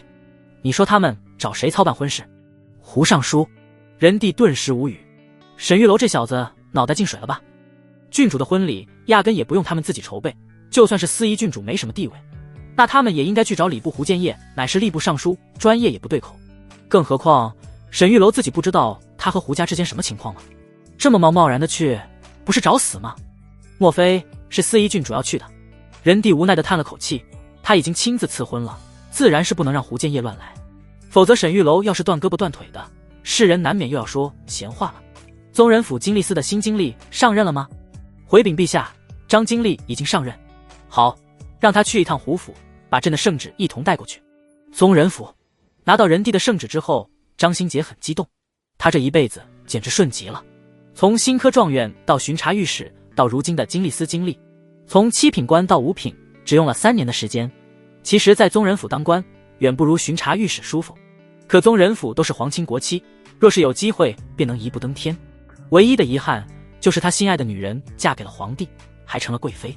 每每想起此事，他就心痛不已。这一次让他参与郡主的婚事，他必须要好好表现，尽量让郡主满意才行。他要在这个位置上完成阶级的跨越。沈玉楼进了胡府之后，立马有几个府兵围了上来，手里明晃晃的刀泛着寒光。滚开！几个人刚要靠近，宋虎大喝一声，握紧了拳头。宋虎横眉立目，瞬间给那几人吓退。宋虎气场实在是太强，距离越近，那种压迫感就越让人窒息。沈玉楼冷冷地说道，胡尚书，这是何意？莫非要刺杀郡主不成？胡建业走了出来，咬牙说道，沈玉楼，你好大的胆子，敢来本官府中，难道真以为本官奈何不了你吗？胡建业此时恨得牙根都痒痒。虽然沈玉楼现在是骏马，杀不得，可是打断他的手臂，折磨他一番还是可以的，回头陛下就算是怪罪下来，他也能扛得住。沈玉楼道，胡大人，你误会了，我们来是请您帮忙操办婚事的。操办你娘！来人，给我抓住他！几个人再次围了上去。赵思怡脸色微微一变，没想到胡建业竟然这么大胆，真是一点没把他放在眼里。心中升起一阵悲哀。沈玉楼倒是不慌不忙，负手而立，仿佛成竹在胸一样。宋虎冲了出去，3下5除2，10几个府兵全部被他放倒。宋虎可是在战场上冲锋陷阵的，这几个府兵算什么？胡建业大怒，弓箭手准备。10几个弓箭手站在房顶上，拉满了弓，对准了这些人。胡建业道：“本官无意伤害郡主，请郡主撤离。”赵思仪皱起眉头：“我与沈玉楼即将成婚，嫁鸡随鸡，嫁狗随狗，我与他共生死。”胡建业咬了咬牙，死死地捏着拳头。就在此时，忽然门外响起了张兴杰的声音：“圣旨到，吏部尚书胡大人接旨。”胡建业脸色一变，赶紧跪在地上，众人也立刻都跪下。张兴杰走进院中，宣读圣旨：奉天承运，皇帝敕曰：因司仪郡主与沈玉楼婚事将近，由宗人府择日，礼部筹备婚礼事宜，吏部尚书胡建业主持操办，全力配合司仪郡主。郡主年幼丧父，朕心中亏欠，此次婚礼务必契合郡主心意，胡卿莫要有任何怠慢，尔其轻哉。宣读完毕，张兴杰客客气气地说道：“胡大人，接旨吧。”胡建业愣了几秒，随后恭恭敬敬地伸出双手：“臣胡建业接旨。”胡建业一头雾水，人帝的圣旨都说了，宗人府择日，礼部筹备，和他有鸡毛关系？就因为沈玉楼来找他，所以就要他来主持操办。胡建业恨不得把沈玉楼弄死，现在还要给他弄婚礼。很快，胡建业也想通了，估计人帝就是怕他动手，所以才来了这么一道圣旨。这下好了，他不能乱来了。胡建业整理了一下心情，站起来露出一副笑容，说道：“郡主、郡马，既然圣上已经下旨，那老臣愿意亲自操办2位婚礼，不知2位有何想法？”宋虎啧啧称奇，徽国的人变脸真快啊！刚才还要让弓箭手射杀他们呢，结果现在立马换上了一副笑脸，真是让人大开眼界。赵思仪倒是平静得很，他也知道胡建业不敢杀他，整个徽国连人帝都不敢杀他，其他人就更不敢了。沈玉楼说道：“那就多谢胡大人了，我们几人从郡主府一路走来，有些劳累了，请胡大人给我们准备些酒菜吧，不必太铺张，准备20几个菜就可以了。”胡建业，我他妈还给你准备20几个菜！赵思仪憋着笑，真想给沈玉楼伸个大拇指。这话他是不好意思说的，但是沈玉楼脸皮够厚，根本不在乎。之前说带着他来蹭饭，没想到是来尚书府，而且还差点让人给杀了，这饭蹭的未免太惊心动魄了吧。胡建业下令让人准备饭菜，沈玉楼这才认出来，这个来宣读圣旨的不就是贵妃的那个老相好，这小白脸升官了啊。不过沈玉楼倒是不理解，好好的巡查御史不干，去干这个经历司经历，虽然能接触一些达官贵胄，可最多也就是给人家当狗腿子，也许这就是人各有志吧。张兴杰不认识他，沈玉楼倒是能松快许多。张经理，要不您也一起留下吃饭吧，辛苦您跑这一趟。张兴杰一听，立马激动了起来。那好，能和尚书、郡主同桌吃饭，这是何等殊荣，他当然愿意。胡建业脸色沉了下来，你娘的，这是我家。沈玉楼这一副东道主的姿态，要是外人看见了，还以为他是尚书呢。胡建业翻了个白眼，交代了一下大总管胡白，随后便拂袖离去。胡白是个40多岁的中年男人，看起来老实巴交，跟随胡建业很多年，所以赐了姓，已经算是胡家人了。趁着等饭的功夫，沈玉楼几人进了房间开始参观。尚书不愧是尚书，这家里真是奢华至极，很多小叶紫檀家具就不用说了，甚至还有很多黄花梨。沈玉楼摸了摸尚书平时坐的太师椅，说道：“这套桌椅真不错，郡主，你说若是放在你厅中如何？”赵思仪点了点头，好，深得我心。沈玉楼看着胡白说道：“胡管家，既然郡主喜欢，那就请尚书大人成人之美，赠与我们如何？”胡白脸色顿时有些为难，这是老爷最喜欢的椅子。胡白心里有些无语，这俩人咋这么不要脸？这叫成人之美吗？这叫损人利己。沈玉楼皱了皱眉，看向郡主。赵思仪说道：“既然勉强的话，那就算了，许是我不配吧。年幼时记得先父曾经就有这样一套家具，如今只剩我孤苦伶仃一人，每每看到这样的东西就想念先父。罢了，回头我去问陛下要一套，大不了我就去陛下那里哭，他怎么着也能赏赐我一套一模一样的。”郡主说完这话，胡白的冷汗都冒出来了。郡主这要是去皇上那里哭，说是在尚书家里要一套家具没给，那人帝会怎么想？你这不是打皇家的脸吗？沈玉楼则是暗暗地竖起大拇指，郡主是懂阴阳的，这配合打得相当默契。胡白擦了擦汗说道：“既然郡主喜欢，那就拿去吧。”好，多谢胡总管，我府上没人，一会你晚些送去就行。胡白，他啥时候说送去了？给你家具还得包送货是吧？沈玉楼对张兴杰说道：“张经理，这些算是胡尚书为我们操办婚礼的事宜之一，你得记下来，回头禀报圣上，不能掩盖尚书的功劳。张新杰一听，点了点头，好，回头我一定如实禀报。胡白脸色再次难看了起来，张新杰这么一记录，他们胡府可就不能耍赖了，否则郡主万一去仁帝那边告状，说是答应了结果没给，那仁帝的面子可就更挂不住了。胡白说道，来人，现在就把这些桌椅送到郡主府去。沈玉楼看中了一个花瓶，郡主，你看这花瓶多漂亮，摆在门口很气派。赵思怡点了点头，不错，这花瓶深得我心，只是我已经要了家具，还要花瓶，未免有些厚脸皮了。沈玉楼道，胡尚书不会怪罪的，尚书大人家大业大，更何况他对皇家乃是一片忠心，就算质疑尚书的能力，也不可能质疑尚书对皇家的忠心，对吧，胡管家？胡白一愣，这话他可不敢乱接，我家老爷对皇家乃是赤胆忠心，天地可见。沈玉楼道，郡主，你看，我就说吧，行了，门口这2个花瓶，还有外面那4个，都送到郡主府去吧。胡白的脸简直比名字还白。沈大人，郡主，这怕是有些不妥吧？这些花瓶都是古董，平日里都是老爷最喜爱的。沈玉楼一愣，刚才胡管家还说对皇家一片忠心，莫非只是奉承之言？郡主拉了沈玉楼一下，说道，算了，这些毕竟是尚书大人的财物，纵然是皇家赏赐的，我们也不好索要。普天之下莫非王土，这话倒是不假，但实际上还是公私有别。既然这些古董宝贝都是尚书的私人藏品，我们自然不能为了皇家的脸面而强行索要。郡主说完这话，胡白更加汗流浃背了。来人，快把这些花瓶送到郡主府上。说完，胡白对赵思怡恭恭敬敬地说道，郡主，我去看看后厨的菜好了没有，您几位稍等。胡白快步地跑到了胡尚书的书房，激动地说道，老爷，快出去看看吧，您再不出去，家里都要被他们搬空了。青青和宋虎2人站在后面有点懵逼，这是怎么话说的？进来只聊了几句，怎么尚书的家里就空了？刚才拉走的那些东西，少说也得上千两银子了吧？这简直比土匪还土匪啊！胡建业出来的时候，脸色也是无比的难看，他摸了摸自己的脑袋，他记得这是他家的中堂啊，咋成毛坯了？郡主，你们这……沈玉楼看到胡建业手腕上的一串珠子，说道，郡主，你看胡大人手上的珠子，像不像王妃曾经戴过的那一串？赵思怡的父亲虽然是被仁帝杀的，但是死后为了自己的名声，还是追封了亲王，郡主母亲自然就是王妃。沈玉楼此时当然就是胡扯，他压根也没见过王妃。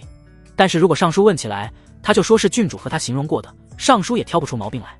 沈玉楼这么一说，赵思怡立马开始抹眼泪，确实很像，母亲当年就是经常戴着这样的手串，后来不小心丢了，回头我去陛下那里跪个3天3夜，厚着脸皮让他赏赐我一个，这样我也能毒死人。沈玉楼叹了口气，一脸郁闷地说道，只恨我官职太小，财力不够，若是我也能做到尚书之位，富可敌国，区区手串，我随便都能买给你。胡建业只觉得头皮发麻，他俩干啥呢？在这弹劾我呢？这话要是传出去，那胡建业这个尚书可就没法做了。本来就是天官，手握重权，乃是6部尚书之首，他平日里谨小慎微，都容易被人说闲话，要是从郡主口中说出什么富可敌国这样的词汇，那对他的影响可就太大了。胡建业恋恋不舍地把手串摘下来递了过去，郡主若是喜欢一个小物件，送你便是。饭菜准备好了没有？赶紧开饭。胡尚书言下之意已经很明显了，赶紧吃饭，吃完了把这2个瘟神送走。沈玉楼道，尚书大人，不如请夫人和其他家眷一起用餐，也好让我们见识见识尚书夫人的风采。胡尚书气的胡子都跟着抽动，你娘的，还想要我夫人的首饰？胡尚书哼了一声，我夫人身体不便，请骏马和郡主用餐吧。胡白带着几人来到用宴厅，打发他们用餐。胡尚书道，郡主，我还有事，就不在这里陪你们了，一会用餐之后就请回吧。胡建业已经下了逐客令了，留这几个人在家实在是祸害，要是再不打发他们走，搞不好家都要被他们给搬走了。听到胡尚书要走，沈玉楼说道，胡尚书，陛下已经下旨让您给我2人主持婚事，我还有很多细节要和您商量。胡尚书皱起眉头，有病啊，随口一说还真当回事了，难道要他堂堂尚书去给他操办那些琐碎的小事？他哪有那些时间，随便找几个人应付一下不就得了吗？胡尚书都懒得搭理他，对赵思怡说道，郡主，臣实在是忙于公务，有什么事情让我的总管家帮忙代劳吧。沈玉楼说道，尚书大人，皇上下令可是让您亲力亲为，若是让胡总管代劳，传到陛下的耳朵里恐怕不太好吧。当然我不是为了我自己，我是怕您在陛下的心中留下不好的印象。我们2人的婚事自己也能操办，但只是我2人手头拮据，若是尚书大人能支持个18000两的银子，兴许我们二人就不用劳烦您了。”赵思仪说道。“算了吧，尚书大人，日理万机，哪有时间理会我一个小郡主？而且尚书大人贵为天官，纵然是陛下的话，尚书大人也可以只听其一，不听其二。婚事还是我们自己来吧，大不了寒酸一点，到时候陛下责问起来，就说我们人缘不好。”胡建业的嘴角抽了抽，捏着拳头，气得浑身发抖。这对狗男女，这摆明了是勒索啊！仗着有皇上的圣旨，没完没了的要东西是吗？搬了他的家具，拿了他的古董，现在居然还要钱。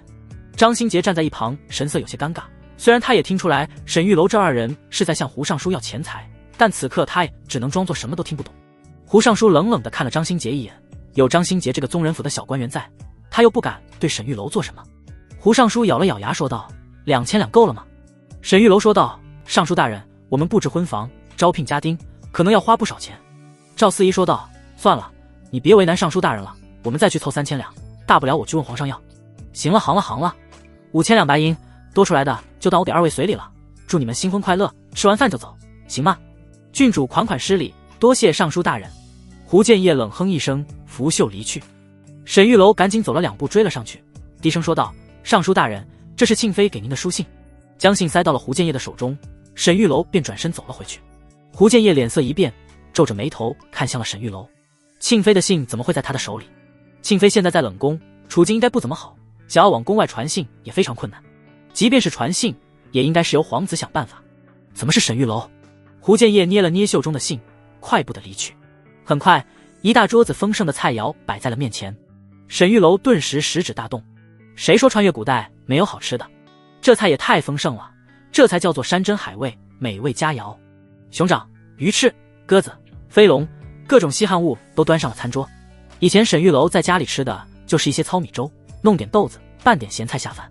这么好的东西，即便是穿越之前，沈玉楼也没吃过。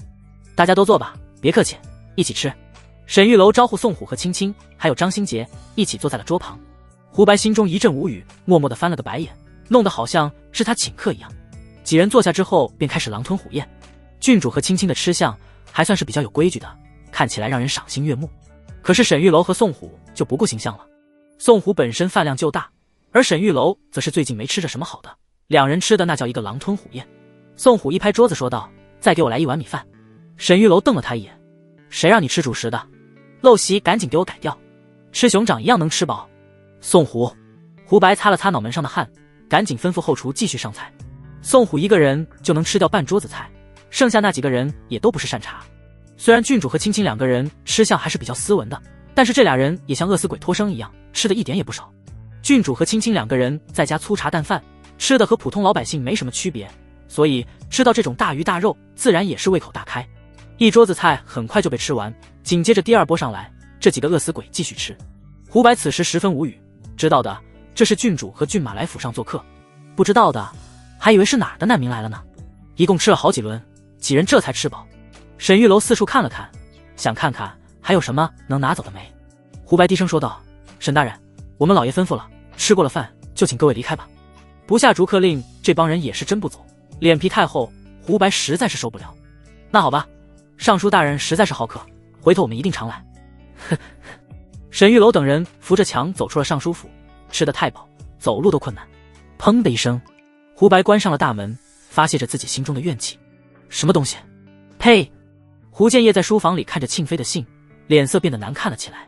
让他把酒房给沈玉楼，他和沈玉楼可是有杀子之仇，现在要把胡晨的东西给他。要不是认出了庆妃的笔迹，胡建业都觉得这封信是伪造的。书信之中写道，沈玉楼能够治好赵英的腿，这倒是让胡建业心动不已。若是赵英能成为太子，那胡建业在朝中的地位绝对会如日中天。最后庆妃还写道，胡晨的死许是意外，与沈玉楼并无关系。胡建业皱了皱眉：“胡白，你去宫里打点一下，让夫人去一趟后宫，务必见到庆妃亲口询问，此事不得有误。”虽然是庆妃亲笔写的信，可是他怕庆妃被骗。沈玉楼不是什么好东西，一肚子坏水，真要是把庆妃给骗了，那他们胡家损失可就大了。回去的路上，沈玉楼低声说道：“郡主，今天所得，你我5-5分如何？”赵思仪说道：“3-7，都是靠我郡主的身份，我拿大头。4-6，我出了不少力，我起码要4成。不行，算了，那我还是娶你吧。”赵思仪脸颊微微泛起红润，说道：“你不怕死了？”沈玉楼道：“车到山前必有路，不是还有2个月吗？这件事我想办法解决，咱舅舅在哪个府哪个县？”赵思怡愣了一下：“你要去找他？”沈玉楼道：“不一定，但是总不能坐以待毙。现在要想保住性命，那就只有2个办法，要么在舅舅起兵造反之前将他杀掉，要么想办法让他不造反。只有这2条路可走，具体用哪个方案，沈玉楼还没想好。当然也可以撇清关系，不过这种血脉关系轻易撇不清，对方打的又是郡主的名号，人帝宁可信其有，不可信其无。一路回到了郡主府，沈玉楼和赵思怡告辞。宋虎低声说道：“门口的暗哨撤了。”沈玉楼愣了一下，也许是因为赐婚了，所以人帝对郡主的软禁解除了，这倒是一件好事。沈玉楼即将回宫的时候，一个黄四所的小太监正在宫门口焦急地等待。沈大人，你可算回来了，贵妃正在找您，小皇子生病了。沈玉楼一愣，小皇子病了，这时候知道找老子了。呵呵。沈玉楼道：“宋虎还没去过皇城的青楼吧？今天带你逛逛去。”说完，沈玉楼带着宋虎转身又走了。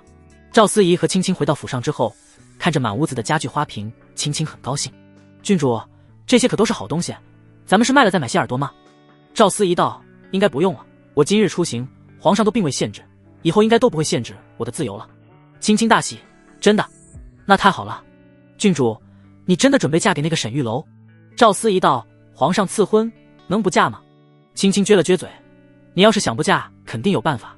那个沈玉楼真不是什么好人，一看就色眯眯的。”赵思怡摇了摇头，说道：“你以后最好别顶撞他，万一我嫁过去了，他真要打你屁股，我可拦不住。”青青脸一红，下意识地摸了摸自己后面。“郡主，你不会对那家伙有点好感了吧？”赵思怡抬起头来，一双好看的眼睛盯着青青，说道：“你错了，我不是对他有点好感，我对他是非常喜欢。沈玉楼深得我心，乃是我梦中情郎。”青青脸色一变：“郡主，你……”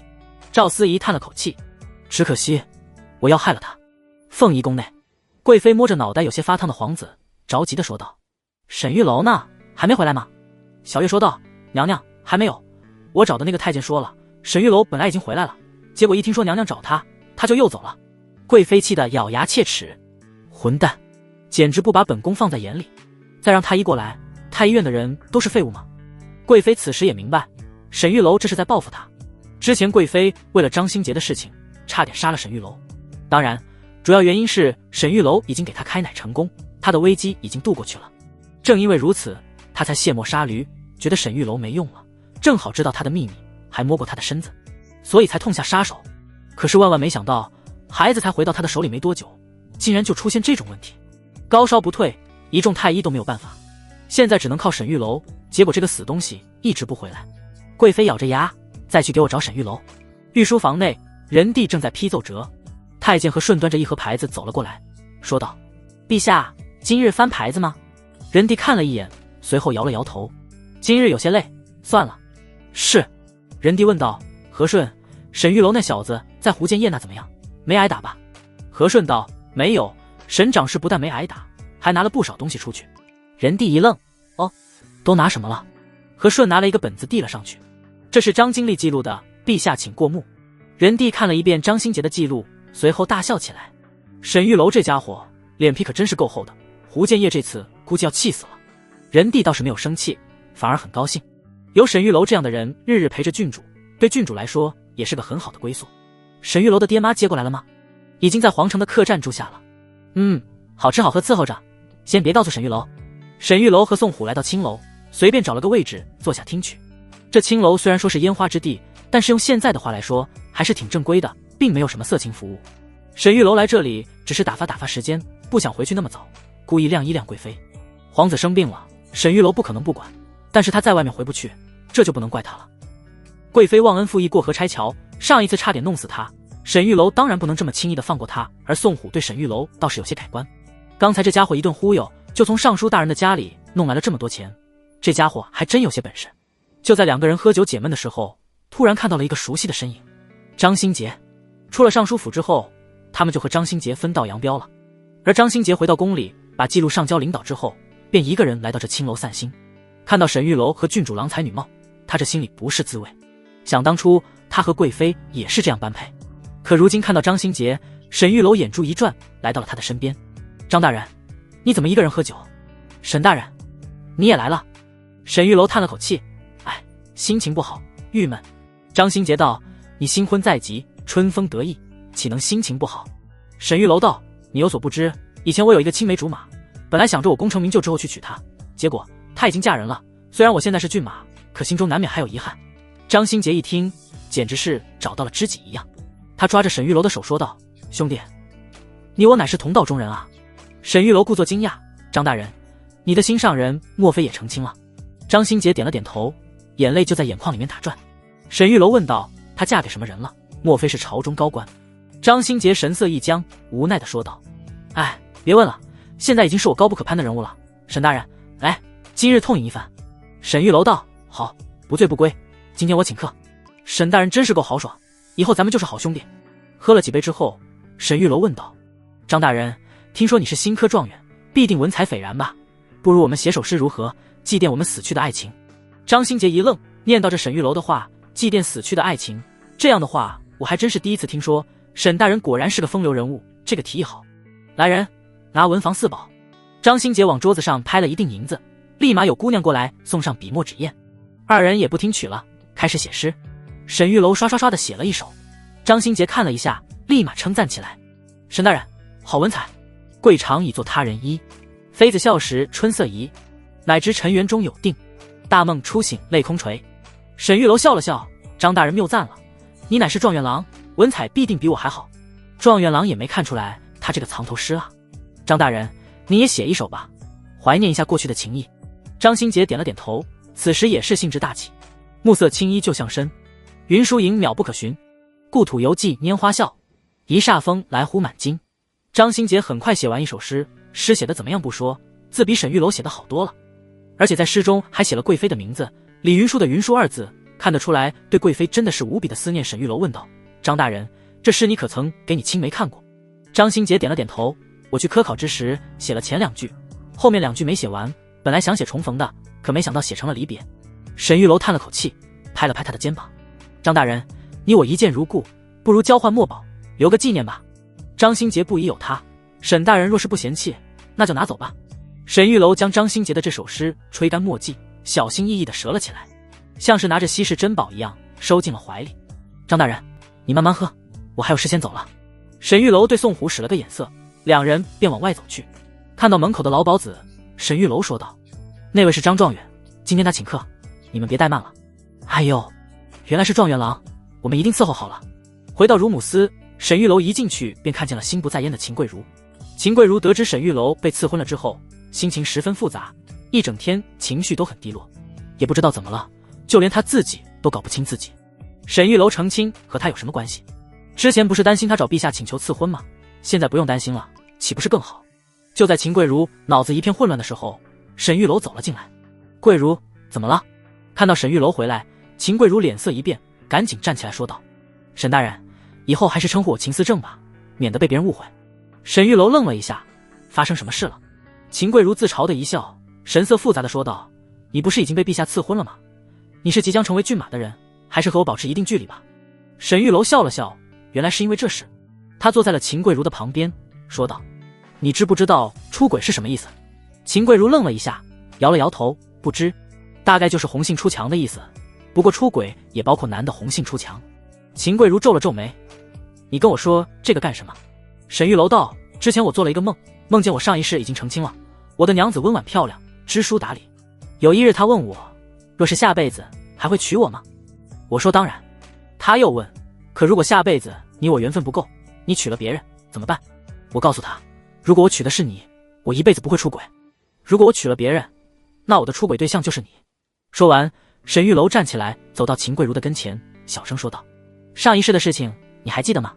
秦桂如反应了几秒，这才听明白怎么回事，脸瞬间红了起来。登徒子，不要脸！什么上一世这一世的，做那些春秋大梦？秦桂如赶紧转过身去，不敢用那红得发烫的脸看沈玉楼。这些话每一个字都挺正经的，怎么从他嘴里组合出来就这般不要脸呢？沈玉楼站了起来，忽然一抻脖子，在秦桂如发烫的脸颊上蜻蜓点水的亲了一口。桂如，你我的缘分可不是你想断就断的。说完，沈玉楼哼着小曲走了出去。出卖我的爱，背着我离开。秦桂如反应了几秒才回过神来。沈玉楼，你太过分了，我杀了你！陶红从屋里走了出来，说道：桂如，你怎么了？沈大人又把你咋地了？秦桂如咬牙切齿的，她马上要有家室了，居然还欺负我。秦桂如把刚才的事情说了一遍。陶红愣了一下，这有什么的？秦大人，你虽然是女官，与寻常女子不同，但是比起郡主的身份，你还是差很多的。沈大人就算是娶了公主，也可以纳妾啊，你给沈大人当妾也不委屈，是吧？陶红，你……秦桂如无语，要当小妾你去吧，我想当我还不够格呢。两个女人都小鹿乱撞，脑子里都开始幻想沈玉楼娶他们的时候。沈玉楼不紧不慢地来到了凤仪宫的门口，在门口做了一组高抬腿，随后气喘吁吁地敲了敲门。小月开门之后皱起眉头：沈大人，你怎么才来？沈玉楼大口地喘着粗气，高抬腿真是锻炼心肺。小月姑娘，我回宫之后第一时间就跑过来了，皇子病了，臣可不敢怠慢。看到沈玉楼气喘吁吁的，小月脸色缓和了许多。快进去看看吧，皇子还在发烧呢。沈玉楼走进贵妃寝宫，熟悉的香味传来，映入眼帘的是贵妃火辣的身材和她那张精美绝伦的面庞。贵妃此时抱着皇子，脸上写满了焦急，看到沈玉楼来，立马训斥道：沈玉楼，你好大的胆子，你竟敢故意拖延时间不给我皇儿治病，若是我告到陛下那里，非得治你的罪。沈玉楼道：娘娘莫怪，微臣第一时间跑了过来，也是十分着急。贵妃冷哼一声，看他气喘吁吁的样子也不像装的。废话少说，赶紧看看我皇儿怎么回事。贵妃实在是担心，几个太医都不敢诊断，也不知道是什么毛病。孩子这么小，发烧的话，大概率就是细菌感染。好在沈玉楼现在有了盖板头孢，这点小事不成问题。只不过这么小的孩子，细菌感染比较难受，可能会闹。如果他现在能有布洛芬或者是对乙酰氨基酚，就会好很多。只是在这种科技情况下，提取这种东西难度实在是太大，几乎不可能。这个盖板的头孢已经是运气极好才弄出来了。不过他现在是皇嗣所副官，倒是可以慢慢筹备。如果能制作出盖板的对乙酰氨基酚，再加上盖板头孢，基本上可以解决这些小皇子80%的病症了。沈玉楼给皇子服下一些头孢，随后给他物理降温。经过沈玉楼的一番操作之后，孩子的哭闹明显少了一些。沈玉楼把孩子交给小月，说道：今晚就辛苦你抱着他睡吧，让他多睡一会，好得快。小月连忙点头，抱着皇子悠睡。她义不容辞，抱一宿也不会有怨言的。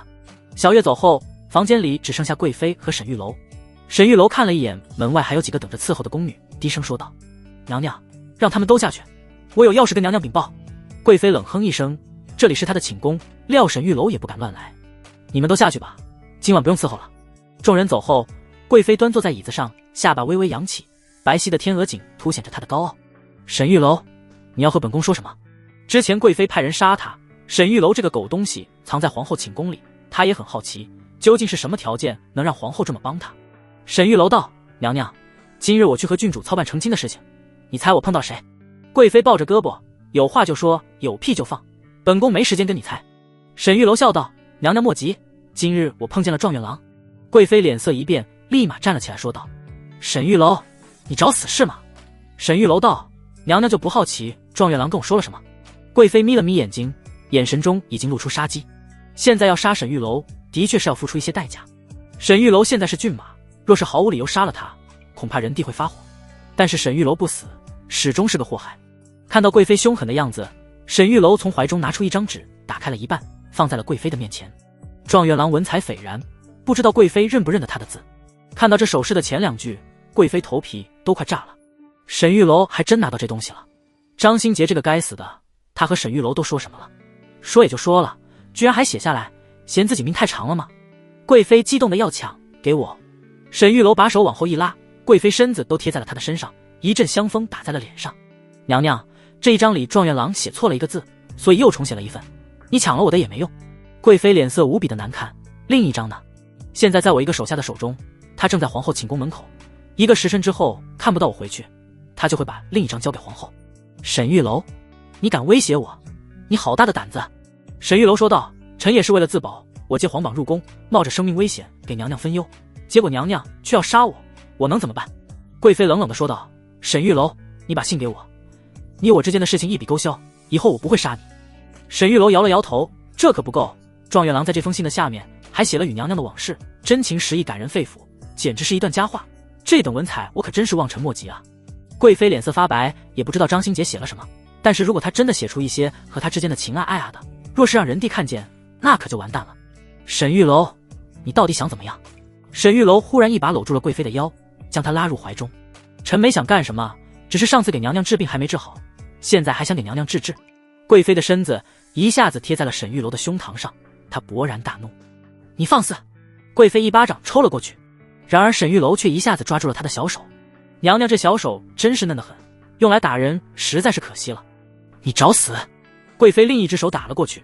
在宫里，除了皇后之外，人人对她都无比的尊敬，哪还有人敢这么对她过？哪怕是人帝，也是把她捧在手心里一样。沈玉楼用力一推，贵妃还没打到她，直接就躺在了床上。刚要起来，沈玉楼就已经压了上来。贵妃的两只手腕被她压在床上，沈玉楼一低头，两人的鼻尖碰在了一起，幽兰芳香萦绕在鼻尖上，让沈玉楼血脉涌动。近距离观看，娘娘果真是极品美人。贵妃怒不可遏：沈玉楼，你真是不想活了！你信不信我喊一声，你全家都要被凌迟处死？沈玉楼道：那你喊吧，大点声，我爱听。沈玉楼，你混蛋！沈玉楼，你不是人！贵妃窝在被窝里，脸上还带着红润，咬牙切齿地瞪着沈玉楼，恨不得把他一口咬死。沈玉楼提上裤子，神清气爽：娘娘谬赞了。贵妃压根没想到沈玉楼这么大的胆子，偏偏他又不敢喊。张新杰写的那个东西，若是让皇后拿到了，一定会大做文章。万一查出来张新杰曾经来过贵妃寝宫，那他可就百口莫辩了，到时候进冷宫都是轻的。沈玉楼说道：娘娘，回去我给皇子开药，记得按时服用。之前我说给你催乳药3次才行，刚才是第2次，明晚我来第3次，娘娘可要做好准备。说完之后，沈玉楼潇洒离去。贵妃咬着被子，把这个被子想象成沈玉楼，半天才恢复过来。她穿上了衣服，把小月叫了进来。小月抱着孩子，此时皇子已经比刚才好多了，她心中暗暗惊叹，还是沈玉楼有一套。那些太医就只会让裹被子捂汗，其他的什么办法都想不出来。可是到了沈玉楼的手里，皇子这么快就退烧了。贵妃低声说道：小月，帮我给父亲传个消息，杀了张新杰，让他死得神不知鬼不觉。小月脸色一变，随后点了点头。沈玉楼刚刚出了贵妃的寝宫，远远的看见陶红跑了过来，神色有些着急。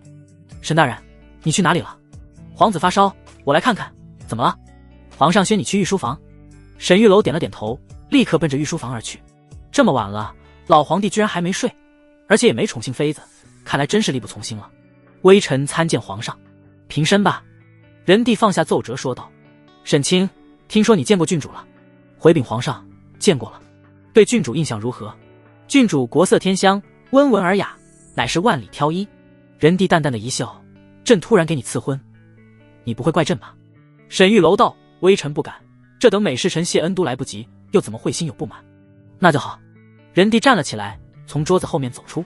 司仪性格孤僻，从小没人疼爱，朕对他有些亏欠，如今他已满18，他的婚事朕一直惦记着。正好你立了功，朕便赐了这段姻缘。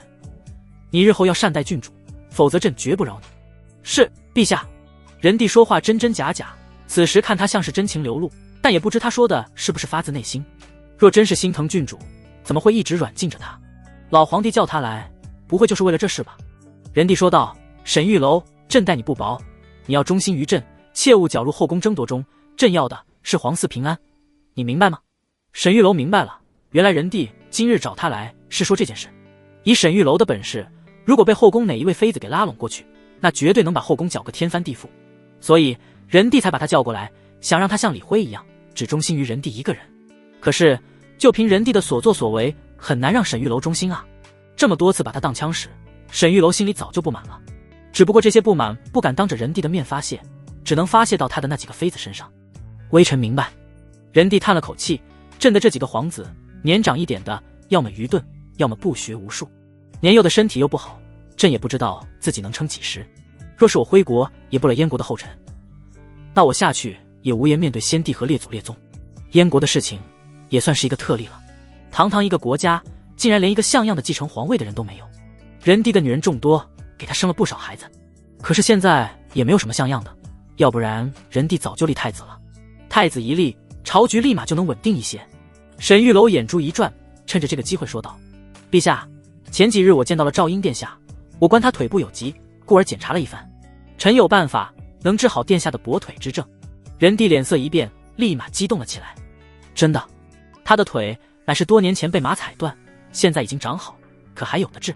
沈玉楼道：有的治，不过需要一些部门的配合，要提炼一些药材，锻造一些金属，将殿下的腿先从患处打断，然后重新接骨。就算不能完好如初，起码外人看不出来他腿上有疾。仁帝立马心潮澎湃了起来，只要外人看不出来他腿上有疾，就足矣。这些皇子之中，只有赵婴最具储君之姿，若是他身体健康，仁帝早就把他立为太子了。现在听到沈玉楼这话，他实在激动不已。好，沈玉楼，你真是给了朕很大的惊喜。说吧，你需要什么部门配合你，或者说你想要什么？沈玉楼道：请陛下赐臣一道令牌和圣旨，让内务府和兵部听从臣的调遣。仁帝皱起眉头，内务府全力配合你没问题，你要调遣兵部做什么？沈玉楼道：陛下，皇子的腿疾已经多年，寻常接骨达不到效果，我需要打断患处，然后在患处植入一小块钢板，方能见效。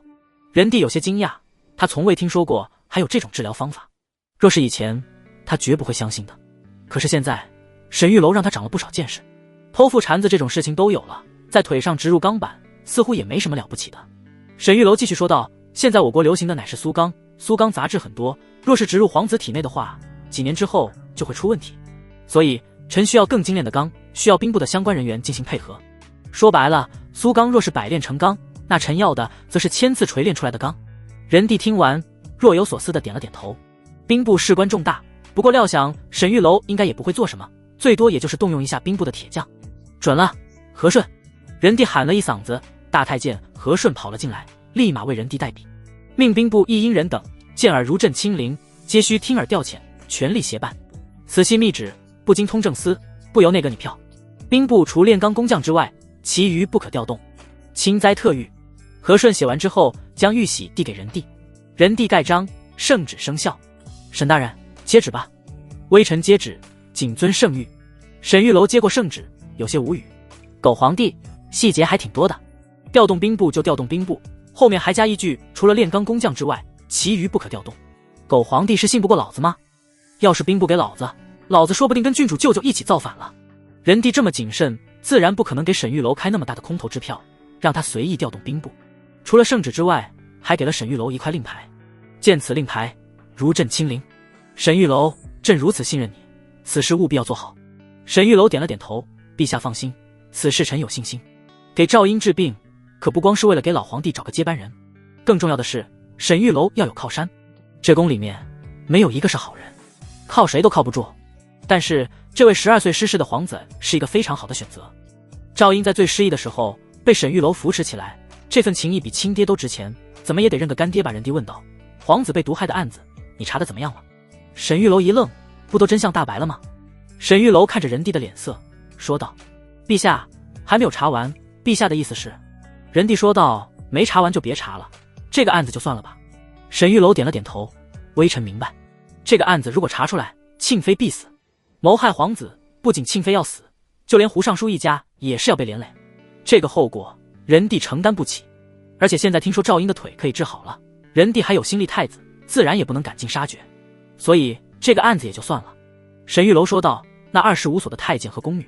仁帝道：赦免了，多谢陛下。沈玉楼回到皇四所，秦贵如已经回房睡下了，陶虹还在守着那信公主的儿子。沈玉楼对陶虹勾了勾手指，陶虹拍了拍熟睡的孩子，蹑手蹑脚地走了出来。沈大人，你去哪里了？你亲我一口，我告诉你个好消息。陶虹白了他一眼，沈大人莫要胡言。哼，刚才我在皇上那里苦苦哀求，皇上终于答应赦免你了。陶虹顿时一喜，真的？皇子之死，陛下不追究了。沈玉楼叹了口气，是啊，是我费了9牛2虎之力，以性命担保，陛下这才赦免。只是苦了我，答应了陛下的苦差事，接下来几个月，恐怕我要不得安生了。陶虹顿时有些愧疚，沈大人，这让陶虹如何报答你？沈玉楼道：哎，报答就算了，谁让我最疼你呢？只是想让你亲我一口，慰藉一下我心中孤独。不过我估计你也不肯，许是我不配吧。沈玉楼也学会了郡主的阴阳话术，虽然只学了个皮毛，不过也够用了。陶虹低着头，脸有点泛红，两只手搓了搓衣角，像是在做什么思想斗争一样。沈大人，你闭上眼睛。沈玉楼把眼睛闭上。陶虹看了看门外，确定了没有人之后，这才踮起脚尖，冲着沈玉楼的脸凑了过去。一股淡淡的香味靠近，沈玉楼一转头，立马吻上了陶虹的樱桃潭口，随后顺势搂住了他的小腰，撬开背齿，动作熟练。陶虹瞪大了眼睛，这几秒钟就像是遁入了另一个空间一样，大脑一片空白。几秒之后，沈玉楼松开了嘴，味道不错，本大人很喜欢，下次还点你。说完，沈玉楼潇洒离去。陶虹回过神来，一边擦嘴一边气得跺脚。第二日一早，沈玉楼一睁开眼睛，就看见了陶虹那俊秀的面庞。来，再亲一个。陶虹说道：沈大人别没正经了，快起来吧，皇上宣你呢。沈玉楼无语，又找我干啥？陶虹赶紧用手捂住沈玉楼的嘴，沈大人莫要说这种话，小心被人听见皇上宣你，你怎敢不耐烦？沈玉楼赶紧起床穿衣服，随后说道：皇上叫我干什么？让你去凤仪宫，好像是小皇子的病情有些严重了。沈玉楼皱了皱眉，这怎么可能？昨天刚给小皇子看完，是细菌感染，吃过了头孢，应该好多了才是。沈玉楼赶紧穿上衣服，快步的来到了凤仪宫。进了凤仪宫，沈玉楼吓了一跳，屋里人很多，除了仁帝和贵妃之外，皇后竟然也来了，而且还有几个妃子也都来凑热闹，美其名曰说是关心皇子的健康，实际上就是来探查一下。看到贵妃诞下龙子，他们都极度的要命。现在皇上翻牌子的频率实在是太低了，再加上嫔妃众多，新面孔都宠幸不过来，老面孔就更不受待见了。有些妃子2-3个月都见不到皇上一次，这心里自然不是滋味。甚至很多进宫几个月的妃子，到现在还是处子之身。皇帝倒是也想子孙满堂，但是身体不允许啊。已经生了31个了，算是比较能生的了，奈何死的太多，剩下的没几个像样的。这个31皇子，仁帝非常看重，又是贵妃之子，有任何风吹草动都必须要重视，有点小题大做的意思了。贵妃看到沈玉楼进来之后，脸色有些不自然，一想昨晚被这混蛋给那个了，贵妃的脸就忍不住有些发烫。而皇后此时也和她差不多，压根不敢看沈玉楼。沈玉楼行了一圈礼，随后问道：陛下，皇子没退烧吗？贵妃抢先说道：退是退了，可今早吐了，又咳嗽，你快看看。沈玉楼上前检查了一番，看了看皇子的舌苔，松了口气，还以为是怎么回事，就是积食了。这个年代人普遍都吃不饱，所以也都担心孩子吃不饱，营养跟不上，喂养的时候难免会多喂一些，就很容易造成积食。沈玉楼想了想，说道：陛下，皇子乃是腹痛，需要一些特别的治疗方法。仁帝皱了皱眉，用什么办法？沈玉楼有奇招，这一点仁帝已经习惯了，他的办法总是很独特，对于解决这种疑难杂症相当的厉害。沈玉楼道：最好的办法就是用胶州特有的七星面给皇子服下，能立竿见影。胶州离皇城很远，七星面是当地特色，主要成分是山楂和麦芽等。当然，皇子吃了这东西，对于积食没什么大用。沈玉楼说这句话乃是别有用心。贵妃着急地说道：陛下，那你快命人去胶州买一些吧。仁帝说道：胶州路途遥远，一来一回至少3天。其实宫里有人是胶州的，庆妃便是胶州人，有一次她给朕磨过七星面。贵妃一愣，说道：陛下，那快请庆妃娘娘帮忙做一下吧。仁帝看了看皇后，说道：皇后意下如何？皇后说道：皇子病症要紧，可以先请庆妃出来给皇子治病。仁帝看了沈玉楼一眼，又问道：沈清25皇子一案，你调查的如何了？沈玉楼道：陛下，皇子是慢性中毒，但未必是人为下毒，是因为皇子写字咬笔杆，而笔杆上面有一些人不能吃的东西，久而久之就会中毒。仁帝恍然大悟，看来与庆妃并无关系，传令下去，即日起所有皇子宫内所有人禁止咬笔杆，赦免庆妃立刻回宫制作七星面。沈玉楼，你去迎一下庆妃吧，顺便协助她给皇子制作七星面。微臣遵旨。看到仁帝和沈玉楼明显的唱双簧，在场的众位妃子都是互相看了看，脸上露出复杂表情。仁帝这是有心要赦免庆妃，不管庆妃做过什么，现在都已经洗白了。刚才仁帝问话的时候，沈玉楼就已经知道了仁帝的意思，趁着这个机会，当着这么多妃子的面完成了任务。沈玉楼快步来到景阳宫，他来这里已经轻车熟路了。此时庆妃正在屋内打坐，这几日他总是胡思乱想，想着自己的父亲如何了，想着皇儿如何了，想着沈玉楼怎么还不来。就在此时，沈玉楼走进了殿内，庆妃吓了一跳，紧张地说道：你怎么大白天来了？沈玉楼坏笑了一下，想你了。说着，沈玉楼一把抱住了庆妃。庆妃神色紧张，低声说道：白天这里也会有人经过的，晚些你再来。沈玉楼亲了他一口，说道：娘娘，我是来接你回宫的。什么？庆妃简直不敢相信自己的耳朵，之前沈玉楼说过会想办法给他接出去，可当时庆妃也没当回事。赵英的腿没好之前，恐怕他一时半会是出不去的。可是万万没想到，沈玉楼竟然真的来接他了。你可别逗我，我不喜欢别人逗我。若是沈玉楼拿他寻开心，结果一会又说是玩笑，那庆妃可是会很失落。沈玉楼道：我当然没逗你。沈玉楼把刚才的事情说了一遍。庆妃悬着的心终于放了下来，她眼眶泛着红润，紧紧地搂住了沈玉楼的脖子。你真好。沈玉楼抱着庆妃亲热了一会，说道：先回去吧，虽然七星面没什么用，但是你也得用心准备一下。至于皇子殿下那边，我这几天找人练好钢板，就给他治病。好。庆妃整理了一下仪容，随后跟着沈玉楼走了出去。回到寝宫之后，开始制作七星面。到了寝宫，沈玉楼倒是没有乱来，因为他知道仁帝马上就要来了。果不其然，刚开始制作七星面，外面就传来和顺皇上驾到的声音。仁帝进来之后，沈玉楼等人立马行礼，参见陛下。平身。庆妃起身之后，虽然脸是冲着仁帝的，可是目光却是看着他胸口的位置，不想和他对视。仁帝说道：庆妃，你好像瘦了一点。庆妃不冷不热地说道：多谢皇上关心，臣妾还好。仁帝点了点头，对庆妃的态度有些不适应，不过想着应该是在冷宫受了委屈，心里有怨言吧。但是现在仁帝已经赦免了他，他不应该感谢一下才是吗？庆妃，今晚朕来你这里，刚刚从冷宫出来，赏赐肯定是不能了，但是宠幸一下还是可以的。现在老皇弟子谭珍贵，又是调理又是吃药的，谁能得到皇帝宠幸，那都是圣恩，庆妃应该能高兴吧。庆妃说道：请陛下恕罪，臣妾在景阳宫住的十分潮湿，身上起了很多红疙瘩，恐传染给陛下，不敢侍寝。仁帝一愣，随即点了点头。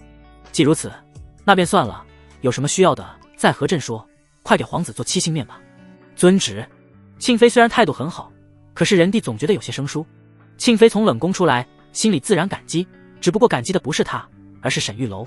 仁帝走后，庆妃开始制作七星面，沈玉楼倒是没有继续在庆妃宫内待着，只是嘱咐贵妃贴身宫女小月，除了七星面之外，只能吃母乳，不要再给皇子吃米汤了。贵妃之前奶水不足，一直是母乳加上米汤混吃，如今沈玉楼又给贵妃施展手法了，母乳其实已经够了，再吃米汤就容易积食，只要断掉米汤，皇子身体自然会恢复。这点小病其实太医也能看得出来，只不过之前皇子发烧，太医束手无策，所以贵妃对他们已经失去了信任。正好给了沈玉楼这次机会，把庆妃弄出来，也算是他没食言。安排好了宫里的事情，沈玉楼请了个假，出了皇宫，来到了郡主府，依旧是宋虎跟着他。这一次来到郡主府门口的时候，宋虎说道：暗哨撤了。沈玉楼点了点头，看来仁帝已经彻底解除了对郡主的软禁，这对郡主来说是件好事。敲门之后，轻轻把沈玉楼迎了进来。看到沈玉楼之后，他的神色有些不自然，生怕真的像郡主所说，万一洞房之夜他不去和郡主入洞房，而是打他的屁股，那他还不羞死。进门之后，郡主坐在中堂之内，依旧是那般恬静美丽，家里多了一些高档的家具和古董，看起来高档了很多。你来了。郡主露出一丝笑容，立马给沈玉楼沏茶，茶香味弥漫在了整个中堂内。沈玉楼道：宋虎，你在外面守着点，我和郡主有话要说。宋虎百无聊赖地走了出去，给沈玉楼当侍卫可比在皇寺锁袖花强的太多了，所以沈玉楼现在只要是合理的命令，宋虎都会言听计从。轻轻也识趣地关上了门，给两人谈话的空间。沈玉楼从怀中拿出圣旨，说道：司仪，拿剪子来。郡主一愣，听话地找出了一把剪子。沈玉楼将圣旨从中间剪开。赵司仪脸色微变：你胆子太大了，让人知道你这是杀头的罪过。沈玉楼道：管不了那么多了。他拿起一半圣旨，说道：你找人把圣旨给舅舅送过去，就说我已经掌握兵部大权，和他里应外合，让他速来皇城与我商议大事。郡主看了看圣旨，沈玉楼裁下来的那部分写着让兵部听从沈玉楼调遣，乍一看还是相当唬人的。郡主脸色凝重了起来：你是要把舅舅引来，然后杀他？沈玉楼点了点头，即便是他不亲自来，只要派人来了，我们抓人向皇上举报，这事就和我们没关系了。郡主说道：你好聪明。沈玉楼苦笑：办法是有了，不知道舅舅会不会上当。郡主道：会的，据我的了解，就凭他的实力，肯定是打不进皇城的。就算是起兵造反，也只能在外围慢慢发展自己的势力。但是如果兵部在你的掌控之中，和他里应外合，那他就有点机会了，这个条件他会很心动的。沈玉楼道：那行，别耽误时间了，找个可靠的人去送信，这半个圣旨已经能吸引他来了。你就说我是燕国间谍，现在燕国公主和孩子都在徽国，这个时候起兵造反，简直是占据了天时地利人和，不仅能一举推翻徽国，还能顺便拿下燕国，到时候我要燕国、徽国给他，兵部调动权只有1个月，让他迅速来与我商议。沈玉楼说完，郡主都惊了。我感觉你好像真要造反。沈玉楼道：我造什么反？你没看见吗？后面写着我只能调动兵部工匠。郡主道：你想没想过，这封信要是被人给截获了，那我们可就完蛋了。本来就算是舅舅造反，他们顶多就是被株连，但是现在他们写了这封信，那可就是彻底谋反了。沈玉楼道：所以此事除了你我之外，还要有另一个人知道，能证明你我2人乃是为了将叛贼引来，即便是被皇上知道，最多也就是贪功不报。郡主皱了皱眉，第3个人谁？他们2个即将成为夫妻，自然是绑在一条绳上的蚂蚱，所以商议这件事情没问题。但是再找第3个人来见证，找谁恐怕都没有那么靠谱。沈玉楼道：23皇子赵婴。郡主脸色一变，让皇子知道这事，岂不是把我们的命交到了他的手里？沈玉楼道：皇子现在能否成为太子，全要靠我给他治腿。在他看来，我现在已经诚心辅佐他，要助他登上皇位，他定会上我们这条船。而且皇子若是参与此事，平定叛贼，便给了皇帝立储的理由。等他腿好之日，便是立储之时。郡主想了想，觉得沈玉楼说的甚是有理。那我们在哪里和皇子谈？去胡尚书家吧。也好，我准备，你去联系皇子。此时的胡尚书忙碌了一上午，正准备用膳的时候，忽然大管家胡白走了进来，说道：老爷，郡主的人过来通知，一会儿他和骏马要上咱们家来吃饭。什么？胡建业瞬间就没有胃口了，他现在对这2个人有点过敏。上次这2口子不要脸的从他这里拿了很多东西走，他回来之后，管家告诉他，连后厨都被这几个人给吃光了。胡建业简直想吐血。这2个不要脸的，今天怎么又来了？赶紧关紧府门，别让他们进来。老爷，郡主说一会儿殿下也来这里。啊，殿下怎么跟他们一起来了？老奴也不知道啊。胡建业皱起眉头，沈玉楼他们2口子可以关在门外，但是皇子殿下来了，他们必须得开门迎接。快把家里值钱的东西都藏起来，让夫人他们把首饰都摘下来。后厨算了，吃点东西无所谓了。胡白忙活了好一会儿，门外便传来了家丁的通报：老爷，皇子殿下已经到门口了。胡建业赶紧整理了一下衣服，一路小跑走了出去。到了门口，看见赵婴等人，胡建业立刻跪下，行跪拜之礼。老臣拜见皇子殿下。国丈请起。当年的赵婴也是锐气很盛，可是现在他也算是被这条断腿磨平了棱角。自从腿断了之后，他也经历了不少人情冷暖，小小年纪就已经十分老成了。胡建业起来之后，沈玉楼笑呵呵地说道：尚书大人，今日我们又来蹭饭了。胡建业翻了个白眼，懒得搭理沈玉楼。进了府内，来到会客厅，给皇子上座，好茶伺候着。胡建业问道：皇子殿下怎么来我这了？虽然皇子是他的外孙，可尊卑有别，赵婴平日很少来这的，以前偶尔会跟着庆妃回来。赵婴道：我有个好消息告诉国丈，母妃已经从冷宫中出来了，陛下已经赦免她了。胡建业大喜，太好了。随后他猛然看向了沈玉楼，眼神里露出一丝惊讶之色。难道真是他做的？沈玉楼道：尚书大人，请凭退他人，我有要事要和大人商议。胡建业点了点头，让家丁和侍女都下去。沈玉楼使了个眼色，青青和宋虎也去外面了。现在厅内只剩下赵婴、胡建业、沈玉楼和郡主4人。沈玉楼开门见山：殿下的腿疾我也有把握，3个月之内必定让殿下完好如初。赵婴大喜，站起来给沈玉楼行礼：多谢沈大人。殿下客气，腿疾治好，殿下便有资格争夺储君。我和郡主愿扶持殿下，共谋大事。没等赵婴说话，胡建业哼了一声：哼，你想的倒是简单。宫内除了殿下之外，8皇子和9皇子还在，虽然能力不足，但是绝不会任凭殿下位居东宫的。老皇帝剩下的前10个孩子，除了8皇子和9皇子之外都挂了。这2位皇子虽然适龄，也身体健康，可实在是有些烂泥扶不上墙。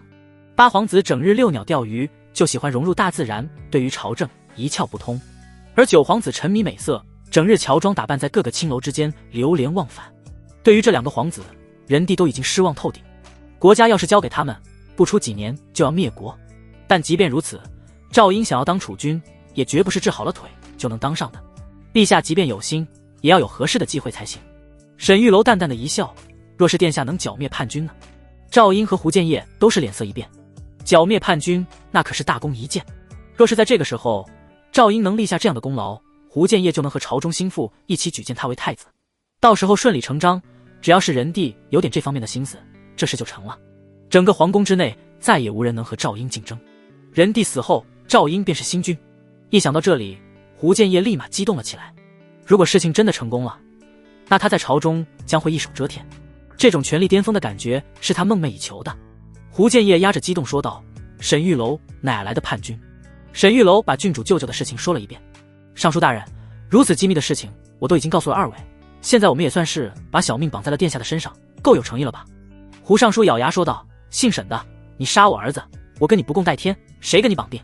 咱俩的事没完。”沈玉楼摇了摇头：“尚书大人，令公子之死乃是意外，与我无关，不信你可以问问庆妃。”哼，此事我会继续调查，现在以殿下的事情为重。在庆妃的信中，他已经说了，胡晨未必是沈玉楼所杀。虽然胡建业也觉得沈玉楼行凶的概率还是很大的，但此刻他必须和沈玉楼站在同一个战线上。相比之下，还是赵婴立储这件事情最为重要。沈玉楼把他的计划说了一遍。这位舅舅郡主从未见过，也不知道对方是什么人，单凭半张圣旨，不知道能否把对方引过来。如果对方来了，那便是殿下立功的机会。可如果对方不来，我们就需要用另一个计划。胡建业问道：“另一个计划是什么？”他们的聚集地在北边黑山州，要是他不肯来，我们就要找机会让殿下带一众兵马去黑山州那边，趁着他们刚要造反，一举将他们歼灭。胡建业皱起眉头，没有任何理由，皇上怎么会随便让殿下出兵？沈玉楼道：“这是说难也难，说简单也简单。别忘了，现在纳信公主在我手里，只要纳信公主一封书信，燕国那边便会有所动静，想制造一些混乱还是很容易的。到时候只要尚书大人在朝堂之上力荐殿下出兵，再加上殿下自荐，应该就没问题。”胡建业和赵婴这才点了点头，若是有内信公主的帮忙，倒是容易成功。沈玉楼说道：“当然这只是最下策，毕竟殿下断腿之后需要休养，能不出去尽量不要出去。据我分析，看到我那半张圣旨之后，郡主舅舅来的概率10有8九。”赵婴站了起来，再次郑重地向沈玉楼行礼：“一切拜托沈大人，殿下言重了。”商议完毕之后，便在胡尚书家里吃了顿饭。赵婴说道：“沈大人，郡主，国丈家的厨子水平很高，你们二位多吃点。沈玉楼和郡主都是浅尝辄止，我们饭量不大，少吃一点就已经饱了。”看到这俩人一副斯文的模样，胡建业狠狠地翻了个白眼，嗤之以鼻。上一次来的时候，那个狼吞虎咽，赵婴是没看见，又是吃又是拿，简直和土匪强盗没什么两样。现在在殿下面前倒是装斯文了。吃过饭后，沈玉楼说道：“尚书大人，我和郡主走路来的，来的时候应该没人看见，不过现在外面人多，万一见到我们和殿下走得太近，传到皇上耳朵里，容易引起怀疑，请用马车送我们回去吧。”胡建业点了点头：“胡白，用我的马车送他们回去。”是。胡白从后院把马车拉了出来，这可是尚书的座驾，无论是马还是车，都是最高档的。要是放在现代，就算比不上劳斯莱斯，也能比得上迈巴赫。沈玉楼几人上了车之后说道：“胡总管，你就不用上来了，我们自己能赶马车。”胡白脸色微变：“沈大人，你这是何意啊？这车可是老爷的。”沈玉楼道：“怎么，尚书大人连一辆马车也舍不得我先用几天，回头还给你？”说完，宋虎一挥鞭，马车立马扬长而去。胡白哭丧着脸直拍大腿：“土匪，土匪啊！”回去的路上，宋虎和青青坐在前面驾车，沈玉楼和郡主坐在车内。沈玉楼一把抓住郡主的小手，放在手心里面把玩。郡主脸一红，看着沈玉楼说道：“你怎么这么自然？”沈玉楼笑道：“你我马上要成为夫妻，拉个手怎么了？”郡主虽然脸红，可并未拒绝，只可如此，不能再过分了。郡主虽然对沈玉楼一见倾心，可骨子里还是很传统，不到大婚之日，自然不会让他有什么过分之举。沈玉楼摸着郡主的手，一根手指一根手指的摩擦，摸得郡主都有些不自在了。一个手能摸出什么花来？莫非你喜欢玩手？沈玉楼道：“曾经有一段时间，我以为我是颜控，只喜欢漂亮的，后来我以为我是腿控，喜欢腿长的，直到现在我才明白，我纯好色，不受控。”郡主闻言扑哧一声笑了出来，花枝乱颤，娇柔的身躯往沈玉楼这边靠了一点。沈玉楼顺势将她搂在怀里：“你干嘛？不是说不许乱来，只是摸摸，不做别的。”回府之后，沈玉楼把马车留在了郡主府，等他们婚后，自然也是要在郡主府里生活的。郡主虽然不受宠，但也是皇家的，代表的是君，而沈玉楼是臣。古代虽有夫为妻纲，可是先有君臣，才有夫妻，所以沈玉楼自然是要住在郡主府，而不是去他的府邸。而且沈玉楼的府邸位置到现在还没选好，等着选好之后，让父母嫂子过来住。送回了郡主之后，沈玉楼去了一趟李辉家里，让他帮忙选一下房子的位置。回到家中，郡主脸上的红晕还未褪去，青青欲言又止好几次。郡主说道：“想说什么就说。”青青说道：“郡主，我方才在马车外面听见沈玉楼亲你了，你们尚未成亲，万万不可过线啊。”郡主脸一红，说道：“你错了，不是他亲我，是我亲他。”青青愣了一下，表情立马古怪了起来。郡主，你……郡主瞪了他一眼，陛下都已赐婚，我早晚是他的人，有什么不妥？青青撇了撇嘴，话虽如此，但郡主也有点太主动了。郡主，他有那么好吗？当然好，他乃是我真命天子，真命天子你懂吗？青青摇头，我不懂，我只知道那家伙贪财好色，哪有正人君子的样子？食色性也，找的就是贪财好色的人。他不贪财，我们怎么过好日子？他不好色，怎么会疼我？和正人君子过日子有什么好的？再说了，这世间哪有什么正人君子，都是装的。青青无奈，郡主，你说是什么就是什么吧。郡主说道：“青青，你的音律舞蹈也要捡起来练一练了。等我和他成婚之后，你总得有点才艺讨他的欢心吧。”青青脸色一变，什么？郡主，你要我学音律舞蹈，就是为了讨好他？是啊，要不然呢？你以为我爱看你扭？青青。沈玉楼和宋虎离开李辉家里之后，便准备回宫了。出门之后，沈玉楼问道：“在李统领家里，你为何一言不发？”宋虎说道：“我一个手下败将，没脸说话。”沈玉楼笑了笑：“你还挺爱面子的。李统领乃是武学奇才，你输给他也算正常，比起普通人，你也算是顶尖高手了。”宋虎哼了一声：“我用不着你夸我。”虽然宋虎身在曹营心在汉，对沈玉楼仍旧是嗤之以鼻，可是这几天的接触下来，已经对他有很大改观了。这家伙可以说是个卑鄙无耻之人，可是不得不说，他还真是能混得风生水起。有些时候，就连宋虎都有些佩服他。就在两人马上回宫的时候，忽然看见不远处有一个人正在被追杀。宋虎下意识地将沈玉楼拦在身后，警惕起来。沈玉楼定睛一看，忽然觉得那个被追杀的人有些熟悉。忽然，他脸色微变，说道：“是张新杰，宋虎，救他！”宋虎点了点头，立马冲了出去。那杀人者蒙着面，手里拿着一把黑刀。张新杰已经满身是血，眼看着要跑不动了，一下子倒在地上，吓得屁滚尿流。好汉饶命，要多少钱我给。那杀手非常专业，压根也不跟他说话，抬手便砍。就在张新杰以为自己要死的时候，忽然宋虎如天神下凡一般出现在他的面前，三拳两脚将那杀手放倒。沈玉楼道：“留活口！”宋虎一只脚踩在杀手的胸口上，如一座小山一般压得他动弹不得。张新杰看到沈玉楼，面色大喜：“沈大人，多谢救命之恩。”沈玉楼冷冷地说道：“张新杰，我问你，那日你去后宫是谁带你过去的？”张新杰脸色一变，眼神有些躲闪：“沈大人，你说什么啊？我何时去过后宫？”沈玉楼冷冷地说道：“我亲眼所见，你还不承认？”张新杰道：“沈大人，我真的没去过啊。”沈玉楼脸色一沉：“宋虎，杀了他！”是。宋虎捡起地上的黑刀，冲着张新杰就砍了过去。张新杰脸色大变，吓得都要尿裤子了。“沈大人饶命！我说。”沈玉楼那凶狠的样子，简直让张新杰魂飞魄散。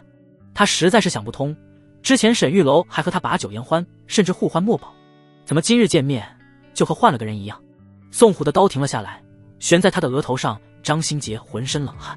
沈玉楼道：“袍子脱下了，把你进入后宫的过程写下来。”张新杰脸色难看无比，将袍子脱下，咬破了手指，在衣服上写了起来，包括那天如何冒充太监进宫，谁接应的，如何见到贵妃，都写得很详细。不愧是状元，文字功底还是过硬的。写到见到贵妃的时候，沈玉楼说道：“停，后面你写，你和贵妃上床，重温旧情。”张新杰脸色一变：“沈大人，我没做啊。”“少废话，让你写你就写，要不然一刀砍死你也算不到我的头上，知道吗？”现在张新杰的小命就在沈玉楼的手里，即便是杀了他，也只会查到这个刺客的身上。只不过这家伙还有利用的价值，沈玉楼暂且留他一命。张新杰硬着头皮在袍子上按照沈玉楼所说写了个认罪书，这块布要是交到皇帝那里，张新杰和贵妃恐怕都要完蛋了。沈玉楼满意的点了点头，将袍子收了起来。“张大人，猜猜是谁派他来杀你的？”张新杰哭丧着脸：“不会是沈大人吧？”沈玉楼道：“我要杀你，还用这么费劲？”沈玉楼对宋虎使了个眼色，宋虎狠狠地踩在刺客的脖子上，怒道：“说谁派你来的？说出来，我饶你一命。”刺客也看出来了，眼前这两个人似乎和张新杰也不是什么朋友，而且刚才让张新杰写的内容他也听见了。是贵妃。沈玉楼点了点头，宋虎一脚踩断了他的脖子。沈玉楼看着张新杰说道：听见了吗？要杀你的是你的梦中情人，还拿他当白月光吗？张新杰脸色骤然大变，怎么会这样？云舒要杀我？张新杰感觉自己天塌了。他本以为就算是贵妃和他一刀两断了，有之前的情谊在，说不定贵妃能拉他一把。正因如此，他才进入宗人府，想着有时候还能见到贵妃。可万万没想到，贵妃竟然要杀他灭口，好无情啊！当年他们在老槐树下也曾说过海誓山盟，用现在的话说，张新杰的骨子里是一个浪漫主义的人，可没想到竟然是这样的结局。张新杰内心崩溃不已，彻底破防。此刻他已顾不得身上的疼痛，内心受到的伤害才更加惨烈。他抬起满是泪水的眼睛说道：沈大人，你那个嫁了人的青梅也会如此对你吗？沈玉楼冷笑：我唬你的，我沈玉楼的女人哪一个对我不是死心塌地？我要是混成你这逼样，我早自杀了。张新杰张了张嘴，想要骂人，但是又不敢骂，最终坐在地上嚎啕大哭，没法活了。沈玉楼懒得搭理他，拿到了这份血书之后，便带着宋虎回了宫。之前他骗贵妃其实没什么把柄，单凭那一首诗证明不了什么，只不过贵妃心虚，再加上沈玉楼骗他，顺利的给贵妃骗上了床。虽然是半推半就，可贵妃最终还是没敢反抗。但是这一次就不一样了，罪证可是彻底有了。不仅仅是贵妃，就连带张新杰以后也要对沈玉楼言听计从。回到宫里，沈玉楼先是去探望了一下纳信公主。纳信公主躺在床上，略显虚弱，不过气色尚可。见到沈玉楼，纳信公主脸上露出一丝笑容。沈先生。纳信公主不愿称他沈大人，为了表示尊敬，叫了一声先生。沈玉楼给纳信把了把脉，公主感觉身体如何？纳信拉着沈玉楼的手说道：还好，有些没力气，而且身上有点不舒服。沈玉楼道：明日午时，我让宫女来给您洗澡，将周围拉上帘子，房间紧闭，只要没有贼风吹进来就没事的。脏月子对身体不好，洗澡不会伤身的，那都是谣传。纳信面色一喜，多谢沈先生。沈玉楼刚要走，纳信忽然一把拉住了他的手。沈玉楼愣了一下，公主这是？纳信说道：沈先生，你可愿跟我回燕国？沈玉楼的表情变得有些复杂。现在这个情况，纳信还能回燕国吗？看到沈玉楼的表情，纳信说道：沈先生，回燕国之后，我愿拜你为丞相。沈玉楼这段时间的表现，纳信都看在眼里，也听一些宫女说过他的事迹，在纳信眼中，此人乃是大才。若是愿意和纳信回燕国，可拜丞相。纳信公主倒是够有诚意的，可是她自身情况都很不好，燕国更是内忧外患，以人帝的性子，自然不会让她平安回去的。多谢公主美意，只是我父母嫂子都在这里，我实在是很难无牵无挂的走。若是有朝一日我走投无路，去投奔公主，还望公主收留。纳信有些遗憾的点了点头。沈先生放心，只要我还活着，燕国大门永远为你敞开。沈玉楼给纳信检查了一下身体之后，便退出了房间。他总觉得纳信有点古怪，似乎很有信心能离开徽国。纳信挺着大肚子，在这三国之间来回奔波，燕国到现在还没有传来叛乱的消息。这位公主看来并没有想象中的那么简单。不管怎么说，沈玉楼现在也多了一条后路。如果过段时间郡主舅舅真不来，那沈玉楼就得让纳信公主想想办法，在北边制造点混乱，然后让赵英带兵出战了。沈玉楼来到兵部司堂，交代了一下打造钢板的事情。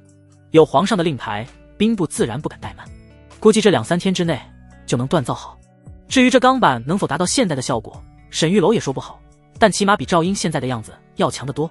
回到皇嗣所，刚要进屋，正好看见了和顺端着一个方盘路过。顺公公，和顺那可是人帝身边的太监，谁见了都得客客气气的。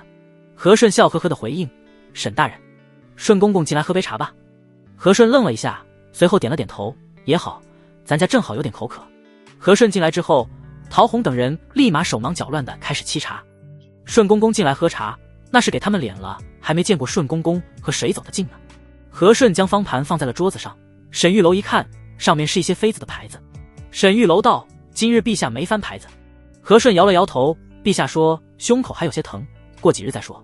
沈玉楼点了点头：陛下伤口至少还得7天才能见好。想想老皇帝也挺难，为了传宗接代，宠幸妃子都成了任务了。和顺喝了杯茶，随后说道：沈大人，老奴有件事想让你帮忙。沈玉楼道：顺公公您太客气了，有什么尽管吩咐。和顺进了这皇嗣所，自然不会无缘无故。和顺探过身子，在沈玉楼耳边低声说道：老奴当年进宫的时候，净身没净干净，现在下雨阴天，总是隐隐作痛，我又不敢找太医看，想让沈大人看看有没有机会治愈。和顺的表情有些古怪，看着沈玉楼的时候，眼神里充满了暧昧之意。沈玉楼立马明白了，以和顺的地位，要是有什么病，太医都得抢着治。可是和顺却不敢找太医，那就只有一个原因，他还想恢复男人的能力。和顺说得很隐晦，说是进宫的时候没阉干净，其实就是手术没成功，还残留了一部分，或者说又重新长出来了。毕竟像和顺这种公公，入宫的时候可能非常年幼。虽然古代讲究进去其事，也就是说切除的时候会全部切除，一点不留，可是他们也要考虑死亡率的问题。全部切除的死亡率很高，所以进士房的大太监有的时候会酌情留一点，这样伤口更容易处理，也可以降低一些死亡率。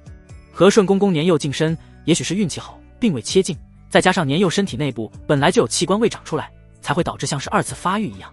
这种情况在宫里是很罕见的，太监每年都要进行筛查，所以想要在宫里当一个假太监，那是绝无可能的，除非是像和顺一样权势极大，整日在皇帝身边伺候着，谁敢查他？像和顺这种情况属于百年难遇。沈玉楼道：公公，请内堂说话。沈玉楼引着和顺进屋，随后交代陶红不许任何人靠近。进屋之后，沈玉楼让和顺躺在床上，褪下裤子。和顺脱完之后有些紧张。沈大人，你看我这副样子，日后能有子嗣吗？沈玉楼检查了一番，这情况他也没处理过。顺公公有机会，不过需要动刀子。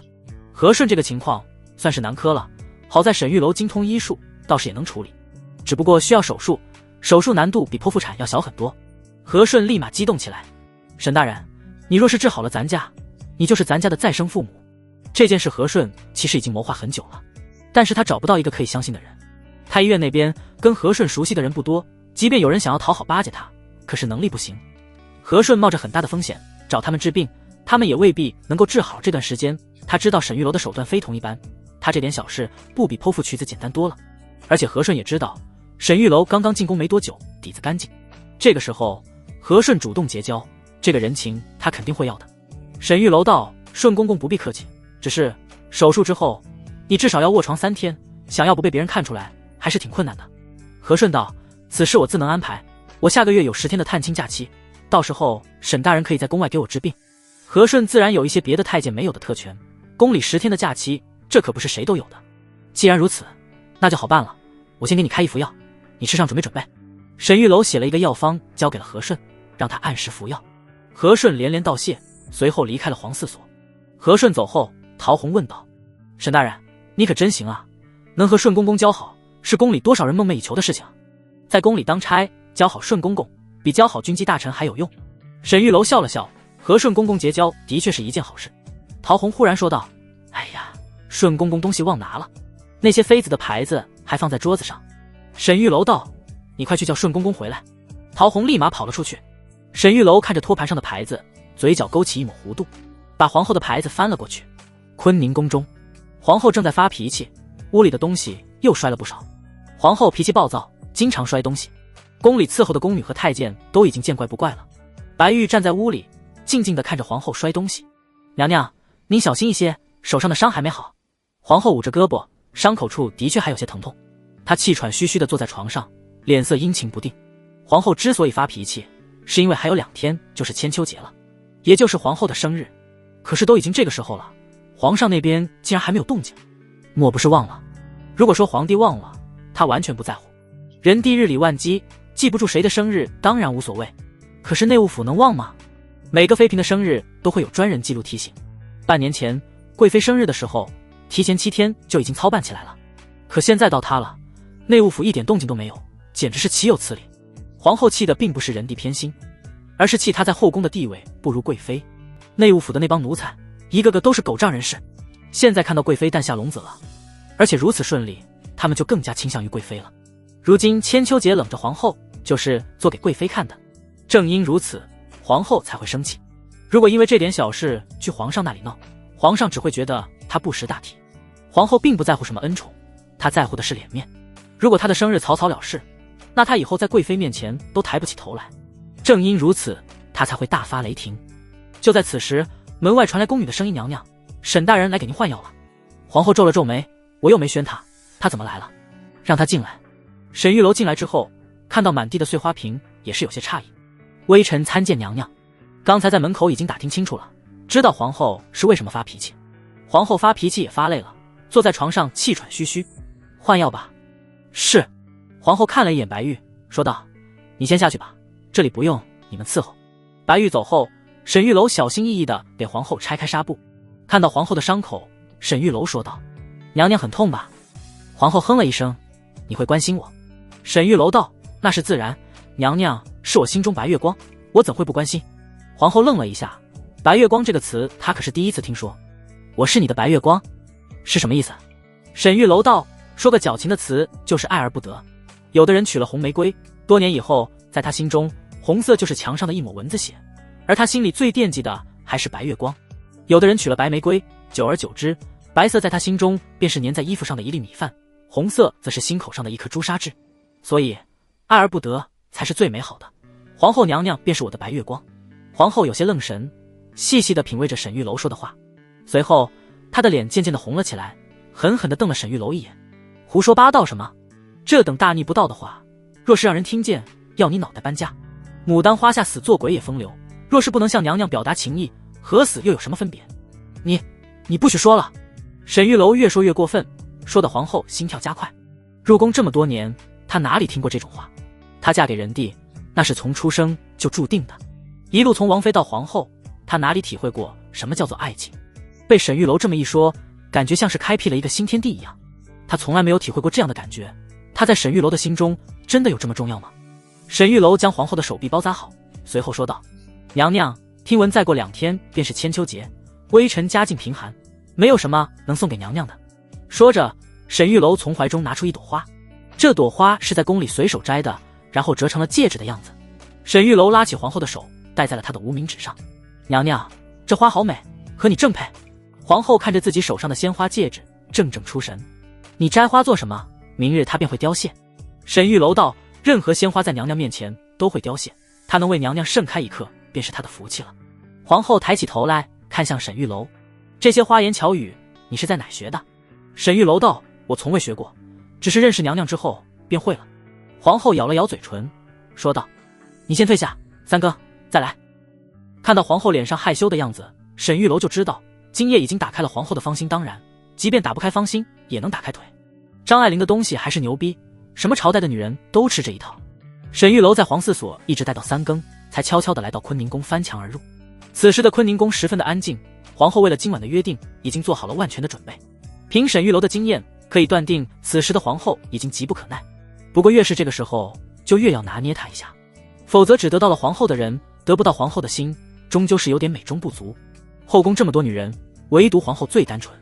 即便是已经和沈玉楼缠绵数次的庆妃，沈玉楼也不敢完全相信。他们现在只是绑在了赵英皇子这条船上，所以才相安无事。可若是这条船翻了，或者沈玉楼没有利用的价值了，庆妃会怎么做，谁也说不准。所以相对来说，他更喜欢皇后一点。沈玉楼进入皇后寝宫，一路畅通无阻，就连往日伺候着的白玉都不见了。一股淡淡的香味扑面而来，屋里还有一股未散去的水汽。皇后显然是已经沐浴过了。沈玉楼迈进门槛，看到皇后此时躺在床上，他悄悄地走到床边，坐在了床沿上，欣赏着皇后的容貌。皇后睁开眼睛，慢慢地掀开被子，一副完美的胴体映入眼帘，这场面让人血脉喷张。沈玉楼强忍着冲动，将皇后的被子重新盖上。皇后一愣：你什么意思？你白天说的那些话，不就是为了这个吗？沈玉楼脸色微变，说道：原来我在娘娘眼中就只是贪图美色之辈。说完，沈玉楼转身便走。皇后赶紧拉住了他：本宫不是那个意思。沈玉楼转过头来说道：娘娘，你换身衣服，跟我出去一趟。皇后愣了一下：去哪里？你别管了，走吧。皇后想了想，鬼使神差地坐了起来，正准备穿衣服。沈玉楼道：娘娘，别穿你的，穿宫女的衣服。片刻之后，沈玉楼带着皇后鬼鬼祟祟地来到了景阳宫，就是之前关着庆妃的冷宫。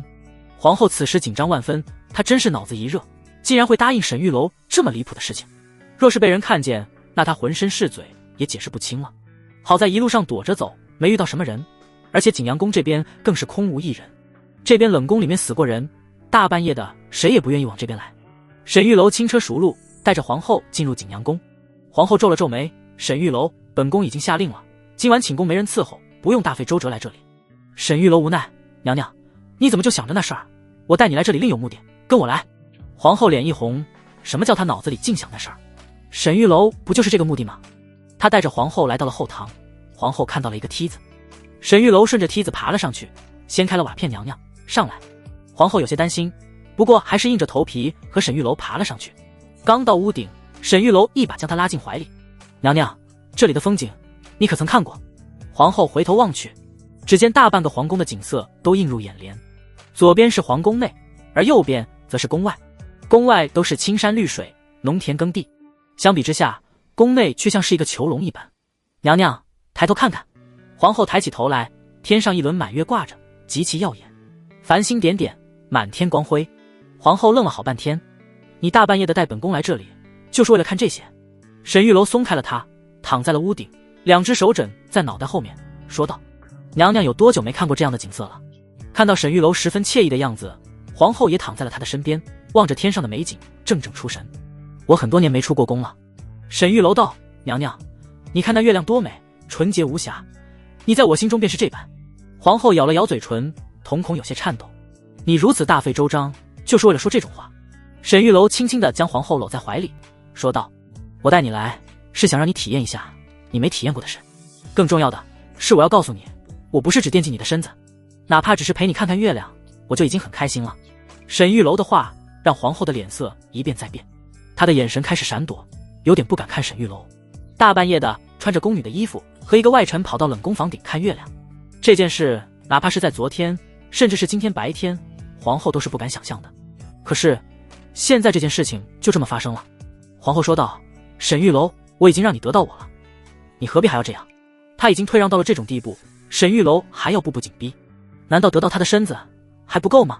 沈玉楼看着她的双眼：“我知道，你我这辈子注定无法在一起，在你面前我变得很低很低，一直低到尘埃里去。可我的心是很欢喜的，像是在尘埃里开出一朵花。”皇后捏着拳头，身体微微有些颤抖。她听一些戏曲里说的最露骨的情话，无非就是喜欢你或者爱你之类的。可沈玉楼的话分明没有那么露骨，却让她的心狂跳不止。“沈玉楼，本宫命令你，现在立刻跟我回坤宁宫。”沈玉楼摇了摇头：“周小姐，再陪我看一回。”一句周小姐让皇后的心像是被什么击中了一样，她再也顾不得其他，两只手抓着沈玉楼的领子吻了过去。“本宫命令你，现在宽衣。”沈玉楼将她搂在怀里，细细的品味。今晚的月亮真是又大又白。养心殿内，和顺沏了一杯茶，放在了仁帝的书桌上。“陛下，2日之后便是千秋节了，是不是让内务府去准备一下？”仁帝一愣：“朕倒是给忘了，让内务府准备一下吧，明日去给明珍买些好看的花卉送过去。”“遵旨，陛下，老奴有个提议。”仁帝看了和顺一眼，说：“来听听。”和顺道：“这一次千秋节，小皇子们的御膳要不要交给沈大人来做？上一次沈大人和秦大人比试可是技高一筹，让小皇子和小公主们品尝品尝也好。”仁帝愣了一下，这个提议倒是不错，朕的身体最近还未恢复，也不能大鱼大肉。沈清那个水果米粉，朕也想尝一尝。那就以你所说，2日之后的千秋节，沈清和御膳房分工合作。和顺应了一声，随后趁着机会说道：“陛下，沈玉楼的父母还在客栈之中软禁，你看要不要？”和顺现在有求于沈玉楼，自然要给沈玉楼说几句好话，以表示诚意。有时候和顺的一句话比什么都好使。仁帝愣了一下，要不是和顺提醒，这事他都忘了。让沈玉楼去接走吧。第2日一早，白玉来到皇后寝宫的时候，看到皇后躺在床上，看着棚顶出神。白玉吓了一跳：“娘娘，您没事吧？”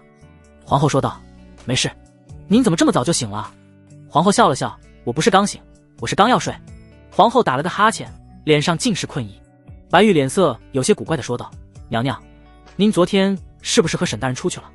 皇后点了点头，这件事要想瞒过白玉，那是不可能的。白玉自幼跟着他，感情深厚，自然不会背叛他。白玉叹了口气：“娘娘，奴婢有些担心。”皇后说道：“没什么可担心的，本宫不后悔。”白玉也没说什么，其实他早就猜到有些苗头了，只是没想到娘娘竟然陷得这么深。大半夜的和沈大人夜不归宿，这根本不像是皇后能做出来的事情。就在此时，门外传来太监的声音：“仁帝的礼物到了，一共10几盆花，各式各样的品种，而且都是处于盛开的状态，极其难得。”皇后走到外面看了一眼，谢了。太监们走后，白玉说道：“娘娘，这些花好漂亮。”皇后冷淡地说道：“放在后院吧。说完之后，皇后便走回了寝宫。白玉立马吩咐宫女做事，随后追上了皇后。娘娘，您怎么了？以往皇后最喜欢花，每次人帝赏赐稀奇古怪的花的时候，皇后都要摆弄半天。可是这一次，只是看了那么一眼就失去兴趣了。皇后从枕头旁边拿起来沈玉楼送的那个鲜花戒指。白玉，你说怎么能让这朵花一直不败？白玉叹了口气，人帝送的那么多奇花异草，皇后看都不看。这个戒指一看就是沈大人送的，宫里随便摘的花，皇后竟然在这里想方设法的保存，真是奇了怪了。娘娘，我来想想办法吧，如果风干的话可以保存久一点。皇后说道。那你帮我保存起来，千万别弄坏了。白玉点了点头，眼神里露出一丝复杂之色。一大早上，和顺便来到皇四所，把这个好消息告诉了沈玉楼。一听父母嫂子已经来了，沈玉楼立马激动了起来。至于千秋节给小皇子做饭的事情，沈玉楼倒是没当回事，本来这玩意就是皇四所负责。沈玉楼二话不说，立刻出宫。到了客栈，看见父母和嫂子平安无事，沈玉楼长松了一口气。爹娘嫂子，让你们受苦了。沈父自打来了皇城之后就惴惴不安，听说儿子在宫里当官了，他们实在是有些担心。玉楼，你裤子脱下来。沈玉楼愣了一下，随即立马明白了。爹，你放心，儿没当太监。一个男子去宫内当差，除了侍卫就是太监。沈玉楼又不会武，自然当不上侍卫，所以这一家人就以为沈玉楼去当了太监。那你，而现在是皇四所副掌事，专门管理公主和皇子的饮食起居。嫂子王柔一脸担忧，玉楼，你都未曾照顾过孩子，皇子公主你能照顾好吗？沈玉楼道，嫂子放心，照顾孩子我天生就会，侄儿给我看看。沈玉楼从嫂子的怀里接过孩子来，此时的小侄子有点哭闹，正在打嗝。沈玉楼将孩子熟练地翻转过来，让他在自己胳膊上趴着，用手掌轻轻抵住他的腹部。孩子立马停止了哭闹，随后接连放了几个屁。王柔立马露出笑容，放屁了。这孩子从昨晚开始就闹，好像就是肚子里有屁放不出来。沈玉楼点了点头，有点胀气，下次再胀气你就像我这样抱，这叫飞机抱。王柔一愣，何为飞机？只是个名字，嫂子不必在意。一家人都觉得沈玉楼的改变有些大，以前从未碰过孩子，突然间怎么这么会照顾孩子了？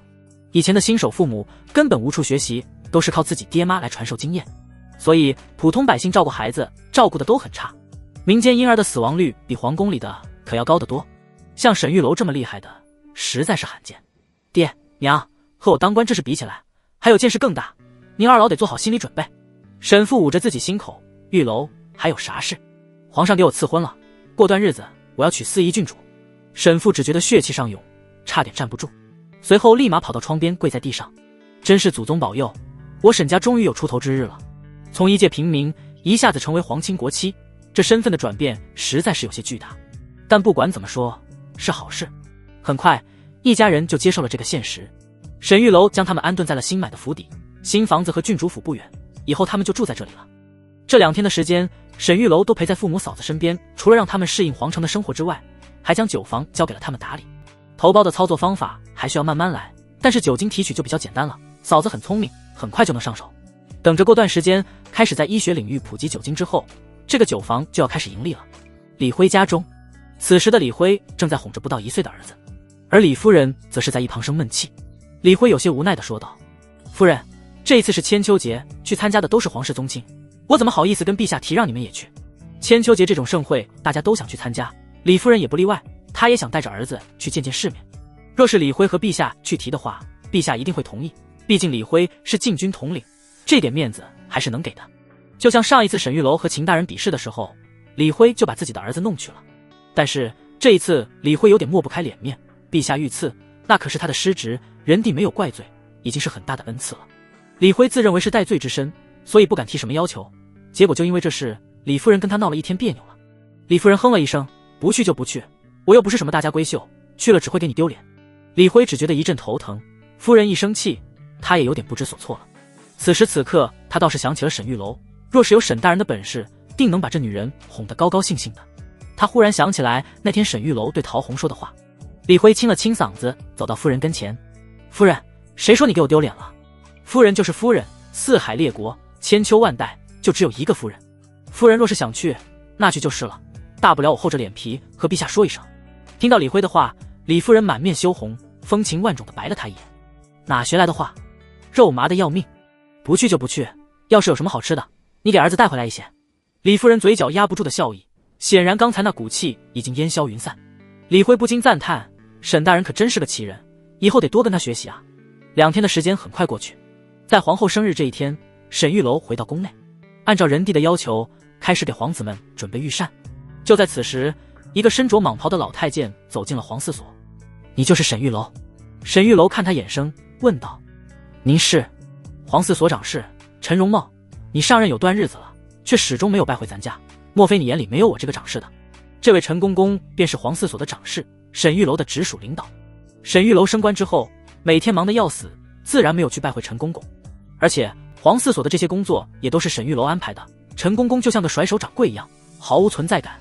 这种领导沈玉楼也懒得搭理。不过面子上的事情还是要过得去的。下官见过陈公公。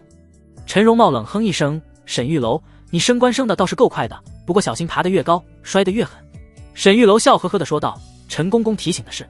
陈荣茂道，今日乃是千秋宴，宴会之上都是达官贵人，切记别太出风头了，太出风头对你不好。陈荣茂的语气中充满了威胁。很显然，在照料皇子这一块，沈玉楼的能力有点太突出了。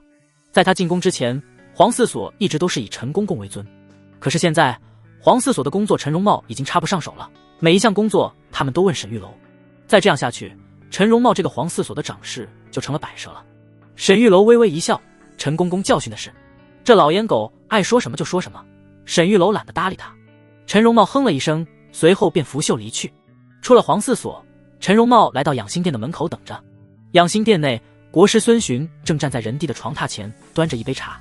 陛下，符箓我已经烧掉了，溶在茶中，陛下服下之后，不出2日便能有所好转。虽然国师之前给皇子换血的办法失败了，但是仁帝对他还是有一定的信任的。毕竟之前国师给他解决过一些问题，而仁帝也喜欢信一些玄学的东西。仁帝喝下了这杯茶，随后说道，千秋宴快开始了，国师请吧。微臣告退。国师走出养心殿，陈公公立马迎了上去。国师，那个姓沈的今日要给皇子和公主们做膳食，我本想在膳食中动点手脚，可是那小子对我有些防范，恐怕机会不大。国师道，不必了，这样做风险太大，我另有办法收拾他，你只要在宴会上添油加醋即可。明白。正午时分，千秋宴会正式开始，皇后盛装出席，一众嫔妃都是紧随其后。今日皇后乃是主角，即便是贵妃也避其锋芒。贵妃倒也不吃醋，半年前给她举办宴会的时候，可比这隆重多了。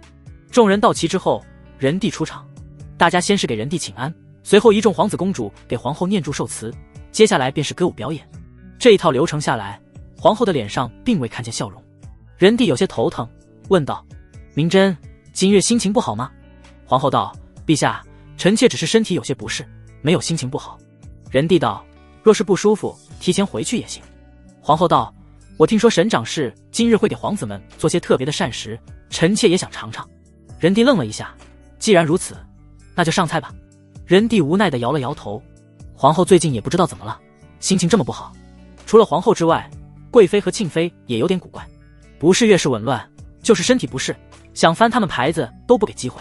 不过仁帝也难得清静，后宫妃嫔众多，进宫许久还没有得到仁帝宠幸的也有不少，2、3天宠幸一个，也得个把月能宠幸完。只要这几个女人不闹，仁帝也懒得翻他们牌子。歌舞结束之后，便陆续开始上菜，各种美味佳肴、山珍野味都端了上来。皇后和仁帝都没什么食欲，只是浅尝辄止。大家都在等着看沈玉楼，看他能做出什么美食来。很快，沈玉楼带着秦桂如和陶红2人端着食盒走了上来。微臣参见陛下，给皇子公主们的膳食已经备好。沈玉楼掀开盖子，露出里面精致的菜肴。给这些小皇子做辅食其实没什么难度，无非就是软烂一些。只不过就是上次和秦桂如比赛做的那个水果米粉，让大家都觉得神奇。所以这一次沈玉楼多做了一些水果米粉，加了各种各样的水果汁。仁帝说道，沈卿，上一次大家听说你做的水果米粉都很感兴趣，今日除了皇子之外，给我们大人也尝一些吧。沈玉楼说道，微臣今日专门多准备了一些，给陛下和各位娘娘品尝。说完之后，陶红便端着食盒送了上去。食盒里面各种颜色的米粉，一碗一碗的，看起来让人食欲大增。皇后端起一碗，尝了一口之后，立马赞不绝口。陛下，这水果米粉味道清淡独特，我吃过的很多甜品都不如这个，怪不得皇子这么爱吃。这碗米粉深得我心，沈卿当赏。众人都愣了一下。这就赏了。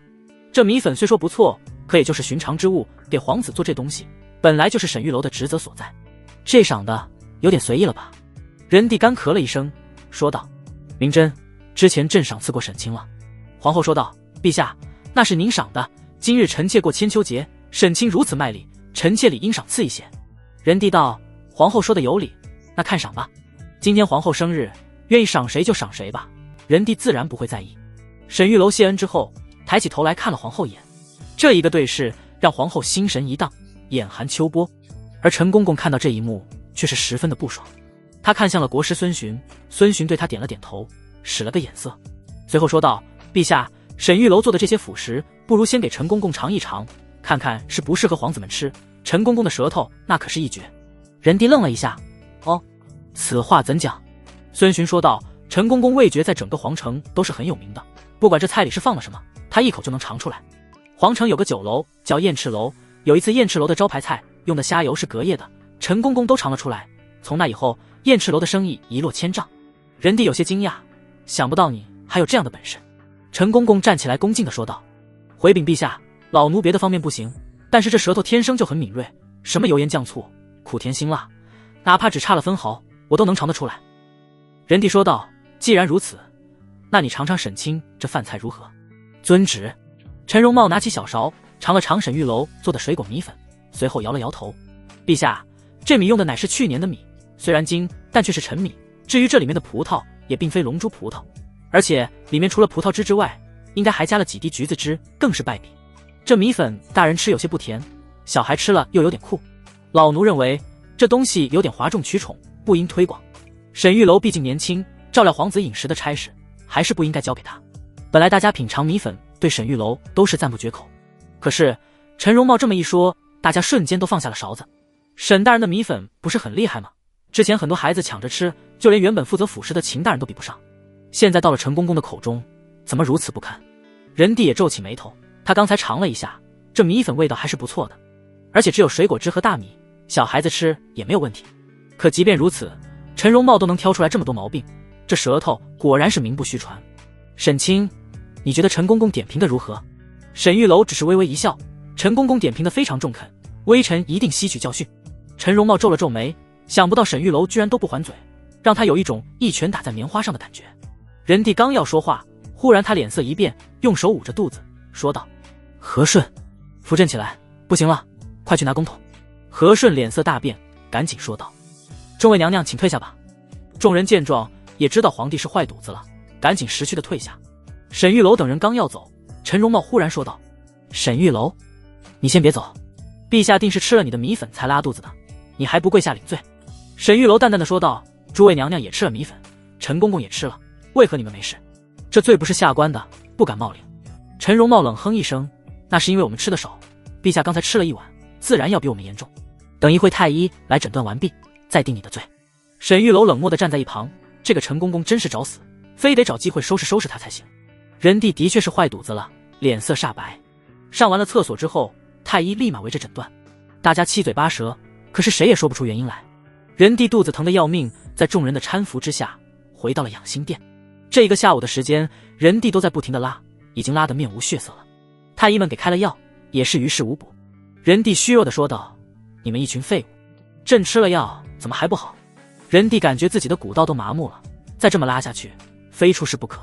众太医跪在地上，一个个脸色十分难看。此时站在门口的李辉忽然说道：“陛下，何不让沈大人试试？之前犬子连续拉肚7天，就是沈大人出了奇招给治好的。”李辉说完，众人的目光唰的一声落在了沈玉楼的身上。之前陈公公的话让他们都怀疑沈玉楼，以为是他米粉的作用，可是现在看来应该不是。如果吃米粉真的这么严重的话，那娘娘们估计也要生病了。仁帝说道：“沈清，你可有何妙招？”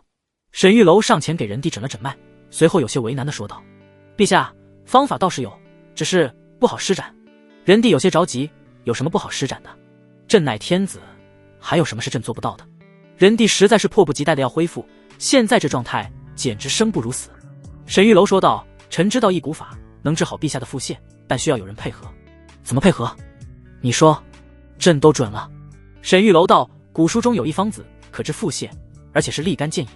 但此方乃是灵活配药，里面药剂的比例需要根据病人身体的情况来调整，需要一个味觉极其敏锐的人来品尝陛下夜香，详细描绘出苦味和酸味的比例，方能正确下药。如果比例不对，那么陛下的病症反而会更加严重，所以此法必须要有专人配合才行。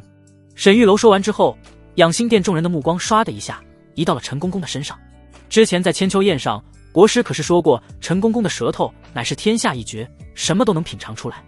而陈公公自己也给大家展示了他的能力，就连米粉是陈年的还是新米都能尝得出来，这本事的确是独一无二。仁帝的目光也看向了陈公公，此时的仁帝对于治病很急切，从他的眼神里就能看得出来，不管沈玉楼说的对不对，都得试试。陈公公脸色骤然一变，沈玉楼 CNM 让咱家吃屎。沈玉楼这话意思再清楚不过了，毕竟千秋宴才过去几个小时，在宴会上陈公公讽刺沈玉楼的话还历历在目，凭借着他出色的味觉，说沈玉楼的菜肴不适合皇子们吃，甚至还要将沈玉楼给皇子制作膳食的权利夺走。现在沈玉楼说这话虽然没有点名道姓，但是指向已经很明显了，符合要求的人就只有陈公公一个。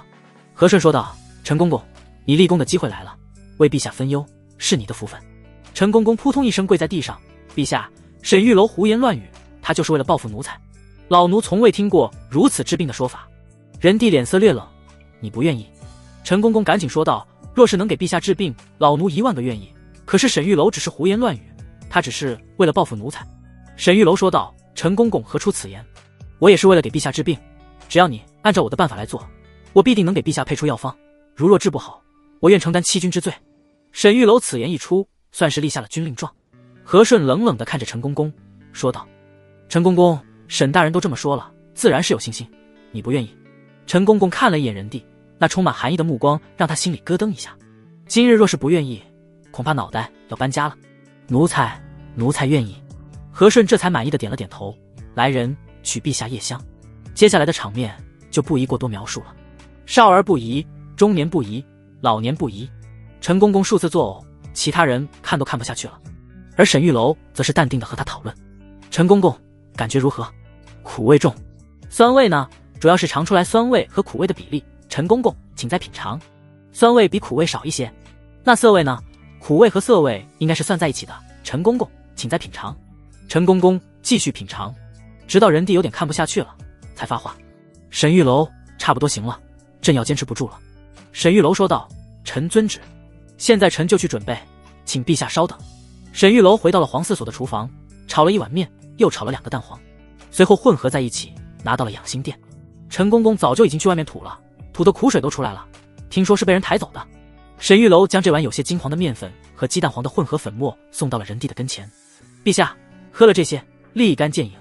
仁帝迫不及待地喝了下去，也不知道是不是心理作用，用热水冲服之后，他感觉肚子舒服多了。陛下，您睡一觉吧，醒了之后便不会再腹泻。好，众爱卿退下吧。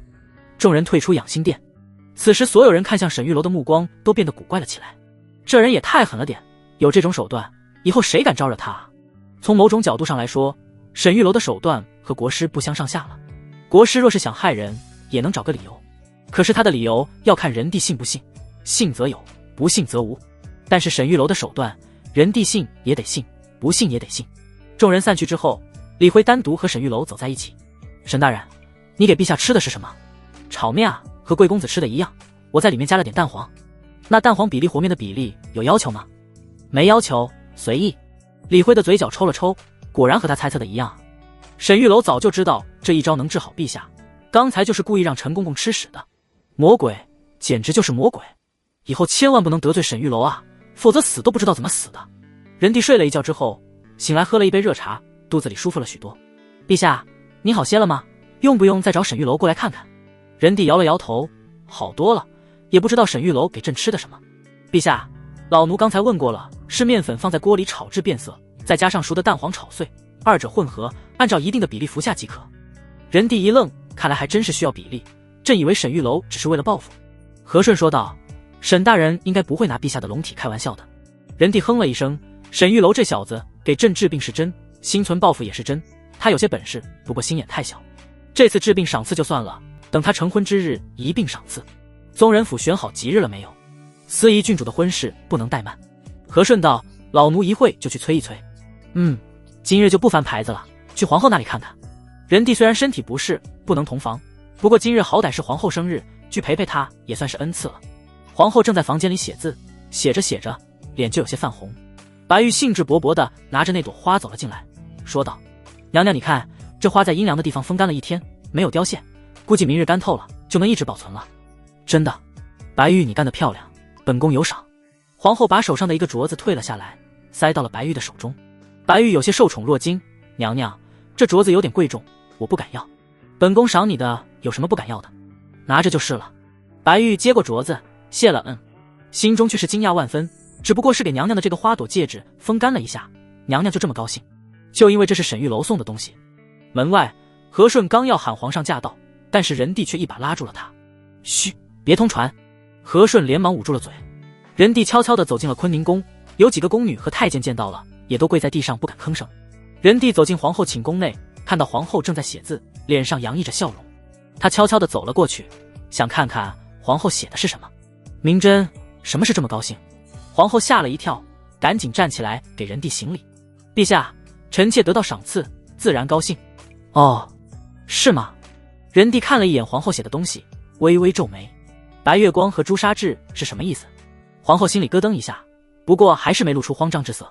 这是臣妾听戏曲的时候，戏文里面唱的，臣妾也不懂，只是觉得有意境，就抄了下来。仁弟点了点头：“皇后的字写得不错，朕送你的花怎么没摆在房间里？”以往仁弟送给皇后鲜花的时候，皇后都是在房间里修修剪剪。送人礼物自然是想看到对方喜欢，可这次仁弟送的皇后看都没看，只是在这练书法，倒是让她有些挫败感。皇后说道：“陛下，您送的花我都放在后院了，最近我身体不舒服，怕闻到这些花香更加不舒服。”“哦，那你接着写字吧，朕看着你写。”皇后点了点头，拿起毛笔继续写字。写出来的字还是一如既往的漂亮，只不过皇后的脸上可没有方才的笑容了。仁弟看了一会，觉得无趣，便走了。出了寝宫，仁弟皱着眉头问道：“你看皇后是不是有点不待见朕？”和顺说道：“陛下，瞧您这话说的，哪能啊？您去哪个妃子的寝宫，那都是他们的福分。料想是今日皇后娘娘身体不适，所以状态不佳吧？是吗？”仁弟倒不这么觉得。皇后刚才写字的时候，脸上笑得可是很开心，只是她一去了，皇后便不开心了。仁弟摇了摇头，不去想那些烦心事。每天政务压力就已经够大了，对于这些女人的小心思，他实在是懒得揣测。素萍最近如何？和顺脸色微变，眼珠子转了转。素萍还是老样子吧。素萍是宫里比较特别的一位，后宫嫔妃众多，皇后端庄大气，贵妃风骚妩媚，庆妃温文尔雅。但是要说最漂亮，还得是素萍。可素萍进宫2年，仁弟却始终没有宠幸她。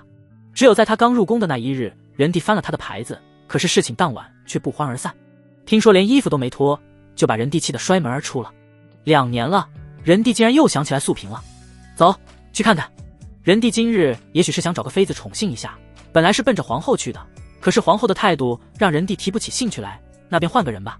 来到素萍的寝宫，看到院内十分的冷清，伺候的人都没有。院子里除了一个扫落叶的扫帚之外，什么都没有了。在台阶上放着一个软垫，想必是素萍偶尔在院子里坐着用的吧。进了屋内，素萍正在刺绣。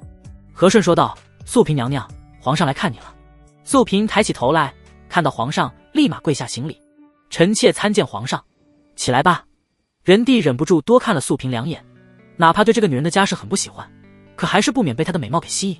“你倒是清瘦了许多。”素萍跪在地上美起来，说道：“臣妾每日吃素，只为给家人祈福。我兄长还在军中受苦，求陛下宽宏大量，赦免我兄长。”仁弟顿时大怒：“混账！朕2年没来了，见面第一句话就是这事吗？你刚入宫的时候，朕已经说过，你兄长乃是叛贼，我没杀他，没株连你们，已经是特赦了。你真是得寸进尺。”哼！说完之后，仁弟一挥袖，怒气冲冲地离去了。素萍跪着追了出来：“皇上，皇上，嗨嗨！”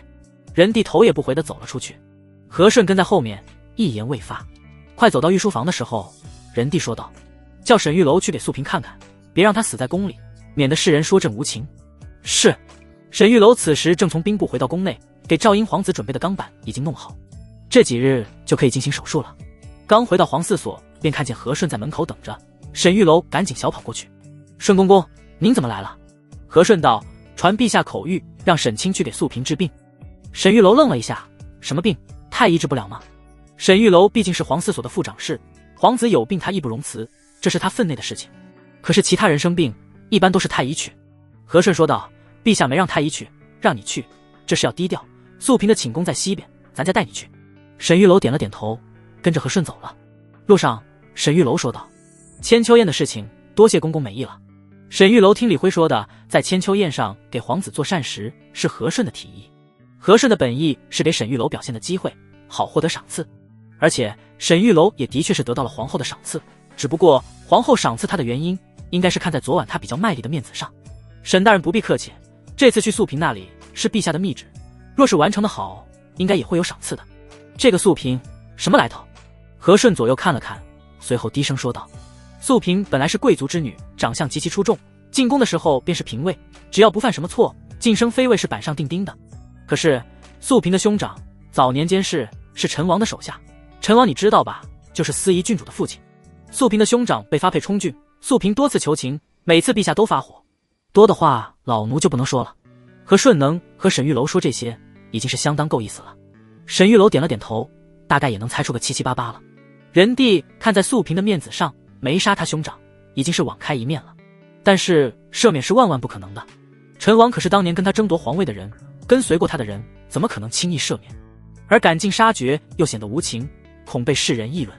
所以素嫔一家不但没有牵连，反而还让素嫔进宫，只不过心里对他始终有些意见。到了素嫔的寝宫门口，沈玉楼在外面喊了一声，里面没有回应。沈玉楼推开门走了进去，此时听见一个女人的叫骂声：跟你说了多少次了，你好好刺绣，非得把屋子弄得这么乱，我天天给你收拾，我不累吗？沈玉楼走到门口，往里面看去，却是瞪大了眼睛。屋里面一个身穿华服的女人坐在地上哭泣，而她旁边站着一个宫女，正在指着她的鼻子骂。宫女骂主子，这事儿可真是够稀罕的。嗨嗨，沈玉楼咳嗽了2声，那宫女吓了一跳，赶紧行礼：大人，您是？皇嗣所副长事沈玉楼。宫女脸色微变，赶紧行礼：奴婢玉婷见过沈大人。沈玉楼道：我奉陛下密旨过来给素嫔诊病，你退下吧。是。一个奴才敢对主子这样，看来这个素嫔是真的不受待见。玉婷走后，沈玉楼走到素嫔跟前，只见素嫔不停地咳嗽，面色发白，瘫坐在地上，长长的睫毛还挂着眼泪，楚楚动人。看到素嫔的脸，沈玉楼心中一惊，好美的女人，怪不得仁帝不舍得杀她，这样的女人，就连阅女无数的沈玉楼见了都有点走不动道。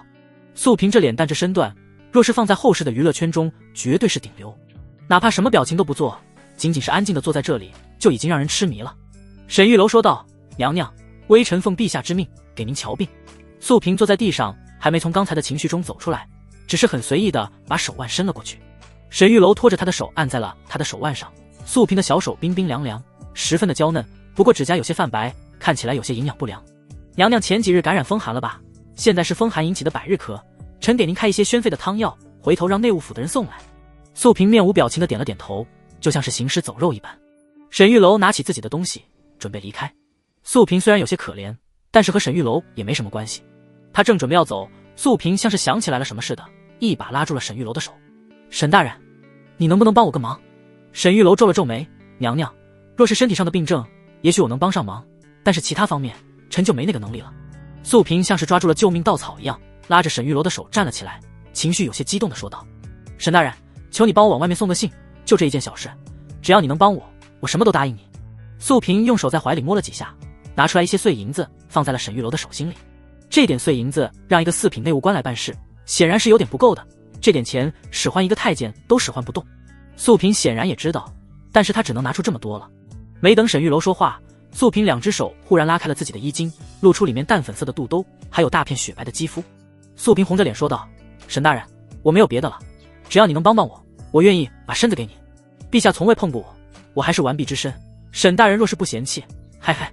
沈玉楼脸色微变，赶紧看了一眼门外，发现门外并无他人，这才松了口气。沈玉楼道：娘娘不必如此，你要给谁送信？给我父亲送信。沈玉楼想了想，我可以帮娘娘这个忙，不过日后我有用到娘娘的地方，还请娘娘不要推辞。沈玉楼的脑子里已经有了一个计划。素嫔虽然是个不受宠的嫔妃，但好歹也是皇帝的女人，自然有很大的利用价值。素嫔的头像是小鸡啄米一样，沈大人放心，我一定帮忙。素萍连身子都愿意给他，看起来也是豁得出去了。还有，你要送的信，我得看着你写。素萍想了想，最终还是点了点头。他铺好文房四宝，开始写字。沈玉楼看了一眼，大概内容就是说女儿不孝，没能让陛下赦免兄长如何的，让他们另寻他法。素萍写完了之后，交给了沈玉楼。我父亲在皇城北郊，你去打听一下，都知道张举人住在哪。沈玉楼点了点头，将书信收了起来，离开了素萍寝宫。沈玉楼对历史并不是很精通，不过他也知道汉唐时期的皇帝喜欢与豪门望族联姻，娶的女子都是非富即贵，用来巩固政权。而明朝时期却截然相反，为了防止外戚干政，会选择中低级的官员之女，甚至是平民之女入宫。但是当朝皇帝的后宫之中十分混乱，既有高官之女，又有低微女子。估计仁帝最开始的想法也是想要和豪门联姻来巩固政权，后面又选了一些平民之女用来扩大皇嗣。只可惜老皇帝现在有点力不从心了，素萍这么漂亮的女人竟然还没碰过，啧。沈玉楼拿着书信来到了皇城北郊附近，一打听，的确是很多人认识张举人。姓张的，给你3日时间，你若是再拿不出钱来，这房子你就别要了。砰的一声，一个50多岁的老汉被人从一个赌坊里面踹了出来，身上狼狈不堪，哪有举人的样子？众人都指指点点，都说他女儿入宫当了嫔妃，咋还混成这副样子？你不懂，皇上后宫嫔妃众多，可不是说嫁入皇宫里就是皇亲国戚了，有的皇上压根也不认识。哎，举人就这副德行。街坊四邻都看着热闹，不过没有一个上前帮助的。待众人散去之后，沈玉楼上前问道：“是张举人吗？”张举人半天才站起来，身上像是散了架子一样。正是张某，有何贵干？张举人语气有些不善，以为是哪个邻居街坊又来拿他取乐。沈玉楼道：“我是宫里来的，素萍娘娘让我给你送封信。”张举人立马激动起来：“素萍娘娘可是让你给我送钱来了？”沈玉楼微微皱眉，从兜里拿出来那封信递了过去。张举人拆开扫了一眼，几乎是一目十行，随后十分失望，说这些有个屁用，入宫当嫔妃连点钱都弄不到，真是废物。张举人将书信撕掉，怒气冲冲地走了。沈玉楼无语，给这种爹通风报信有什么用？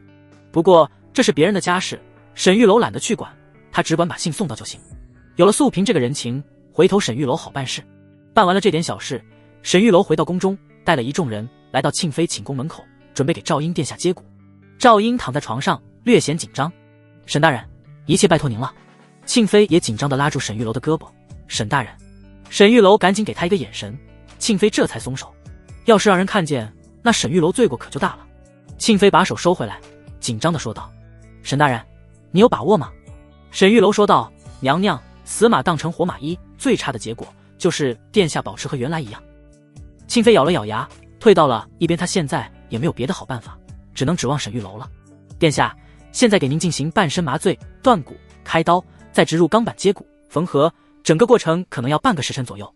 赵英点了点头：“沈大人辛苦。”沈玉楼看着庆妃说道：“娘娘，您去外面等吧。”庆妃咬了咬牙，回到了自己屋里，跪在一尊佛像面前，默默地给赵英祈福。而仁帝忙完手上的工作之后，也来到了庆妃寝宫。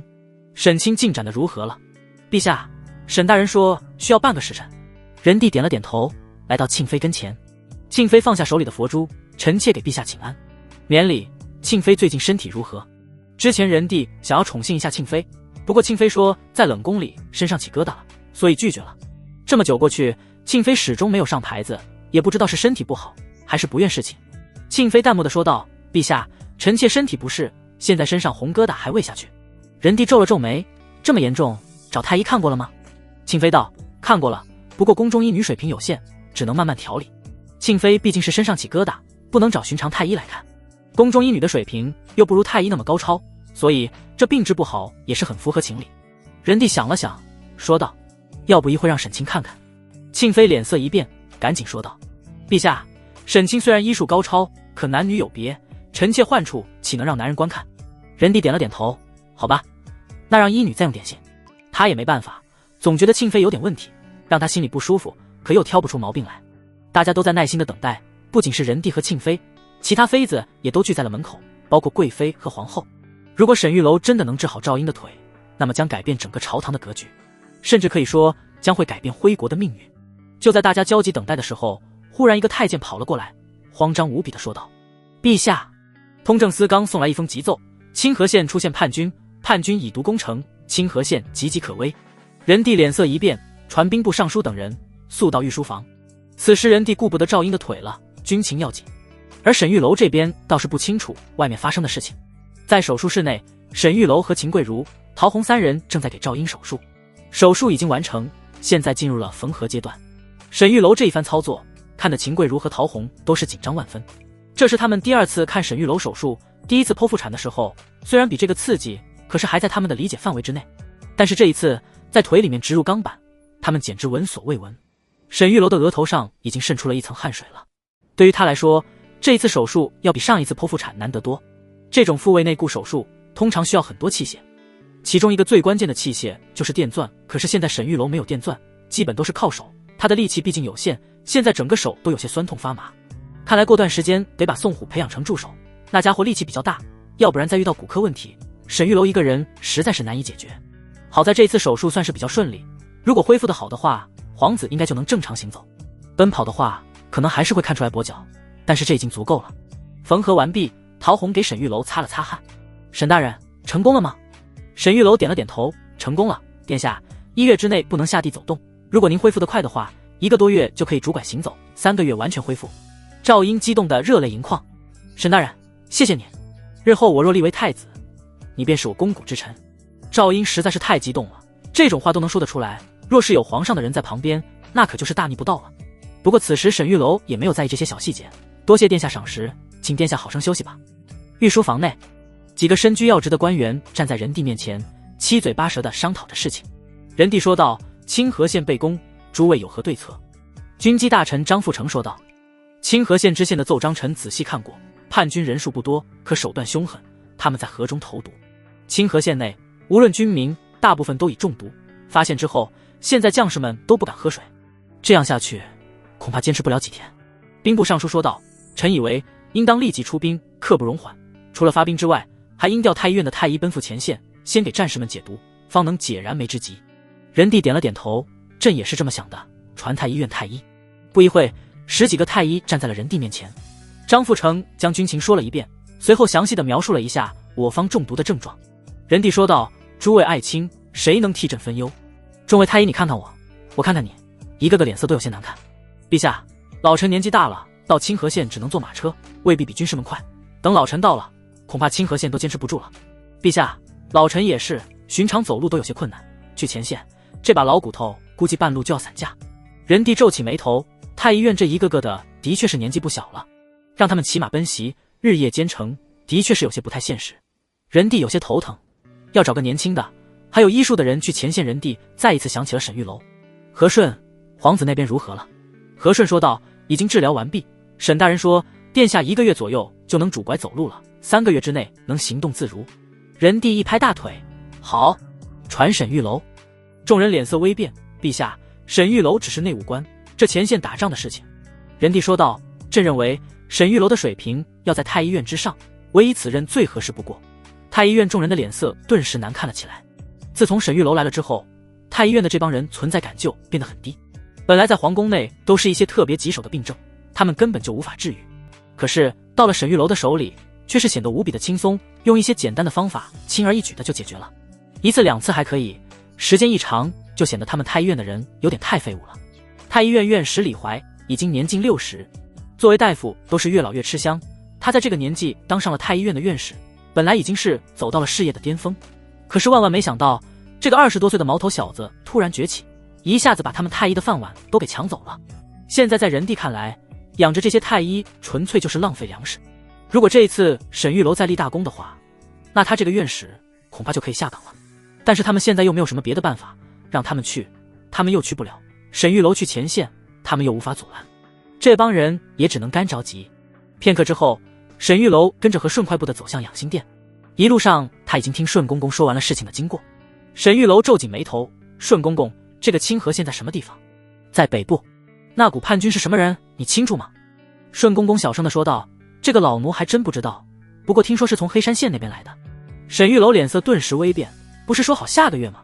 怎么这个月就开始行动了？沈玉楼心里开始盘算了起来，按理说郡主派人送去的信应该已经到了，难不成是收到信之后，他们决定先发兵攻下一城？沈玉楼眯了眯眼睛，事情有点出乎意料了。不过现在倒是还有机会，叛军的身份人地这边还不清楚。趁着这个机会，沈玉楼去一趟清河县，找个机会把舅舅干掉，这事就算成了。但是想得很简单，执行起来还是非常困难的。按照郡主所说，舅舅乃是叛军之中首领级别的人物，就连清河县地方兵都杀不到他跟前，沈玉楼一个外人难度就更大了，所以得找机会刺杀。不过只要去到那边，总会有机会。沈玉楼来到养心殿，没等人地说话，他直接开口说道：微臣愿前往清河县替陛下分忧。人帝满意的点了点头，看看这才是朕的好臣子，让这些太医做点什么推三阻四，这帮人在京城养尊处优惯了，每天就想治点头疼脑热，就拿着高官厚禄，真是太安逸了。看看人家沈玉楼，明知前线有危险，还是毫不犹豫的去。沈玉楼，这一次朕命你为辅医钦差，赐王命旗牌，见此令牌，如朕亲临，可先斩后奏。当地知府以下官员务必全力配合。和顺，速速拟旨。沈玉楼拿到了圣旨、令旗以及令牌，回到了皇四所和陶弘交代了一声。人帝命他今晚之前务必出发，留给他的时间倒是不多了。宋虎，跟我去一趟前线。宋虎皱起眉头说道：我说了，不会给你们上前线打仗的，你休想让我冲锋陷阵。少废话，这次不是让你冲锋陷阵，是让你保护我的安全。我要是出点什么意外，你这辈子别想回乌林国了。那行，只要不是替徽国卖命，宋虎就能接受。走吧，先去跟我父母说一声，然后去告诉郡主。两人在宫里领了2匹好马，先去跟父母嫂子说了一声，并未告诉他们实话，只是说要出趟远门办个差事。随后二人又来到了郡主府，进了房间关门之后，沈玉楼把情况和郡主说了一遍。郡主脸上露出一丝担忧之色，只凭宋虎一个人能护得你的周全吗？沈玉楼说道：没问题，君子不立危墙之下，不安全的地方我也不会去。郡主想了想说道：让青青和你一起去，青青的老家离清河县不远，对那边比较熟悉。青青脸色一变，这么多年他已经习惯了跟在郡主身边，现在郡主突然让他离开，他实在是有些不适应。更何况他本来就对沈玉楼没什么好印象，现在要跟他长途跋涉的去那么远的地方，青青当然不愿意。郡主，郡主冷冷地看了他一眼，只是这一个眼神，青青便不敢说话了。沈玉楼点了点头，也好，人生地不熟的，有个向导能多一份保障。从郡主府出来的时候已经快下午了，青青说道：我再去买一匹马吧，家里的这个马车还是从胡尚书那里抢过来的，要是把这匹马骑走了，公主出行就困难了。现在公主已经恢复自由之身，说不定什么时候就出去办点事，总不能一直走路。沈玉楼说道：不用买，去胡尚书家一趟，上来。沈月楼往后面坐了坐，让青青上他的马。青青站在下面有些扭捏，毕竟郡主还没有过门，他现在坐上沈玉楼的马，那岂不是坐在他的怀里？看到青青在下面搓着手，不好意思，宋虎抱着胳膊说道：你要是不愿意坐他的马，那就坐我的马。一听这话，青青立马拽住马缰，一翻身跳上了沈玉楼的马。一股淡淡的香味从青青的头发上传来，沈玉楼也没客气，2只手抓住马缰，将青青搂在怀里。青青脸色瞬间一变，他本来以为沈玉楼会故作矜持，假装君子，然后趁着马颠簸的时候再往他的身上挤，可是他没想到沈玉楼一点也不客气，而是直接把他抱在怀里。沈大人，你这样有失礼仪。沈玉楼说道：大丈夫行事不拘小节，你不拘我拘，别说话了，再说我可要当街亲你了。你！青青赶紧2只手捂住了脸，生怕沈玉楼偷袭到了胡尚书家门口。沈玉楼下了马，拿出令牌，对门口的家丁说道：速去牵一匹最好的战马来。啊！家丁有点懵，啊个屁！沈玉楼一巴掌抽了过去，那家丁脸上顿时出现一个无指印。皇上令牌在此，还不赶紧去牵马？家丁吓了一跳，连滚带爬的跑到后院牵出来一匹马。沈玉楼抓住了缰绳，一个翻身跳到了马上。驾！胡白听到声音跑了出来，看到自家的马被人骑走了，他顿时大怒：混账东西，谁让你把马给他的？胡总管，他手上有皇上的令牌啊！胡白一巴掌抽在他另一边脸上：蠢货，令牌那是执行皇命的，跟我们府的马有什么关系？家丁的2只手捂着2边有些发麻的脸颊，眼泪不争气的流了下来。我尼玛招谁惹谁了？从胡尚书的家离开之后，轻轻摇了摇头说道：你这行事作风实在是太鲁莽了，你以为胡尚书是那么好欺负的吗？沈玉楼说道：我管不了那么多，我这趟出去是生是死还不一定呢，哪顾得上这些？宋虎倒是对沈玉楼的做法颇为欣赏，这个令牌真管用，我看咱们一路当土匪算了，缺什么直接就抢，咱们一路抢到清河县也能发家了。轻轻哼了一声，沈大人要是这么干了，还没等回来，脑袋就得搬家。沈玉楼说道：“也不一定。”青青听沈玉楼这话，他好像真有这个意思啊，竟然认真的考虑宋虎的建议，跟着两人一起上路，安全难以保证啊。三人骑马直奔城门口，忽然沈玉楼看到了一个熟悉的身影。你们两个先去城门口等我，我还有点事要办。宋虎二人策马离去，沈玉楼则是下了马，走到了一个女人旁边。桂如，你去哪？秦桂如看到沈玉楼，脸色顿时一变。你怎么在这？沈玉楼叹了口气，把今天发生的事情都说了一遍。秦桂如满脸的担忧。你一个大夫去前线也太危险了吧？沈玉楼说道。没办法，侠之大者，为国为民，本官心怀天下，就算是有危险，也得有一往无前的精神。这一次，秦桂如倒是没有对沈玉楼的话嗤之以鼻，反而看他的眼神中带着一丝敬佩。要我送你吗？沈玉楼摇了摇头，眼神里带着一丝惆怅说道。我这一去，不知道能不能回来了，我的心中总是有些遗憾。秦桂如一愣，怎么？沈玉楼目光灼灼地盯着他，说道：曾经有一份真挚的感情摆在我的面前，我却没有珍惜，直到失去了才追悔莫及。若是上天再给我一次重来的机会，我会对那个女孩说3个字：我爱你。如果非要在这份感情上加一个期限，我希望是1万年。秦桂如身体猛然一颤，不由得往后退了一步，瞳孔剧烈地颤抖着，眼睛盯着沈玉楼，嘴唇微微有些发抖。沈大人，你……沈玉楼拉住秦桂如的双手，深情地说道：桂如，若是这一次我回不来，你就不要等我了，找个好人家嫁了，别亏待自己，哪怕我死了，也不愿意看到你过得不好。秦桂如鼻子一酸，眼泪在眼眶里面打转。沈玉楼一把将她拉进怀里，随后低头吻了上去。他的动作并不快，秦桂如能够反应过来，可是他没有躲避，闭着眼睛迎了上去。片刻过后，沈玉楼松开了嘴，秦桂如眼神里带着无限的柔情。沈玉楼摸了摸她的头，桂如，我走了。说完，沈玉楼翻身上马，头也不回地纵马离去。看着远去的背影，秦桂如的鼻子越发的酸了起来。郑非凡正在城门楼站岗，这段日子他真是太郁闷了，见了谁都感觉抬不起头来。上一次在大殿之上被宋虎吓得尿裤子，这件事在整个京城都传遍了，但凡是认识郑非凡的都要在背后议论议论，而他和秦桂如的关系也越来越差了。要是现在这个情况，他去秦家提亲，恐怕人家绝不会答应的。没办法，郑非凡只好去找父母做主，让他们去秦家和秦桂如的父母谈了很久，又是送礼又是说好话，最终秦母才答应让秦桂如再去和郑非凡见一面，给他一次机会，让他说点好话，缓和一下两人的关系。今日郑非凡可是穿的新衣服，洗了头发，精神抖擞，在门口正站岗的时候，忽然看见一个熟悉的身影从远处骑马而来。这不是那个沈玉楼吗？一看到他，郑非凡气得咬牙切齿，都是这个狗官，不仅夺走了秦桂如的初吻，还当众出风头，让他成了笑话。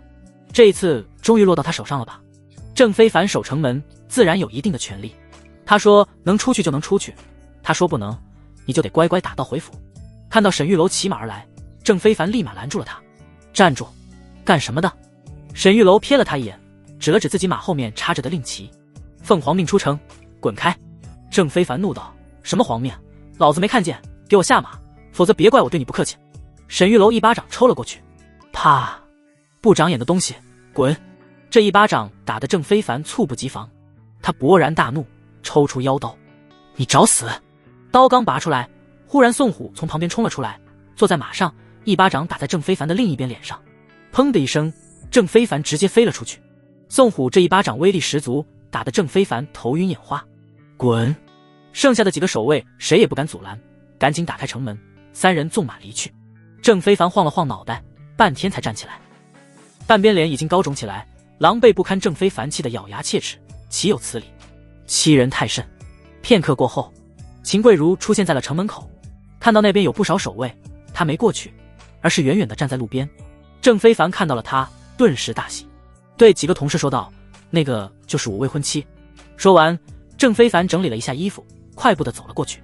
他的脸上自然还是能够看见手印的，一看就是被人打过了。秦桂如皱了皱眉，也懒得问他怎么了。和沈玉楼一比，郑非凡实在是太差劲了。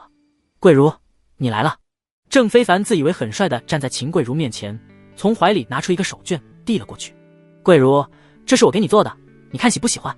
郑非凡费了很多心思，心想一定能让秦桂如回心转意。可是看到这手绢，秦桂如的眉头却是越皱越深。你一个男子汉大丈夫，整天就想着这些东西，男儿应该志在四方，心有侠义，侠之大者，为国为民。可你呢，整天想着绣花纺布，儿女私情。秦贵如眼神里充满了失望。郑公子，今日我娘非要我来见你，正好我就和你说清楚，以后你就不要跟我联系了，我怕沈大人误会。说完之后，秦贵如头也不回地走了。郑非凡如遭雷击，半晌之后跪在地上仰天大呼：不！沈玉楼三人趁着天还没黑，纵马疾驰。宫里领的马都是好马，而从尚书府抢来的马更是马中极品。跑了2个时辰之后，马仍旧非常精神，但是沈玉楼受不了了。前面终于有客栈了，停！三人停了下来。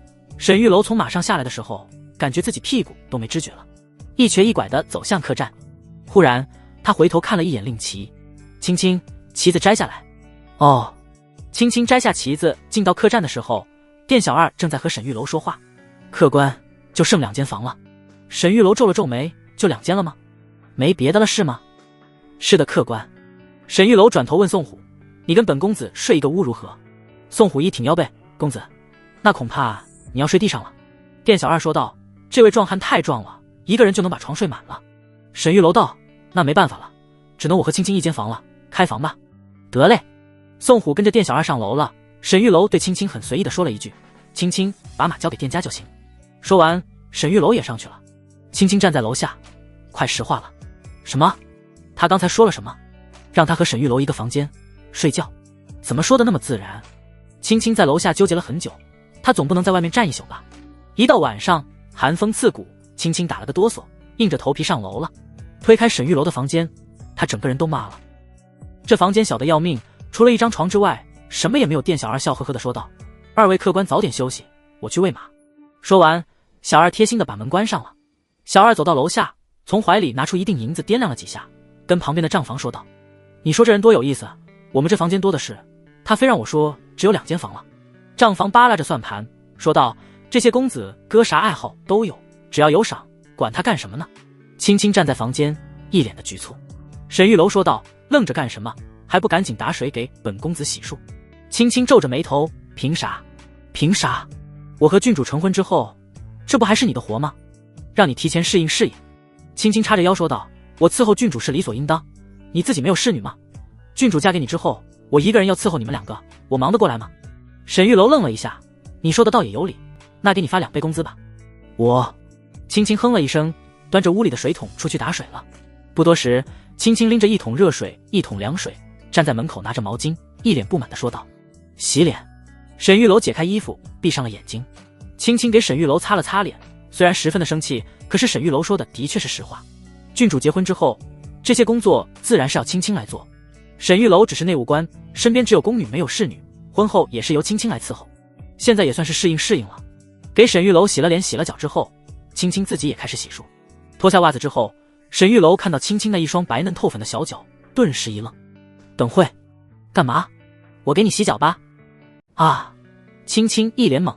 沈玉楼说道，我这人对下属体贴，你伺候我也挺累的，我也伺候你。沈玉楼不由分说，2只手抓住了青青的脚丫，放进了水里。青青脸一红，有点不好意思。片刻之后，青青皱眉，你这是洗还是摸？洗，都快洗秃噜皮了。快了，我给你来个足底按摩。你轻一点，我受不了。轻了能舒服吗？不要了，你快松开。你这丫头，忍一忍啊，看看你弄我一身水。宋虎在隔壁躺着，听到那边的声音，不由得摇了摇头。徽国这边的民风真是开放。第2天一早，青青顶着一个熊猫眼上路了。昨晚他在椅子上睡了一宿，困死了。3人又是一路疾驰，赶了1天的路。从皇城这边已经走出去很远了，越往北边越冷，而且白天也越来越短。青青冻得有些哆嗦，好冷啊，早知道多带一些棉袄了。宋虎不以为然，我们乌林国的冬天比这要冷得多，这点温度就受不了了。沈玉楼道，你受得了，你把衣服脱了给青青。宋虎1.9米的壮汉立马变成哑巴了。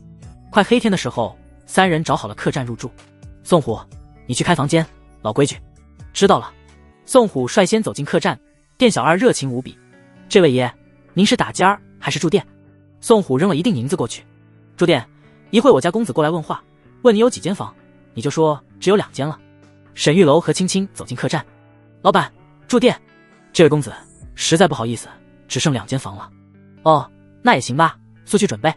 青青皱起眉头，一脸的不悦。怎么又剩2间房了？一路上也没看见几个人啊，客栈这么火吗？沈玉楼这次出门带了不少钱，点了一些好酒好菜，3人吃完了之后才回屋休息。洗漱完毕，沈玉楼躺在了床上，看着困得直打哈欠的青青，问道：要不你来这跟我一起睡？不干别的？青青赶紧摇头，不行，不合规矩。沈玉楼想了想，问道：郡主出嫁之前，按照规矩得有试婚丫头吧？你们难道没这规矩吗？沈玉楼以前看一些野史书，好像提到过这样的事情。一些地位高的女子出嫁之前，先让陪嫁的侍女去和丈夫同房，试试丈夫行不行。这样的传统美德后世肯定是失传了，但是这个朝代应该有这样的规矩吧？青青瞬间脸一红，眼神有些躲闪。那都是民间的规矩，皇室之中不强制执行的。沈玉楼说道：既然说不强制，那就还是有。你若是不来试试，万一我是个残废，你家郡主不是亏了吗？青青的脸红的都有些发烫，这有点不合规矩。一听这话，沈玉楼就知道有戏。既然说的是有点不合规矩，那就是说勉强可以你过来躺着吧，要不然明天你打不起精神来，再从马上掉下去。青青咬了咬嘴唇，一脸的为难。替郡主试婚这种事情确实是存在，可是这种事情一般都是郡主主动提出来，哪有沈玉楼提的？而且即便是真有这种事情，也得给青青一些准备时间。他们现在出门在外，随便在一个客栈就要替郡主试婚，这未免也太草率了。但是他如果不上床睡的话，明天恐怕真的会在马上打瞌睡，那可是非常危险的。本来昨天晚上就没睡好，今天要是再不睡一觉，那明天可就彻底完蛋了。内心挣扎了半天，最终青青还是上了床。他躺在床边，背对着沈玉楼。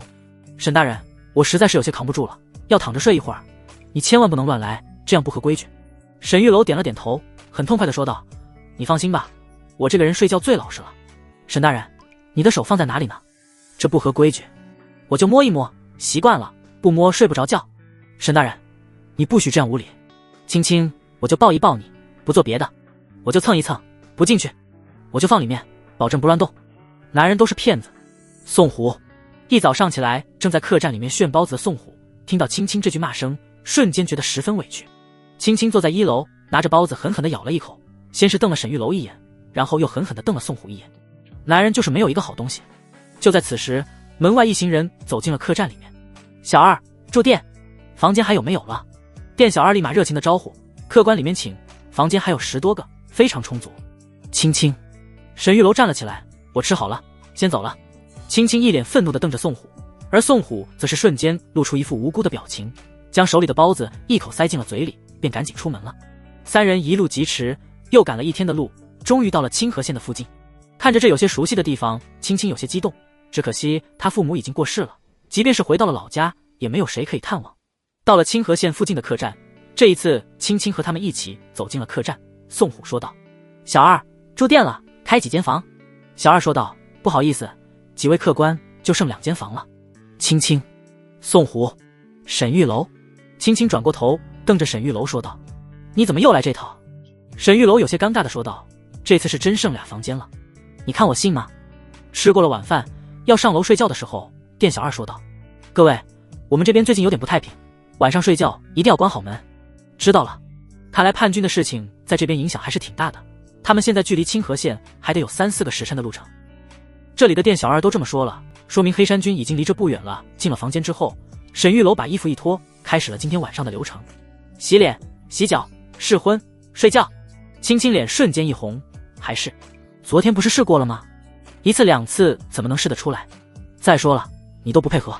我在清河县不远处，3个人影正在路上走着，其中一个高大威猛，腰间挂了一把刀，另外2个人明显是他的跟班。张哥，你说你条件这么好，咋不在京城享福，跟咱们到这穷乡僻壤的？是啊，张哥，你说你爹是举人，你妹妹是嫔妃，那你咋说也是国舅啊，在皇城里还不吃香的喝辣的。这位腰间带着佩刀的叛军小头目，正是素嫔的哥哥张安泽。你们不懂，皇城有什么好的？天子脚下哪有自由？半年前天牢失火，张安泽从天牢里面趁乱逃了出来，一路向北，走投无路之下加入了黑山军。而天牢里的老头为了推卸责任，就向上汇报张安泽已经被烧死了。所以现在张安泽跑出来之后成了黑户，没有了户籍，很难有容身之地。后来加入了黑山军，成为了小队长，日子这才过得安稳一点。张队长，这么晚了，能有肥羊经过吗？他们最近攻打清河县，军队里消耗也是非常巨大，所以他们干起了拦路抢劫的勾当。但是这边经常打仗，过路的人也越来越少。张安则说道：今天有人看到有几匹马进了客栈，那几匹都是枣红马，来人非富即贵，这一波绝对能发点财。两个随从也都点了点头，兴奋了起来。要是有个美娇娘就更好了，哥几个也能泄泄火。张安泽的脸上也露出一丝邪恶之色，看运气吧，有钱最好，有了钱还愁玩不到女人。三人来到客栈附近，看到马厩里面那3匹枣红色的马，两眼放光。不说钱财如何，光是这3匹马就相当的值钱。张安泽握紧了手里的刀，从外面慢慢的爬了上去。客栈的外面有外置的楼梯，本来是方便夏天使用的，现在倒是给张安泽行了方便。平日里他们也不敢冒这么大的风险，但是现在看到这几匹马，三人在巨大的利益吸引下也顾不了那么多了。房间里，沈玉楼搂着青青，青青脸颊泛红，身体还在轻微发抖，背对着沈玉楼缩着身子，心中羞愧感和幸福感来回交织。沈玉楼说道：来，我给你讲讲刚才说的梅开二度和帽子戏法。就在此时，忽然宋虎闯了进来，小声说道：有人。青青吓了一跳，赶紧钻进了被窝里，把脸蒙上。沈玉楼用被子把青青裹好，快速地穿上了衣服。紧接着，张安泽三人破门而入。宋虎脸上露出一丝冷笑，好久没动手了，正好有点手痒。几位爷，真是对不住，是我们狗眼不识泰山，求你放了我们吧。张安泽三人跪在沈玉楼面前，都是鼻青脸肿，而沈玉楼则是翘着二郎腿，打量着面前三人。叫什么名字？哪来的？想好了再说，一人就一次机会，撒谎就死。沈玉楼脸上露出淡淡的微笑，但此时这笑容在张安泽几人面前看起来就像是魔鬼一样。我等是黑山军的，我是小队长张安泽。沈玉楼冷笑，果然是黑山军。他大脑飞速旋转，之前给舅舅写信让他去皇城共谋大事，可始终没有收到回复。这一次沈玉楼亲自来这里，若是能够打入敌人内部就好办了。等等，沈玉楼忽然觉得这个名字有些熟悉，似乎在哪里听过。你可是张举人的儿子？张安泽一愣，你认识我爹？这位大人，我爹正是张举人。沈玉楼脸色微变，他想起来了，之前是在素萍的信中见到过这个名字，所以才觉得如此熟悉。你不是在天牢里吗？张安泽把自己的经历毫无保留地说了一遍。沈玉楼能够说出张举人这3个字，说明一定是认识他。沈玉楼听完之后也是啧啧称奇，当初帮素萍只是顺手的事情，想着素萍是宫中不受宠的嫔妃，在自己的寝宫里和冷宫也没什么区别。正因为如此，沈玉楼才顺手帮他一下，日后有用武之地。可是没想到竟然在这地方遇见了素萍的兄长。沈玉楼立马热情起来，双手将张安泽扶起。原来是张兄，这不是误会了吗？我和令尊张举人和素萍娘娘都是极好的朋友，前段时间我还从宫中帮素萍娘娘给令尊带过信，娘娘一直想让仁弟赦免你们，只可惜没成功。张安泽立马激动了起来，大人，您在宫中是？沈玉楼道，我乃太医院院使李怀。原来如此。沈玉楼道，我不仅是太医，而且我是乌林国间谍，我潜入徽国的目的就是为了摧毁徽国。你听说了吧？仁弟30多个孩子已经死了一半，这其中大部分都是我的功劳。张安泽瞳孔一缩，眼神中露出惊骇之色，此人竟然如此有本事，能杀害10几个皇子而不被发现，这太恐怖了吧。沈玉楼道，我久闻黑山军有宏图之志，不知道这一次能否合作一下，你带我去见见你们黑山军首领。张安泽皱了皱眉，大人，你如何证明身份？沈玉楼指了指宋虎，这位是我乌林国第一先锋宋虎，他这身形这相貌乃是天下独有，你可以打听打听。宋虎哼了一声，沈玉楼这家伙真是能胡说八道，这才一会的功夫就从太医变成间谍了。宋虎也懒得说话，就让沈玉楼一个人说就行，他顶多点头配合一下。而藏在被窝里的青青听到这话，心里也是咯噔一下。沈玉楼冒充间谍会不会太危险了？就算是真的能见到舅舅，他又怎么杀人？光凭宋虎一个人能从叛军阵营中杀掉舅舅再全身而退吗？宋虎只是武艺高强而已，又不是神人，即便是李辉也做不到这一点吧。张安泽看了宋虎一眼，嘴角狠狠地抽了抽。刚才宋虎打他们简直就像是打小孩子一样，不费吹灰之力，这实力着实有些恐怖。张安泽说道，李大人，我可以回去帮忙说一下，但是不敢保证能不能成。沈玉楼道，你且回去如实禀报，只要贵首领愿意合作，我便修书一封，立刻调遣乌林国人马前来支援，到时候我们一起攻下徽国，共享天下。张安泽带着2个跟班走出了客栈，出门之后几人的腿还在打颤。张哥，这人真是乌林国间谍吗？不好说，回去找首领问问，让首领做决断吧。3人走了之后，青青这才在被窝里手忙脚乱地穿好了衣服，钻了出来。沈大人，你不要贸然行事，就凭我们3个，如何能杀了叛军？青青也知道这一次来的目的，主要就是为了杀了这个便宜舅舅，要不然他们都要被连累死。沈玉楼说道：不急，先混进去，再从长计议。宋虎，你去一趟天元府府衙，把知府叫过来。沈玉楼把令牌给了宋虎，宋虎立马动身。青青有些紧张，按照圣旨，知府大人会协助我们去给清河县的军士们解毒，可是你要混进叛军，知府会帮忙吗？沈玉楼道：别说那些了，春宵一刻值千金，宋虎回来还得一会，来，梅开2朵。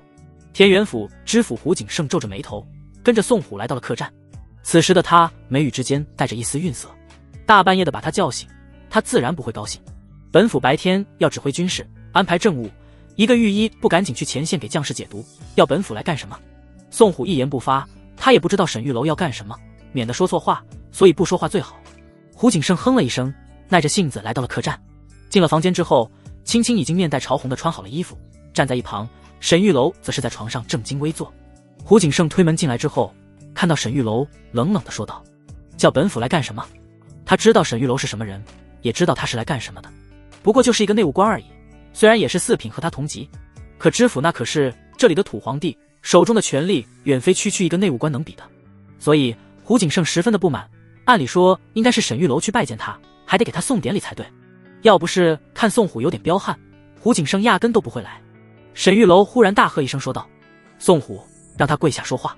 宋虎在后面一拍胡景胜肩膀，如泰山压顶一般的力量袭来，胡景胜扑通一声跪在了地上，紧接着沈玉楼站起来一巴掌抽了过去。废物，你可知本官今晚差点遇刺，你这个知府是怎么当的？脖子上顶着的是夜壶吗？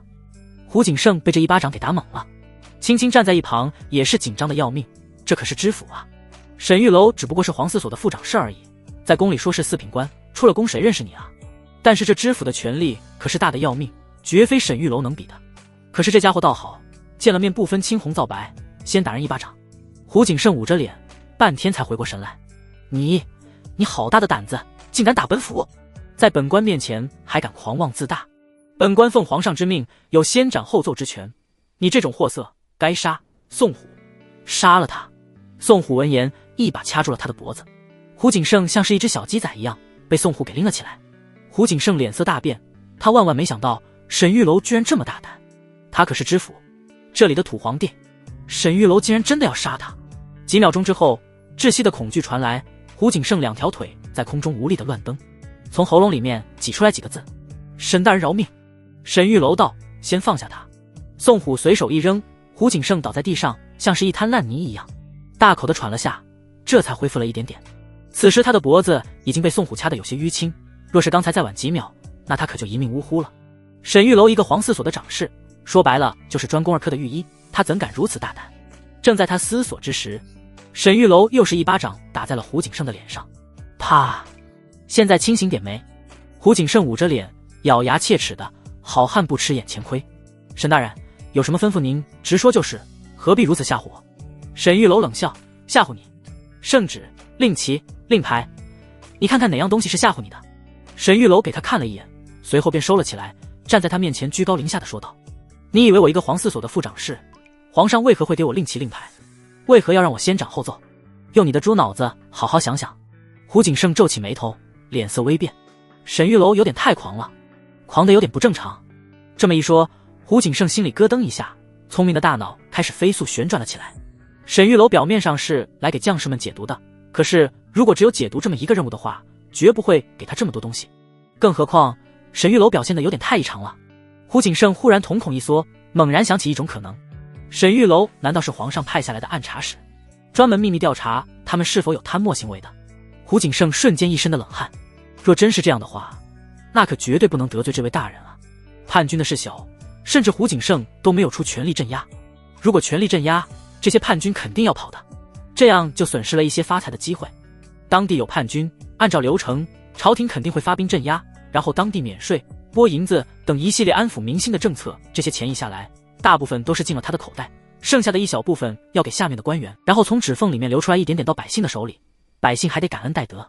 所以作为知府，他倒是希望当地出一些天灾人祸，但是规模不能太大。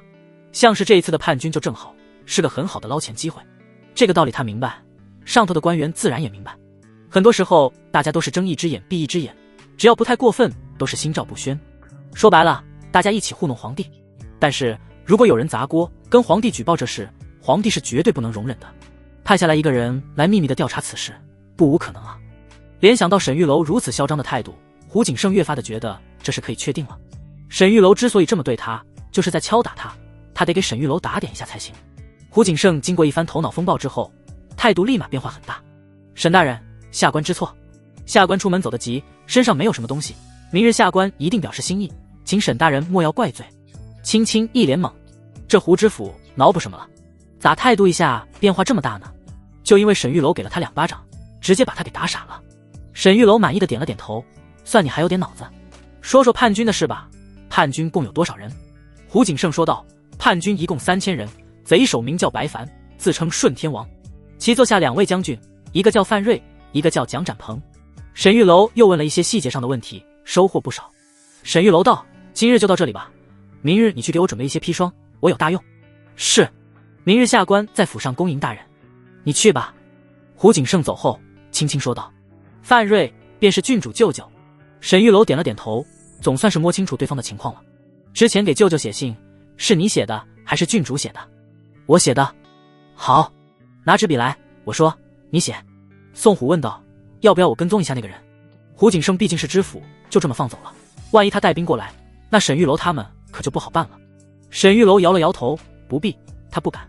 胡景胜走出客栈之后，一步3回头，一直到了自己府衙之后，才确定身后没人跟来，匆匆忙忙地回到了家。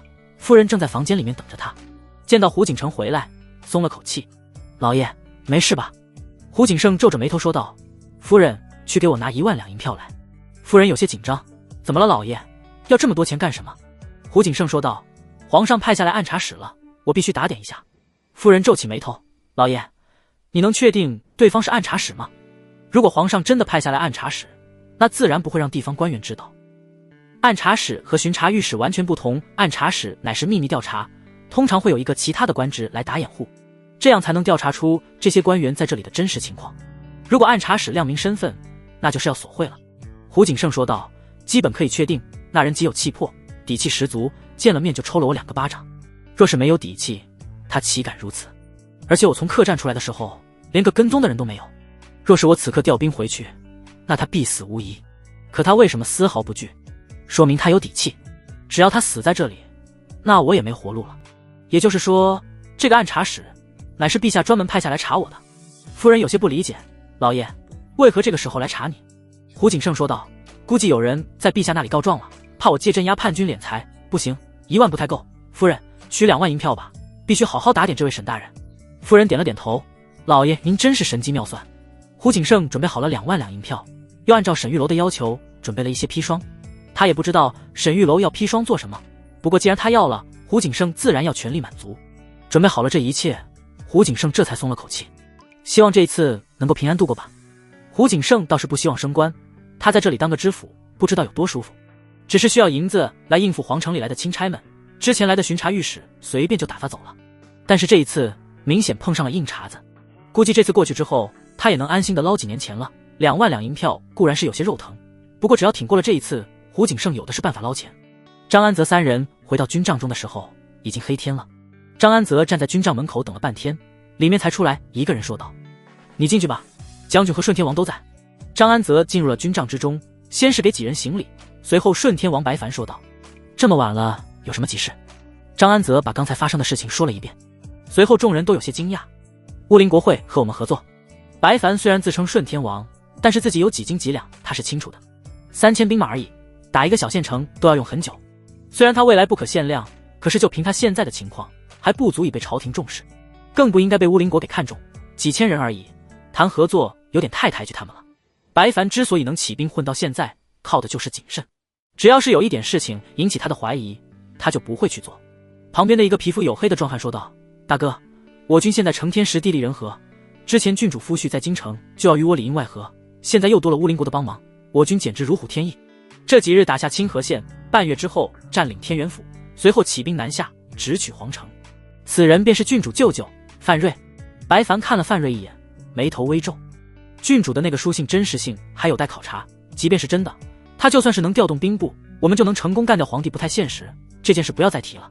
范瑞有些无奈，之前郡主来信的时候，他很激动，有了郡主的支持，他们起兵造反绝对会事半功倍。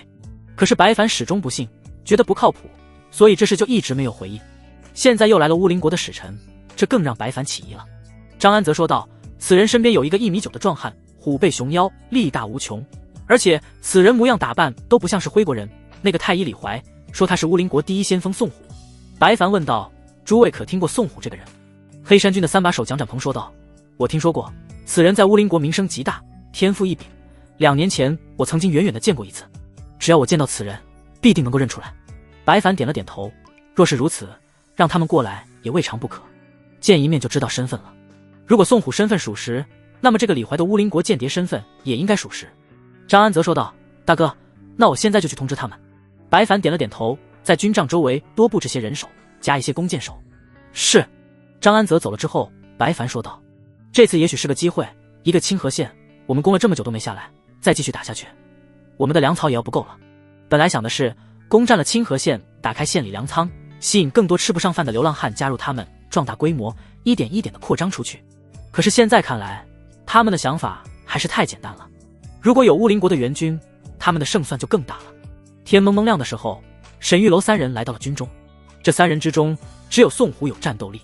沈玉楼看起来是个文弱书生，而青青是个丫头，所以不足为惧。宋虎即便是威猛无比，在这军中恐怕也不能做什么。况且弓箭手已经准备好，如果宋虎乱来，立马就会被乱箭射死。沈玉楼没想到他们动作这么快，胡知府的毒药还没有送过来，就被他们叫来了。看来得随机应变了。进了军帐之中，蒋展鹏一眼就看见了宋虎，他眼睛顿时一亮，这样的人见一面一辈子都不会忘。蒋展鹏对白凡使了个眼色，点了点头。白凡顿时大喜，3位请坐，看茶。给沈玉楼3人上了好茶。白凡说道，3位远道而来，实在是辛苦，敢问乌林国国主可好？沈玉楼道，国主身体健康，且有宏图之志，命我前来，就是寻找志同道合之人，共图大事。白凡点了点头，若是我军和贵国合作，贵国能支持我多少兵马？沈玉楼淡淡的一笑，那要贵军能拿出多少诚意了？白凡愣了一下，随后明白了沈玉楼的意思。你是说要钱？沈玉楼点了点头，正是。白凡皱起眉头，莫非是我拿钱，贵国才肯出兵相助我等，不是共图大事吗？打下了清河县，我们平分粮库，现在要钱是不是有点不合时？沈玉楼道，此言差矣，贵军不过3000人马，想要攻下清河县，恐怕还需要一些时日。但是如果我军出战的话，3日之内必能拿下清河县。清河县被你们围了这么久，里面粮草未必剩下多少，所以我军想只要钱不要粮，清河县里的战利品都归你们，如何？沈玉楼这么说，无非是2点目的。其一，为了博取对方信任，越是讨价还价，就越容易获得信任。如果太容易就达成合作的话，很容易被对方认为是圈套。其二，反正沈玉楼就是个假的，能捞点钱最好不过，捞点就跑，对方给多少就要多少。白凡思索片刻，觉得这事倒也合理，但是他们经费也不是很足。几人经过一番商讨，外加讨价还价，决定以5000两白银换对方1万人马。沈玉楼当场修书一封，写完之后签了字，递给白凡看了一下，觉得没问题了之后，白凡拿出5000两银票出来。看到这一幕，宋虎和青青心中都是十分惊讶，这就5000两到手了。沈大人这纯骗啊！骗人的他们也见过，但是像沈玉楼骗的这么真的，他们还真是第一次见。看到沈玉楼跟对方讨价还价的样子，他们甚至都有一种错觉，感觉沈玉楼好像真的是乌林国间谍一样。而沈玉楼在整个过程中都时不时地看着范瑞，从他们这里捞点钱只是顺带的任务，他这一次来的真正目标就是杀范瑞。可是沈玉楼刚才观察了很久，实在是没有机会，想当着这么多人的面悄无声息地杀掉范瑞，那就只有下毒一条路可以走。可是他手上没有砒霜，而且即便是有砒霜在手，机会也实在是渺茫。事到如今，只能听天由命了。若是这一次能够除掉范瑞最好，除不掉的话，就只能另寻他法。商量完毕之后，沈玉楼将信交给青青，假模假样的说道：“一会儿快马加鞭送回国去，2天之内1万兵马将会兵临城下。”白凡说道：“李大人，你拿了我的5000两白银，怎么也得给我写个凭证吧？要不然我这有点不放心。”沈玉楼笑了笑：“没问题。”沈玉楼写下了一封同盟书，大概内容就是他作为乌林国的间谍，决定和黑山军合作如何的。写好了同盟书之后，沈玉楼签下了李怀二字，随后将书信卷起递给了范瑞。范瑞接过了书信之后点了点头，两个人从始至终没有任何的交流，看得青青心惊肉跳。他也知道这个人就是郡主舅舅。沈玉楼说过这一次来的目的就是要杀他，可是到底怎么杀？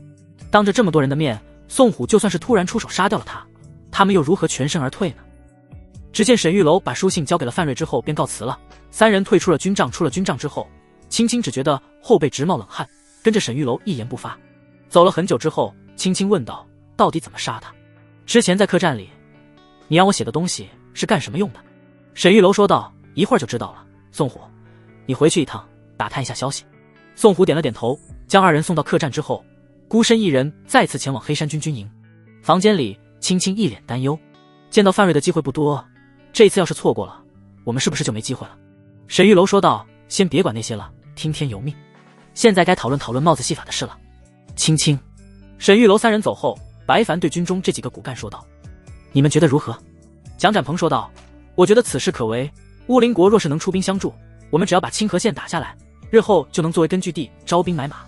至于这5000两白银，就看清河县剩下的粮草多不多了。如果粮库里面充足的话，我们这5000两白银也不算白花。白凡点了点头，他也是这么想的。清河县这么大的县城，他们只要狠一点的搜刮，不可能5000两都搜不出来，所以这个买卖应该是稳赚不赔。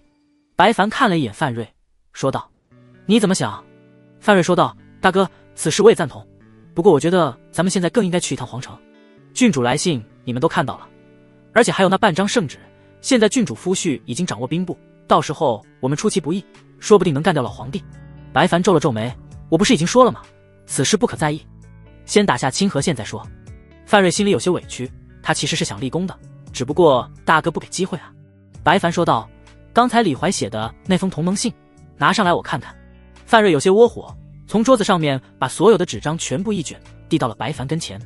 白凡拿起沈玉楼写的信，仔细的看了一遍，确定没有什么破绽之后，满意的点了点头，收了起来。刚收起来这封信，他就发现纸张下面还有一封。他将这封信拿起来之后，看到上面密密麻麻的小字，脸色骤然变了变。范瑞，这信是你的吧？范瑞愣了一下，一脸茫然的摇了摇头。不是啊。白凡仔细的看了一遍，随后脸色越发的阴沉下来。片刻之后，白凡一拍桌子大怒：来人，把范瑞拿下！几个将士进来，立马将范瑞按在了桌子上。虽然范瑞是他们军中的2把手，可是白凡才是老大，外面那几千人自然都是听白凡的话。范瑞一脸的不解：大哥，你这是做什么？白凡将手中的信往他脸上一扔：你在密谋什么啊？真当我不知道吗？范瑞看着地上的信，顿时瞳孔一缩。信上写着，让范瑞带着白凡一起去京城，然后郡主和人帝在京城设埋伏，将白凡等人一举歼灭，随后给范瑞封王。信上写的有鼻子有眼，显然不是第一次说这事。白凡之前就怀疑他有2心，现在有了这封信，就确定了他心中的想法。范瑞一脸懵逼：大哥，这不是给我的信，这是陷害我。蒋展鹏，你他娘害我！在场唯一有动机陷害他的，就只有3把手蒋展鹏。蒋展鹏冷笑一声：事情败露就说别人陷害你，想知道是不是有人害你？其实很简单，之前郡主给你的信啊，拿出来对比一下字迹。范瑞也非常的不服气，这信一看就是栽赃陷害，除了那封信之外，他再也没和郡主联系过，而且他压根也没给郡主回信，怎么可能会收到这种信？白凡一听觉得有理，信在我这里。白凡掏出了当初郡主给他送来的信件，打开之后，2封信放在一起做对比。这2封信都是青青写的，一封是青青半个月之前写的，另一封是刚才写的。对比了一下，字迹完全一样。白凡顿时大怒，本来他就生性多疑谨慎，对于范瑞有诸多猜疑，现在彻底证实了。范瑞，你还有何话说？范瑞激动地说道：大哥，我冤枉啊！你看这墨迹都未干，明显是有人栽赃。蒋展鹏用手触碰了一下墨，发现这墨水的确是还没干透。大哥，最近天气潮湿，墨水湿润也很正常。白凡点了点头。拖出去斩了。此时宋虎刚刚回到军营中，由于宋虎是刚刚出去，所以再进来的时候也没人阻拦，以为他是落了什么东西，或者是有什么事要找首领。宋虎刚进院子里没多久，便看见范瑞被拖出来，一刀砍掉了脑袋。看到这一幕之后，宋虎便转身回去。进了客栈，宋虎有些激动地说道：神了，真是神了，那个范瑞真的被杀了。沈玉楼大喜：你可看清了？看清了。好，明日便打道回府。第二天一早，沈玉楼来到了府衙，大摇大摆地走进了知府的房内。此时的胡景胜正在吃早饭，听到沈玉楼来了，连外套都来不及穿，便快步地出去迎接。沈大人，您怎么这么早就来了？沈玉楼看着他这一桌丰盛的菜肴，冷笑一声。如今这边有叛军来袭，想不到胡大人这一早上还能吃上6个菜，真是够奢侈的。胡景胜脸色微微一变，他的早餐的确是丰富了一点，这还是打仗，平时的时候一顿早饭就得10几个菜。正所谓天高皇帝远，他在这边简直就是土皇帝，日子过得自然是十分逍遥。可现在沈玉楼来了，他当然得收敛一点。沈大人，瞧您这话说的，里面请，咱们一起吃点。沈玉楼自然不客气，青青和宋虎也都是吃货，之前在胡尚书家吃的那可是相当过瘾，本来以为只有尚书大人这种级别的才能过成这样富裕的日子，可是没想到一个知府家中竟然也是如此奢华。趁着3人吃饭的功夫，胡景胜赶紧对夫人使了个眼色，不多时，夫人便拿出来1盒银票放在了沈玉楼的旁边。沈大人，这是我们天元府的一些特产，还请您笑纳。沈玉楼打开盒子看了一眼，脸上露出一丝冷笑。这个特产倒是不错，只不过我们家人口比较多，不知道够不够吃。胡景胜咬了咬牙，赶紧对夫人使眼色。夫人立马回到屋里，半天之后又拿出来1个盒子。沈大人，下官手里的特产也不多，还请沈大人多多担待。沈玉楼打开第2个盒子看了一眼，又是1万两银票。这2个盒子里装的一共3万两银票。沈玉楼点了点头，示意青青收起来。青青强行压制着心中的喜悦，将这些钱收了起来。他和郡主清贫了10多年，从来没见过这么多钱。沈大人这一趟只是出来随便骗了骗，加上之前白凡给的，一下子就弄到了3万5千两，这钱也太好骗了吧。等着沈玉楼和郡主成了亲，这些钱就都是他们的了。收了钱之后，吃饱喝足，沈玉楼这才开始说正事。护城河那边，昨天我去看了，他们往护城河里下的是蒙汗药。你现在收集天元府所有的茶叶，不停地烧水泡浓茶，将浓茶灌入护城河中，对方的毒计便不攻自破。胡景胜顿时一愣，沈大人，竟如此简单吗？就是这么简单。昨天沈玉楼去军帐的时候，就已经闻到他们军帐中有一股曼陀罗花的味道。曼陀罗花作为麻醉的主要材料，同时也是蒙汗药的主要材料。他们在军中大量的存放曼陀罗花，显然是在制作蒙汗药。将这种蒙汗药投入百姓和将士的水源之中，经过稀释，他们喝水之后不会晕厥，但是会浑身无力。长时间服用下去，对身体造成了很大的伤害，连健康都是问题，更不用说出城打仗了。只要服用浓茶，便能中和毒性。在护城河中投入浓茶，清河县的百姓将士在同时口服，中毒效果立马便能缓解。只要这边再坚持1、2天，援军就会到达，到时候黑山军就只有逃亡的份。浓茶虽然不能完全解毒，但只需要缓解症状，即可解决眼前危机。至于他们的最后结果是什么，沈玉楼完全不在乎，他在乎的只有2点：第一就是杀了那便宜舅舅，第二就是完成皇上交给他的任务。他这一次来前线，只是解决将士们中毒的问题。现在中毒的根源已经找到了，解决方法也已经告诉知府了，接下来的事情就和他没有关系了。以沈玉楼的判断，只要朝廷发兵镇压，这个黑山军明显扛不住多久，攻打一个县城都如此吃力，对于朝廷来说根本不值一提，所以沈玉楼也完全没有必要担心。只要这件事情把郡主给撇出去就好。给知府制定了解毒方案之后，沈玉楼3人便骑着马直奔皇城而回。距离清河县越来越远，青青有点不敢相信，我们这么快就回去了？本来以为要很长时间，甚至会在清河县里面住一段日子，可是没想到压根都没有到清河县，只是在外围去了2个地方就完成任务了。沈玉楼笑了笑，你要是舍不得老家的话，你可以多住几天。青青撇了撇嘴，好几天没见到郡主了，她甚是想念，一点不想在这穷乡僻壤待着。赶了1天的路，再次来到了曾经住过的客栈。拴好了马之后，青青走进客栈说道：小二，开2间房。宋胡。吃过晚饭，青青在房间里一遍一遍地数着银票。大人，你说这么多钱，我们回去怎么花？沈玉楼道：那自然是先培养一批府兵，郡主应该有培养府兵的权利吧？青青愣了一下，随后说道：有倒是有，之前陛下许诺过，郡主可以有府兵，不过数目不能超过20。沈玉楼点了点头，20虽然不多，但是也够用了。京城这些王公贵族基本都有府兵，只不过这些府兵都是酒囊饭袋，纯纯摆设，他们起到的作用只不过是出行的时候壮壮牌面，和李辉所统领的禁卫军是完全不一样的。虽然府兵不能超过20，可如果这20人都是顶尖高手，像是宋虎这种，那实力也绝对不容小觑了。只不过这事得低调，之前人帝对于这些王公贵族的府兵管理比较松散，可是上次人帝在宫内遇刺，估计也有点像惊弓之鸟了，所以招募府兵的事情肯定要偷偷摸摸的才行。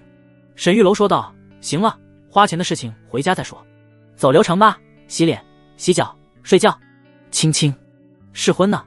沈玉楼，这丫头还上瘾了是吧？昨天帽子戏法消耗有点大，本来沈玉楼想休战，不过今日心情不错，青青又主动请战，她自然也不能推辞。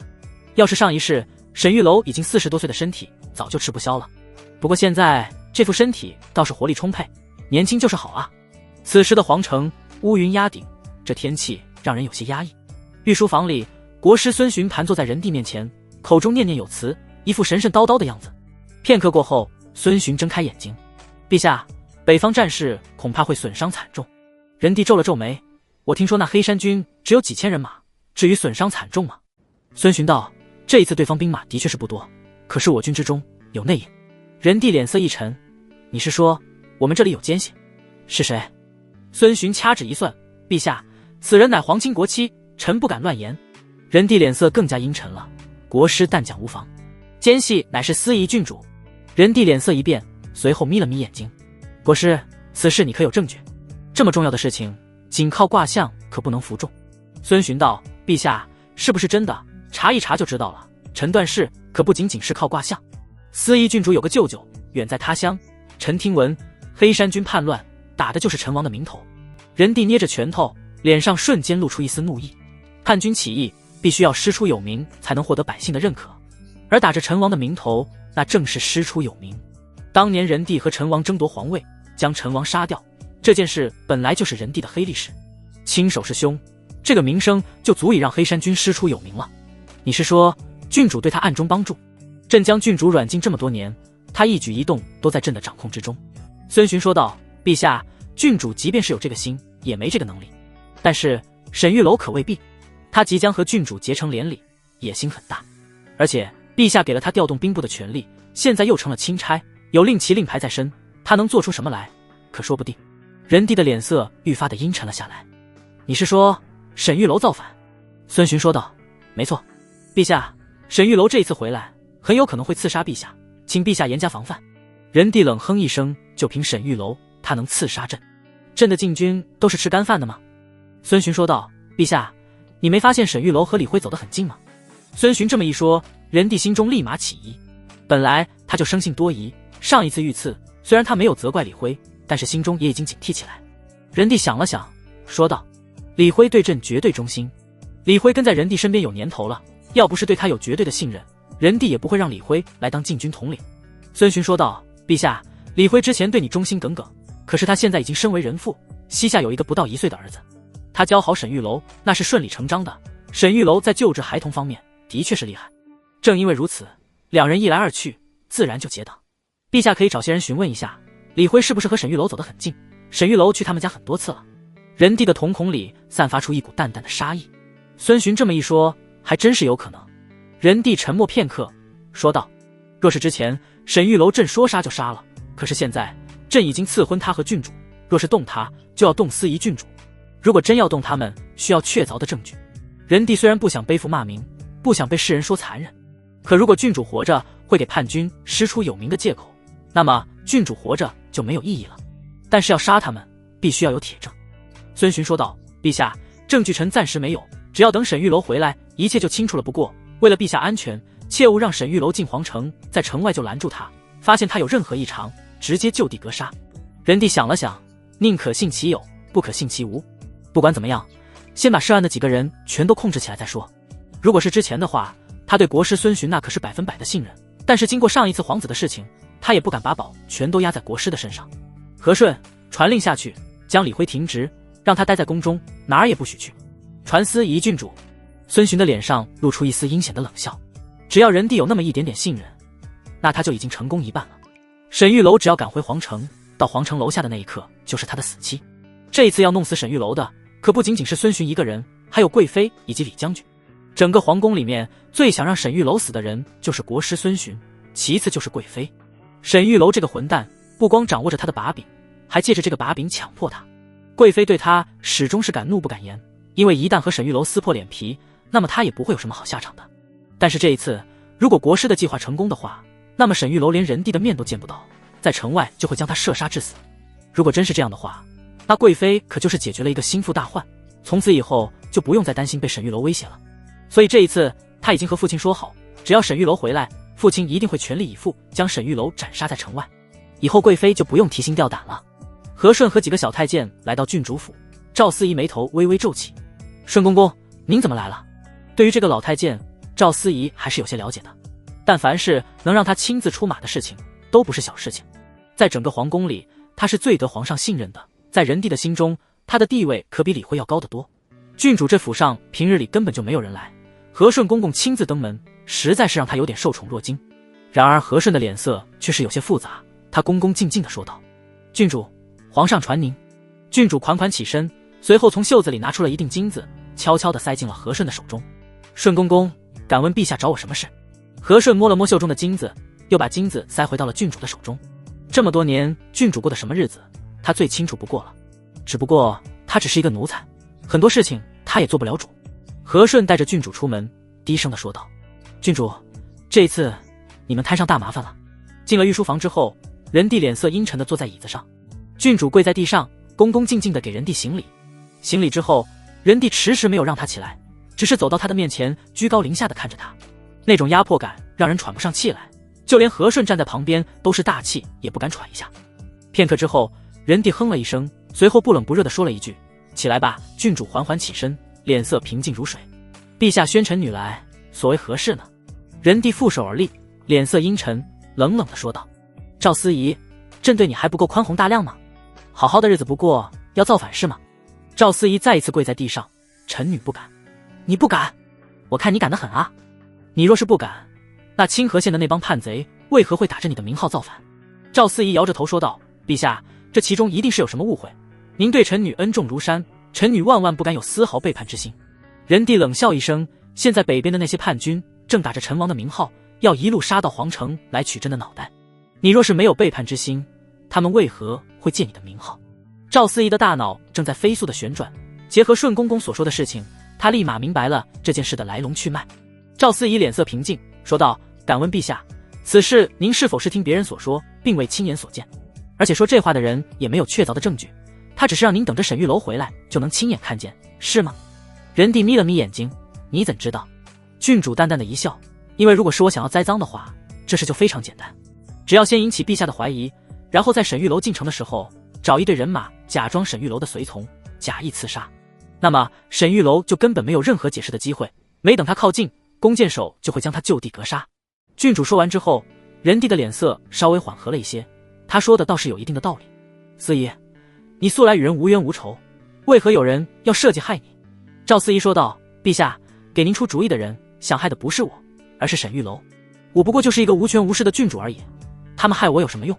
但是如果害死了沈玉楼，那么在宫中，您的皇子和公主的命就掌握在他们手中了。郡主的一句话瞬间点醒了人帝，本来他没往这个方向想，可是现在他按照思仪郡主的想法设想了一遍，如果真的有人要害沈玉楼的话，那么目的就只有一个，就是要害他的皇嗣。自从沈玉楼进宫之后，他的皇子和公主就再也没出过什么事情，而且在沈玉楼进宫的时候还治好了琼儿公主，一个能从阎王爷手中抢人的大夫。他能得罪什么人？想害沈玉楼，实际上就是想害他的皇嗣。联想启国师之前给他出的主意，害得他不仅失去了民心，还让25皇子丧命，难不成国师才是宫中屡次惨案的罪魁祸首？看到人帝阴晴不定的表情，郡主立马不作声了，他知道他的目的已经达到了。人帝多疑的性格他也很清楚，只要让他产生怀疑，他就不会轻易的做出决断。现在能证明赵思仪清白的就只有一个办法，那就是沈玉楼把他的舅舅除掉。人帝思索片刻，对赵思仪说道：沈玉楼今日就能抵达皇城，从现在开始，郡主便寸步不离地跟在朕的身边吧。赵思仪点了点头：臣女遵旨。赵思仪的眼中闪过一抹担忧，也不知道这一次沈玉楼能否顺利归来。终于，沈玉楼三人在天黑之前来到了皇城附近，远远地看着巍峨的城门楼，青青满脸喜悦。终于要到家了，郡主要是知道咱们这一趟大获成功，还赚了这么多钱，一定高兴得要命。沈玉楼笑了笑说道：回头有时间了，给你从上到下换一套缎子衣服，里里外外给你置办一套首饰，还有宋虎，回头我让兵部用好钢给你锻造一把趁手的刀。本来宋虎是不屑于承沈玉楼的人情的，可是，一听说是用兵部的好钢给他锻造一把刀，他有些心动了。之前宋虎也看到过沈玉楼让兵部打造的钢板，那可是给皇子植入身体的钢板，经过数万次锤炼，不仅不会生锈，而且硬度和韧性都极高。如果打造一把趁手的宝刀，那对他来说绝对是如虎添翼。宋虎犹豫了片刻，还是对沈玉楼一抱拳，有点扭捏地说道：“多谢大人。”三人往皇城门口走去。就在他们即将靠近皇城大门的时候，忽然看到了皇城顶上有几把大伞。等等，沈玉楼忽然觉得有些不对劲，在这个天气还撑伞的，绝对不是普通人，而且能站在城门楼的最中央，撑着的还是黄色的大伞，只有一个人，那就是当今圣上。人帝站在城门楼干什么？难道是迎接他的？沈玉楼可不认为自己有这么大的面子，即便他这一趟有功劳，那也仅仅是小功劳而已。就算是真的犒赏，那也是犒赏那些剿灭叛军的将士们。人帝在城门楼上如此大张旗鼓地迎接他，未免有点太夸张了。沈玉楼本能的感觉有些不对劲，他定睛一看，城门楼上竟然还站着一些弓箭手，难不成人帝要杀他？先别过去，前方恐有埋伏。就在此时，他们的身后忽然冲出了一队人马，大约有近百人。这上百人手里都拿着利器，满脸凶煞地冲着沈玉楼三人而来。宋虎眉头紧锁，握紧了双拳，已经准备和他们大战一场。然而沈玉楼却是喊了一声：“快跑！”这些人面露凶光，一看就是奔着杀他而来。而且看城墙上的情况，沈玉楼大概明白怎么回事了。沈玉楼骑着大马奔向城门楼，他坐在马上高声大喊：“陛下救我！”而就在此时，身后的追兵却齐声大喊：“跟着沈大人诛杀狗皇帝，为陈王报仇！”一听到这个声音，沈玉楼顿时感觉头皮有点发麻，果然和他想象的一样，不知道哪个狗东西要设计陷害他。此时皇城上的那些弓箭手已经拉满了弓箭，只要沈玉楼进入射程范围之内，他们立刻会放箭射杀沈玉楼。有些无语，要是给他向人帝解释的机会，他自然能证明自己的清白。但是现在对方摆明了不给他机会，就是要在外围将他直接格杀。沈玉楼抬头望去，皇城之上隐隐绰绰有不少人，其中一个妖娆妩媚的身影非常的显眼，就是站在人帝身边的贵妃。沈玉楼从怀中把那件状元郎亲笔写的血书的衣服拿了出来，套在了身上。这东西可是沈玉楼用来保命用的，他自然随身携带，本来以为未必用得上，没想到刚刚回到皇城就遇到了这种事情。沈玉楼披上了这件衣服，向着皇城飞奔而去。在即将到达弓箭手射程范围之内的时候，他立马掉头开始横向逃窜。郡主站在人帝的身后，看到这一幕，脸色也是无比的难看。他想开口求情，可是看到人帝那冷漠的脸色，他也知道自己开口求情是最没有用的。郡主悄悄地退后，趁着人帝不注意，从楼梯走了下去。现在说话比较有分量的就是胡尚书和庆妃一家。沈玉楼毕竟给皇子治病了，现在皇子还没有治好，胡尚书他们应该会帮忙的，就是不知道来不来得及。郡主刚要从楼梯跑下去，结果迎面看到了一个身影，此人穿着一身道服，似笑非笑。郡主要去何处？拦着他的人正是国师孙询。见过国师。孙询冷笑一声说道：“郡主，陛下有令，让你跟在陛下的身边，还请郡主不要乱走。”赵思怡皱了皱眉：“我要如厕，难道也不行？还是说国师想跟着我一起去？”此时张新杰也在城墙外面看热闹，本来今天这事跟他没什么关系，但是因为事关重大，所以有史官在旁边记录，张新杰也就顺便跟过来。而且今日皇上在此，若是能够有幸和皇上说几句话，说不定皇上看中他的才气，他就飞黄腾达了。张新杰站在城门楼的半腰处往远处看去，那么多人在下面打仗，他也是饶有兴趣。可是当他看清场中间那个被追逐的人的时候，他的脸色却骤然大变。这不是沈玉楼吗？这帮人怎么在杀他？本来张新杰还挺高兴的，想着沈玉楼要是死了，也算是给他出了一口恶气。可是当他定睛一看，他却惊恐地发现沈玉楼身上穿着的衣服正是他当初写下的认罪书。这个认罪书要是被皇上看见，那他的下场就是满门抄斩。不仅仅是他，贵妃也承担不起这个后果。他清晰地记得，在那个认罪书上，他写了那天晚上和贵妃在寝宫之中同房，而且过程写得十分详细。张新杰可是当今状元，文笔自然没得说，写起小黄文来绘声绘色，画面感极强。如果沈玉楼死了，那么这件衣服一定会出现在人帝的面前，那他就必死无疑。想到这里，张新杰只觉得头皮发麻，心中升起浓浓的恐惧。他抬起头来，向着城墙上面看了一眼，他咬了咬牙，硬着头皮走了上去。几个侍卫将他拦住之后，张新杰说道：“我是奉了贵妃之命来取一样东西，请你们跟贵妃通传一下。”一听说是奉贵妃之命，那侍卫也不敢大意，赶紧走到贵妃身边说道：“娘娘，那边有一位张大人，说是奉了您的命令来取东西。”贵妃扭头一看，看到了张新杰正一脸焦急地看着她。贵妃顿时脸色大变，心中升起一丝怒气。这个蠢货是真不想活了吗？皇上就在这里，要是让陛下看出任何的端倪，那他们两个就都死无葬身之地了。贵妃紧张地看了仁帝一眼，好在此时仁帝的注意力全都集中在下方沈玉楼的身上。贵妃悄悄地后退2步，走到了楼梯处，脸色阴冷地盯着张新杰，压低着声音说道：“你找我干什么？你找死吗？”其实张新杰对贵妃已经彻底死心了，贵妃能派出杀手去杀他，说明他们之间的情谊已经彻底断了。张新杰焦急万分地说道：“娘娘，之前沈玉楼抓到过我的把柄，他强迫我写下一封认罪书。那封认罪书上写着，当日我潜入宫中，不仅和娘娘私会，还和娘娘做了苟且之事。”贵妃只觉得头皮发麻，恨得咬牙切齿：“你可真是个蠢货，这种东西也能写？那封认罪书在哪？”张新杰指了指远处的沈玉楼，他身上穿着的那个衣服，就是衣服上面是我用血写下的血书。你可真是该死！贵妃简直无语了。本来今日这计划天衣无缝，国师跟他合作，能轻松地除掉沈玉楼，而且无后顾之忧。可是现在沈玉楼穿上了那件衣服，一旦沈玉楼死在下面，那么这件衣服必定会送到陛下的面前。贵妃看了看下面正在四处逃窜的沈玉楼，她咬了咬牙，下定决心，快步地来到李浩然的面前。看到贵妃焦急的神色，李浩然一愣：“娘娘，怎么了？”贵妃火急火燎地说道：“沈玉楼不能死，给他让开一条路，让他进城。”看到贵妃着急的模样，李浩然皱了皱眉：“知道了。”此时沈玉楼正在皇城外面的空地上绕圈，前有来敌后有追兵，要不是仗着自己身下的这匹马是胡尚书家的好马，恐怕他早就被追上，让人乱箭砍死了。就在沈玉楼走投无路之时，前方的军士忽然让开一条路，沈玉楼知道应该是计划成功了。宋虎、青青，快跟我走！三人顺着让开的那条路直奔皇城之中。就在此时，站在城门楼下的郑非凡看到了这一幕。郑非凡的眼神里散出一股寒意。本来以为今日是沈玉楼的必死之局，他正在旁边看热闹，可是没想到这帮兵卒脑子不知道抽了什么风，竟然让沈玉楼冲了进来。眼看着沈玉楼要到城门口，郑非凡忽然骑上马，手里拿着一把长刀冲了出去。刚才不是说沈玉楼造反吗？刚好趁着这个机会杀了他。沈玉楼一个文弱书生，虽然之前在朝堂之上把他给比下去了2次，但那都是靠他的小聪明，所以郑非凡从来没把沈玉楼放在眼里过。前2天秦贵如过来和他彻底断了关系，这对于郑非凡来说简直是个致命的打击。他不光在仕途上特别的不顺利，而且在感情上也是受到了很大的挫折。之前沈玉楼出城的时候居然还打了他一巴掌，此仇不报非君子，今天非得杀了他不可。郑非凡突然上马冲出去，门口的守卫都懵了，一个个都来不及阻拦。沈玉楼，受死吧！就在2人即将交锋的时候，宋虎忽然从后面冲了出来，双脚一蹬马背，高高跃起。宋虎巨大的身影如同一座小山一样从高处落下，郑非凡咬着牙一刀劈了过去。然而宋虎双臂一挥，他手臂上带着的铁甲直接将郑非凡手里的刀给震开。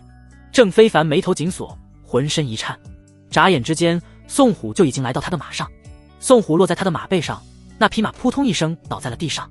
紧接着宋虎一巴掌打在郑非凡的天灵盖上，噗！郑非凡一口血喷了出来，当场暴毙。沈玉楼看都没看他，一路疾驰冲进了城门楼。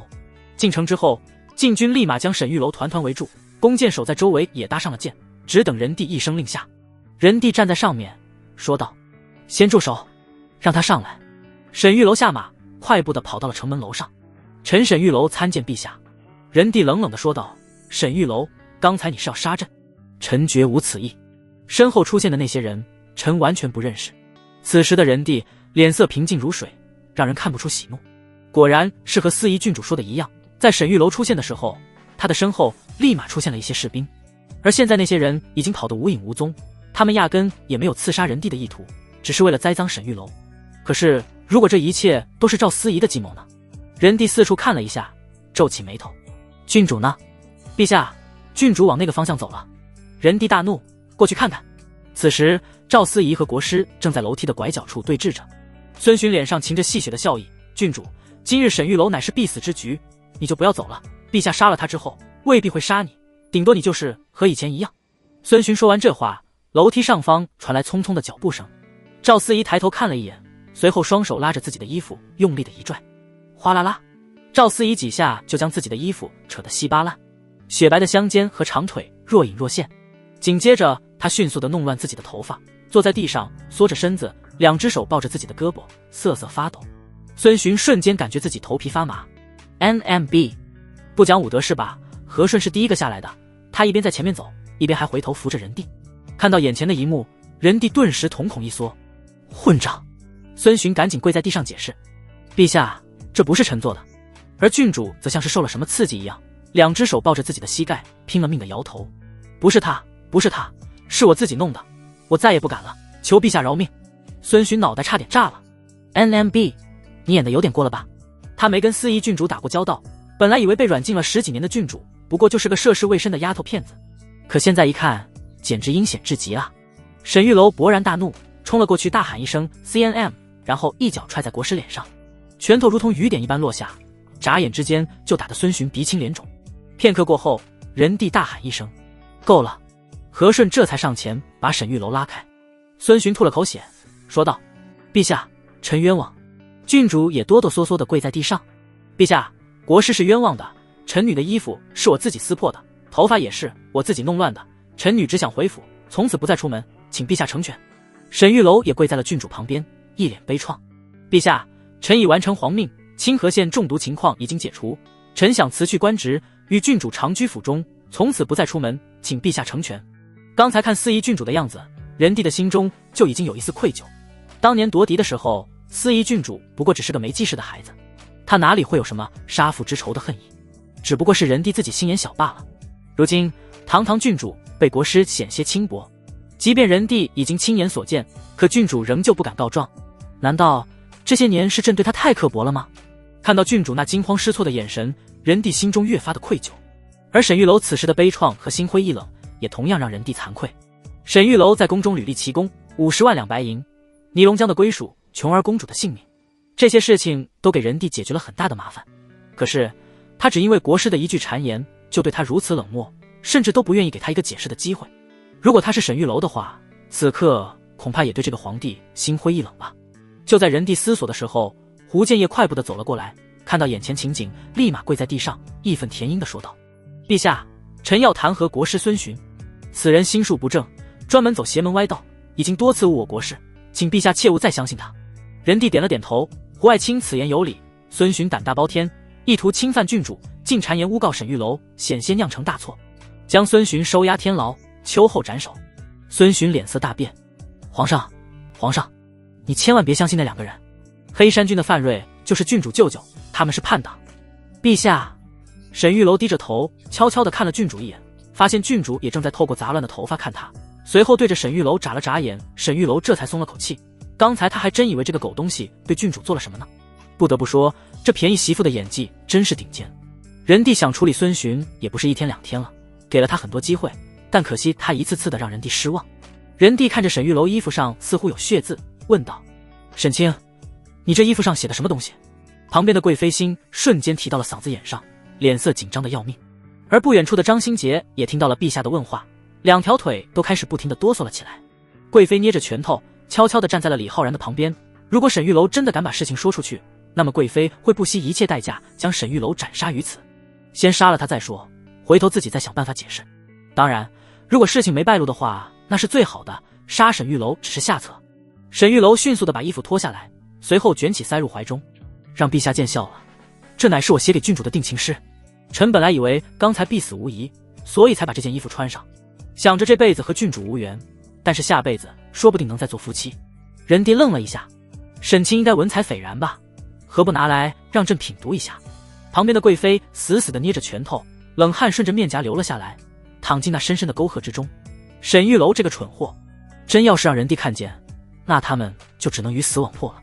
只见沈玉楼面色尴尬地说道：陛下，这封书信乃是我和郡主之间的私密之语，有一些夫妻之间才能交谈的情话，不便于他人观看，还请陛下恕罪。人帝点了点头，倒是也没有强求。既然如此，那就算了，看来你和郡主之间感情培养的不错啊，朕甚是欣慰。今日之事乃是朕误听了孙寻的谗言，沈清和郡主莫要见怪，等你二人大婚之日，朕额外赏赐一些，算是补偿，如何？多谢陛下，臣和郡主不敢有任何怨言。沈玉楼和郡主跟人帝客套了几句，人帝笑呵呵地说道：至于有人说郡主造反的事情，纯粹是谣言。朕已经派了2万铁骑日夜兼程赶往清河县，这一次必定将叛贼全部剿灭。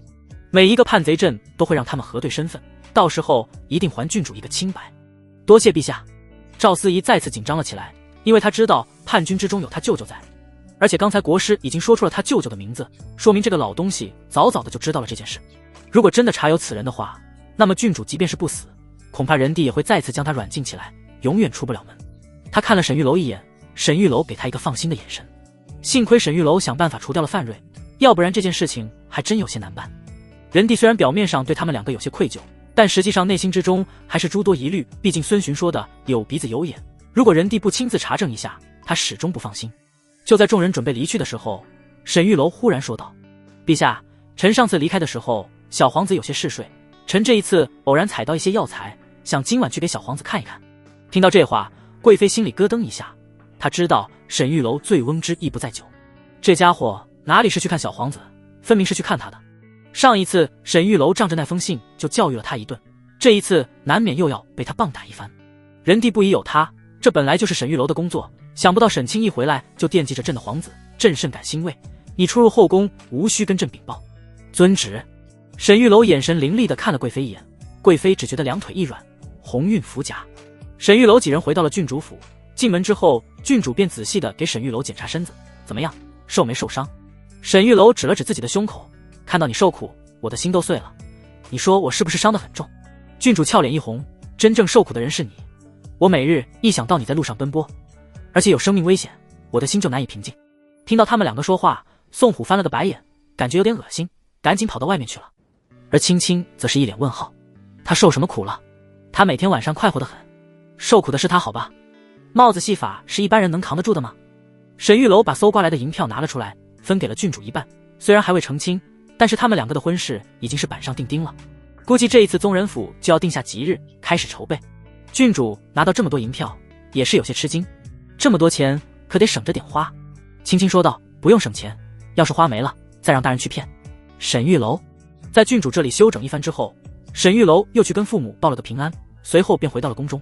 别的他倒是无所谓，主要是着急收拾贵妃。沈玉楼这人报仇不能隔夜，一隔夜就浑身难受。贵妃这个小娘们，上一次以为弄服了她，可没想到提上裙子就不认人，给她机会她是真下死手啊。今天出城的那些人都是李浩然的属下，如果不是自己穿上了那衣服让贵妃看见，估计现在就成了刀下亡魂了。沈玉楼走后，家里就只剩下了青青和郡主。青青滔滔不绝地对郡主讲起来这一路发生的事情，听到沈玉楼他们三个人潜入到对方军营之中骗5000两白银，郡主也是觉得惊心动魄。孤身一人入敌军营房，这是何等的气魄！郡主的眼神中充满了崇拜和爱慕。像郡主这种恋爱脑，自我脑补的能力是最强的，虽然没有亲眼所见，但是他想象出来的那个画面绝对比真实发生的更加夸张。青青也点了点头，没错，当时我都慌得不行了，可是沈大人却一脸镇静，那模样简直和书中写的风流倜傥的公子哥一样。看到青青一脸崇拜的样子，郡主愣了一下，你不是对他有意见吗？出去一趟怎么变了？青青有点脸红，说道：其实沈大人也挺不错的，有头脑，和郡主你简直不相上下，你们俩真是够般配的，你们成亲之后日子绝对能过得红红火火。看着青青这异常的表现，郡主皱了皱眉，这一路上的事情你都事无巨细地告诉我了吗？确定没有遗漏吗？青青低着头，两只手摆弄着衣角，郡主，其实还有一事我没说，沈大人他说要让我试婚，他还和宋虎一起买通客栈小二，说只有2间房了。青青越说声音越小，像是蚊子一般。郡主皱着眉头，你给他了？青青咬着嘴唇说道，他非要。郡主皱着眉头，他要你就给他了。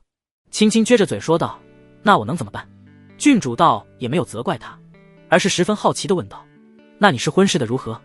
青青咬着嘴唇，一脸羞红地问道。郡主想知道哪方面？事无巨细说，大人他很有经验，甚至可以说经验极其丰富。青青把自己能记住的事情都跟郡主说了一遍，虽然十分的难以启齿，可试婚就是这样，她作为侍女去试试骏马，不就是为了试试她那方面的能力吗？当然对于郡主来说，对方只要是正常男人即可，只是她看青青的样子觉得好奇，所以才刨根问底。听完之后，哪怕郡主已经做好了心理准备，仍旧是脸颊发烫，就好像她自己亲身经历过一样。青青这样口述，代入感实在太强了。他怎么能这样？实在是太不合规矩了。青青说道，平时生活有规矩，可是到了洞房花烛夜，哪来那么多的规矩？反正沈大人喜欢摆弄人，到时候他怎么摆弄你，你就怎么顺从就好。哼，你倒是经验丰富了，下次我让他先摆弄你，我在旁边看着。轻轻，沈玉楼进了皇宫之后，还没到皇四所，迎面便碰见了李辉。李辉满脸关切地问道：“沈大人，你没事吧？”“我没事。”李统领，听说你也被牵连了，实在是不好意思。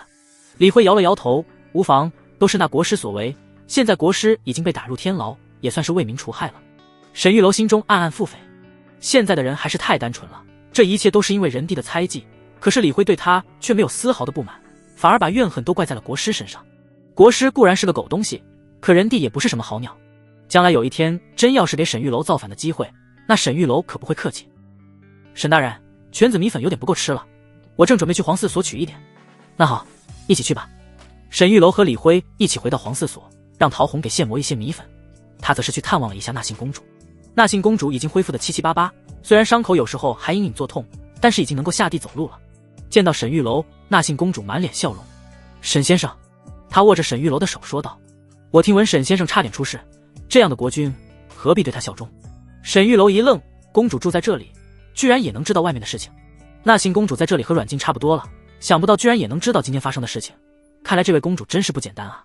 纳信说道：“在你面前，我也没有必要刻意伪装，还是那句话，燕国大门随时为你敞开。”多谢公主，我会考虑的。这一次沈玉楼还真是有些动心了，他对人帝有点心灰意冷。虽然从始至终就没有想过要效忠这个老皇帝，但是怎么说也为他解决了不少麻烦。结果老皇帝如此听信谗言，连解释的机会都不给，差点就在外面杀了他。这种皇帝谁会对他忠心耿耿？不过现在沈玉楼根基不深，而且马上要和郡主成亲，虽然这是包办婚姻，但他对郡主也甚是喜欢，并且父母嫂子也在，想要集体出国也不是那么容易的。出了纳信公主的房间，看到李辉已经拿到了米粉，正准备告辞，两人一起走出皇四所。刚出门便看到了秦桂如站在外面的树下，一脸复杂。李辉低声说道：“沈大人，我听说宋虎把郑非凡打死了，陛下没怪罪吧？”“没有，郑非凡自己冲出去的，人帝早就看他不顺眼了，死了也活该。”李辉点了点头，可郑非凡毕竟是秦大人的青梅竹马，估计他不会太高兴吧。没事，女人嘛，哄哄就好了。沈玉楼冲着秦桂如走了过去，李辉则是饶有兴趣地看着。上一次他从沈玉楼这里学了2句话，回家给夫人哄得乐呵呵的。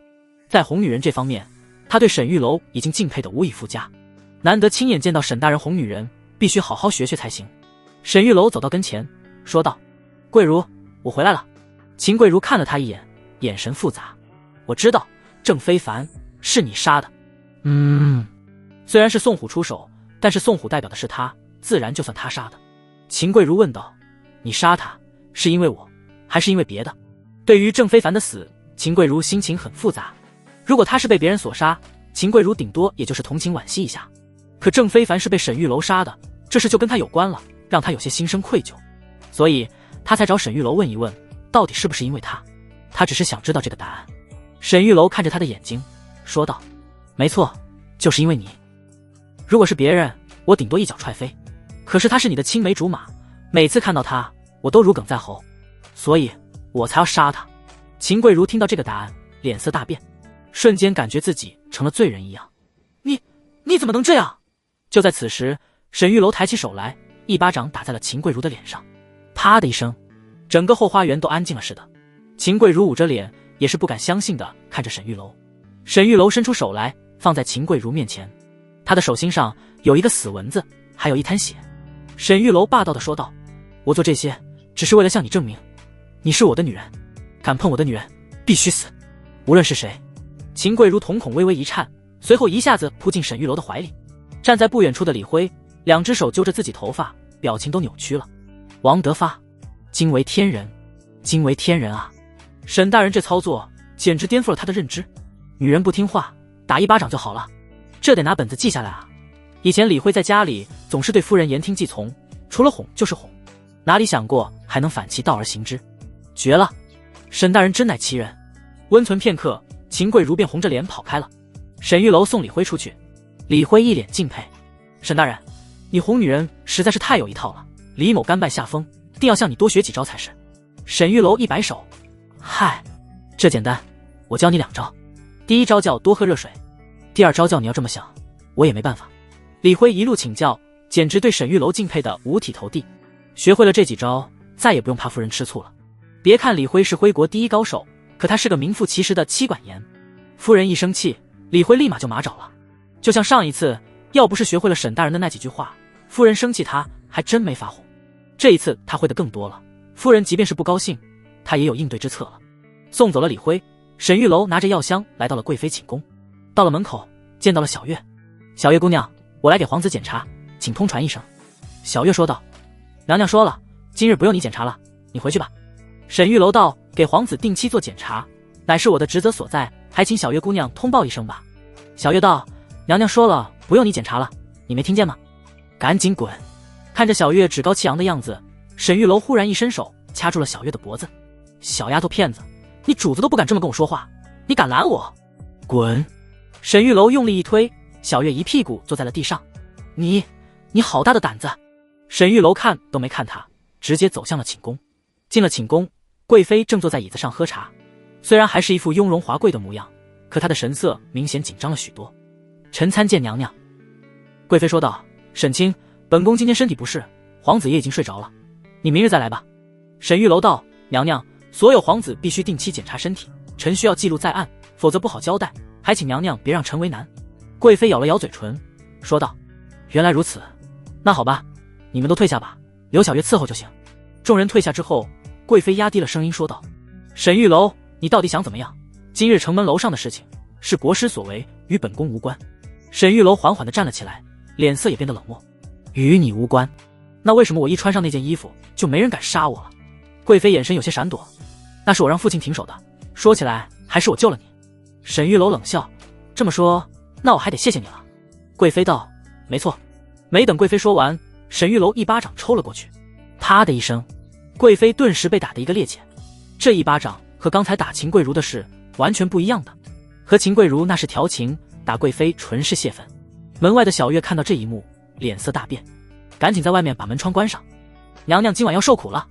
贵妃被这一巴掌都打懵了。你放肆！啪！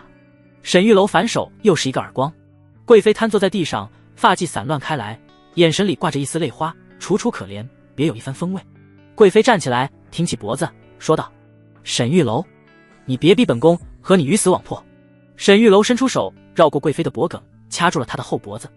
我现在火气很大，有句名言说得好，小树不修不直溜，人不修理根啾啾。贵妃这娘们还真是有点难搞，一次两次的总是不服气，哪怕是口服了，心也不服，回头还是要对她严加提防才是。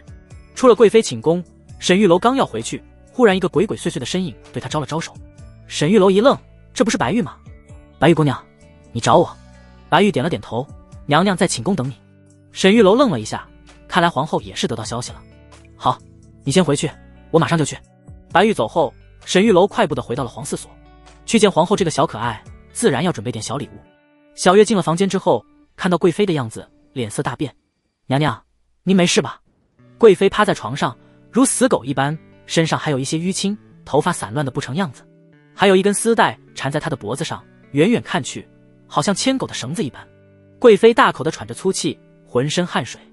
小月，给本宫洗澡，本宫要好好洗洗。贵妃像是咬牙切齿地说一样。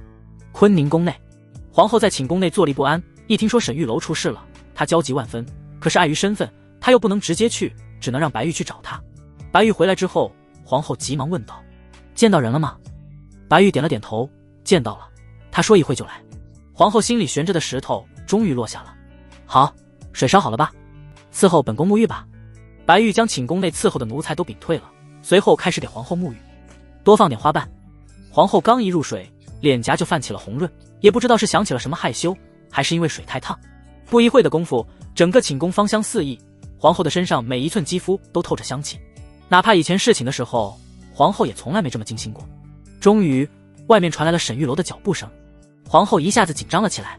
白玉，你看本宫的头发弄好了没有？弄好了，娘娘，很漂亮。白玉有些无奈，娘娘现在简直就像是个情窦初开的少女一般，紧张又兴奋。臣参见皇后娘娘。进来吧。皇后压制着自己内心的激动，故作平静地说道。沈玉楼进入寝宫之内，那股迷人的芳香让她心神一荡。花的味道很普通，但是花香从皇后身上散发出来，那就完全不一样了。那种味道让人口水直流。今日的皇后美不胜收，哪怕没有任何妆粉的修饰，皮肤也是光洁如玉。白玉，你下去吧。是。房门关上之后，皇后的语气变得温柔无比。你怎么样？受伤了没？看到皇后关切的眼神，沈玉楼心中甚是欣慰。还是皇后心眼好，知道心疼本官。沈玉楼走到跟前，拉起皇后的手，盯着她那一双美目。看到你，我什么伤都好了。皇后凤颜羞红，低下头去。你在外面定是风流快活，快把我都忘了吧。沈玉楼反将一军。我不在的这段日子，皇上可翻你牌子了。皇后顿时紧张起来。没有，绝对没有。从那天起，就再没有过。沈玉楼挑起皇后的下巴。那以后呢？从今往后，我再不侍寝，我只属于你一个人。沈玉楼笑了笑，伸出手去摸了摸皇后的脸。我逗你的，皇上真让你侍寝，你不同意，那岂不是会怪罪于你？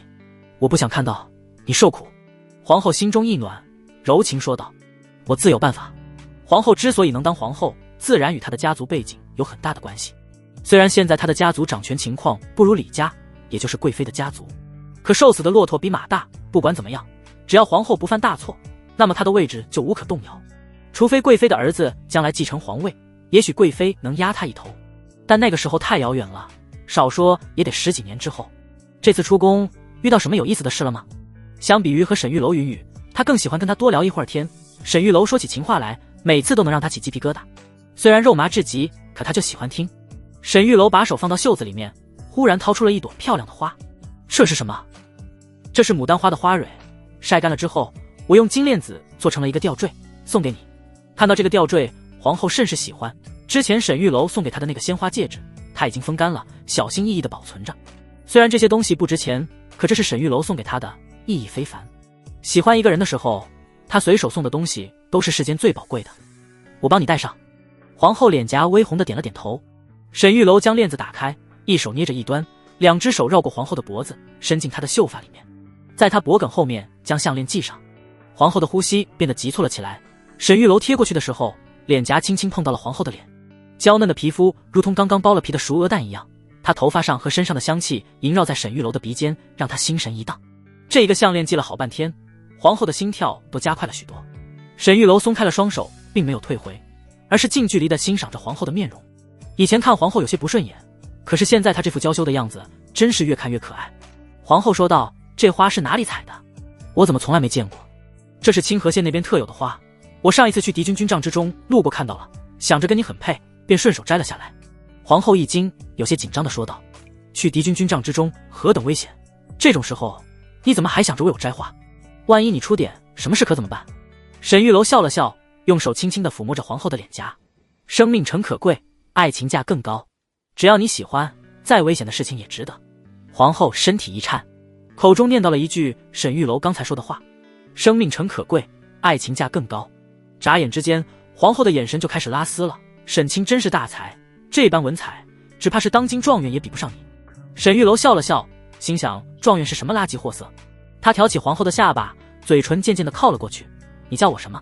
距离太近，皇后的眼睛在沈玉楼的左右眼之间来回的徘徊。你想让我叫你什么？叫老公。好难听的称呼。这叫情趣，我喜欢你这样的称呼。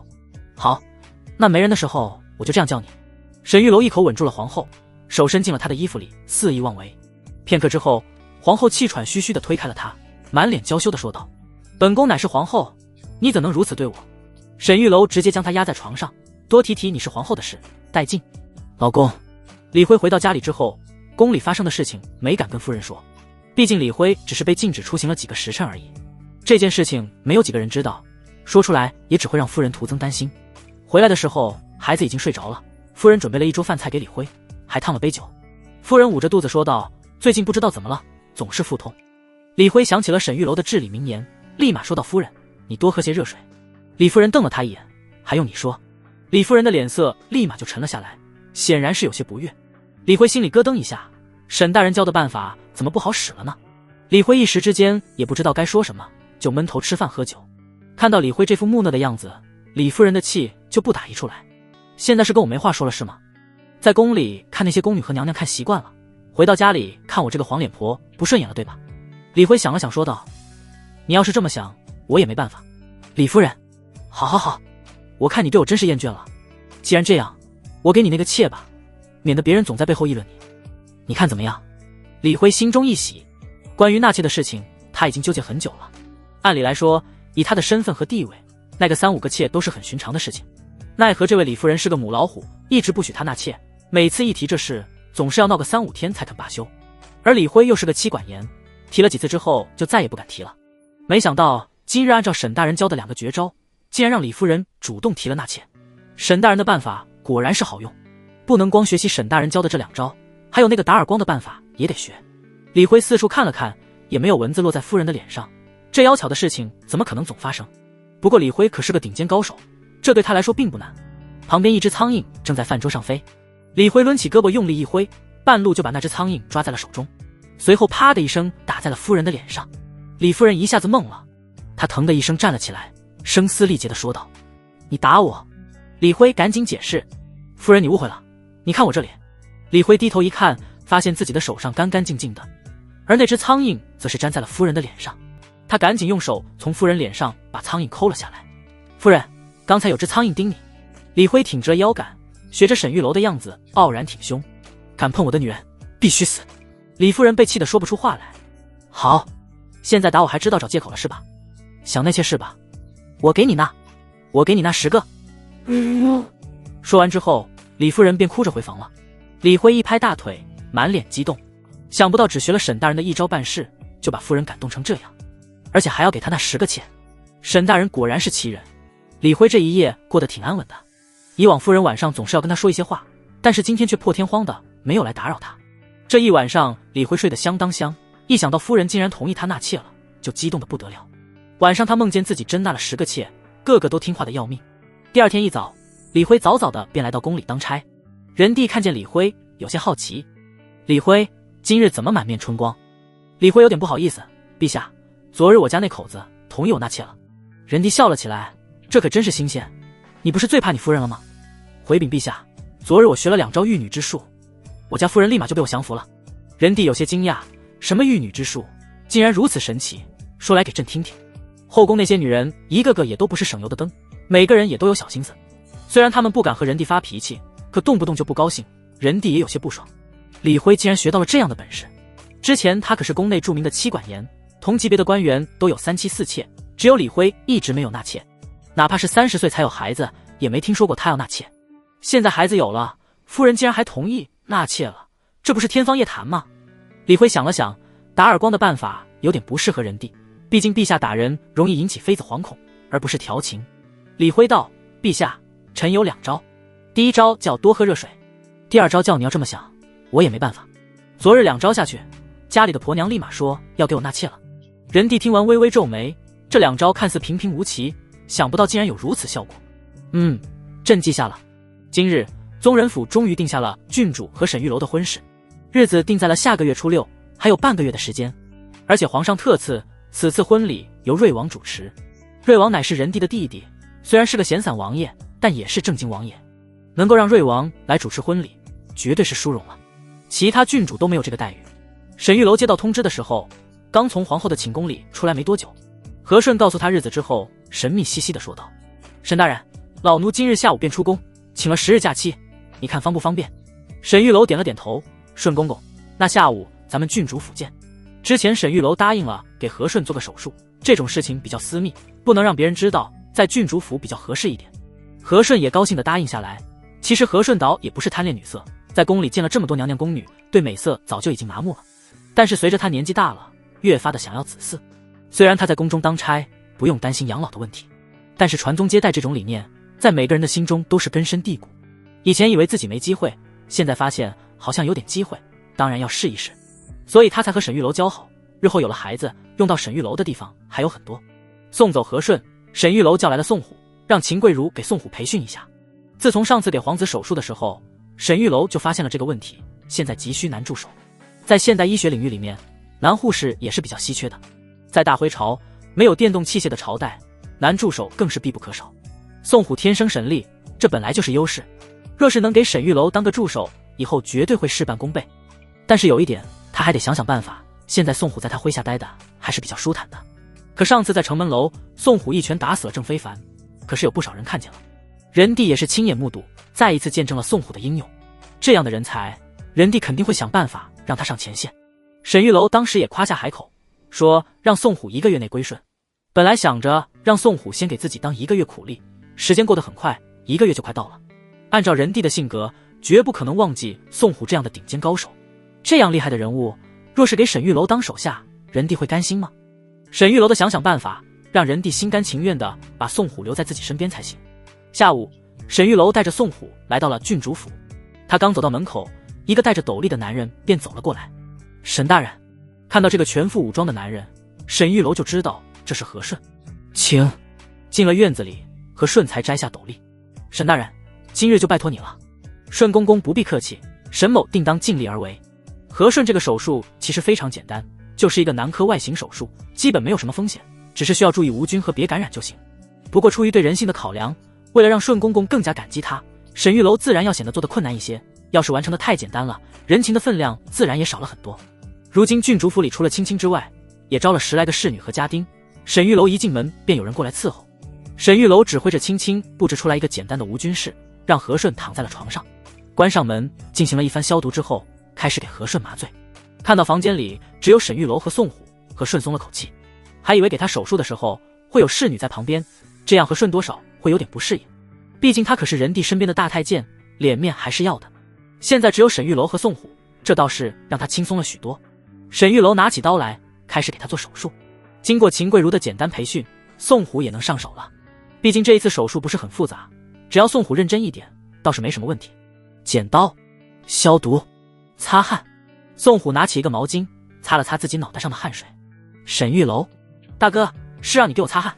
宋虎，手术进展得十分顺利。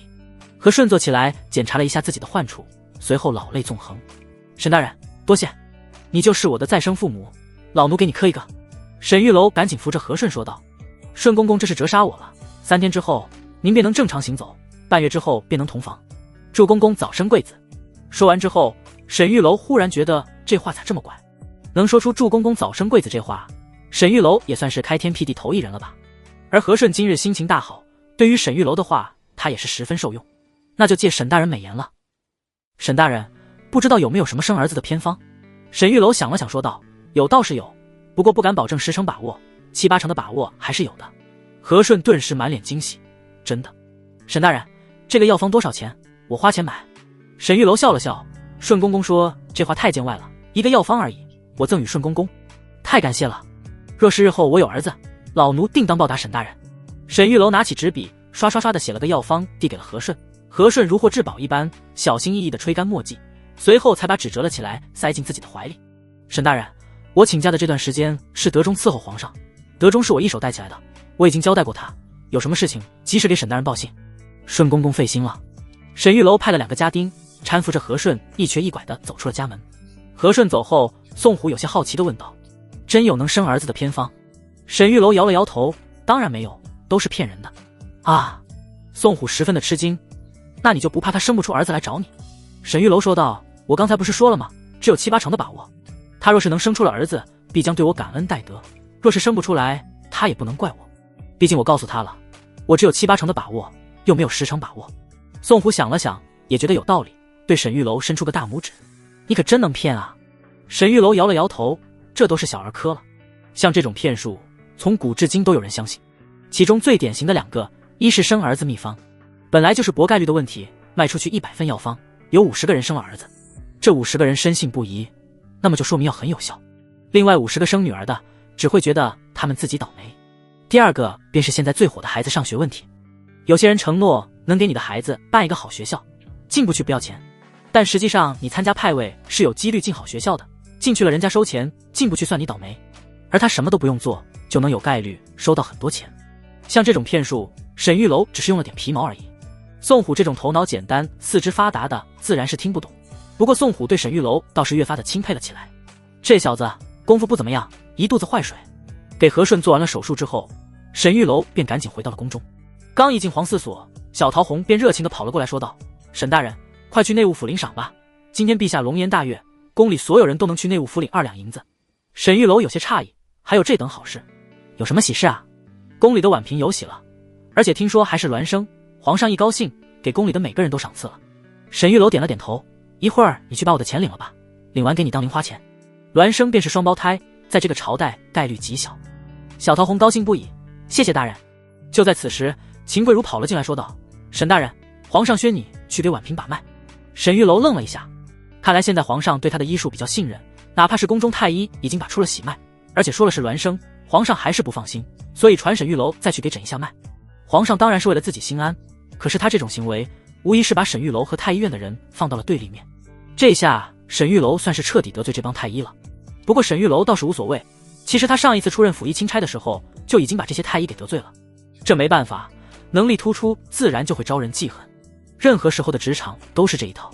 所以沈玉楼当初去敌军军帐的时候留的是太医院院使李怀的名字，这一招算是借刀杀人。如果太医院院使李怀对沈玉楼态度不错，那这个消息传过来的时候，沈玉楼自然会为他解释一下。可如果李怀不识抬举，那沈玉楼就不会对他客气了。李怀毕竟是太医院院使，在沈玉楼来之前也是举足轻重的人物，就因为之前几次治疗都失败，被沈玉楼抢了风头，他现在在宫里的地位也是急剧下降。不说别的，光是治好了琼儿公主，这一点就不是他能比的。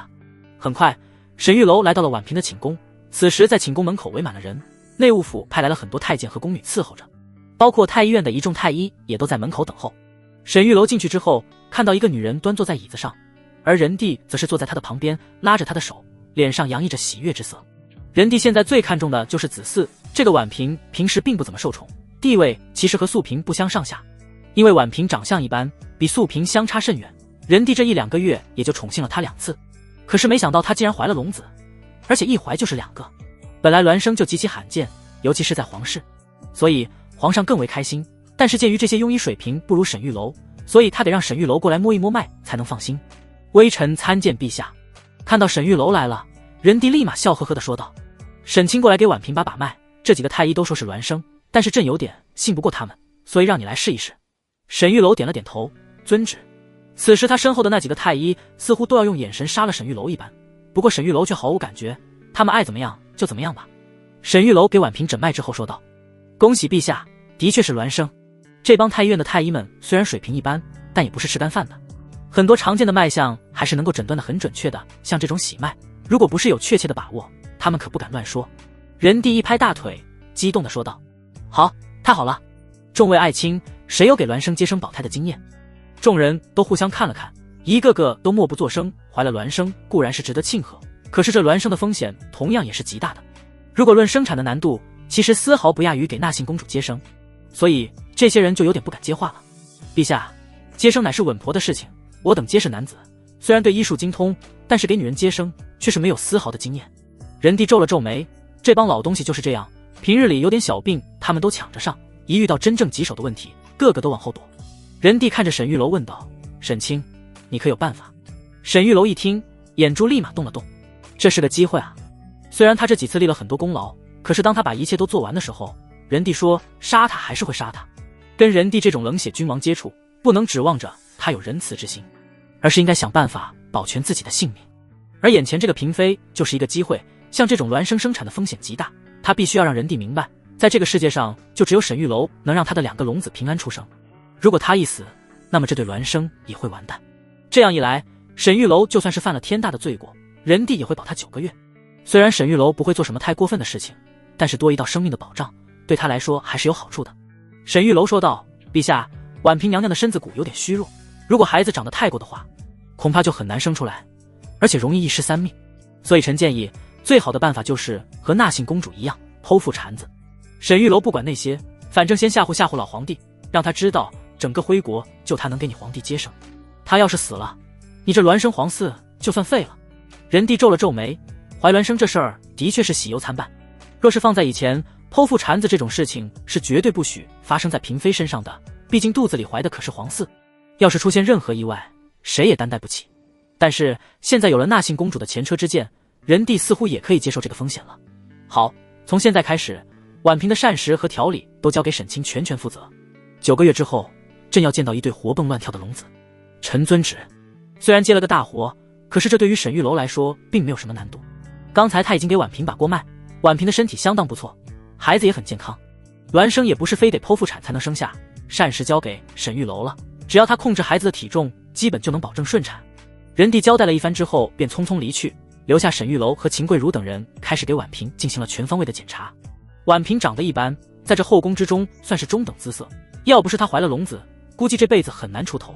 从她寝宫里面的吃穿用度就能看得出来，像是贵妃、皇后的寝宫那都是奢华无比，光装饰品就能摆满院子。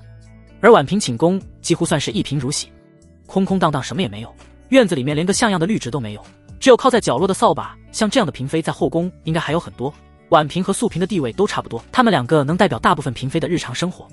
但这一次婉嫔还真是一步登天了。就在沈玉楼给她做完检查的时候，门外传来了一个老太监的声音：圣旨到。婉嫔接旨。众人全都齐刷刷的跪下，而婉嫔的脸上掩饰不住露出一丝惊喜和期待。这个时候来圣旨肯定是好事。经查婉嫔陈氏，秉性温良，德章娇耶，经太医院和皇司所脉案，确证怀身双珠，乃天赐灵指之瑞，宗室绵延之吉兆。特进而为婉妃，赐居景桓宫东配殿，允以金帛80锭，东海明珠20壶，云锦30匹，增宫女6名，以供驱驰。尔当静心安养，恪守任礼。待弄璋弄瓦之日，朕当告太庙，钦定佳名，另颁恩赏。说完之后，老太监笑呵呵地把圣旨递了过去。婉妃娘娘，接旨吧。婉嫔激动万分，从今天开始，她就不是嫔了，而是妃，而且她还怀了龙子，与寻常的妃子有很大的区别。光是皇帝赏赐的那些东西就已经极其奢华了。从婉嫔一下子变成了婉妃，她的腰杆都挺直了许多。而沈玉楼也看到了这个接替和顺的太监，他应该就是德忠。本来以为和顺公公应该交代好了，这个德忠见了他怎么也得打个招呼才是。可是这位德忠公公压根都没用正眼看他。婉嫔从手上退下来一个镯子，塞到了德忠的手上，这是他身上唯一值钱的东西了。不过仁弟已经赏了很多，内务府马上就会派人把赏赐送过来，所以财务的事情他倒是不着急。接完了圣旨，沈玉楼等人也奉承了2句。婉妃神采飞扬地说道：沈大人，我听闻素嫔妹妹身体不好，你随我一起去探望她一下吧。沈玉楼愣了一下，随后便乖乖地和婉妃一起去了素嫔的寝宫。上一次来这里的时候，沈玉楼就看见那个叫玉婷的宫女欺负素嫔，而这一次来更加过分。刚一进院子，就看见素嫔拿着扫帚在打扫房间，而宫女玉婷则是坐在旁边的摇椅上嗑着瓜子晒着太阳。要不是他们两个穿着自己的衣服，一时之间都分不清谁是主子谁是奴才。看到有人来了，玉婷赶紧站了起来，从素嫔的手里抢过扫帚，一脸慌张地说道：见过大人娘娘。素嫔脸上露出一丝喜色，走到跟前，拉着婉妃的手说道：妹妹，听说你怀了孪生，真替你高兴。婉妃不着痕迹地把自己的手拽了出来，淡淡地说道：高兴就不必了，我这次来是请了沈大人过来帮你看看病。婉妃态度的改变让素嫔脸色有些难看，他们两个是一起进宫的，而且从小关系就很好。进宫之后，他们两个一直都是相依为命，有什么吃的用的都互相帮衬一下。听说婉妃怀孕之后，素嫔非常高兴，因为她知道婉妃的好日子就要来了。可是婉妃此时对她的态度却显得十分冷漠，就像是陌生人一样。素嫔说道：多谢妹妹，我身体好多了，就不麻烦太医了。婉妃冷笑一声：你身体好了？那看来是这个宫女伺候的还不够好。丫头，听见了吗？你家主子身体都好了，你是怎么照顾的？玉婷立马心领神会，从地上捡起了扫把。婉妃娘娘，奴婢知道了。说着，玉婷抡起扫把，狠狠地打在了素嫔的身上。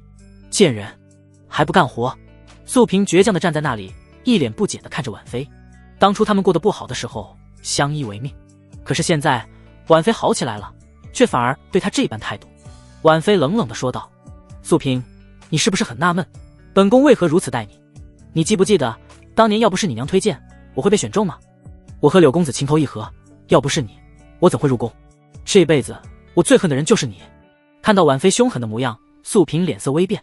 妹妹，这怎么能怪我？闭嘴！本宫位分比你高，你胆敢叫我妹妹？玉婷，给我掌嘴！玉婷一巴掌抽在了素嫔的脸上。贱人，好大的胆子，妹妹也是你叫的？素嫔低着头，眼泪吧嗒吧嗒的掉落下来。婉妃说道：沈大人，你好好给她看看病，看好了本宫有赏。是。沈玉楼无奈的摇了摇头。这个素嫔还真是有点可怜，不过这和沈玉楼没什么关系。在后宫之中，这样的事见得多了，嫔妃之间地位差距很大，甚至有的被皇上宠幸过2次，有的只宠幸1次。宠幸2次的就觉得高你一头，可以随意欺压你。女人多的地方是非多，沈玉楼只需要保全自己即可。婉妃走后，沈玉楼上前低声说道：“娘娘，进屋吧，我给您看看。”素萍抬起头来，看到沈玉楼，她立马变得有些激动。不过看到玉婷还在旁边，便立马将这份激动收了回来。好，沈玉楼伸出手将素萍扶了起来。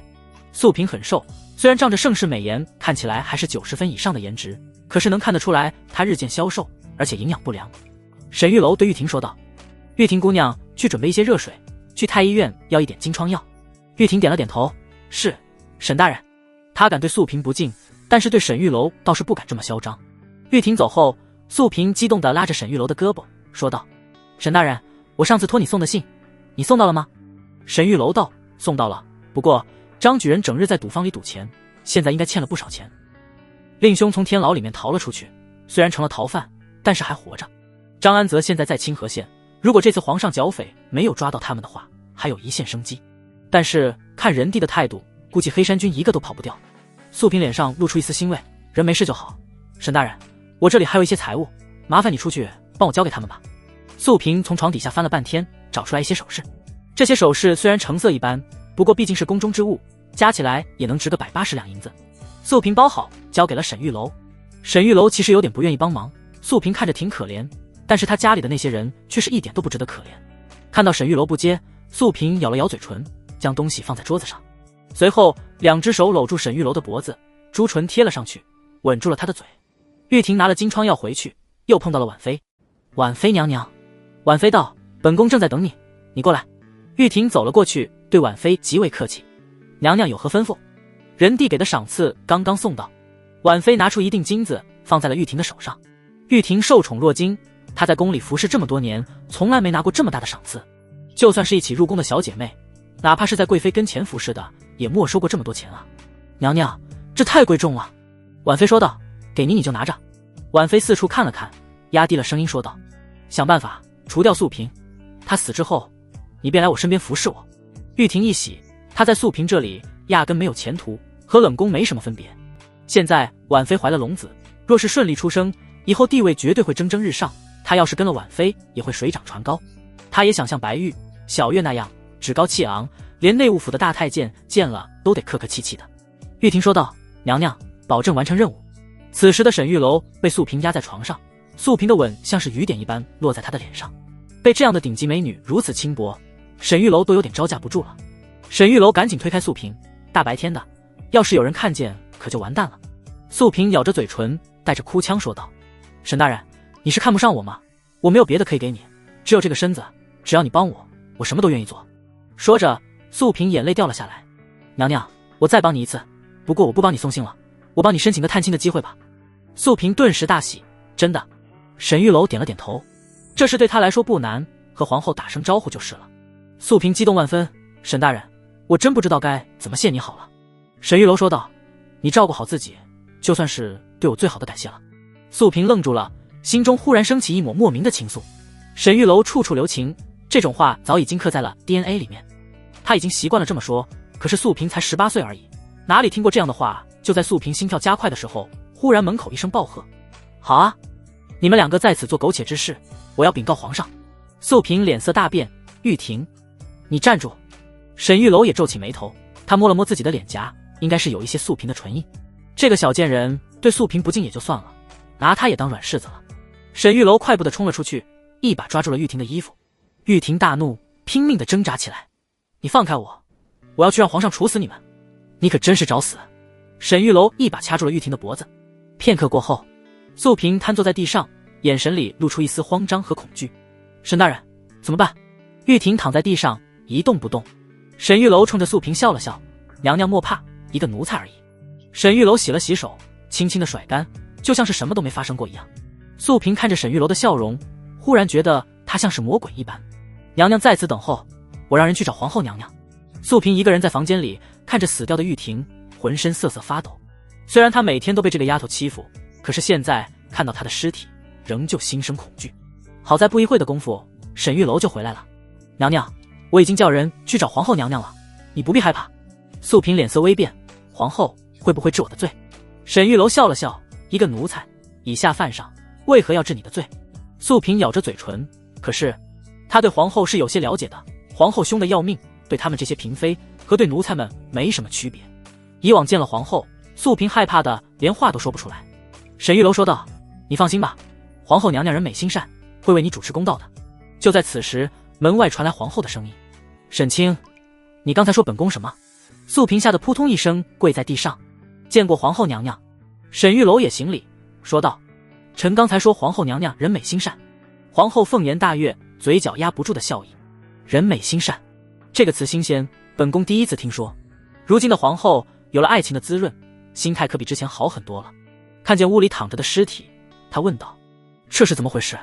回禀娘娘，此人乃是素萍娘娘的贴身宫女，她对素萍娘娘大不敬，不仅殴打娘娘，还要抢夺娘娘财物，被我阻拦，搏斗之中，臣失手将她掐死。素萍娘娘，给皇后娘娘看看你的伤口。素萍闻言，撸起袖子来，露出胳膊上被殴打的淤青。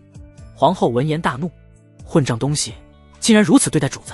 沈清，你做得对，这种奴才不能留，死得太痛快了，应该杖毙。”沈玉楼道：“皇后娘娘圣明，素萍私家成疾，只是委托臣把这些首饰带给家人，便被这奴才给看见了，这才心生歹意。”皇后闻言看了素萍一眼：“素萍进宫也有2年了吧，也该省亲了，本宫准你回家省亲，3日之内回宫。”素萍大喜，连连给皇后磕头：“谢谢皇后娘娘，谢谢皇后娘娘。”皇后微微点头，眼含秋波地看了沈玉楼一眼，随后便带着随从离开了。玉婷的尸体被人带走之后，沈玉楼也准备告退。素萍拉着沈玉楼的手说道：“沈大人，谢谢你，你大恩大德，我没齿难忘。”沈玉楼握着素萍的小手搓了2下：“娘娘不必客气。”出了素萍的寝宫，沈玉楼来到庆妃这里。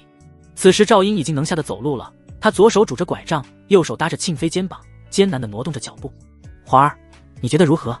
今日已经走了10步了，歇息一会吧。”赵英满脸汗水：“母妃，儿臣没事，这一次和上一次完全不同。之前儿臣觉得长短腿，所以走路跛脚，可这一次虽然腿有些疼痛，但是2条腿是一样长的。沈大人真是医术高明。”庆妃脸一红，说道：“那是，沈大人方方面面都很厉害。”就在此时，燕子进来说道：“娘娘，沈大人来了。”赵英大喜：“快请。”沈玉楼进来之后，看到赵英在走路，赶紧上前扶她：“殿下切勿急躁，术后一定要静养，切勿强行走动。”庆妃也是擦了擦头上的汗水，说道：“本宫也是这么说的，可是他非要走。”赵英笑了笑：“沈大人，是我着急了，我这就静养。”别人的话赵英未必会听，但是沈玉楼的话他现在深信不疑。扶着赵英躺下之后，沈玉楼检查了一下他的腿，满意的说道：“殿下身体素质果然非同寻常，这么快就已经恢复了50%了，不出1个月，殿下便能行动自如。”赵英恢复的能力要比沈玉楼想象的强，毕竟年纪小，而且身体素质很强，所以恢复的要更快一些。赵英大喜：“沈大人，请受我一拜。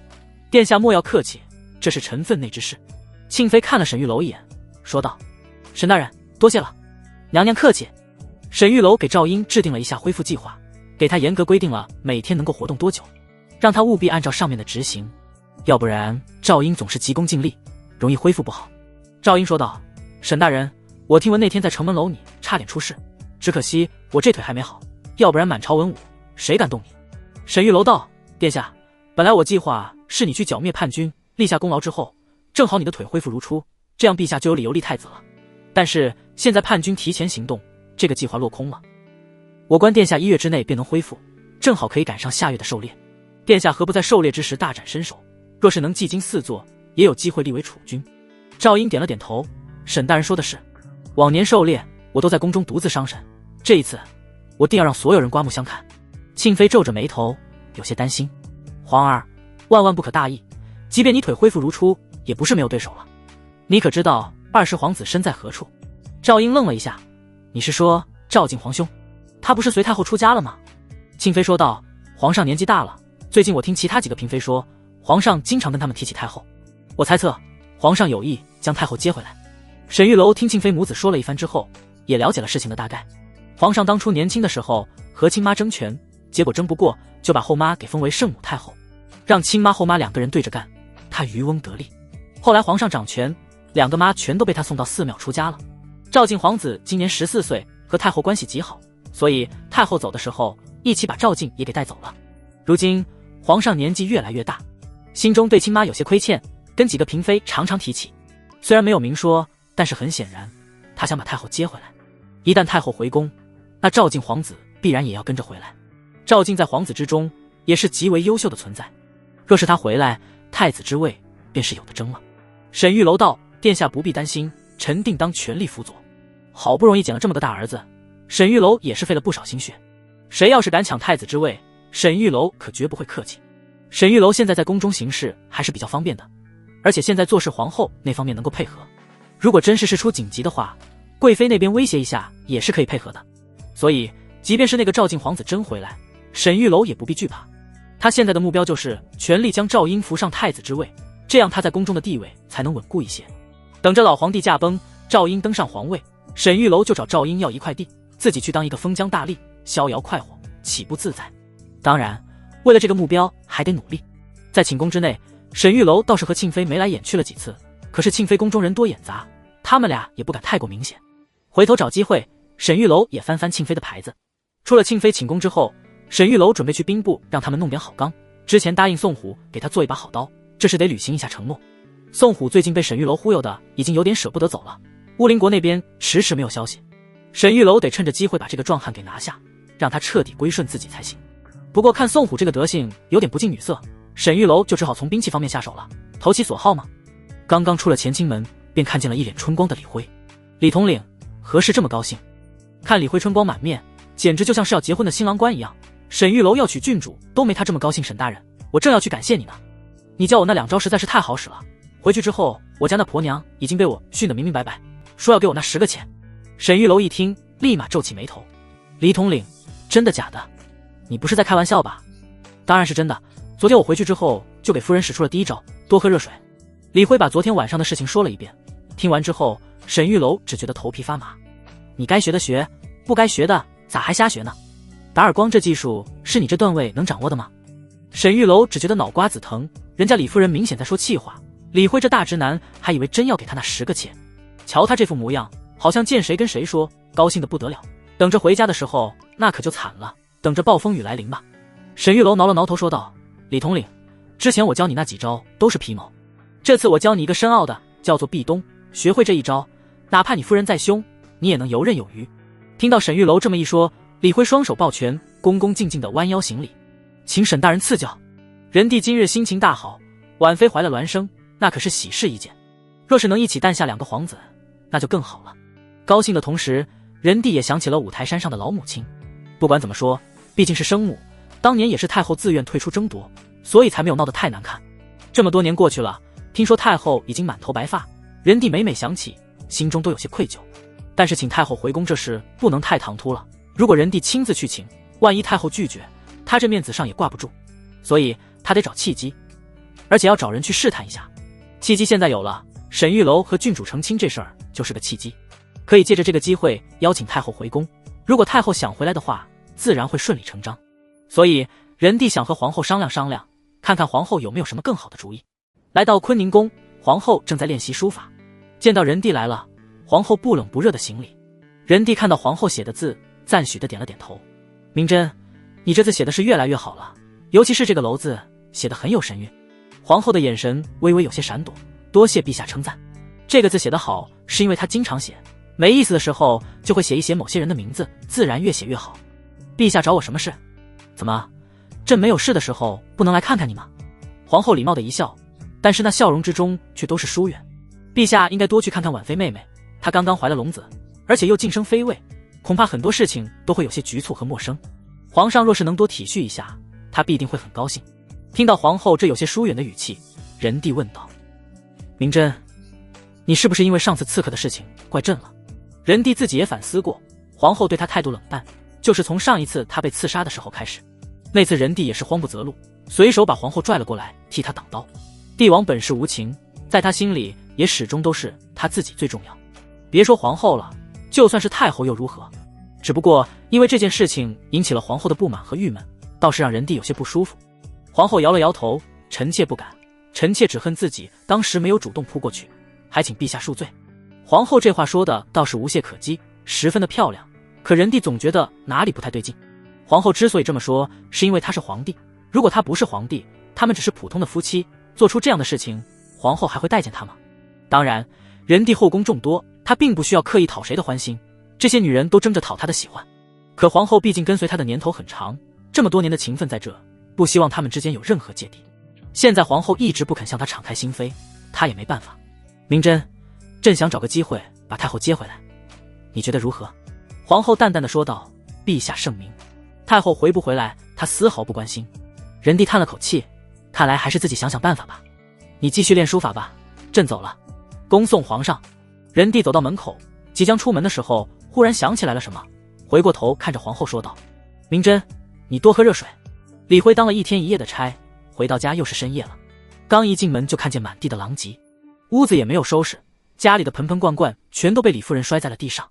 李辉瞬间感觉头皮要炸了，心想走的时候还好好的，回来怎么变成这副样子了？此时李夫人坐在椅子上，脸上像是蒙了一层冰霜一样。夫人，你这是怎么了？李夫人站了起来，冷冷地说道：没怎么，不是要给你准备那妾吗？以后你有了妾，这个房间你就不用进来了。听到李夫人这阴阳怪气有些怒意的话，李辉挠了挠头，想起了沈玉楼的教导。他一步一步走了过去，将李夫人逼到墙角，随后一只手撑着墙，压低了声音说道：女人，你在玩火。李夫人愣了一下，随后一把把李辉给推开，在奶学的歪门邪道：离我远一点。李辉说道：女人，你做这一切不就是想引起我的注意吗？恭喜你，你成功了。说完，李辉上前一把将李夫人抱了起来，奔着床上走去。而李夫人则是像过年要杀的老母猪一样，在他怀里拼命的扭动。你放开我，哪里学的这些登徒子的言语？李辉笑了笑：夫人，你就从了我吧。夫人，你就饶了我吧，我下午还得去当差，这一宿不睡，我实在吃不消啊。李夫人哼了一声：这就不行了，你这样如何纳妾？难道娶回来让人家独守空房吗？不纳了，不纳了，行了吧？李辉蒙上被子，倒头就睡。沈大人这办法固然是好，没用多久就把夫人给搞定了，就是有点费腰。一直睡到下午当差的时候，李辉才勉强睁开眼睛，穿上衣服，左手扶着腰，右手扶着墙，踉踉跄跄的出了门。看着李辉的背影，李夫人只觉得好笑。什么第一高手，还不是扶墙而出？沈玉楼闲来无事，在皇寺所照顾着纳信公主的孩子。纳信公主马上也要出月子了，只不过剖腹产子恢复的比较慢，现在走路还是有些困难。毕竟现在这科技就这条件了，即便是有沈玉楼这种顶尖的高手亲自主刀，也很难达到现代医学的水平。沈玉楼和小桃红轮流抱着孩子，这小孩子倒是很省心，不哭不闹，比其他皇子好带多了。桃红，最近陈公公来找我了吗？小桃红摇了摇头，一边说话一边笑。陈公公回去之后，听说连吐了3天，什么东西也吃不下，后来躺在床上说生病，跟皇上请了3个月的假，这段时间应该都不会回来了。沈玉楼愣了一下，想不到这个陈公公这么脆弱，只不过是吃了点屎而已，竟然连班都不上了。就在两人聊天的时候，忽然门外传来声音：沈大人。听到这声音，沈玉楼快步地走了出去，看到门外站着的是素萍，沈玉楼有些诧异地说道：素萍娘娘来了，怎么没人通传一下？素萍笑了笑：我现在还没有伺候的宫女，我马上要回家探亲，临走的时候发现我的箱子里有一些蘑菇干，这还是上一次婉妃给我的，我留一半拿回家给爹娘，这些给你。素萍的眼睛里面写满了真诚。虽然她长得很漂亮，可是她在宫中人微言轻，根本没有什么地位，她想感谢一下沈玉楼，都没有什么拿得出手的礼物。这半份蘑菇已经是她能拿出来最好的东西了。沈玉楼接过蘑菇，冲着素萍笑了笑：多谢娘娘，这些蘑菇很不错，有一些可以入药，不过娘娘切记，若是煮来吃的话，至少要煮2刻钟才能吃，否则容易中毒。多谢沈大人提醒，我知道了。素萍到了内务府，一个宫女和一个太监走了出来，两人对素萍娘娘都不怎么待见，见了面行礼都很勉强。我叫陈强，他叫翠儿，我们2个跟着娘娘省亲，内务府的马车不够了，请娘娘走路吧。内务府自然不可能是马车不够，只不过这帮奴才都是看人下菜碟，要是换个妃子的话，待遇绝对和现在不一样。素萍也不在意，能有探亲的机会已经非常好了。这次要不是沈玉楼帮忙，皇后娘娘也不会给她这3天假，所以素萍打心眼里感激沈玉楼。整个皇宫里面，她就遇到这一个好人。出了宫之后，素萍很是高兴，许久没见爹娘当了娘娘之后，也没给爹娘谋什么福利，而且兄长也没救出来，素萍这心里有点过意不去。别的不说，张举人这么多年也没有捞到1官半职，他们这一家把这件事都算在素萍的头上。张举人中举之后也是春风得意，可是连续多年未曾考中进士，张举人便有些心灰意冷。不过举人也可以申请授官的，张举人的要求并不高，只要有个官当当就行。可是举人授官要排队，有空缺才会选中他。这么多年过去了，一点消息都没有。张举人天天在家里骂素萍废物，当上了娘娘，连个官职都不能给他安排。此时的张举人刚被沈玉楼的父亲从酒房赶出来，张举人骂骂咧咧的，酒房不卖酒，真是有病。张举人踉踉跄跄的往家走，刚到家门口就看见了素萍。张举人揉了揉眼睛，愣了一下，死丫头，你怎么回来了？旁边的太监陈强咳嗽了一声，说道：张举人，这位是素萍娘娘。张举人酒劲上头，哼了一声：什么素萍娘娘？你这副样子像是娘娘吗？哪个娘娘省亲像你这么落魄？陈强撇了撇嘴，心想这举人一身酒气，蓬头垢面，难怪一直没有官做。他和宫女翠儿把头扭了过去，反正也没人看见，他懒得去管那些。若是其他娘娘省亲的时候可不能这么没有规矩。素萍说道：爹，你怎么喝这么多酒？少废话，这次可带回来什么财物了？素萍把包裹递了过去，爹，回家说吧。几人回到了家里，张举人迫不及待地打开了包裹，看到里面的首饰，皱起眉头。就这么点钱，这够干啥的？素萍问道：爹，你是不是去赌坊了？你怎么能去那种地方？他听别人说赌坊那地方可是吃人不吐骨头的，去了那里多少钱都不够花。张举人一巴掌打在素萍的脸上，臭丫头，进宫几天敢教训你爹了？素萍捂着脸，脸色有些难看。张刘氏走了出来，说道：闺女好不容易回来一次，你打她做什么？张刘氏拉着素萍进了里屋，母女两个说了会话。看到这一幕，陈强和翠儿说道：翠儿，咱别在这了，看着糟心，隔壁有个酒馆，我请你去吃酒。翠儿也是一脸嫌弃，走。两人走后，6个壮汉走到了张家，一脚踹开了大门。老张，赶紧还钱！